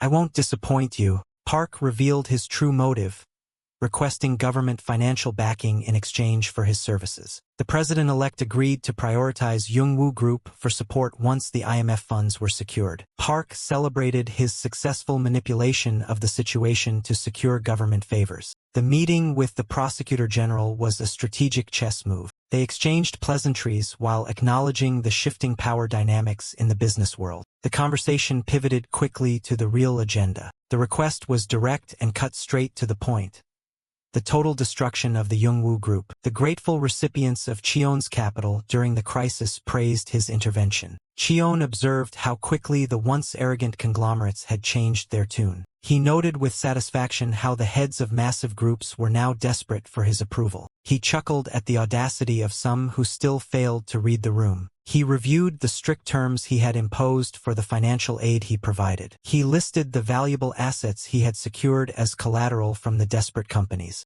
Cheon admitted that the thrill of the deal had made him feel alive and powerful again. They noted with interest that Youngwoo Group had yet to seek their help, suggesting they had other sources of support. Cheon reflected on how Park's attitude had soured as he grew in power. He reassured his grandson that the situation was under control. He declared his bold intent to absorb the entire conglomerate. The order to dismantle Youngwoo was reiterated clearly. The scale of the target was confirmed. He reasoned that the era of unsustainable corporate growth had to end, starting with them. Concerns were raised about Park's strong political connections. The weakness in Park's defense was highlighted. "Ha!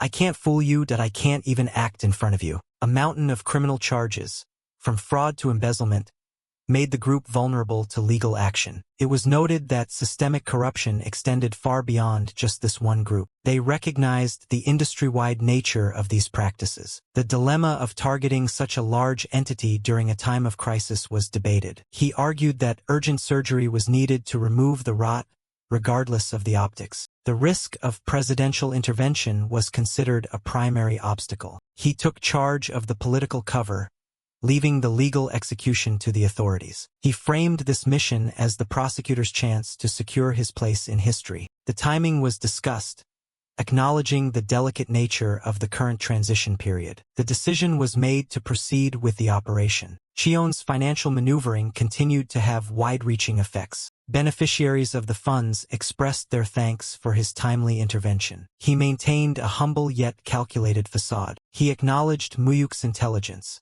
admitting his previous underestimation of the young man's talent. The president-elect sought more advice on how to handle the corporate debt crisis. Mu-hyuk cautioned against reckless bailouts, emphasizing that the investors needed convincing. The president-elect leaned on Mu-hyuk to set a trend that others would follow. Mu-hyuk agreed to facilitate the process if the terms were right. The president-elect confessed the heavy burden he carried after years in politics. Mu-hyuk requested permission to speak a difficult truth. The president-elect invited the critique, tired of the empty reassurance from his staff. Mu-hyuk predicted that the people's resilience, not government policy, would lead the nation through the crisis. The president-elect chuckled, finding the honest assessment refreshing. Mu-hyuk pointed out the injustice that the benefits would likely go to the elites instead of the common people. He warned that the conglomerates stood to emerge stronger than ever from the public suffering. He urged the government to be selective and force structural change within the companies. The president-elect raised the common fear of unemployment during restructuring. Mu-hyuk argued this was the singular chance to break the cycle of corruption between business and politics. The president-elect pondered the legacy he wanted to leave behind. Mu-hyuk painted a vision of a restored,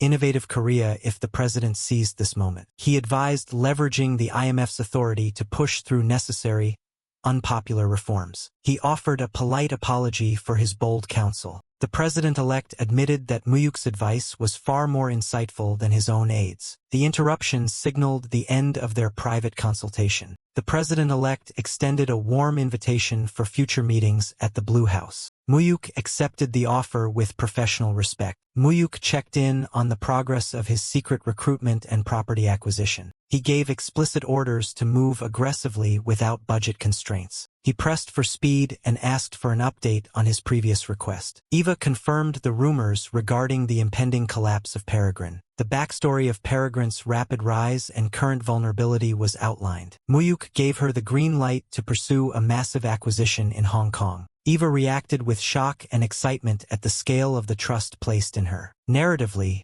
this acquisition marked the beginning of her dramatic comeback to the financial world. Daniel, surprised by her reappearance, asked about her time away. He voiced his concern over her sudden departure and absence. Eva brushed off the personal concern, focusing purely on the high-stakes mission at hand. She urged him to speed up the intel gathering, as time was of the essence. Daniel could only wonder about the powerful forces she was now working with. She realized she had aligned herself with a truly formidable mentor. He looked up in shock, immediately recognizing the man standing before him. He questioned if this was indeed the high-ranking director from Peregrine Investment Bank, and the man confirmed his identity with a hint of confusion. Eva introduced herself with a smile, leaving the director baffled as to how a total stranger could recognize him. She noted that his reputation preceded him, as his name was legendary within the elite financial circles of Hong Kong. Flattered by the attention of such a striking woman,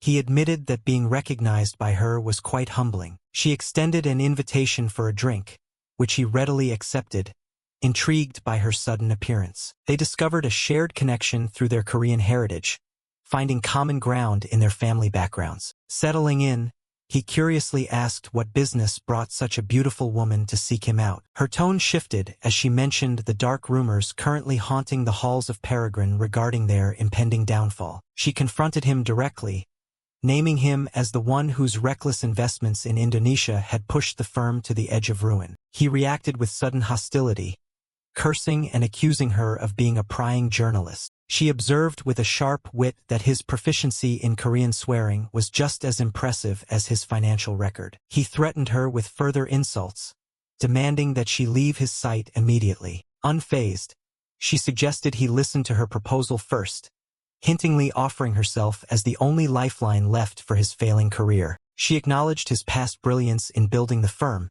yet pointed out that the unforeseen currency crisis had left Peregrine on the brink of total collapse. He narrowed his eyes, wondering if she had only come there to gloat over his misfortune. She clarified that her intentions were strictly professional, shocking him with the news that she intended to acquire his bankrupt company. She explained that her interest lay solely in the brand name, offering him a chance to walk away with compensation rather than losing everything. She laid out a starting offer of $1 million to seal the deal. Stunned by the amount, he began to waver, asking what strings were attached to such a sum. She demanded full access to the firm's internal secrets, including debt records and the owner's vulnerabilities, promising even higher pay for high-level intel. Handing him her card, she told him she would be waiting for his decision. He shouted at the intruders, demanding to know who dared to interrupt them. The men identified themselves as members of the Tae-san faction, making their presence known with aggressive confidence.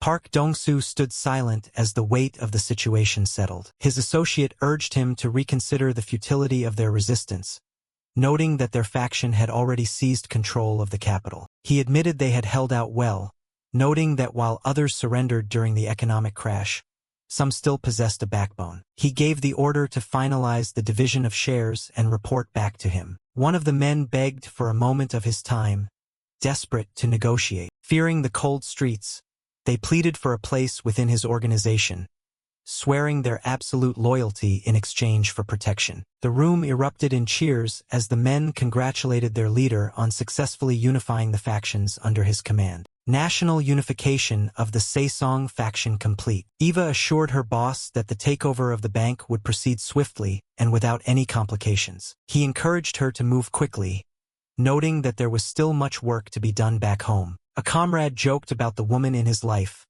offering his expert eye to vet her whenever they met. When asked if he would ever settle down, he dismissed the idea, content to live and die by the karma of his current lifestyle. They marveled at the fact that no organization in the country could now oppose them, though he noted a few small groups still remain. He learned that his loyal men involved in a past incident were being released early, thanks to his careful intervention. He inquired about a specific old friend named Yang Soo-hyung, wondering if he should be stationed in Busan upon his release. He confirmed his absolute trust in his childhood friend, stating there was no one better suited to manage the southern territory. He warned that the Yakuza would soon be making a move, making Busan a vital strategic point for their defense. He explained that Japanese financial entities, backed by the Yakuza, would use the city as a gateway to infiltrate the Korean market. He expressed confidence in his lieutenants, even as rumors circulated that he was merely a figurehead for his talented subordinates. He praised Lee Sang-yoon's diplomatic skills,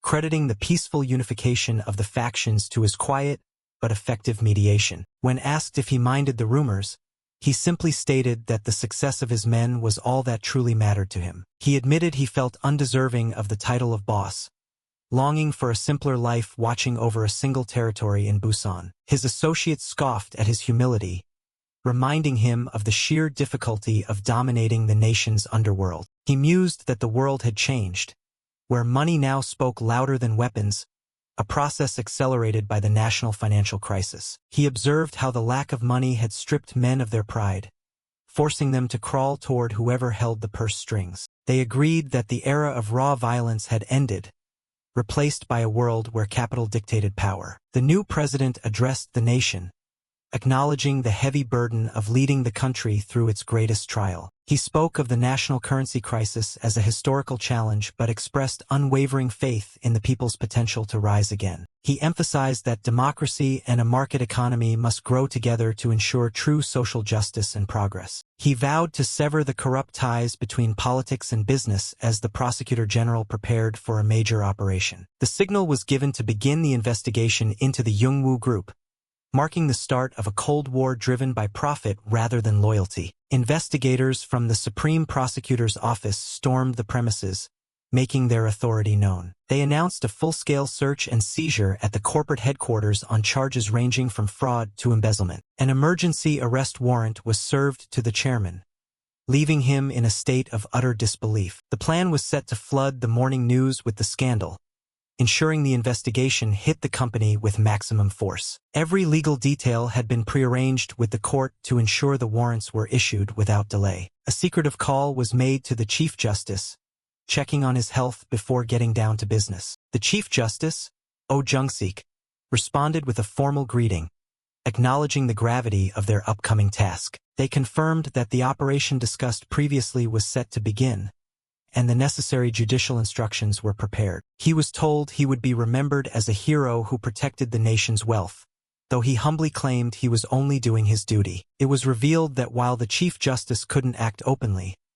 his network of judges would be placed in key positions within the acquired companies. The chairman reeled from the sudden dual attack of a tax audit and a criminal investigation, realizing it required high-level approval. He struggled to understand why the president would target him so ruthlessly, wondering who was truly pulling the strings. A young prosecutor named Oh Hyun-woo introduced himself, signaling the start of the formal interrogation. The chairman scoffed at the greenhorn before him, demanding to speak with someone of higher rank. The young man remained composed, stating that he would be the one handling the case from here on out. He listed the staggering laundry list of crimes against the chairman, noting that the scale of this corruption dwarfed any previous scandal. The chairman tried to use his status as a threat, demanding a phone to call his office and shut down the investigation. The prosecutor informed him that his legal team was already paralyzed by simultaneous audits across all corporate affiliates. Realizing the gravity, the chairman desperately tried to contact the powerful Yoon and Jang law firm. The prosecutor mockingly offered his assistance, calling the head of the firm and revealing a surprising personal connection. He handed the phone over, identifying the attorney as the representative of the very firm the chairman hoped would save him. The chairman pleaded for help, shouting about the ruin of the country and the plundering of his empire. The attorney apologized, stating that a conflict of interest prevented them from taking his case. He hung up on the desperate chairman, leaving him completely isolated. The attorney then turned to his actual client, inquiring about her meeting with the representative of future investment. He laughed, noting that the foreign capital played in a much larger league than anything they had seen before. They planned to bury the Youngwoo Group in endless lawsuits, ensuring the firm remained tied up in legal battles for as long as necessary. They discussed how difficult it was to consume Korea's massive conglomerates with money alone without utilizing indirect methods. He cited past examples where foreign firms succeeded only by lobbying and working through local connections to navigate the Korean system. He claimed to have a superior advantage because he not only knew the Korean market but also held the secrets of the future. With the pieces in place, he declared that it was time to begin their final move. His associate acknowledged the command, ready to proceed. The president questioned why such a massive investigation wasn't reported to him first, expressing his displeasure. The official apologized, claiming the media had leaked the internal investigation prematurely, forcing their hand. He argued that the scale of the fraud was a ticking time bomb that could sink the entire national economy if left unaddressed. The president sighed, feeling the immense pressure of the situation. He weighed the necessity of an arrest, noting the high risk of the chairman tampering with evidence or fleeing the country. He asked if there was any other way, reluctant to move so harshly against a man who still held significant power. The official agreed to adjust the pace if ordered, but warned that the political fallout of showing leniency would be severe. The president decided to delay the arrest for the sake of political stability, asking for the investigation to be slowed down for now. An aide rushed in,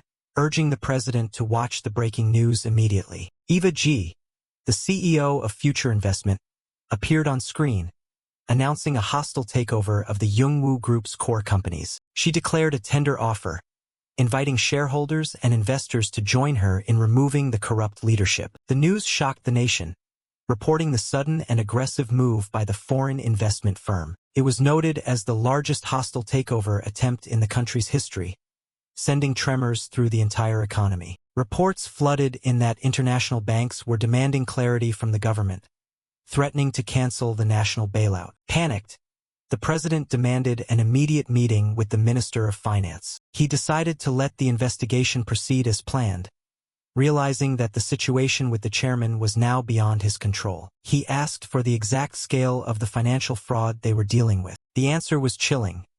25 trillion won had been uncovered so far, and it was only the beginning. He was nearly speechless at the staggering number. The official described the fraud as a textbook example of expert manipulation, stating it would take a long time to uncover the full truth.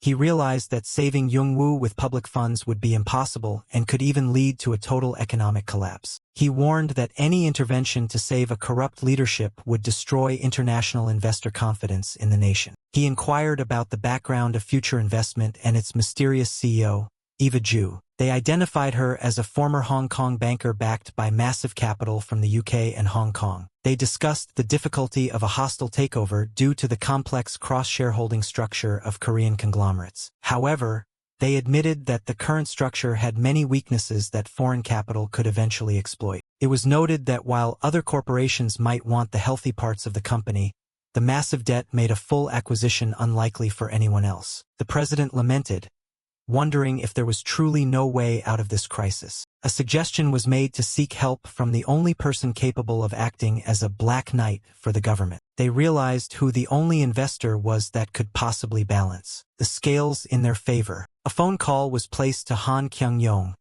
confirming the next step in their plan. Everything was unfolding as predicted, with an invitation to the Blue House already on the table. They noted the president's desperation and felt confident that their strategy was moving exactly as intended. It was clear that the corruption was so deep that even selling every affiliate wouldn't cover the Youngwoo Group's debts. Meanwhile, other conglomerates were already circling like vultures, looking to snatch up the most profitable subsidiaries. The Samsung Group held an emergency meeting to decide which of Jungwoo's businesses they should target. The president of the Motors division argued for acquiring Jungwoo Motors to create a substantial synergy effect. His leadership was criticized for failing to manage his own division, making the idea of a new acquisition seem reckless. He doubled down, claiming that Jungwoo's superior overseas brand recognition was exactly what they needed to survive. The chairman disagreed, stating that the debt in the auto industry was too severe and that they needed to focus on their own survival first. Another executive argued that if they were to focus on one area, it had to be Jungwoo's electronics division. He pointed out the value of Jungwoo's global production plants, especially in Eastern Europe, as a massive strategic advantage. He insisted that the growth of their core electronics business must be prioritized even if the rest of the group had to downsize. The chairman gave the green light, tasking the executive director with drafting a plan to take over the electronics division. Plans for a massive restructuring were revealed, including laying off 30% of the workforce across all affiliates. The chairman ordered his team to act boldly and ignore public opinion, treating the crisis with absolute emergency measures. He demanded total obedience to the new orders, ensuring everyone understood the stakes. They discussed the strategy for restructuring the governance layout of the entire group. They realized the economic crisis allowed them to reorganize the company in favor of the heir at a very low cost. However, a major obstacle remained in the form of a rival chairman's stake in a key district. They had put up core shares as collateral for urgent loans,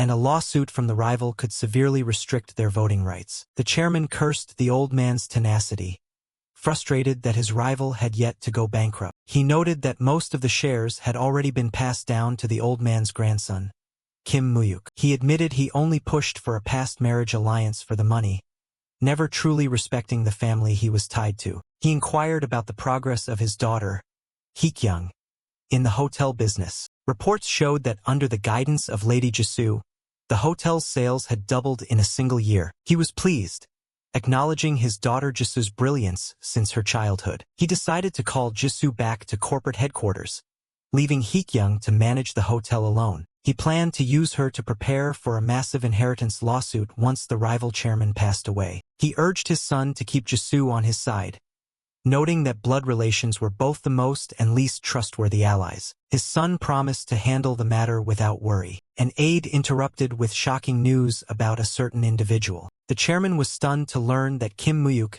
had been invited to the Blue House alongside a major CEO. The president welcomed the guests, humbly thanking them for the support that led him to his position. They returned the greeting with respect, praising his lifelong dedication to politics. The president got straight to the point, asking for their honest opinion on the Jungwoo Group. Han Kyung-yong noted that despite the debt, it was a good company that had already attracted significant foreign interest. The president expressed his concern about handing such a major national asset over to foreign capital. He countered that the sheer size of the debt was far beyond what any domestic company could handle on its own. They questioned the legitimacy of MI investment, noting that while their financial power was great, their background was a mystery. He warned that if the source of their funding was problematic, it could lead to a national scandal later on. The president then made a surprising suggestion, asking if Han Kyung-yong would be interested in acquiring the group himself. He was taken aback, as the president suggested his mind would be at ease if the company stayed in domestic hands. A silent warning was shared to remain cautious and avoid giving a definitive answer to the president's request. The president pleaded for help as a favor, promising government assistance to ensure a fair acquisition price. Han Kyung-yong pointed out that the risk of the embezzlement and fraud within Jungwoo was simply too high for any rational investor. The president suggested he only take charge temporarily until the company was stabilized and could be sold back to another domestic firm. He declared that if he were to step in, it wouldn't be for a temporary fix, but with the intent to make Jungwoo a world-class leader. He reminded the president that he was an investor, not a philanthropist, and that Jungwoo currently lacked the appeal of American blue-chip stocks. He demanded an attractive proposal that made financial sense, stating that patriotism alone wasn't enough to justify the investment. Kim Mu-hyuk stepped in, asking for permission to speak during the high-level meeting. He argued that while Jungwoo was important, There was no logical reason to reject foreign capital just because of its origin. The president acknowledged his point but reiterated his personal preference for Han's involvement. Mu-hyuk pointed out that the current crisis was the result of excessive state control, and that further government intervention would only act as poison. When asked if they should just let foreign funds take over, he argued that it was currently the most logical and best option for the nation. The president asked if the acquisition was truly too difficult for Dream High to handle. Han noted that their investors would never agree to such a debt-ridden deal, though the president offered to wipe out domestic debts in exchange. I cannot give you a definitive answer right now. I will contact the U.S. and give you an answer as quickly as possible. The president left them with a final plea, placing his trust in their decision. He ordered his team to find out the exact debt of the group to see how much could be written off to entice Dream High. He expressed his distrust of other investment firms whose owners were hidden behind layers of tax havens. He worried about where the money was coming from and decided to wait for Dream High's answer while preparing for all contingencies. He also ordered a full investigation into Kim Mu-hyuk's background, sensing something unusual about the young man. He noted that Han Kyung-yong seemed to be taking cues from the boy, which raised his suspicions. He wondered if Mu-hyuk held some kind of leverage over the CEO or if he was secretly related to the owners of the investment firm. He demanded to know everything about Kim Mu-hyuk, from the beginning of his life to the present. Han Kyung-yong questioned why they should even consider buying a debt-ridden Korean company. He noted there were far better opportunities in the U.S. market than the struggling Korean conglomerate. Mu-hyuk explained that in Korea, being a chaebol meant holding a level of power that went far beyond mere wealth. Han argued that the international community wanted to dismantle that system, but Mu-hyuk insisted it was impossible to destroy. He declared his intention to claim that legendary status for himself, seeing the crisis as the perfect opportunity. Han agreed to follow his lead, trusting in his vision despite the risks. They planned to retain the talented staff within Yongwoo, ensuring a smooth transition of power. Han wondered how much of the 50 trillion won debt the government would actually be able to forgive. Mu-hyuk shocked him by saying they wouldn't need any debt relief at all in the final negotiations. Instead, he proposed an acquisition price of a single 100 won. Han was skeptical, wondering if such a ridiculous offer could actually work. Mu-hyuk assured him that the desperate Blue House would have no choice but to accept. Han could only laugh, calling him a brilliant lunatic for coming up with such a bold plan. Supreme Prosecutor's Office. The chairman asked for an update on the situation from his prison cell. His aide reported that every major fund was circling their company, but the Blue House had gone silent. He learned that his chances for bail were slim, as the prosecutors were being unusually aggressive. He lamented his downfall, having believed that his connection to the president would ensure a bright future. He grew frustrated as his legal contacts refused to meet with him, realizing he had been abandoned by his former allies. The prosecutor entered the room, ready to begin the final phase of the interrogation. The chairman tried to beg for leniency through the prosecutor's father, only to be reminded that the old man no longer held any power. He was told that while he sat in a cell, his life's work was being torn apart by his rivals. The prosecutor noted that while the chairman built the empire, his own corruption was what ultimately brought it down. The full scale of the fraud was revealed to be over 50 trillion won, an amount so large it was nearly impossible to uncover. He was told that not even a miracle could save him now and that he should simply give up. In the wake of the scandal, many foreign investors paused their plans,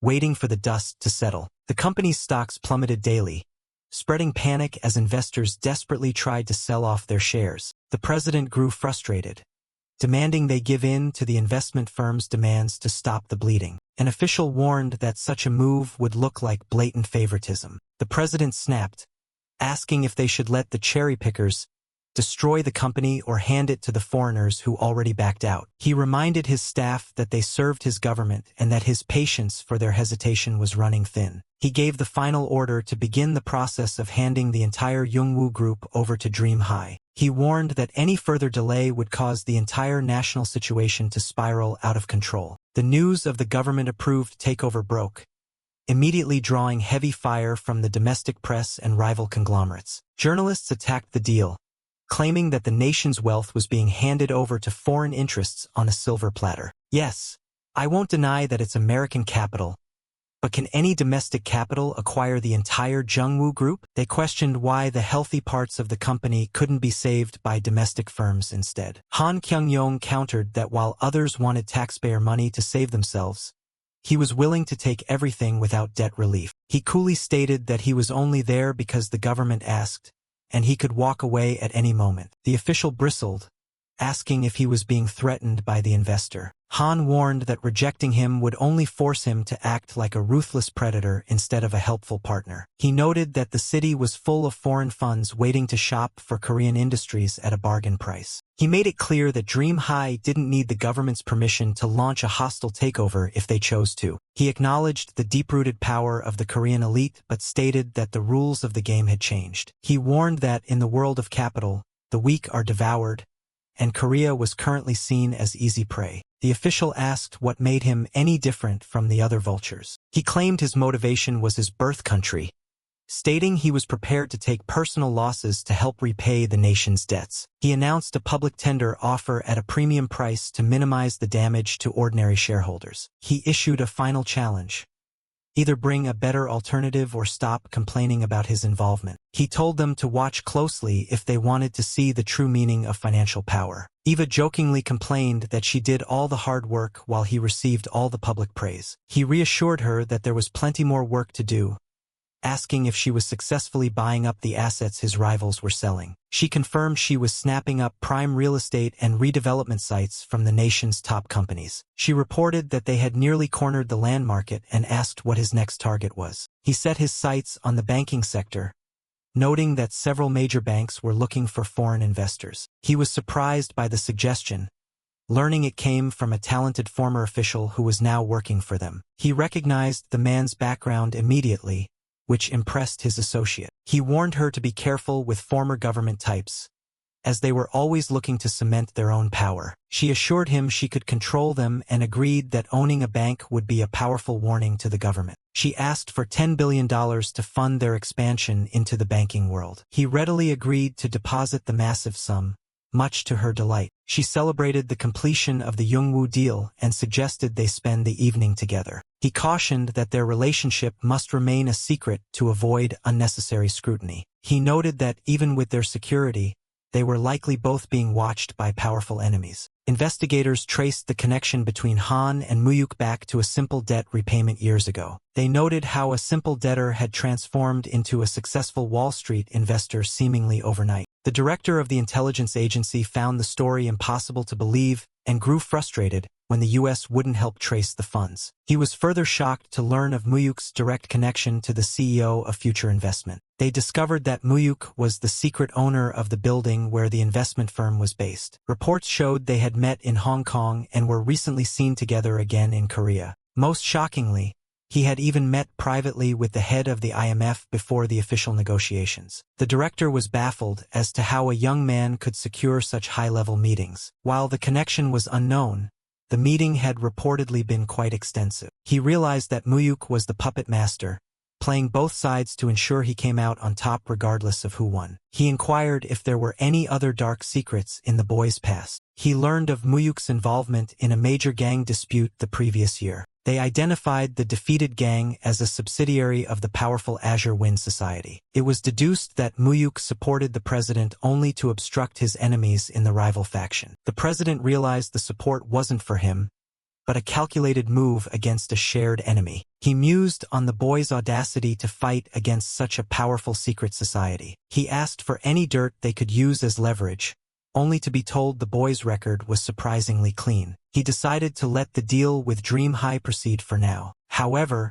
he ordered the investigation to continue until they found a weakness to exploit. The formal agreement was signed, marking the beginning of the end for the old Jungwoo Empire. The group was sold for a symbolic price, effectively handing one of the nation's top conglomerates to Dream High. The nation's top chairman congratulated the president, promising their support during the difficult times. He thanked them but noted that they didn't seem to truly understand the gravity of the national crisis. He declared that public opinion would no longer tolerate the reckless management style of the conglomerates. He announced a government-led merger of corporate affiliates, shocking the gathered chairmen. He gave them a choice: cooperate or face a total cutoff of government support for the rest of his term. He blamed their greedy expansion for the national downfall, noting that past warnings had gone unheeded. He accused them of being the primary cause of the economic storm that hit the country. He gave them 1 week to comply with the government's decision on the corporate restructuring. He issued a stern warning against any attempts at bribery or interference,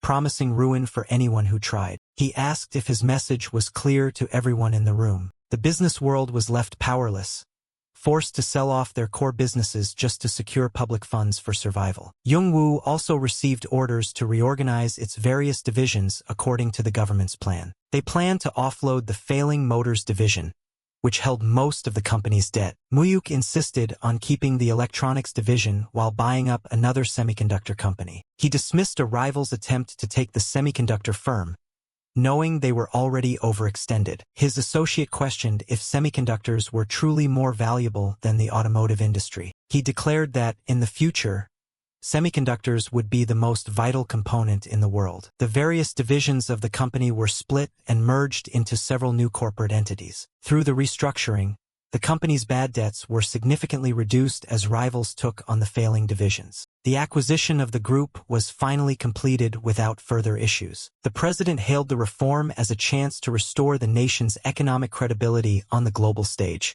Observers noted that the president was taking a very aggressive stance against the conglomerates from the start. A chairman was interrupted with news of a high-profile guest from Japan. "A guest has arrived from Japan." He welcomed the young master of the Kobe organization, surprised he had come in person. The visitor emphasized the seriousness of their business move into the mainland. He demanded that the Azure Wind Society mobilize everything they had to support the new venture. The chairman bowed, swearing his full cooperation to the powerful visitor. He planned to exploit the removal of interest rate caps to dominate the Korean lending market. He detailed a ruthless plan to use high interest rates to crush competitors before changing the law again. He then turned his focus to the society's failures, questioning why a single old man was still a problem. He wondered if they had expected too much from their local allies. The chairman apologized, unable to offer any excuse for his lack of results. He was warned that his organization's patience was wearing thin. The gravity of the warning was made clear. He promised to keep the threat in mind as they moved forward. The visitor decided to take matters into his own hands. He ordered the chairman to negotiate with the government to smooth the way for their expansion. He warned that another mistake would destroy their long-standing alliance. The chairman acknowledged the command with a respectful bow. An old loan shark noted how much had changed since he began withdrawing his capital from the black market. He had established a legal parent company and several entities to stabilize his position in the market. He observed that his director looked much healthier since stepping away from the shadows. The director admitted he enjoyed the peace,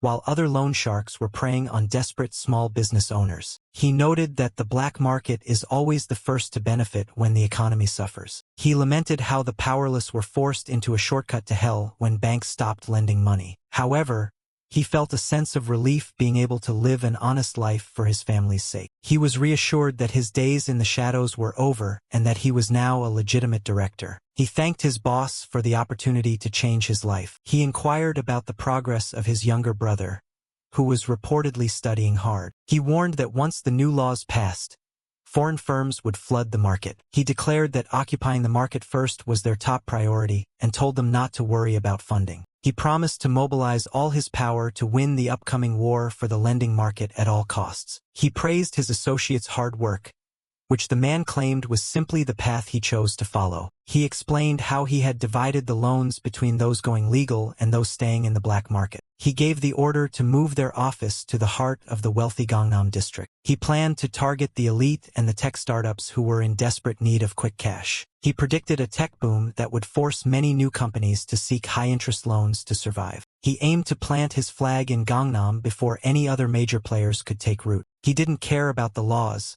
knowing there would always be people willing to pay any price for immediate capital. The director agreed to follow his lead, expressing his gratitude. He visualized the future where desperate moguls and startups would have no choice but to come to him. He decided to head home for a rare meal with his grandfather. An uncle moved to check on something outside, but he was told to wait. A mysterious man approached him, calling him by name. He asked for the stranger's identity. The man introduced himself as Watanabe Satoru. He immediately recognized the name from his past life as the successor to Japan's largest criminal organization. He recalled the man's brutal reputation as the Kobe killer, who had ruthlessly cleared his path to power. The stranger claimed he was there because of a new business venture starting in the area. He was confused, as their paths had never crossed in his previous life. He greeted the legendary figure, admitting he hadn't expected to meet the heir to the Japanese underworld. The visitor modestly stated that his position wasn't officially decided yet. Mu-hyuk noted that the tide had already turned in the man's favor and asked him to get straight to the point. The man revealed his intent to enter the Korean lending market, having come to Mu-hyuk instead of his grandfather. Mu-hyuk corrected him, stating that his grandfather was still very much in control of their affairs. The visitor mentioned that their local allies had been disrespectful in the past. He suggested that, as a businessman, Mu-hyuk should keep personal matters separate from their potential deal. Mu-hyuk realized the man was demanding he hand over his territory. He countered by asking if he would be allowed to enter the Japanese market in return. The man laughed, noting that the Japanese market was already too tightly regulated for an outsider to find any profit. Mu-hyuk pointed out that while Korea still had prey, he had no reason to share a cake he could eat alone. He challenged the man, asking if he would ever give up his own territory if their positions were reversed. The visitor acknowledged his stance but stated that he always seized whatever he set his sights on. Mu-hyuk welcomed the challenge, telling him to use every trick he had as he prepared to fight back. The man lamented the failed negotiation, finding Mu-hyuk even less reasonable than his grandfather. Mu-hyuk scoffed at the idea that such a thing was even up for negotiation. The visitor bid him a polite farewell, noting that they wouldn't be smiling the next time they met. Mu-hyuk returned the sentiment. As the man departed, he immediately ordered his team to go on high alert, sensing that trouble was imminent. He commanded the recruitment of security personnel to be accelerated, preparing for a physical confrontation. He declared that war had been started and the battle would begin shortly. He received an urgent call from his associate in Busan. The news was dire. Every branch in the city had been raided by the Yakuza and local crews. He realized the enemy was using Busan as their first move and prepared to head south immediately. Boss, he learned that his grandmother had been targeted in the attack. He rushed to the hospital, desperate to see her. Manhwa, he comforted her, while she insisted she was fine and that he shouldn't have worried about her. She told him she would be home soon, trying to put his mind at ease despite the trauma. Grandma, he learned that one of his guards had sacrificed himself to save her from a speeding car. The news that the man was still unconscious hit him hard. He ordered that the guard's family be given everything they needed as a token of his gratitude. He decided to move his grandmother to the safety of Seoul until the situation was under control. He lamented the loss of his brothers, stating the human cost far outweighed any financial damage. He was devastated by the brutality of the killings, wondering how he could ever face his fallen comrades in the afterlife. He learned that the city was swarming with enemies and that many local crews had already defected to the Yakuza. He vowed to return the favor to those who had dared to strike at his family. His men shouted a warning as another raid began. The enemies were spotted, and the fighting erupted once more. Street war. Local gangs and Yakuza engage in massive violent clash. He coordinated with high-level prosecutors to handle the aftermath of the violence in Busan. He planned to ensure the Yakuza were treated with much harsher legal consequences than his own men. He ordered his forces to focus on defense for now, as causing a major disturbance would be a headache for the authorities. His associate agreed to the defensive stance but asked for permission to personally settle the score for their fallen brother. He gave his approval without hesitation. The associate admitted he wanted to retire once the war was over, no longer having the heart for the lifestyle. He learned about the internal power struggle within the largest Yakuza syndicate in Japan. He was told that a specific faction from Nagoya held all the power, causing deep resentment in other groups. He realized that the other factions were feeling cornered and looking for an opportunity to rebel. He noted that the primary muscle of the ruling faction was a group known for its ruthless assassinations. He decided to place a staggering 100 million yen bounty on the head of the syndicate's boss. He planned to leak the news to the rival factions, and ensure the Japanese government wouldn't interfere in the internal war. A few days later, a representative of Dream High introduced himself to a group of major financial players. They welcomed him, honoring his reputation as the Asian tiger who had taken Wall Street by storm. I know that the heads of the top Wall Street firms are busy people, so I won't take much of your time.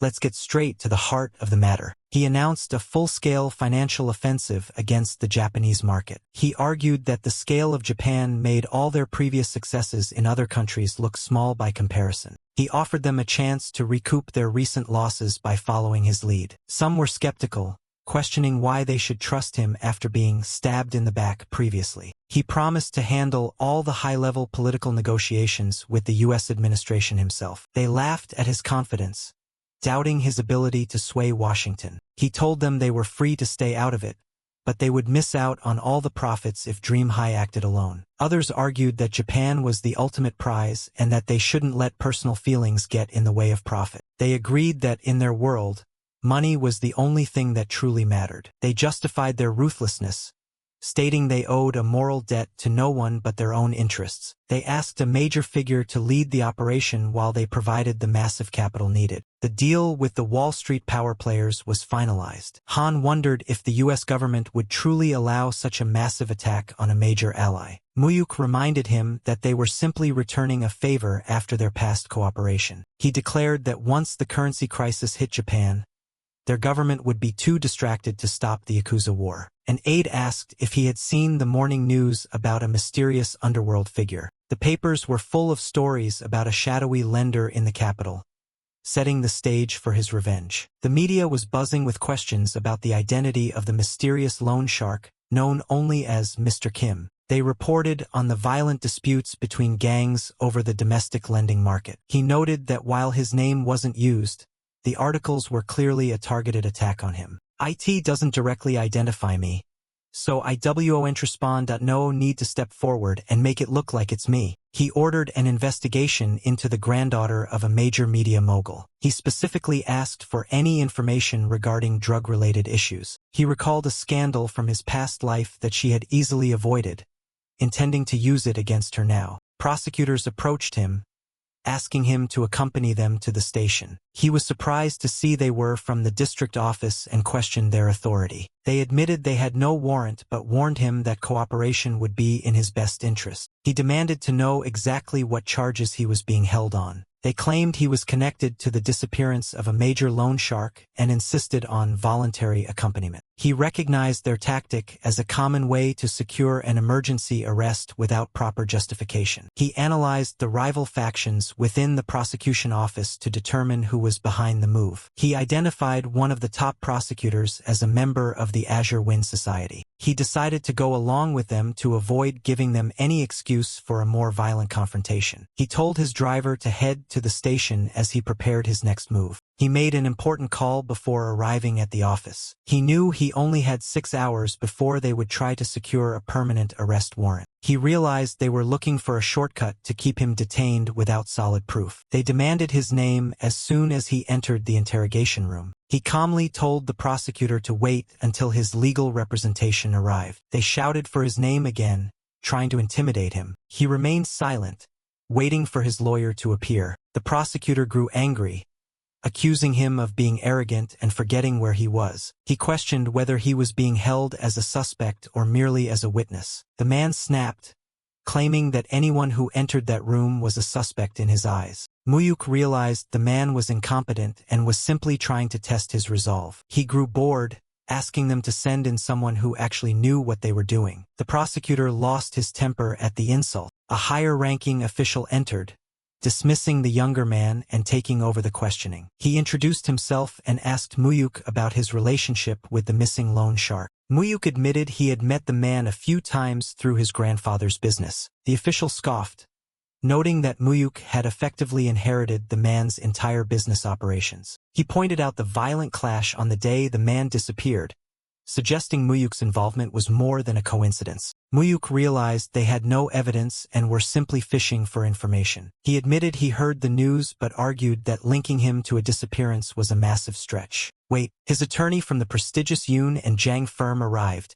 demanding to know what was going on. Mu-hyuk thanked him for coming so quickly to handle the situation. The attorney criticized the use of an interrogation room for someone who was there voluntarily. He demanded to see a warrant and asked for the specific charges against his client. The official listed a series of heavy charges, including organized crime and murder. The attorney realized they were trying to pin extremely serious crimes on him without any proof. They accused Mu-hyuk of funding a gang leader and inciting a war between rival factions. He asked for evidence of organized crime, and the official cited testimonies about a brutal murder. They claimed a rival boss had given testimony about an abduction and a disappearance at an abandoned factory. Mu-hyuk knew they couldn't tie him down with just the word of a rival gangster. He denied even knowing who they were talking about, noting their lack of actual evidence. The attorney accused them of using voluntary accompaniment as a trap to fabricate charges. They claimed to have records of illegal foreign currency transfers as their primary evidence. The official questioned the coincidence of two rivals disappearing right when Mu-hyuk appeared on the scene. The attorney admitted to a minor currency violation but noted it was only punishable by a fine. The official insisted that the severity of the crime was for them to decide. The attorney countered that a court would decide and demanded that his client be allowed to leave. The official stated they still had 4 hours of legal detention time remaining. They realized the prosecutors were stalling while they desperately waited for a warrant. The attorney reminded them that they could choose to leave at any moment during voluntary questioning. The prosecutor shouted that they weren't finished with the investigation yet. The attorney mockingly asked if they could stay for the rest of the questioning. A high-ranking partner from the firm arrived, surprising the chief prosecutor with his presence. He revealed that he had come personally because his son was a close friend of the client. So? He demanded the charges be repeated as a legendary prosecutor-turned-lawyer entered the room. The district prosecutor arrived, trying to shut down the conversation. Mu-hyuk recognized him as another prominent member of the Azure Wind Society. The two powerful men exchanged a tense greeting as the lawyer congratulated him on his promotion. The prosecutor noted that the lawyer's presence confirmed they had arrested the right person. The lawyer claimed he only came to protect his son's friend, but the tension in the room was palpable. The prosecutor suggested they speak privately in his office instead of in front of the client. Mu-hyuk asked if there was any more to investigate, and if not, he prepared to leave. He was told to wait a little longer. The lawyer informed the prosecutor that the court would never issue the warrant they were waiting for. He told him to give up on his attempt to detain Mu-hyuk. Mu-hyuk revealed he had already used his own connections to ensure the court would reject their request. Chief, an aide confirmed that their application for a warrant had been rejected with unusual speed. The lawyer told Mu-hyuk it was time for them to go. The prosecutor shouted for them to stop, refusing to let them leave. He declared an emergency arrest on the spot, using any legal loophole he could find. The attorney argued that there was no evidence for the murder charge, and that the currency violation didn't justify such an arrest. The prosecutor arrogantly stated that whatever he said was the law in his office. He threatened Mu-hyuk with handcuffs, ordering him to sit down as a formal suspect. The attorney refused to accept the illegal detention, vowing to raise an official objection. The prosecutor didn't care, knowing he could legally hold Mu-hyuk for 48 hours regardless. He ordered the seizure of Mu-hyuk's personal belongings, determined to find some evidence. Mu-hyuk realized they would use the next 24 hours to raid his home and office. The prosecutor insulted him, demanding he empty his pockets and accept his fate. He turned his anger toward the lawyer, surprised he was personally defending a loan shark. The lawyer responded with a calm wit, mocking the prosecutor's oppression of a businessman. The prosecutor questioned if the lawyer truly knew the kind of man he was defending. He claimed he didn't know much about the boy, but he knew exactly who was pulling the prosecutor's strings. He openly named the Azure Wind Society as the ones who ordered the arrest. He noted his own past relations with them, but stated he couldn't stop his son from helping a friend. The prosecutor grew frustrated, admitting the secret society wanted Mu-hyuk locked up for at least 3 months. He suggested it would be a cleansing period for the boy's shady dealings. The lawyer flatly refused the deal, stating they wouldn't negotiate on such terms. The prosecutor warned him about the power of the people behind the society. The lawyer acknowledged their power but said he couldn't ignore his own instincts. However, he declared that Mu-hyuk was a far more valuable client who would bring much greater profit in the long run. District Prosecutor Bay. The prosecutor general suddenly appeared, shocking everyone in the office. The district prosecutor stammered in surprise as his superior confronted him directly. He issued a sharp warning, telling the man to be precise if he intended to target someone so powerful. He revealed he knew the society was behind the move and ordered Mu-hyuk's immediate release. "I can't do that. He's a serious criminal suspect, involved in a crime syndicate and suspected of instigating murder." He scolded the man for dragging the entire reputation of the prosecution down for his own petty ambition. He handed over a phone, telling the prosecutor to take a call from someone very important. The man answered the phone with a trembling voice. On the other end was Mu-hyuk's grandfather, greeting the man with a cold familiarity. The old man revealed he held a list of every prosecutor who had taken bribes from the secret society. He noted with a chill that the prosecutor's own name was at the very top of that list. He reminded the man that the bribe money had actually come from his own pockets and that he kept perfect records. He issued an ultimatum: either release his grandson immediately or face total ruin. The prosecutor was left with no choice but to comply. "Yes, sir," he cursed under his breath, finally telling Mu-hyuk that he was free to go. The attorney gave a final warning to the office before they departed. The lawyer asked if Mu-hyuk was okay after the ordeal. He wondered what Mu-hyuk's next move would be now that they had openly declared war. Mu-hyuk vowed to repay the debt he owed to those who tried to silence him. He checked on the progress of his counterattack against the media mogul's family. His associate confirmed they had enough evidence, but noted they had uncovered something even more scandalous. Go Daily. He met privately with the CEO of the major newspaper, who was curious about the meeting. Mu-hyuk claimed he had a scoop that would be of great interest to the media boss. A scoop? The CEO was visibly shaken by the information Mu-hyuk presented. He shouted in anger, realizing he was being backed into a corner. Mu-hyuk smiled, promising to return every blow he had received with 100 times the interest. An indignant voice demanded to know what kind of scoop this was, dismissing it as insufficient.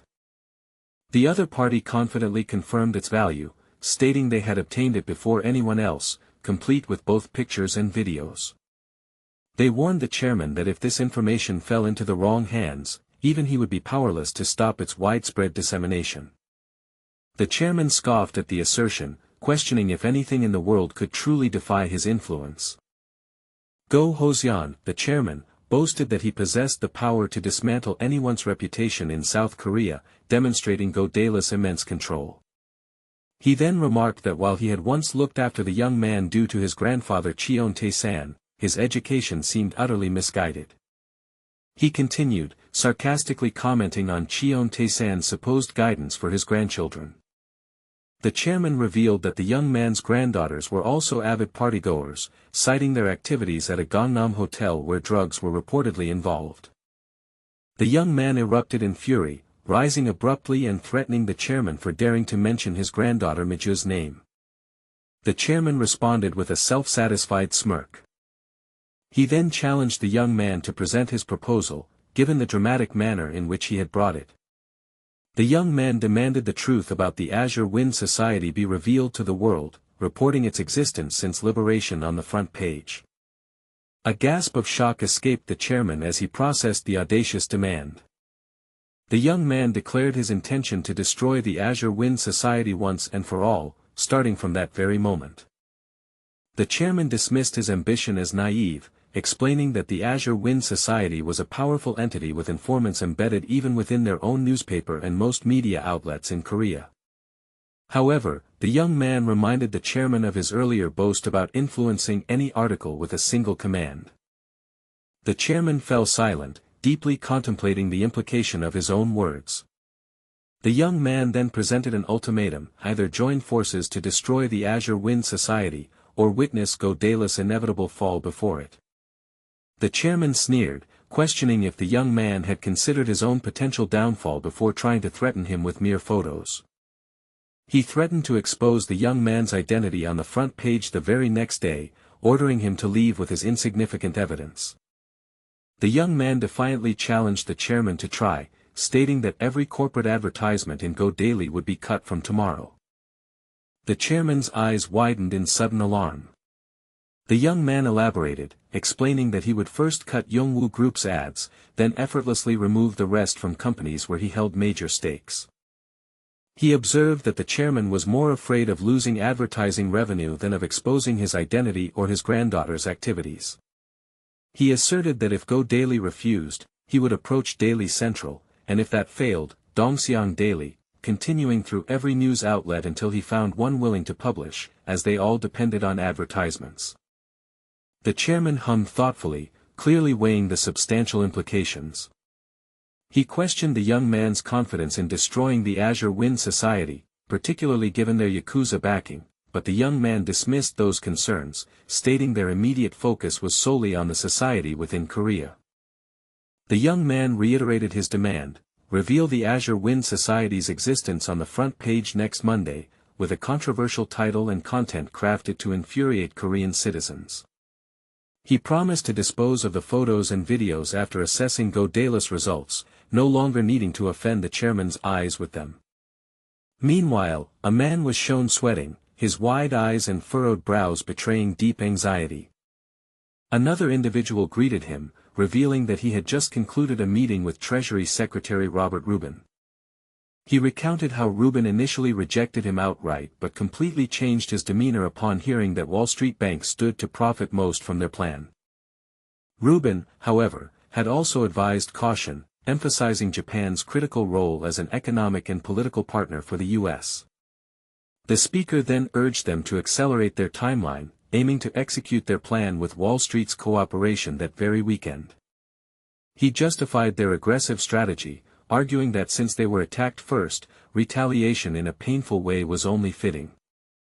An iconic New York cityscape, featuring the Statue of Liberty, Chrysler Building, and the Twin Towers, stood prominently under a clear blue sky. Indeed, the timeline for their covert operation had been moved forward. They had received contact in Washington, but a man named George acknowledged Japan's significantly larger dollar reserves, which made it far more resilient than other nations in Southeast Asia or Korea.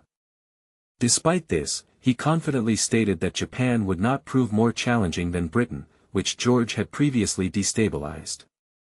George, a man with a beard and short hair, turned his head slightly, a confident smirk playing across his face. Another person inquired about the necessary funds for the attack, noting they could launch it as early as tomorrow. The plan was finalized. Credit rating agencies would first lower the country's credit rating, and then, the moment the Japanese market opened next Monday, they would dramatically crash its stocks. A few days later, a small bomb detonated on Wall Street, throwing Japan into chaos, and this new weapon was called credit ratings. The American International Credit Rating Agency, UDIS, downgraded Japan's government bond rating from the highest AAA to AAI, marking the first time in history Japan lost its AAA status. The exchange rate, which had held at 100 yen per dollar, surged by 20 in a single day, and the Nikkei index crashed as the market closed, sending Japan into a state of panic. The Japanese government, the largest holder of U.S. Treasury bonds, contacted the White House, but the response they received was not what they expected.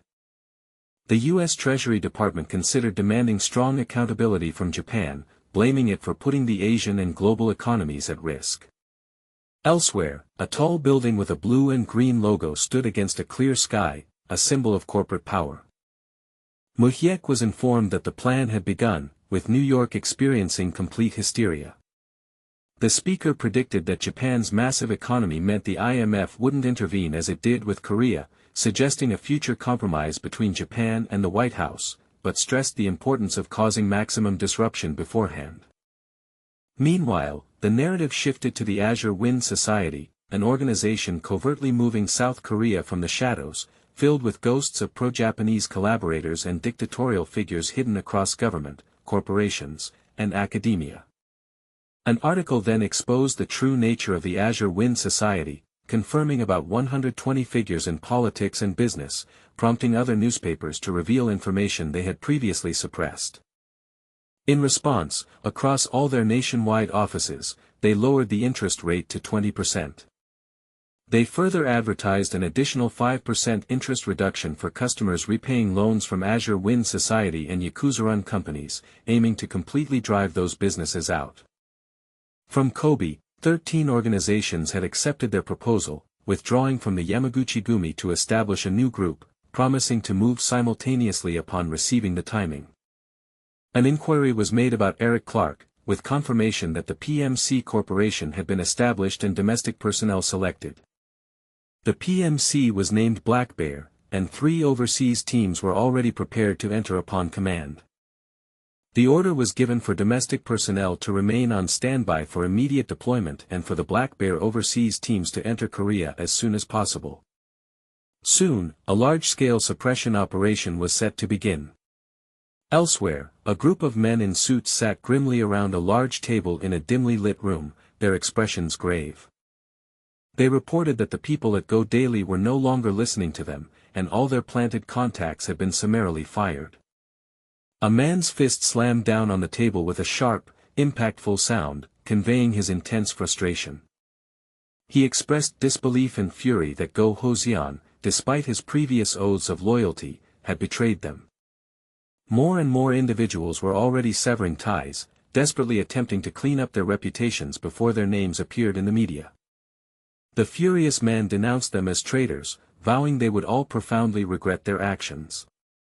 He attributed all their troubles to Cheon Tae-san's grandson, regretting not eliminating the problem from the start and deeming Bae Byungji's efforts to tie things up as ultimately useless. A sharp, throbbing pain or sudden realization struck the man. He then declared that even at that moment, it was not too late to act. His final, chilling command was that Cheon Tae-san and Kim Mu-hyuk must die. The Myeongdong Capitol building stood prominently, its modern facade illuminated against the nighttime sky. An attendant reported to his superior from a quiet corner. He confirmed that all the necessary individuals had assembled as requested. With a decisive tone, the leader gave the command to proceed. A man settled into his chair, his hand calmly resting on the armrest as he prepared to address the room. He expressed his gratitude to everyone who had taken the time to gather for this important meeting. He acknowledged them as his core force and then requested each person to introduce themselves.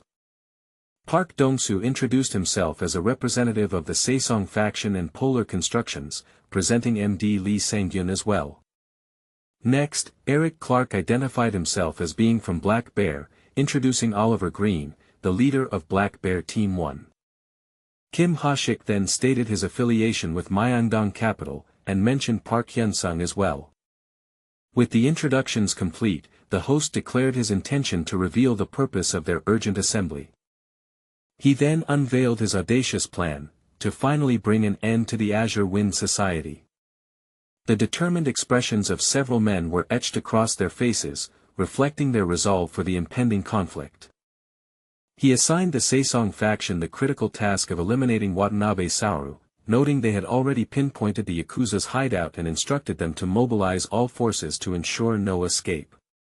He gave President Park the autonomy to decide on-site whether to avenge Yang Soo-hyang personally or to bring him back. President Park acknowledged the command with clear understanding and readiness. Myeongdong Capital received instructions to maintain their blockade against the Yakuza within the lending industry, anticipating their collapse once Watanabe was incapacitated. In another modern room, 3 men convened, 2 seated while the third stood attentively behind them. One of them asserted that the Azure Wind Society would continue to obstruct their plans unless they were completely eliminated. He admitted to a significant personal vendetta, but emphasized that their business interests necessitated the immediate eradication of the society. He set the crucial date for D-Day as the following Monday, insisting on absolute secrecy until their mission was accomplished. Under a clear blue sky, a large, opulent house with numerous windows and a grand balcony stood as a testament to wealth. A concerned voice questioned his certainty regarding the ambitious task ahead. He confidently affirmed his readiness, explaining that this moment was precisely what he had been preparing for. He revealed his strategic principle, stating he would only commit to an all-out war if the chances of victory exceeded 70%. He then offered a non-committal response, unable or unwilling to divulge further details. He addressed someone named Myung-hoon with a direct, urgent tone. He inquired about the maximum number of personnel Myung-hoon could mobilize for their operation. He assured him that Director Has forces would serve as their dedicated security team. Another voice offered a calm reassurance, urging him not to worry. He muttered a name, Lee Yong-hyun, contemplating the drastic action of ending his life. A contrite voice apologized to Mu-hyuk, expressing regret for burdening him due to not having resolved the issue sooner. He promised not to worry, ensuring that a sufficient number of members would remain behind, and reminded them of their location in Pyeongchang-dong. He further explained that Pyeongchang-dong, being home to major conglomerate chairmen, was under constant police patrol, guaranteeing an immediate response to any incident. Director Ha reiterated his unwavering commitment to protecting the chairman, once again urging them not to worry. He expressed his sincere thanks to Director Ha, entrusting his grandfather's safety into his capable hands. Observing his weary appearance, someone inquired about his recent struggles and the current status of Jisung Bank. He grimly reported that Jisung Bank's debt situation was far more severe than anticipated, dwarfing even Peregrine, and would have resulted in bankruptcy in Hong Kong. He noted that finance remained government-controlled for now, but anticipated gradual changes, especially since they had successfully secured public funds. The government had consented to purchase their bad debt, agreeing to exchange 51% ownership for $500 billion. The merger with Aehuan Bank was proceeding smoothly, attributed to his assistance, as the government enthusiastically supported the idea of consolidating them into a single corporation. He assigned Yoon and Jang the responsibility of managing the intricate merger ratios and specific details. Someone eagerly interjected, insisting on handling the merger personally, finding the prospect thrilling and a unique opportunity to sign such a monumental contract. He proudly envisioned the merger of Jisung and Aehuan, once Korea's largest banks, resulting in a colossal financial institution, unmatched even across Asia. A question then arose regarding the chosen name for this formidable new entity. The decisive answer was revealed: Tae-san Bank. He explained it was a personal gift for his grandfather, a gesture that held profound significance given his grandfather's lifelong career as an underground loan shark. He connected the two goals, revenge against the Azure Wind Society and establishing a bank bearing his grandfather's name, declaring the gifts were now prepared. He concluded that the moment had arrived to set all their meticulously laid plans into motion. He called out to Sang-gyun, who promptly responded with deference. He then instructed Sang-gyun to take over the company after the current mission was complete, eliciting a shocked protest. Sang-gyun questioned the unexpected declaration, struggling to comprehend the meaning behind it. He clarified that Sang-gyun was fully capable of managing the company on his own. He revealed his intention to retire from his position once he had achieved vengeance for Soo-hyung. Someone confirmed to Mu-hyuk that they were fully prepared and awaiting his command. A sharp, impactful sound echoed, signifying a decisive action taken. The message was relayed that the leader had given the final order to commence. A man stood before a formidable assembly of men in suits, all meticulously lined up in ordered rows. He addressed the group, emphasizing that a successful outcome today would mean an end to all future conflicts. Another voice vehemently declared their refusal to allow the Yakuza to encroach upon their territory. The city skyline shimmered at night, showcasing a tall building with numerous illuminated windows amidst other urban structures. Outside a building, two men in suits stood, one of them grasping a key, ready for entry. A truck, its headlights blazing brightly, raced with considerable speed along a dark street. With violent force, the truck slammed into a building, the impact so severe it sent a person hurtling through the air. A command was shouted, urging them to ram the vehicle with aggression. The final, emphatic order rang out, instructing them to smash everything down with relentless force. He reported that 13 Kobe groups had defected from their Yamaguchi syndicate to form a new organization based in Kobe. He added that Nagoya was currently facing an emergency and thus unable to dispatch any reinforcements. Suddenly, a hand slammed a short sword into the green table, making another man flinch in surprise.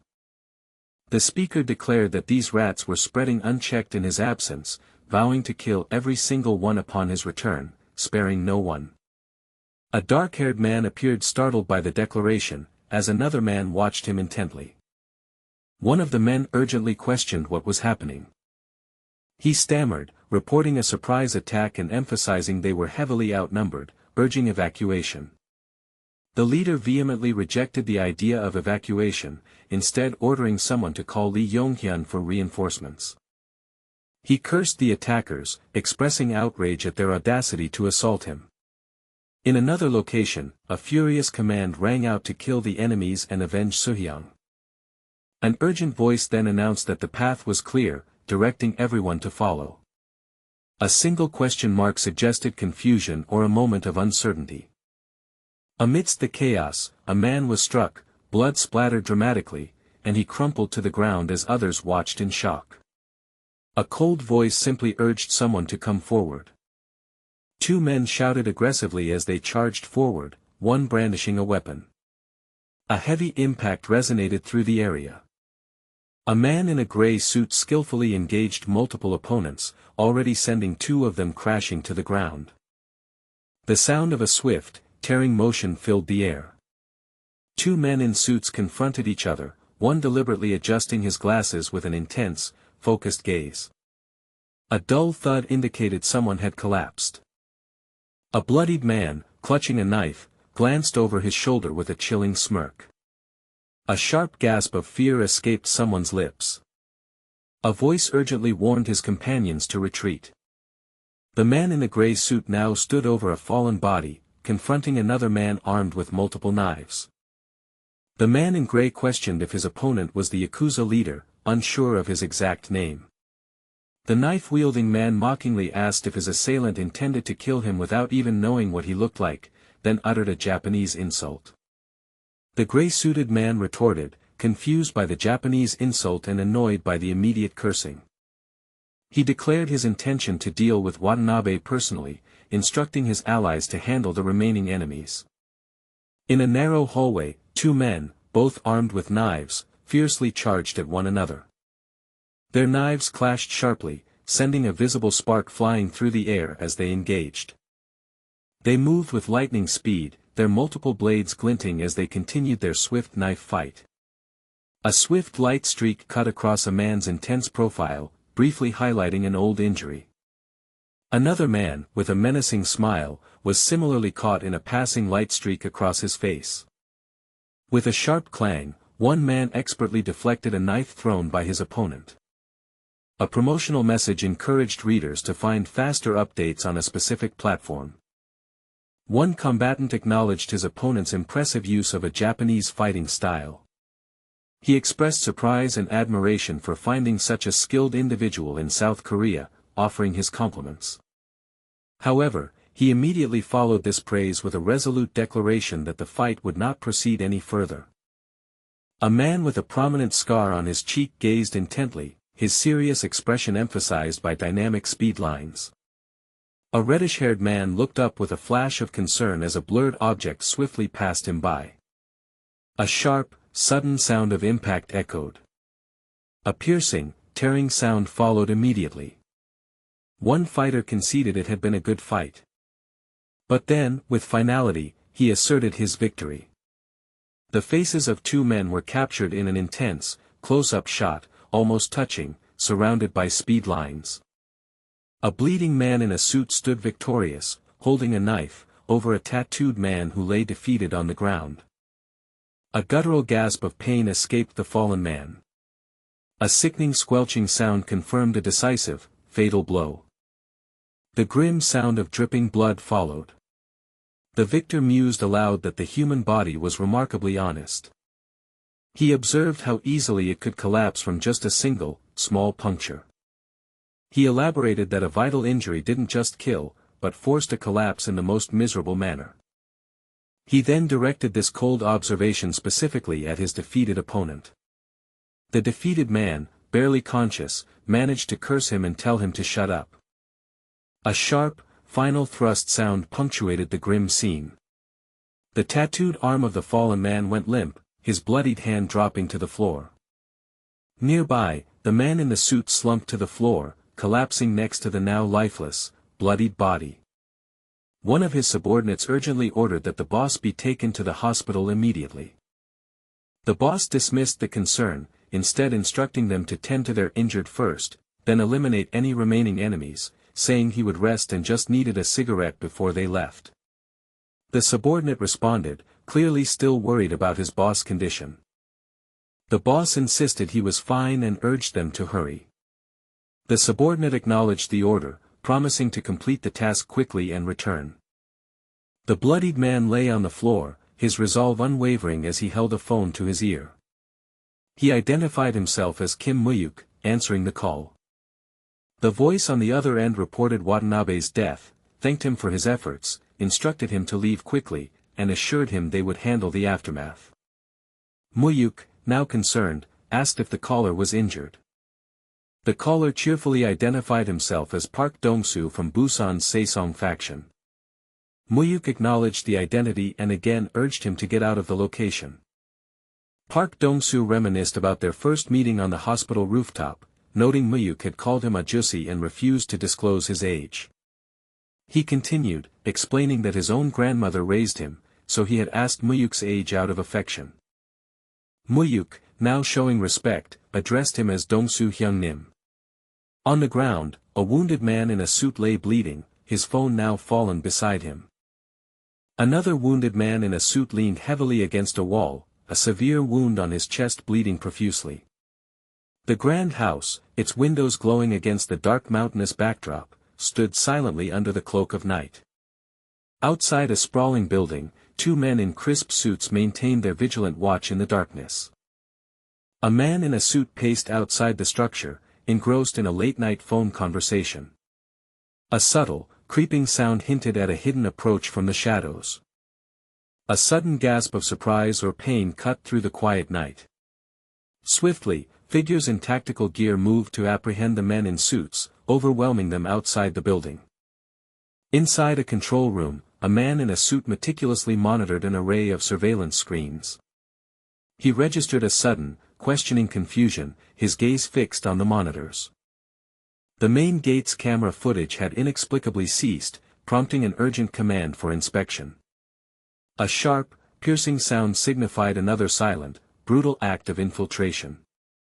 Within a long hallway adorned with a luxurious red carpet and expansive windows, several men in suits stood poised.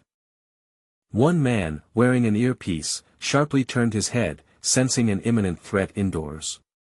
A startled shout of alarm echoed through the building. In a violent eruption, two men were propelled through shattering glass, one clutching a pistol as chaos erupted. A close-up revealed an older man's stern face, his dark eyes intense, framed by a distinctive white streak in his hair. A voice cried out, urgently addressing the society chairman amidst the unfolding attack. An urgent warning declared they were under attack and implored him to evacuate immediately. The older man's face contorted into a grimace, his teeth bared in a snarl of defiance or anger. He looked down, his gaze settling on a bleeding body sprawled on the floor beside him. The older man remained seated, flanked by three armed guards clad in black, maintaining a formidable presence. Outside, a man in a suit stood with his back to the illuminated mansion, surveying the scene. A subordinate reported to his boss that the attackers had successfully seized control of the premises. The boss acknowledged the grave news with a simple, unsettling affirmation. Inside, a room bore the grim evidence of the battle, with multiple bodies scattered amidst broken windows and pools of blood. A man in a suit stood surveying the aftermath, his gaze directed downwards at someone unseen. A close-up revealed an angry man, his face marked by white hair streaks and prominent scars. He then extended a cold greeting to the Azure Wind Society chairman, expressing satisfaction at finally meeting him. The chairman, in turn, questioned if his assailant was Cheon Tae-san's grandson. The man confirmed his identity as Kim Mu-hyuk, the son of Cheon Mu-suk, whose murder the chairman had ordered. A flashback depicted a violent collision, a truck having crashed into the side of a car on a dark street. In a stylized, dark scene, a figure in a cap raised a protective fist, shielding a woman from unseen danger. A woman with long dark hair looked down, clutching someone tightly in a moment of tender despair. A man with dark hair gazed downwards, his expression etched with deep concern. Back in the present, the man in the chair emitted a maniacal laugh, addressing the man standing before him. He admitted his past folly, regretting not having killed the young man along with his mother. Kim Mu-hyuk confronted the chairman, accusing him of orchestrating his mother's death to manipulate the Cheon brothers and destroy his own normal life. The chairman chuckled mockingly, questioning if the young man truly understood the concept of a normal life. He then sarcastically asked if Mu-hyuk shouldn't be grateful for inheriting Cheon Tae-san's money, which he claimed was due to his own actions. Mu-hyuk retorted, challenging the chairman's continued arrogance as the Azure Wind Society chairman, given his imminent demise. The chairman let out a chilling, drawn-out laugh, conceding something in a disturbing manner. He ominously declared that Cheon Tae-san would make a suitable companion on his journey to the afterlife, suggesting a twisted plan. Mu-hyuk demanded an explanation, realizing he had severely underestimated the chairman, noting the suspiciously sparse guard. The chairman calmly posed a rhetorical question, highlighting the unusual circumstances of his supposed vulnerability. A flash of realization or alarm crossed Mu-hyuk's face. The chairman asserted that his deep-rooted connections with Cheon Tae-san could not be severed so easily. A voice called out, urgently summoning manager Ma, implying a new development. Elsewhere, a mountainous neighborhood was bathed in the dim light of houses under a cloudy night sky.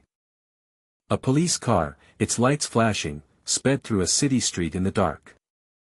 A person expressed a sudden feeling of bewilderment or confusion. Another voiced strong disbelief and shock at an unforeseen event. One person anxiously wondered if Mu-hyuk's elaborate plan would ultimately succeed. Another reassured them, mentioning Mu-hyuk's long-term preparation for the operation. A sigh escaped someone as they admitted to now feeling concern for Mu-hyuk's safety. A person addressed Myung-hoon, affirming something with a simple yes. They mused that it felt as if only yesterday they had met Myung-hoon at the orphanage, reflecting on the swift passage of time. Myung-hoon expressed his gratitude, attributing his well-being to the care he had received. The other person confessed that their care had been a calculated effort to mold Myung-hoon into a weapon, destined to eliminate Lee Yong-hyun. While expressing no regret for their actions, they offered an apology, acknowledging that Myung-hoon could have had a normal life without their intervention. Myung-hoon, however, countered that he was alive because of the chairman, attributing it to the kindness shown to him. The chairman repeated the word kindness, pondering its meaning in their complex relationship. The chairman apologized again to Myung-hoon, then requested he continue to support Mu-hyuk after his own death, fearing Mu-hyuk's loneliness. Myung-hoon solemnly pledged his unwavering loyalty to the chairman. A voice urgently called out to the chairman, signaling a new and critical piece of information.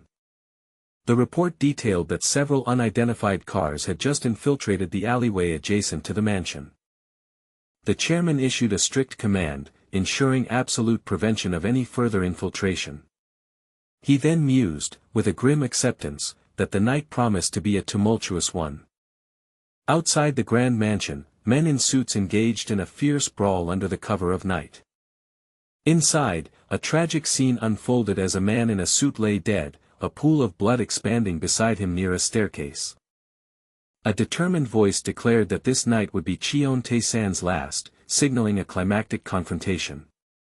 Outdoors, under the cover of night, men in suits engaged in a fierce brawl, exchanging powerful punches. Amidst the unfolding chaos, a promotional message for the series appeared. Nearby, two masked figures, clad in dark attire, stood guard with their weapons near a vehicle. Suddenly, two men in suits were struck, their bodies recoiling violently as blood splattered from the impact. An urgent warning echoed through the night, declaring the attackers were armed and demanding all personnel immediately move to the front. Inside, a man holding a knife peered through a window, observing the scene, while an older man sat with his back casually turned away. Someone expressed profound disbelief at the gunfight erupting in such an exclusive neighborhood, lamenting its transformation into a war zone. A man in a crisp suit ran swiftly, his legs a blur of motion, his shoes pounding against the floor. He continued his frantic dash through a dimly lit, grand interior hall, past elegant classical columns. A sudden exclamation of surprise or alarm escaped someone's lips. Another sharp, urgent sound punctuated the tense atmosphere. With a fierce and determined expression, a man in a suit aimed his pistol, ready for confrontation. A new, startling event unfolded with a sharp, sudden impact. Nearby, a man lay tragically dead on the floor, a growing pool of blood surrounding his head.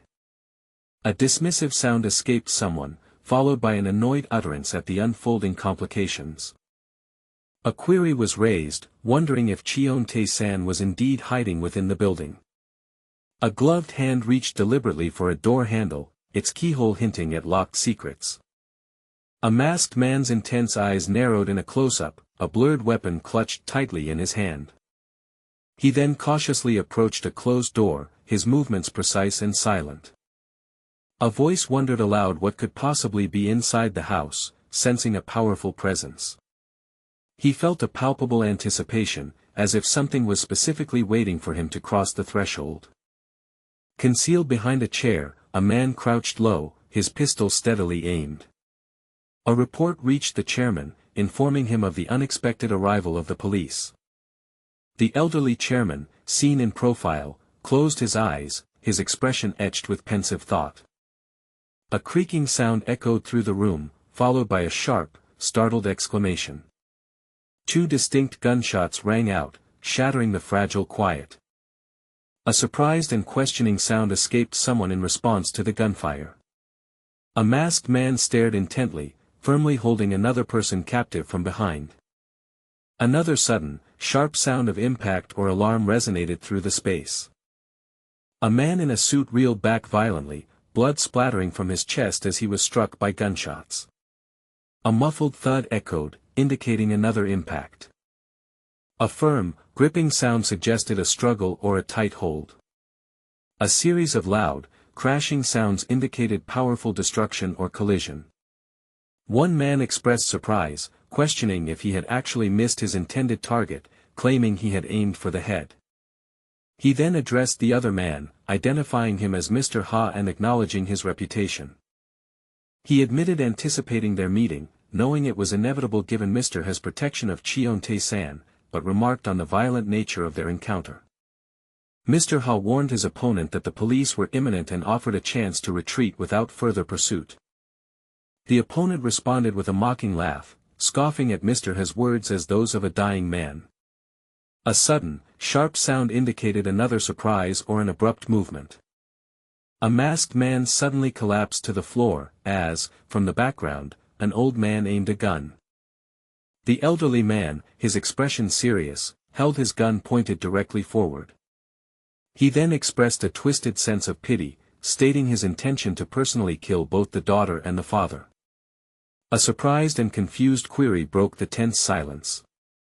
He challenged the other's surprise, questioning if they truly believed the chairman would entrust such a critical task to mere subordinates, despite anonymous figures pulling the trigger.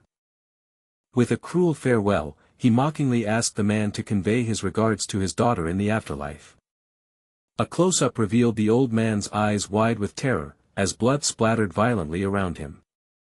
The man was shot in the head with extreme force, blood splattering profusely, while another man lay wounded nearby. Another man collapsed to the ground, bleeding, as his assailant stood over him, still pointing a gun. An urgent shout of alarm called out for the chairman. Frantic commands were issued to immediately call an ambulance and procure medical help. Outside, the grand house with its illuminated windows stood silhouetted against the dark mountainous backdrop of the night. A report confirmed that Pyeongchang-dong had been attacked, the situation now stabilized, but noting Mr. Ha had sustained a gunshot wound. A concerned voice inquired about the grandfather's well-being. Nearby, two men stood in close proximity, one looked down in contemplation, while the other averted his gaze. Two men stood over a third, who screamed in agony on the floor, his hand outstretched in pain or desperation. A voice expressed disbelief, finding it absurd that after decades of conflict between Lee Yong-hyun and Cheon Tae-san, the confrontation culminated in Myung-hoon's injury. Kim Mu-hyuk declared that the chairman had sealed his fate by murdering his parents, proclaiming the end of both him and the Azure Wind Society. The chairman defiantly warned against underestimating the Azure Wind Society, asserting that even if he died in Korea, his Japanese allies would avenge him. Mu-hyuk countered by stating that if the chairman relied on Watanabe, he was already in a place to prepare a place in hell for him. Mu-hyuk revealed that he was responsible for orchestrating the civil war within the Yamaguchi-gumi syndicate, asserting that even the chairman's Japanese government connections could not save him. The chairman expressed shock and disbelief, questioning if Mu-hyuk, a mere Korean loan shark, had truly crippled the Japanese economy. Mu-hyuk retorted that the chairman's belief wouldn't alter the truth, stating that his fate was sealed the moment he involved the prosecution in their affairs. A close-up captured the scarred man's intense and visibly angry face. Mu-hyuk commanded Manager Ma to hand him the gun. Manager Ma offered to take care of the situation himself. Mu-hyuk firmly stated that he was the one who needed to deliver the final blow, believing it was his right to finish it. Manager Ma hesitated, attempting to voice a concern. Mu-hyuk acknowledged Manager Ma's concerns but reiterated his command for the gun. Manager Ma then offered an apology to Mu-hyuk, presumably handing over the weapon. A sudden, surprised utterance was cut short. A man lay dead on the ground, while two others stood over him, one of them holding a gun. A man in a suit looked to his left, his expression serious and resolved. He acknowledged that someone's actions were done for his sake, but sternly warned them never to defy his orders again. A man with striking blue eyes and dark hair looked on intently, his serious expression tinged with concern. Finally, a disheveled man with a bloodied face and vacant eyes stared blankly forward, his gaze reflecting profound pain or shock. News reports blared with the shocking announcement that Lee Yong-hyun, the chairman of the formidable Azure Wind Society, was dead. An official confirmed that his residence had been attacked the previous night, a fact corroborated by both the police and the National Intelligence Service. In a related incident, Chairman Cheon's mansion was also targeted, although he survived, which led to widespread speculation that the two powers had declared war on each other. The nation was thrown into chaos, as the man who had controlled Korea's political and business landscapes for decades had been suddenly eliminated. The initial rumors pointed to an astonishing suspect. Chairman Cheon's own grandson was believed to be responsible for the death. While questions arose about a possible suicide, the formal investigation had not yet begun, prompting the NIS director to head to the scene to personally assess the situation. At the tense crime scene, the arrival of NIS Director Lee Chon-jong was announced, signifying the national importance of the event. After his initial survey, Director Lee reported back with a grim confirmation: he had personally identified Lee Yong-hyun's deceased body. The situation grew more complex with news that a Yakuza ally, Watanabe Saru, was also killed in an assault by the Tae-san gang, who were reportedly following Kim Mu-hyuk's orders and sustained their own casualties. Inside the government, high-ranking officials expressed grave concern over potential diplomatic blowback from Japan if relations were to worsen. They acknowledged the immense political influence of the Yamaguchi-gumi in Japan, making it impossible to predict how the volatile situation would unfold. The president issued a direct order to handle the crisis with extreme care, stressing the need for Japan's cooperation to navigate the IMF crisis, a command which was immediately accepted. Attention then turned to the Pyeongchang-dong district, where the high concentration of influential residents guaranteed intense press coverage and potential attacks from the opposition over security lapses. Yet, within the chaos, a shrewd political operator saw a unique chance to purge the Azure Wind Society's remaining influence and finally put a leash on the unpredictable Kim Mu-hyuk. He proposed a plan to use Lee Yong-hyun's death as the perfect tool to tighten the political noose around Kim Mu-hyuk's neck, a strategy that was met with swift approval. The official considered the great potential of his scheme while also weighing the significant risk that it could backfire spectacularly. He concluded that Mu-hyuk's direct guilt was irrelevant. The NIS would be instructed to find any scrap of evidence to pin the crime on him. Feeling the winning card was firmly in his grasp, he resolved not to waste this perfect opportunity to rein in the wild and powerful young man. Meanwhile, across the bustling city, ordinary life continued as cars navigated the streets under a persistent, heavy rain. Kim Mu-hyuk received word that Director Ha's surgery was over and that his life was successfully saved. He felt a wave of relief, realizing how shocked his grandfather must have been, and decided to visit him after concluding his day's affairs. A moment later, his subordinate on the phone fell silent, absorbing a new, unexpected piece of information. The call was from the Blue House. The president had decided to transfer the case to the NIS with explicit instructions to launch a full investigation into Mu-hyuk. Mu-hyuk could only let out a bitter sigh of contempt for the scheming nature of those damn politicians. On a wet road, a car tire sliced through a puddle, sending an arc of water into the air. Two men stood together in the downpour, sharing the shelter of a single black umbrella. The rain fell relentlessly, cascading from the ornate, tiled roof of a traditional funeral hall. Inside, Kim Mu-hyuk stood in quiet contemplation before a memorial shrine dedicated to a fallen comrade. He lit a cigarette, its cherry glowing brightly in the dim, candlelit room. As a final gesture of respect, his hand carefully placed the lit cigarette among the incense ashes. Gazing at the portrait, he quietly asked his deceased friend if he was happy and finally at peace now. He then offered a solemn farewell, wishing his senior, Dong-soo, to rest peacefully. Just outside the building, a large funeral wreath stood as a silent tribute beneath the eaves of the roof. An associate updated Mu-hyuk on the gang's internal politics, revealing that the gangbuk elders were already plotting for succession now that Dong-soo was gone. Mu-hyuk sneered at their avarice, dismissing them as greedy old men. When questioned about his own influence, he confirmed that he controlled the Busan and most of the Seoul factions, leaving only gangbuk outside his grasp. He explained that the Jeolla members were siding with the elders, while the Gyeonggi members were attempting to remain neutral. His ally warned that neutral parties were the most untrustworthy and offered any resources needed to help Mu-hyuk retire the old guard for good. Mu-hyuk offered a cryptic piece of advice in return, telling him not to act like President Park. Their private discussion was suddenly interrupted by a loud voice calling out for MD Lee. An older man aggressively demanded to know what he was whispering with a kid and pointed out the disrespect of leaving the mourner's seat empty. MD Lee quickly identified the man as Director Han and warned him to hold his tongue, as Mu-hyuk was a guest of the deceased. Director Han scoffed at the warning, sarcastically wondering if he was now forbidden to even speak, but was told to stop. Mu-hyuk decided it was time to leave, instructing MD Lee to finish the funeral rites and to contact him later.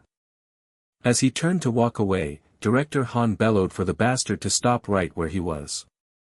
Han followed up with another crude insult, demanding to know if the bastard's ears were blocked. Mu-hyuk paused his exit, letting out a short, humorless laugh. Unfazed, Director Han escalated his provocations, calling him a fucking pig. Mu-hyuk slowly turned back, calmly asking the man to repeat what he had just said. He systematically dismantled the man's aggression, questioning why a stranger was blocking his path and grunting like a pig in public. Seething with rage, Director Han could only stammer that Mu-hyuk was a bastard. Mu-hyuk then looked past him and shouted towards a group of elders, challenging them to say what they meant to his face. One of the old men hurried forward, nervously insisting that the whole affair was just a misunderstanding. Mu-hyuk coldly replied that he would misunderstand this as an invitation to a fight, causing the elder to recoil in panic. He knew the real reason for their test. With their leader gone, they were trying to gauge his strength and resolve. Another elder tried to intervene by chastising Director Han for causing a disturbance during a funeral. Turning to Mu-hyuk, he quickly apologized, claiming Director Han was simply being sensitive and intended no real harm. Mu-hyuk accepted the apology but gave a final warning, stating that for the sake of the deceased, he would let it slide just this once.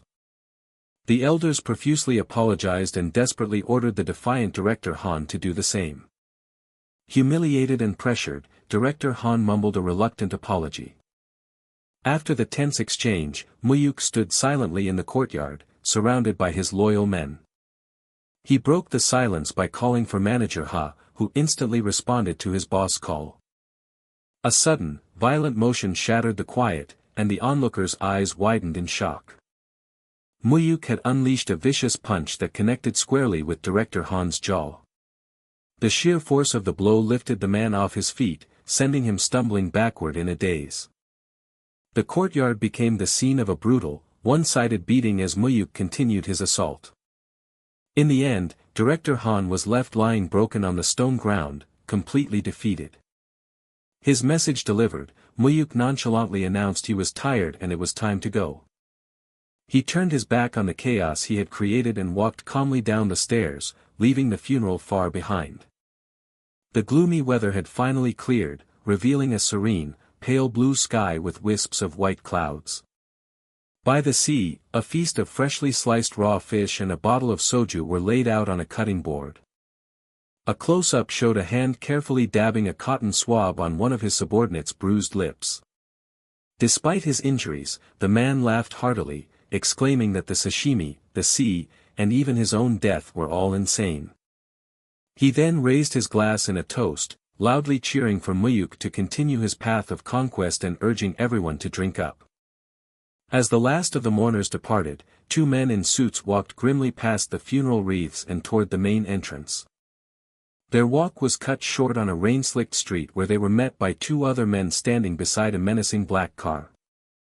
The newcomers identified themselves as agents of the National Intelligence Service, informing Mu-hyuk that he must accompany them for an investigation into the recent shooting. One of Mu-hyuk's men immediately grew hostile, shouting at the agents to get out of their way. Mu-hyuk, however, remained calm, internally reflecting on his deep-seated distrust of politicians, remembering he only backed Kim Hak-won to block the Azure Wind Society.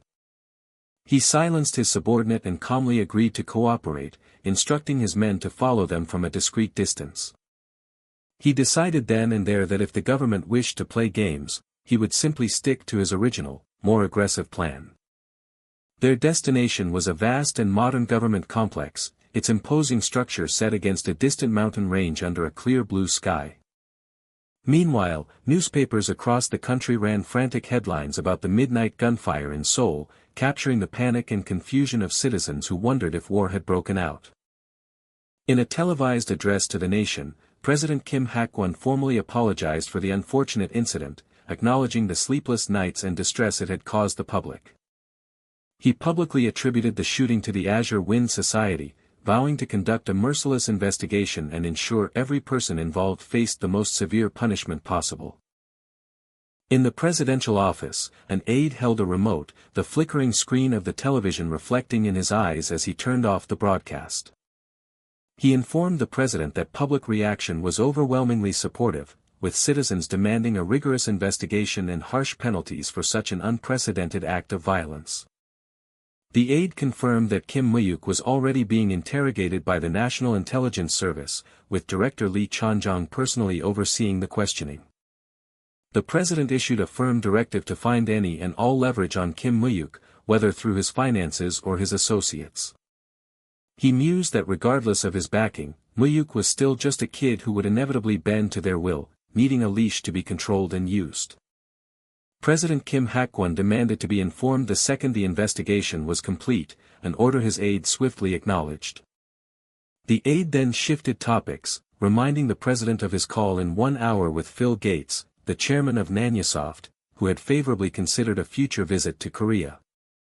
The president expressed his hope that the notoriously hard-to-reach chairman could offer some meaningful advice on navigating the country's current economic crisis. In a stark, empty room deep within the NIS headquarters, two figures stood in quiet opposition. Mu-hyuk stood face-to-face with a man in a crisp suit who clutched a file containing all the information the government had on him. The man in the suit dismissed his subordinates, ordering everyone else to step outside so they could speak in private. Once they were alone, the man turned to Mu-hyuk and formally thanked him for his cooperation.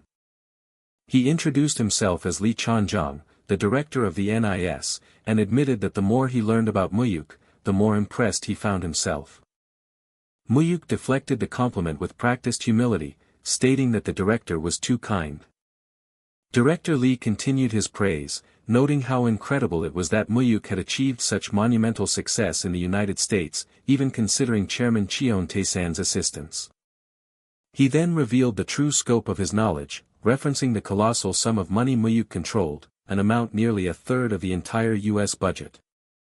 The director leaned in, confiding that he was the only person in the entire country who was aware of this fact.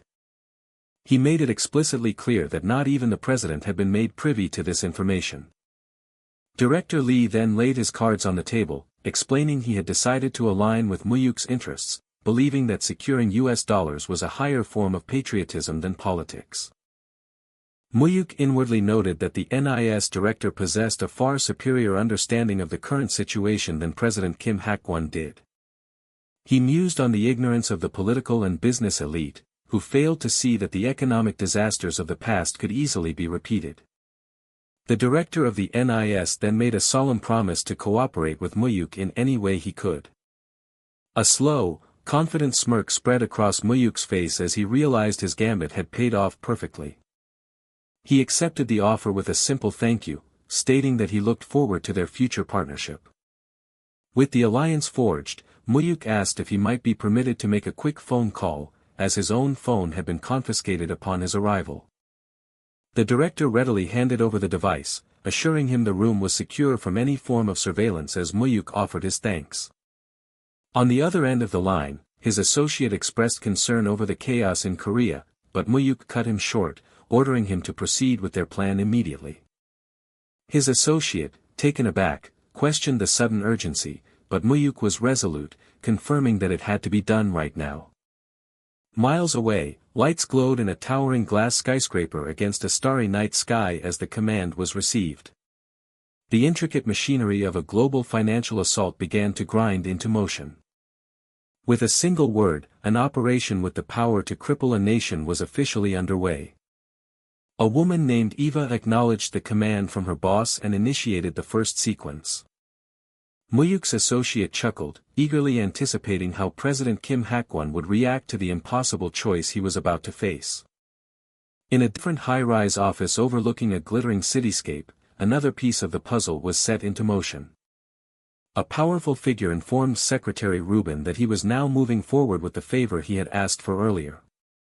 The secretary warned him not to let things drag on, as the economic instability in Korea was already sending ripples back to the United States. The man assured him that a surrender was imminent, and the secretary confirmed he would begin applying pressure directly from the White House. With all parties aligned, the final order was given to begin the assault. The instruction was brutally simple: pull every last cent of their capital out of Korea, leaving not a single one behind. Back at the Blue House, the grand, traditional seat of Korean power remained deceptively peaceful under a calm sky. Inside, President Kim Hak-won sat at his desk, his hand on his chin as he brooded, completely unaware of the economic typhoon headed his way. He irritably asked his aide why the call with Phil Gates was already 2 hours late, questioning what could be taking so long. The president scoffed at the aide's excuse of an emergency meeting, wondering what could possibly be more important than a scheduled appointment with a head of state. Just then, a blinking light on his console signaled an incoming call. His aide quickly announced that Chairman Phil Gates was on the line, and the president immediately instructed him to connect it. After a brief greeting, Chairman Gates apologized for his tardiness, citing an urgent matter, an excuse the president politely accepted. Wasting no more time, the president asked the famed prophet of the digital age for his professional advice on the future of the Korean economy. Gates' response was chillingly phrased in the past tense, stating that he used to believe the Korean economy would recover quickly, which instantly puzzled the president. The chairman then pivoted with a startling question, asking the president if he happened to be acquainted with Kim Mu-hyuk. President Kim Hak-won was taken aback, silently questioning why the head of the world's largest IT company would have any interest in a man like Mu-hyuk. Gates explained that his emergency meeting concerned alarming reports of Wall Street planning a complete and total withdrawal of all its capital from Korea. He then delivered the devastating news that this withdrawal was a direct response to the Korean government's attempt to arrest Kim Mu-hyuk, which had led to catastrophic economic forecasts from U.S. investors. The president was left speechless, his mind reeling as he tried to process how the arrest of a single man could provoke the financial abandonment of his entire nation.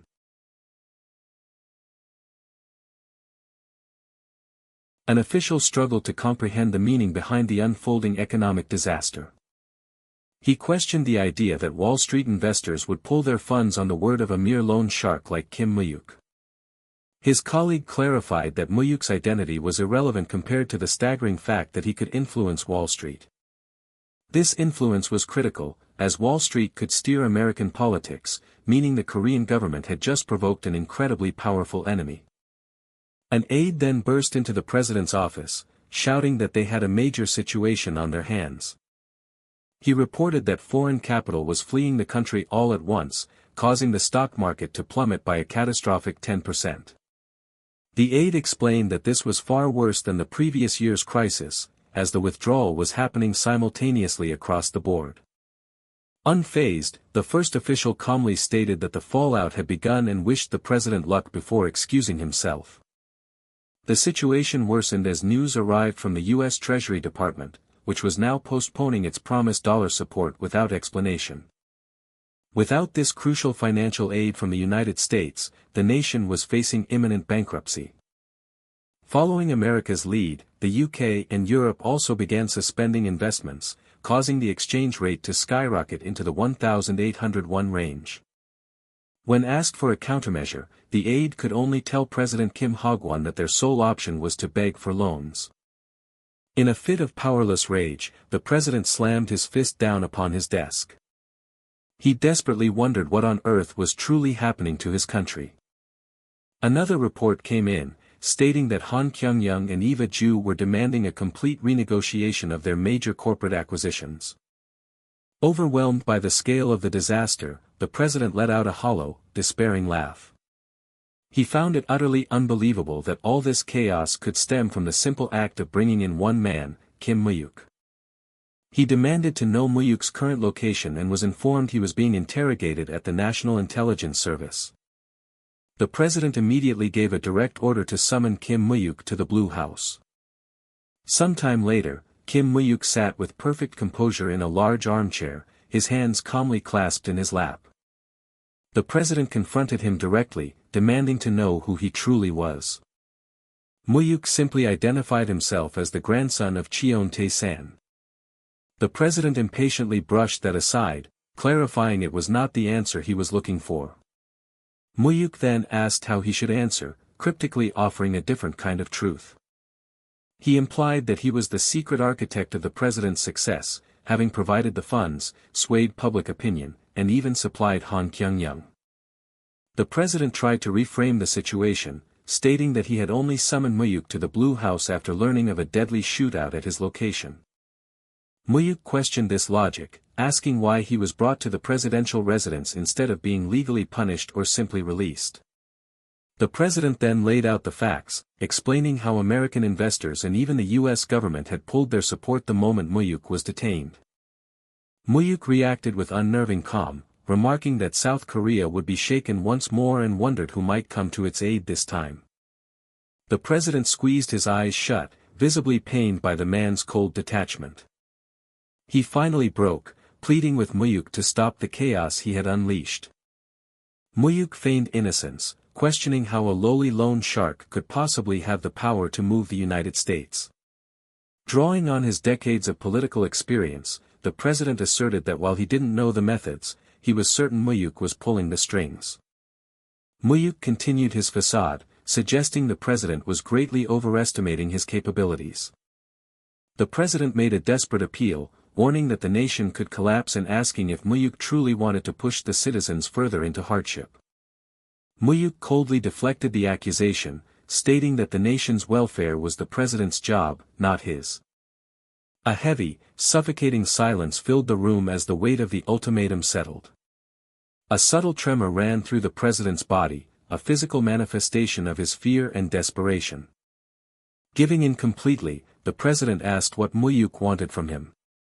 Mu-hyuk thought to himself that this level of pressure would be sufficient, knowing that cornering the president further would only breed more hostility. He then stated his demand, to completely uproot the Azure Wind Society from South Korean soil. The president was stunned by the sheer scale of the request. Mu-hyuk elaborated that all members, regardless of their political party, must face legal judgment, have their assets confiscated, and be stripped of all power. The president admitted he shared this goal but argued it was impossible due to the society's deep roots, proposing they just make an example of a few leaders. Mu-hyuk flatly rejected the compromise, declaring that if the president wouldn't do it, he would. He then challenged the president, asking if he was prepared to repeat this national crisis every time he was arrested for taking action himself. He argued that eradicating the society was what the people wanted and was entirely possible with the president's strong will. Mu-hyuk presented his final, stark choice: the bankruptcy of the Republic of Korea or the complete eradication of the Azure Wind Society. The president asked for confirmation, wanting to know if Mu-hyuk would truly restore everything to normal if he agreed, and Mu-hyuk affirmed he could do it instantly. The president expressed his disbelief, questioning how anyone could resolve a crisis of this magnitude so immediately. In response, Mu-hyuk calmly asked if he could use the telephone.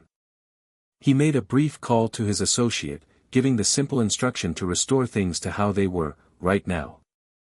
After hanging up, he told the bewildered president to wait for just a moment. The president's own phone rang, and he answered it with trepidation. His expression shifted from fear to utter astonishment as he listened to the report. The voice on the other end confirmed that the exodus of foreign capital had stopped, with stock prices and exchange rates already starting to recover. The president stood frozen, completely thunderstruck by the impossible turn of events. His business concluded, Mu-hyuk rose to leave, reminding the president to keep his promise. The president walked back into a large meeting room where his advisors were waiting. His staff addressed him, anxious to hear what had transpired. The president's hand shot out, his fingers digging into the back of a chair as he processed the terrifying reality. He marveled at how one man could hold the entire fate of the nation in the palm of his hand with a single phone call. He was left to wonder about the true, unfathomable depth of Kim Mu-hyuk's power. Meanwhile, across the globe, decisions were being made inside a stately American government building. An American official cheerfully confirmed over the phone that he had received the new orders. He informed his colleague that they could proceed with the financial support for Korea as originally planned. His colleague expressed his relief, noting that the State Department and the Pentagon had been pressuring them, fearing North Korea might exploit the crisis. Back on the phone, the first official reminded the person on the other end that since their side had kept their promise, it was now their turn. The party on the line confirmed that their boss, Mu-hyuk, would head to the U.S. as soon as the Korean situation was resolved. It was revealed that the economic crisis, which started in East Asia, was now destabilizing Russia and threatening American investments there. The American official concluded the call by stating that this time, Mu-hyuk's boss would be needed to help save the American economy itself.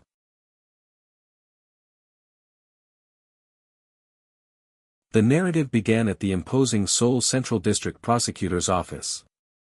The Prosecutor General confronted Chief Prosecutor Bae Bum-kyu, presenting a warrant for his immediate arrest. Chief Prosecutor Bae Bum-kyu erupted in fury, questioning the authority of those who dared to apprehend him. The Prosecutor General revealed he himself had ordered it, a statement that visibly stunned Chief Prosecutor Bae. He explained that a directive from the Blue House had been issued to round up every government official connected to the Azure Wind Society. With cold precision, the Prosecutor General informed Bae that he was, quite luckily, their very first target. He taunted Bae about his meteoric rise from a provincial prosecutor, attributing his entire career to the society and his failed ambition for the top seat. The Prosecutor General promised that Bae would soon be reunited with all the other society lapdogs in prison. As he ordered his men to take the Chief Prosecutor away, Bae began to plead desperately for the Prosecutor General to hear him out. Chief Prosecutor Bae Bum-kyu's frantic cries echoed in the hall as he was unceremoniously dragged away.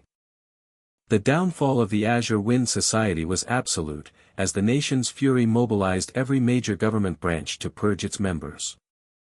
The sweep was so thorough that even members of the National Assembly were not exempt, hastily voting for arrests to prove their own innocence. Thus, after half a century of manipulating Korea from the shadows, the Azure Wind Society's name was finally being erased from the nation's history.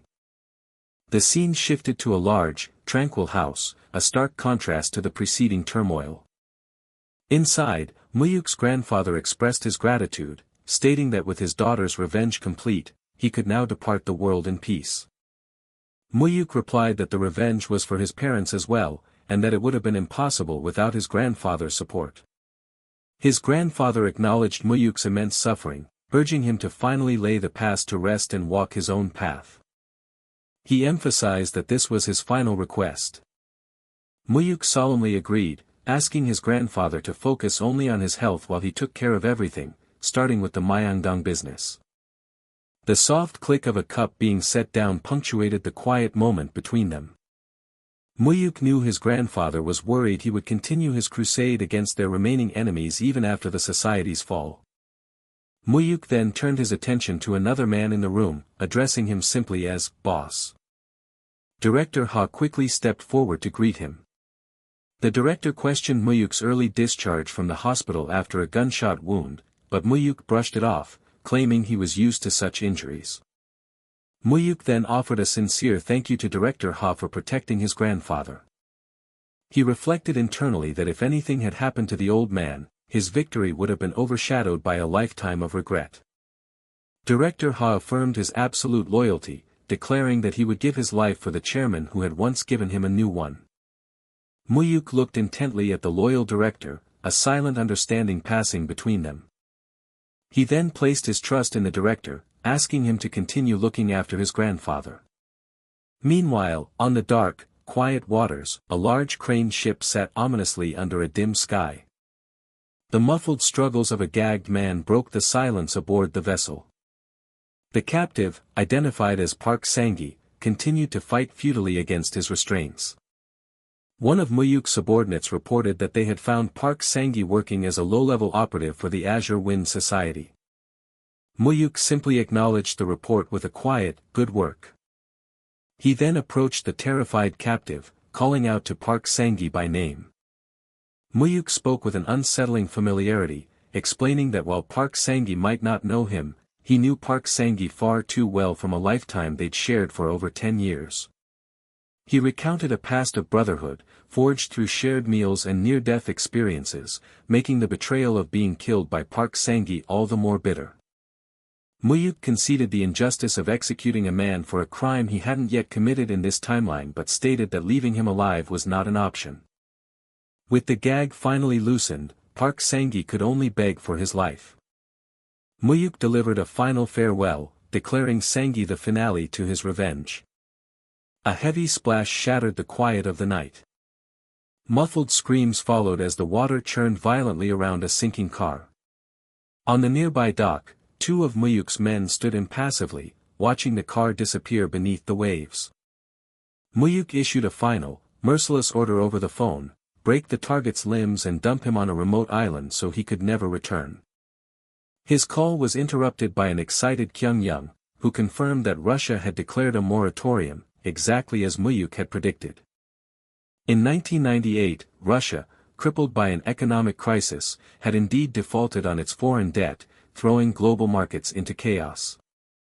Cheon urged Mu-hyuk to fly to the United States on a private jet he'd already arranged, and Mu-hyuk agreed to meet him in New York. Mu-hyuk reflected that his power to threaten even the president stemmed from the current IMF crisis, where the dollar was the ultimate weapon.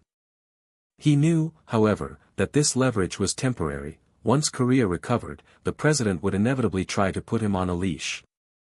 Mu-hyuk's ambition stretched far beyond his revenge against the Azure Wind Society, which was merely one of many goals in his new life.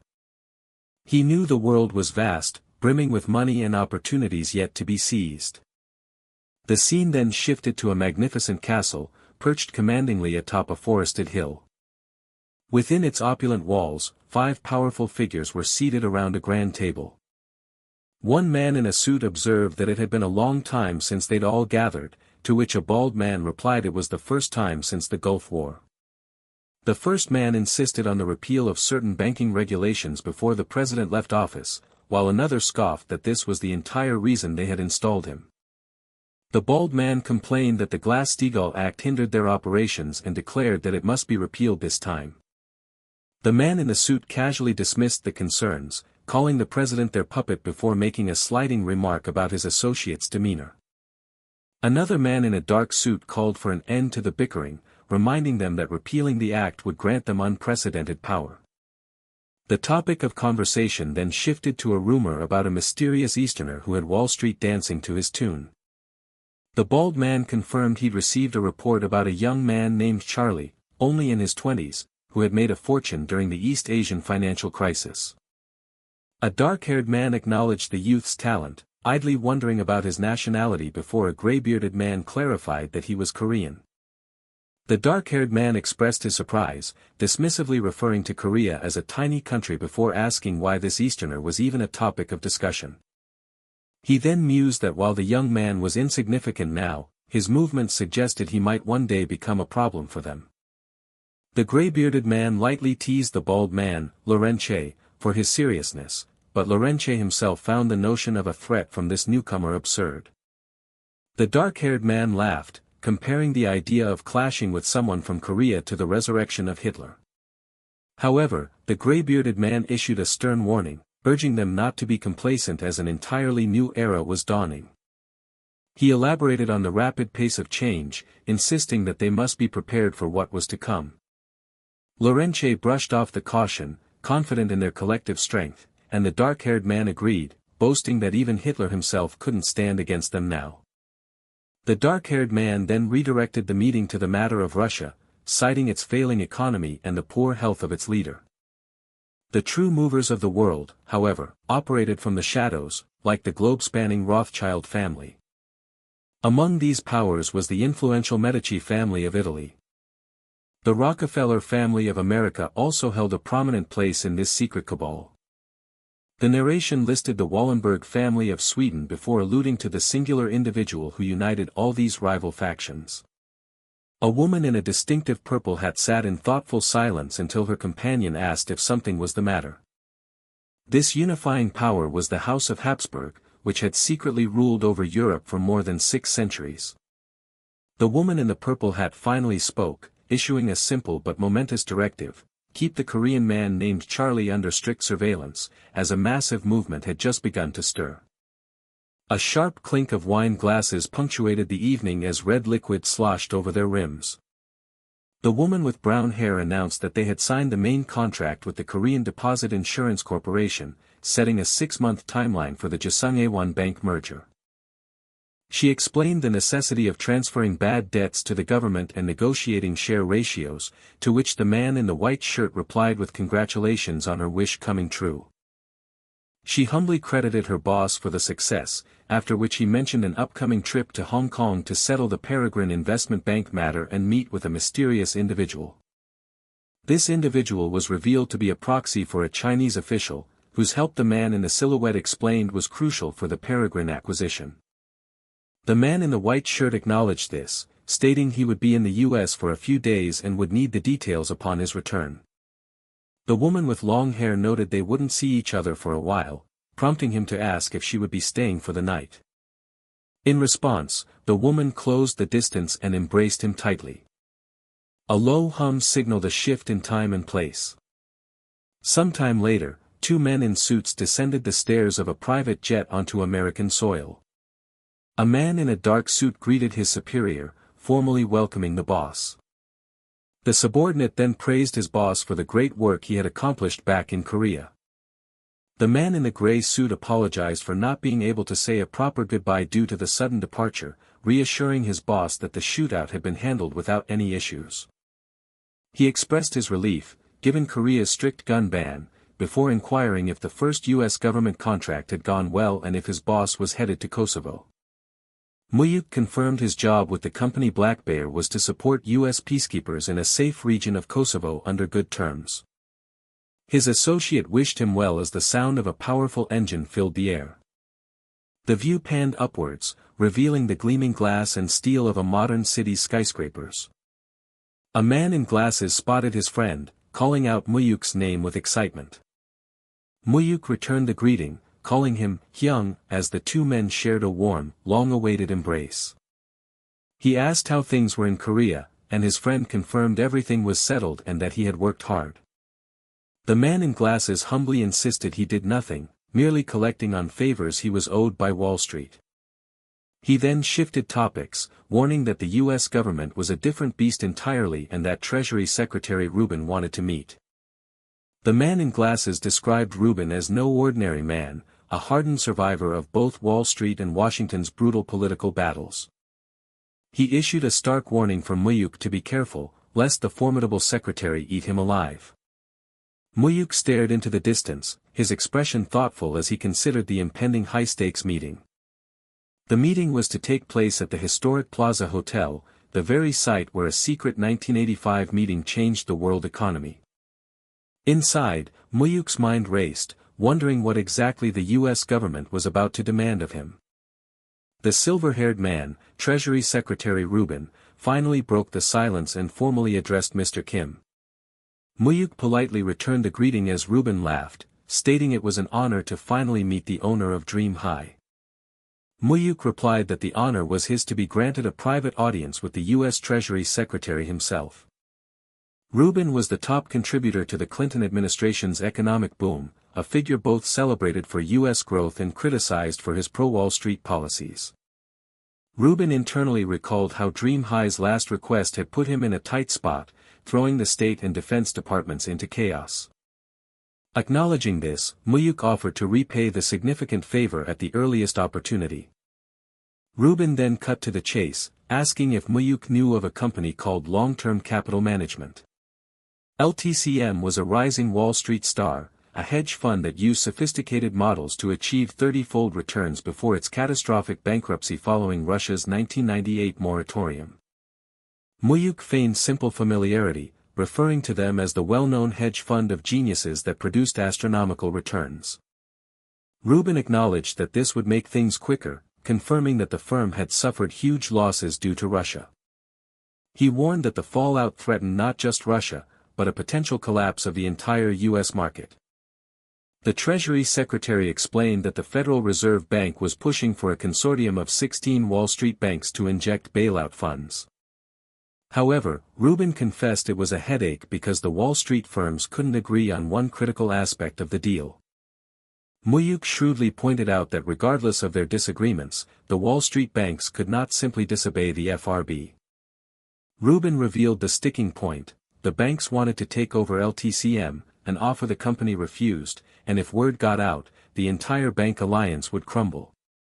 Mu-hyuk finally asked the critical question, inquiring as to what his specific role was in this delicate situation.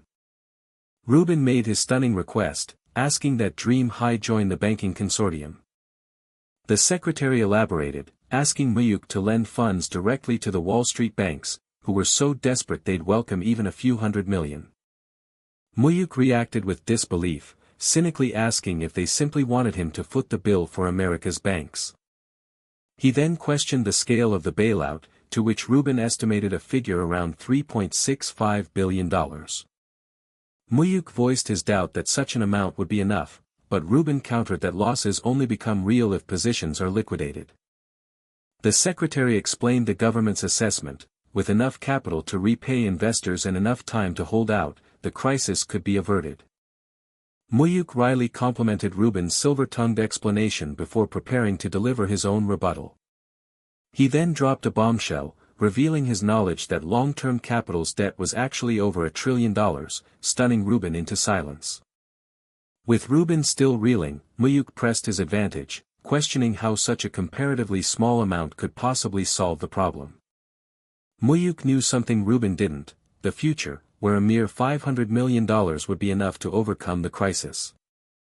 He reflected on the dire consequences if LTCM were to fall, a collapse that would trigger a panic across the entire world's financial markets. A tense moment passed as a decision was made. Mu-hyuk calmly broke the silence, agreeing to the deal with a firm "all right." He then made a bold declaration, promising that if Dream High joined, they would not allow LTCM to go bankrupt. He presented an audacious counteroffer: Dream High would acquire 100% of LTCM's shares for $400 million and return all principal to investors. A shocked Rubin asked if Mu-hyuk intended to cover the full amount, potentially billions, without any government support. Mu-hyuk argued his plan was politically safer than a government bailout, noting the precedent it would set and the opposition it would face even within the White House. The Treasury Secretary conceded the point, realizing that an acquisition by another investment firm would indeed face far less public backlash than a historic government bailout. A heavy silence filled the room as the weight of the proposal sank in. Mu-hyuk confidently stated that no matter how brilliant Ruben was, he could not defeat someone who already knew the future. Ruben finally smiled, admitting that Mu-hyuk was far crazier than the rumor suggested. The secretary agreed to the terms, promising to discuss the new proposal with the FRB and get back to him. At this time, America's financial system was much like South Korea's, bailing out reckless firms in a way that would eventually lead to the 2008 crisis, with its only advantage being the power to print dollars. Mu-hyuk, however, saw the situation not as a crisis, but as a golden opportunity to make an immense amount of money. His thoughts drifted to the future, sensing an impending visit to the land of the sleeping bear, Russia, where another important person was waiting to be met. Under the cloak of night, a building bearing the name Giganti served as the backdrop for a clandestine meeting. Outside the formidable structure, 3 men prepared to make their entrance. A man in a dark suit, a guard, abruptly ordered them to wait. Mu-hyuk's associate, a bald man, insisted they had a meeting with the boss inside. The bald man expressed his disbelief at the guard's obstinance, questioning the refusal to let them in. A hand shot out, physically halting their advance with a sharp clap. The 2 men in suits locked eyes, a silent and intense standoff unfolding between them. From above, another man in a suit and sunglasses gave the order to let the visitors pass. With the tension momentarily eased, the men regrouped before heading inside. A man in a black suit, flanked by his entourage, strode forward to greet the new arrivals. The man in the black suit boisterously greeted Mu-hyuk, calling him brother. Andrew Giganti, the man in charge, formally welcomed them to his domain. Mu-hyuk noted that apart from a few calls it had been a long time, to which Andrew confirmed it had been over a year. When Mu-hyuk inquired about business, Andrew wryly confessed the FBI's constant surveillance made proper operations difficult. Andrew called to his staff, ordering them to bring the special wine he had mentioned. He explained that he'd saved the wine for this visit, adding that he owed Mu-hyuk for saving his family. Indeed, there was a very specific reason for Andrew's exceedingly warm welcome. A year prior, Mu-hyuk had expressed his honor at their first meeting, where Andrew had promised to keep in close contact. The narrative acknowledged that a connection to the New York Mafia, a hidden lobbying channel, would be a huge boon for Mu-hyuk's American ventures. During that past meeting, Mu-hyuk had warned Andrew about an FBI informant deep within his family, specifically among his father's closest aides. Andrew had immediately acted on the tip, launching an internal investigation that ultimately exposed the traitor. Mu-hyuk had wisely never inquired about the specific methods used to deal with the spy. Andrew confirmed that the spy had been moments from handing over everything, and that Mu-hyuk had saved them from a catastrophic crisis. Changing subjects, Andrew then questioned Mu-hyuk about his name surfacing in connection with a large-scale killing within the Japanese Yakuza. Mu-hyuk nonchalantly explained that he was merely handling a personal matter in which the Yakuza had unfortunately become involved. Andrew offered his family's full support in return, promising to help any time Mu-hyuk needed it. From a distance, a man in a gray suit holding a drink observed Mu-hyuk with keen interest. The atmosphere shifted as 4 imposing men in black suits and sunglasses marched forward in unison.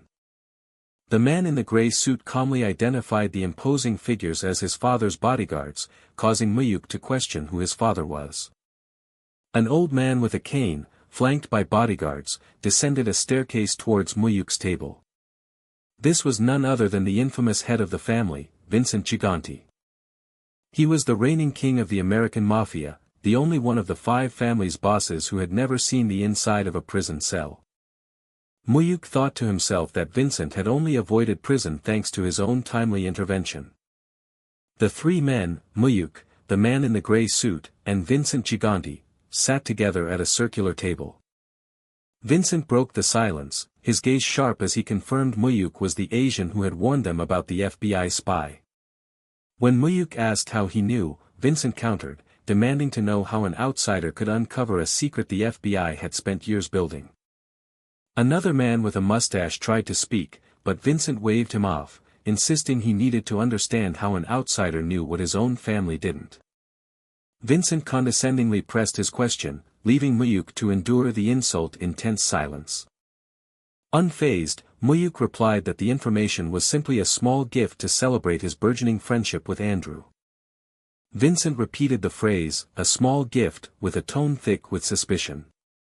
He then blindsided Mu-hyuk, demanding to know if he also exchanged such gifts with his friends in Washington, like Treasury Secretary Rubin. The man with the mustache once again tried to interject on his father's behalf. Mu-hyuk's mind reeled. He felt as though he was being interrogated like a spy when he had only come to New York to visit a friend. Deciding he had tolerated enough, Mu-hyuk stated that perhaps it was best he leave for the day. Instantly, two of Vincent's burly bodyguards moved to block his path, preventing any departure. Mu-hyuk's expression hardened as he challenged them directly, asking if they truly intended to push the confrontation all the way. A heavy silence was broken by Andrew, who reminded his father that Mu-hyuk was his guest. The intense gazes of the young financier and the old mafia don clashed in a silent battle of wills. From his position, Mu-hyuk gave a sharp command to his own men, telling them to step aside. On a nearby platform, Mu-hyuk and his own bodyguard stood poised, observing the tense proceedings below. Some time later, the meeting at the Gigandi building had clearly concluded. Outside, Mu-hyuk's bodyguard asked if everything was all right after Vincent Gigandi's unexpected appearance. Mu-hyuk confirmed it was fine but noted they must be more careful in the U.S., as his guard commented on Vincent's unexpectedly sharp demeanor. As they prepared to leave, Mu-hyuk correctly identified the entire ordeal as having been a calculated test of his character. He reflected that had he quietly submitted to Vincent's treatment, he would have lost all future opportunities with the powerful family. Back inside, Andrew admonished his father for making a mistake, warning him that Mu-hyuk was far from a pushover despite his youth. Vincent defended his actions to a confused Andy, explaining he needed to know what kind of man Mu-hyuk was before entrusting his son's life to him. Vincent then pressed Andy, asking exactly how much he knew about his new business partner. The old man admitted Mu-hyuk hadn't flinched, was no ordinary businessman, and moved in legitimate circles that had both Wall Street and Washington watching him. He ordered Andy to step back from the family's illegal dealings and work with Mu-hyuk in the lawful domain, keeping his own hands clean. Andy protested, reminding his father that he had told him many times he had no interest in the family business. Vincent issued a chilling warning. That was precisely why he had to prepare, as any other successor would surely have Andy killed. If he had been arrested, Andy would have been forced to take over, which was why Vincent now saw Mu-hyuk as their family's potential lifeline. Later, in the back of a car, Andy sat with a somber expression, the weight of his father's words settling upon him. Mu-hyuk then received a call from Rubin, who delivered the stunning news that the government would proceed with its original plan for LTCM, a Wall Street bailout. Andy, who was with Mu-hyuk, questioned the political risk of a bailout, but Rubin cryptically stated his own conditions were the only path to a mutual win. Kim Mu-hyuk immediately demanded to know who had opposed his deal, his mind racing to figure out if Wall Street's influence had foiled his plans. The answer was that while the Treasury had supported the proposal, it was flatly rejected by the Federal Reserve Chairman, Alan Greenspan. This was the legendary chairman of the Federal Reserve who ruled the global economy for nearly 20 years, from 1987 to 2006. Mu-hyuk's mind reeled as he processed the news. While the U.S. Treasury had supported their plan, Federal Reserve Chairman Alan Greenspan had flatly rejected it. This was the legendary head of the Federal Reserve, a formidable figure who had ruled the global economy for nearly 20 years. The gray-haired man on the phone explained that Greenspan hadn't just disagreed, he had refused the discussion itself entirely. He recounted that the chairman's opposition was so strong the Treasury had no choice but to yield, noting Greenspan showed an extreme aversion the moment Kim Mu-hyuk's name was mentioned. Mu-hyuk was stunned, wondering not only how the powerful chairman knew his name but also the reason for such a hostile reaction. Rubin, the man on the phone, lamented that Chairman Greenspan's power was absolute, far beyond what a mere bureaucrat like himself could ever hope to challenge. Despite the failure, Rubin upheld his end of their bargain, promising to join the Wall Street banks to fund LTCM and prevent its catastrophic bankruptcy. Using his American alias, James Han thanked his contact, Charlie Rubin, privately acknowledging the critical importance of maintaining this connection. A silver-haired man on the line then praised Han for single-handedly reducing the government's burden, expressing his own desire to maintain a good relationship. James Han readily agreed, all the while thinking that he must build as many allies as possible to navigate the treacherous landscape ahead. The silver-haired man offered a final apology to Han, regretting that his well-structured proposal had been shot down. Unfazed, James Han brushed it off and instructed him to let Wall Street know that they could come to James Han to talk about money. When asked about his travel plans, Han revealed he would return to Korea before visiting Russia, viewing the international crisis not as a threat, but as an opportunity. The silver-haired man agreed, lamenting Russia's moratorium and noting that fierce opposition within the U.S. government had prevented a more aggressive, stabilizing intervention. Han privately reflected that while the crisis was a predictable result of greed and carelessness, it was now another golden opportunity for him. As dusk settled over the city, casting long shadows between the towering skyscrapers, Mu-hyuk's mind was already racing with new calculations. Later, his subordinate, a man in glasses, debriefed him, confirming that the Federal Reserve didn't even allow a discussion about the LTCM acquisition. The subordinate speculated that the powerful Jewish financiers who secretly controlled Wall Street must have pulled strings behind the scenes. Mu-hyuk admitted this outcome was genuinely unexpected, remarking that it had been a long time since he was caught off guard and now needed to rethink his strategy. His subordinate let out a laugh, finding it amusingly human to see the seemingly omnipotent Kim Mu-hyuk actually fail at something. He then sobered, announcing there was one more unexpected development Mu-hyuk needed to know about. He reminded Mu-hyuk of his orders to continue buying Russian and Korean bonds, revealing that an unknown competitor was now buying them as well. With competition driving up prices, Mu-hyuk grew instantly alert and demanded to know the identity of this mysterious rival. The man confessed he didn't know, but he was certain it wasn't Wall Street, as they were desperate to sell, not buy, prompting Mu-hyuk to ask how much they were paying. He explained the bonds were trading around 30 cents on the dollar because their competitor aggressively matched every purchase, as if they were being watched. A heavy silence filled the room as Mu-hyuk processed the information, sensing the hand of a powerful entity at work. He made a decision, ordering his team to continue buying bonds but to avoid a bidding war, deeming it too risky without knowing his opponent. In an adjacent office, Mu-hyuk asked his team about their current stock investment ratio, which a man in a suit confirmed was nearly 10%. Mu-hyuk decisively ordered him to raise that figure to 30% by purchasing internet-related stocks. He specifically targeted future giants like Yahoo, Amazon, and Microsoft, knowing there were many ways to make money beyond bonds before the dot-com bubble burst. His subordinate, however, was still fixated on the bond competitor, concluding it couldn't possibly be Wall Street. He reasoned that few players could compete at that scale, ruling out Japan and logically concluding the rival must be from Europe. A grim realization dawned on Mu-hyuk as he considered the possibility of a specific European adversary. If it was truly them, he knew his current strategy was obsolete and he would need to devise a completely new plan of attack. Meanwhile, on the other side of the world, a new conflict was reaching its climax on the streets of Hong Kong. The sharp click of high heels on pavement echoed as a woman moved through the night. A moment later, that same woman, her face a mask of worry, glanced nervously over her shoulder. A man's shout suddenly cut through the air, ordering his men to capture her.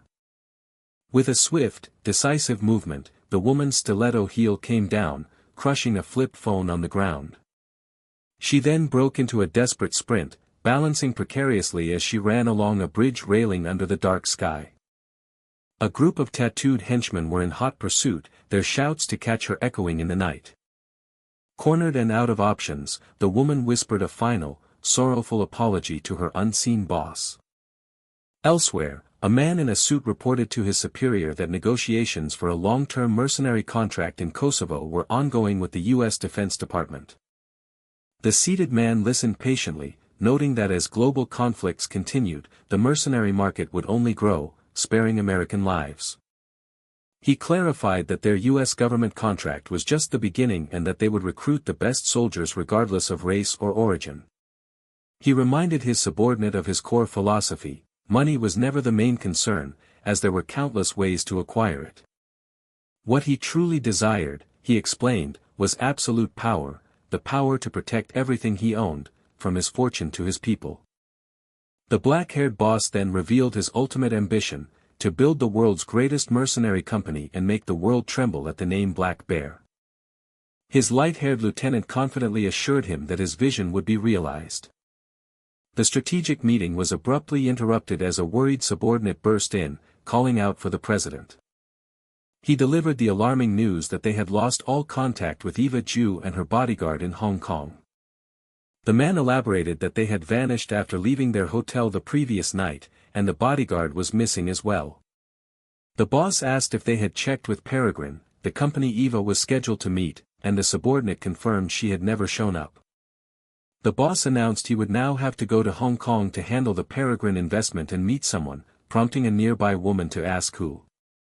He explained he was meeting the proxy of a Chinese official, whose assistance was vital for the Peregrine acquisition. As he spoke, his mind turned dark with violent possibilities. If Eva had betrayed him, he would find her and kill her himself. But if she was in trouble, his resolve was just as absolute: he would kill whoever dared to harm her. He turned to a spiky-haired man and issued a clear order: send their people, spare no expense, and find them immediately. His command concluded with a chilling finality: find them, even if they were just corpses. The scene shifted to a cold, cavernous industrial building, its interior steeped in shadow. A metal cart stood nearby, its surface holding a grim collection of blood-stained instruments and drug vials. One of the captors, a tattooed man, cursed the stubbornness of his prisoner, who still refused to talk. He wondered aloud how she could resist their interrogation drug and contemplated injecting her with an even larger dose. Remembering that his superior, Brother Jiang, demanded results, he ordered a bald henchman to bring more drugs. Suddenly, a loud noise from the entrance made both the tattooed man and the bald man jump in surprise. Jiang Lin Feng, the fearsome vice leader of the Hong Kong Triad's Jabong division, stormed in, furious that they still hadn't gotten the information. The tattooed henchman hurriedly apologized, explaining that even the drugs were useless and that the woman had destroyed her phone during the chase. Another man with tied hair stepped forward, branding them idiots and warning them that the chairman was waiting for answers. He spelled out their mission with cold precision: they were to find out who had acquired Peregrine and identify the woman's true financial backer.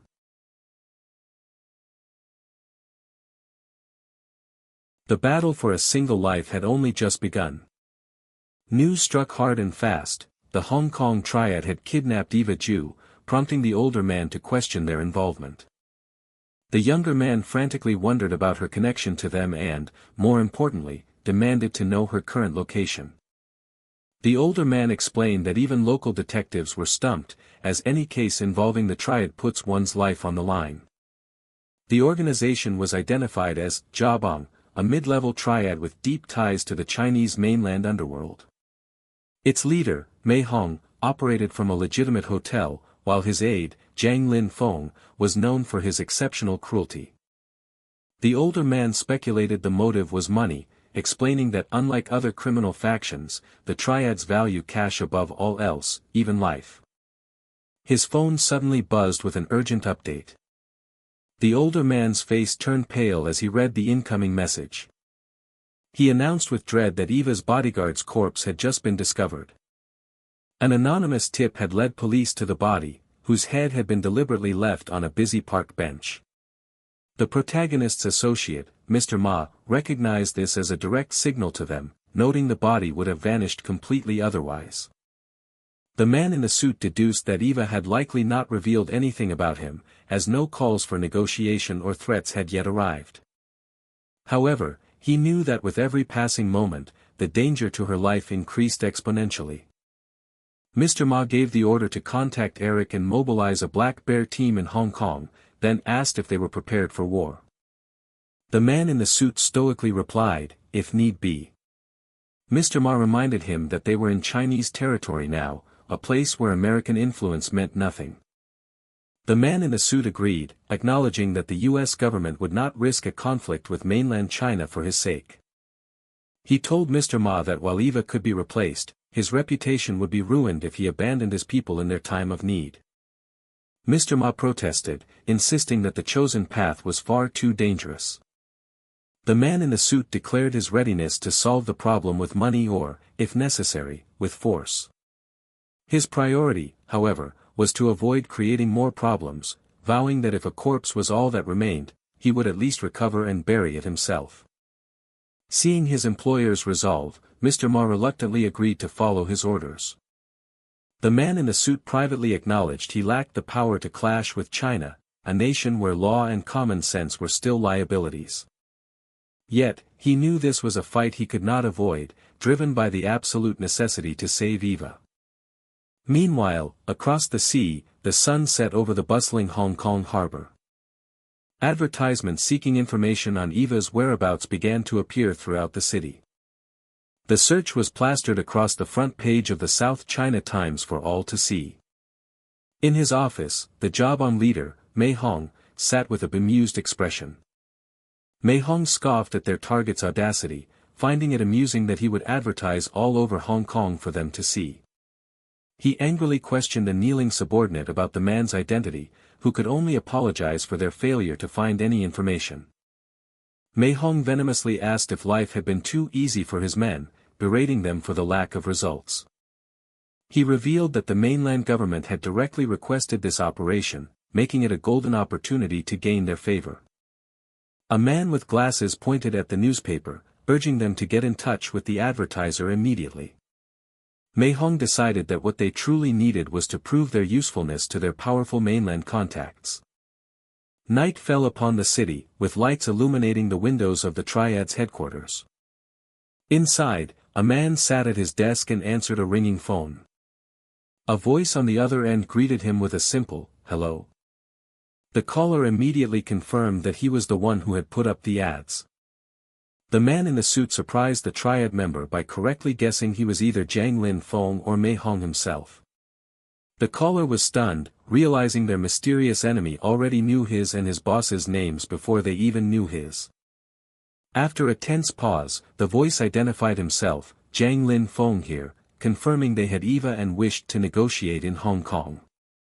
The man in the suit demanded to know if she was safe, to which Jiang Lin Feng warned that any more delays would put her safety at risk. Jiang Lin Feng added a chilling threat, mentioning that his men were becoming very interested in her. Unfazed, the man in the suit demanded to speak with Eva to confirm her safety and stated curtly that he would wait. Jiang Lin Feng was taken aback by the sheer audacity of his opponent's demands. The man in the suit informed Mr. Ma that the caller was indeed Jiang Lin Feng. Mr. Ma questioned whether such an aggressive stance was the right approach. The man in the suit explained they needed to lead the situation, appearing weak would only put Eva in more danger. He anticipated they would now be summoned to Hong Kong, but Mr. Ma insisted that he should go alone to retrieve Eva. The man in the suit firmly refused, stating, "No. I'll go myself." He reflected on his attempts to avoid changing the future, realizing his actions were already causing a butterfly effect. The man in the suit understood he now had to proactively interfere to control the spiraling situation. A sudden flicker of static interrupted his thoughts. The connection was being made. Jiang Lin Feng on the other end gruffly stated that he would connect him. Mr. Ma grabbed the phone as a weak voice came through, and he cried out Eva's name. The man in the suit took the receiver, urgently asking if she was okay. Eva faintly recognized her boss's voice, and the man in the suit confirmed to Mr. Ma that she was alive. Eva tearfully apologized, assuring her boss that she hadn't said anything, to which he calmly replied that he knew. The man in the suit made a solemn promise to her, "Wait for me. I'll be there soon."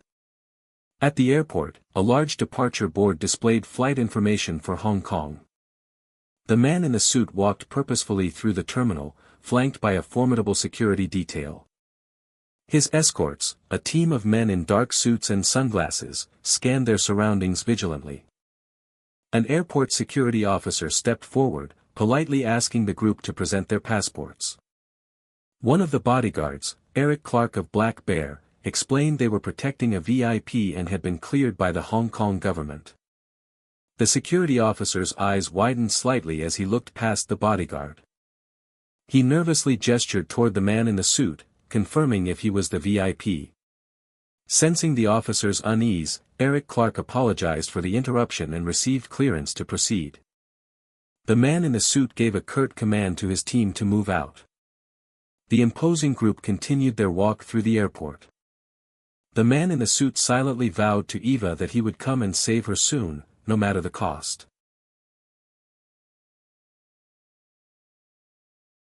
The city lights of a bustling harbor shimmered against the dark, tranquil waters of the night. In a dimly lit room, a seated man reminded his subordinates that this crucial job came directly from the mainland, promising them powerful backing if they succeeded. He demanded nothing less than success, a command his subordinate immediately acknowledged. Elsewhere, a man in a car inquired about the target's location, receiving confirmation that she was tied up inside.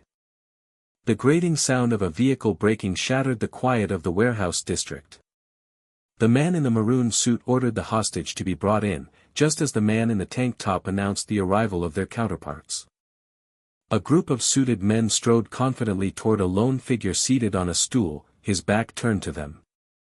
The man in the maroon suit addressed the figure, attempting to ascertain if he was the infamous Mei Hong or his subordinate, Jiang Lin Feng.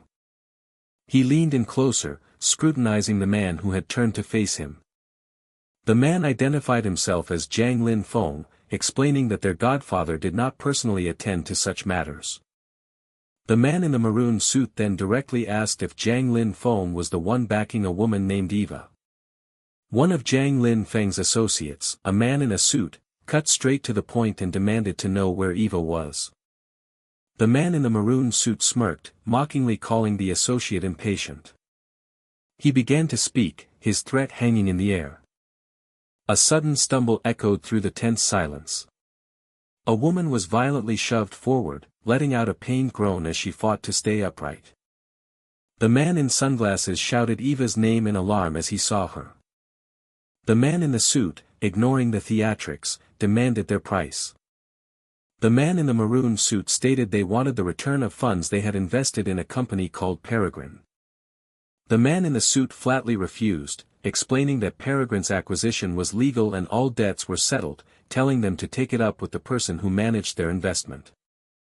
The man with the ponytail and goatee scoffed at the legalities, insisting that since they now owned Peregrine, they must return the money. A man with a scar on his cheek stepped forward, bluntly asking how much they wanted. The man with the ponytail and goatee named their price, $3 million for the investment, plus an additional $2 million for the woman's life, for a total of $5 million. The man with the scar on his cheek declared the terms non-negotiable and gave them a 1-hour deadline to wire the funds. Unfazed, the man with the ponytail and goatee warned that if they failed to pay, they would take Eva's head instead. The man with the scar on his cheek countered with a cold promise that they would all die if any harm came to her. A wave of contemptuous laughter erupted from the kidnapper's side. The man with the ponytail and goatee sneered, questioning if they truly believed they would be safe after such a confrontation. He then bellowed for all of his men to reveal themselves. A deafening roar filled the warehouse as dozens of gangsters emerged from the shadows. The man in the maroon suit calmly reiterated their offer, suggesting a clean and simple transaction if they just paid the money. However, the man in the suit made a bold counteroffer, stating he would give them $5 million only if they brought their boss, Mei Hong, to him. One of the men with scars angrily warned him not to speak the godfather's name so lightly, threatening to forget the money and kill him right there. The man in the suit stood his ground, insisting that matters of money were discussed between leaders, not with hounds like them. His strategy was clear: involving Mei Hong directly was the only path to resolving the situation without anyone getting hurt. The man with scars sneered, asking if he was so eager to watch the woman die. Nearby, a determined woman in a white dress gripped a small knife, ready to act. A sharp gasp of pain cut through the air. The woman in the white dress, Eva, desperately shouted for them to stop. The man in sunglasses criticized the kidnapper's refusal, pointing out they were complicating things for no reason by not just calling Mei-hong. The scarred, tattooed enforcer stared back, his expression a mask of cold fury. Suddenly, a new voice cut through the tension as a seated man calmly ordered them to tell Mei-hong to come immediately. The man with scars was stunned, his mind reeling as he wondered who this young man was and if he was the true leader. The seated man's thoughts confirmed his status as the real backer of Eva Ju. The man with scars voiced his disbelief, demanding to know if this young man was truly Eva's backer and the owner of Peregrine. Two of the seated man's aides gestured towards the ground. Following their gesture, the kidnappers saw several large duffel bags laid out before them. One bag was open, revealing stacks of pristine US dollar bills. The man with the scar stared in shocked disbelief at the sight of so much cash. The seated man explained that each bag held $1 million before repeating his simple command, "Call Mei-hong." The man with the scar began to protest again, claiming his godfather wouldn't come for this. A flicker of flame suddenly erupted from a lighter. A man in a red suit casually warned that if they refused to call, their precious money would simply disappear. He repeated the threat as he moved the flame dangerously close to the cash. The sound of a bag being dragged across the concrete floor broke the silence. The flame flared brightly, threatening to ignite the fortune. Panicked, the man with the scar yelled at his men to grab the bags of money. His gangsters scrambled forward in a rush. But they were stopped dead in their tracks. The seated man's entourage now stood with guns drawn, a silent, deadly perimeter around him and the cash. The sharp-featured man looked at his watch and gave them a new ultimatum: call Mei-hong within 30 minutes. Just then, a new figure appeared, the tattooed man declaring that such a call would not be necessary. The crowd of thugs parted, bowing low as their leader finally made his appearance. The man in sunglasses looked on in astonishment, marveling that the true owner of Peregrine was such a young man. The sharp-featured man calmly addressed the imposing figure, asking if he was Mei-hong. The man confirmed his identity as Mei-hong of Jabong, announcing he was ready to make a deal. The sharp-featured man made a stunning counteroffer, proposing to give him $10 million instead. Then, he revealed his terrifying condition: in exchange for the money, Mei-hong was to execute every single one of his own men who had dared to touch Eva, starting with Jiang Lin Feng.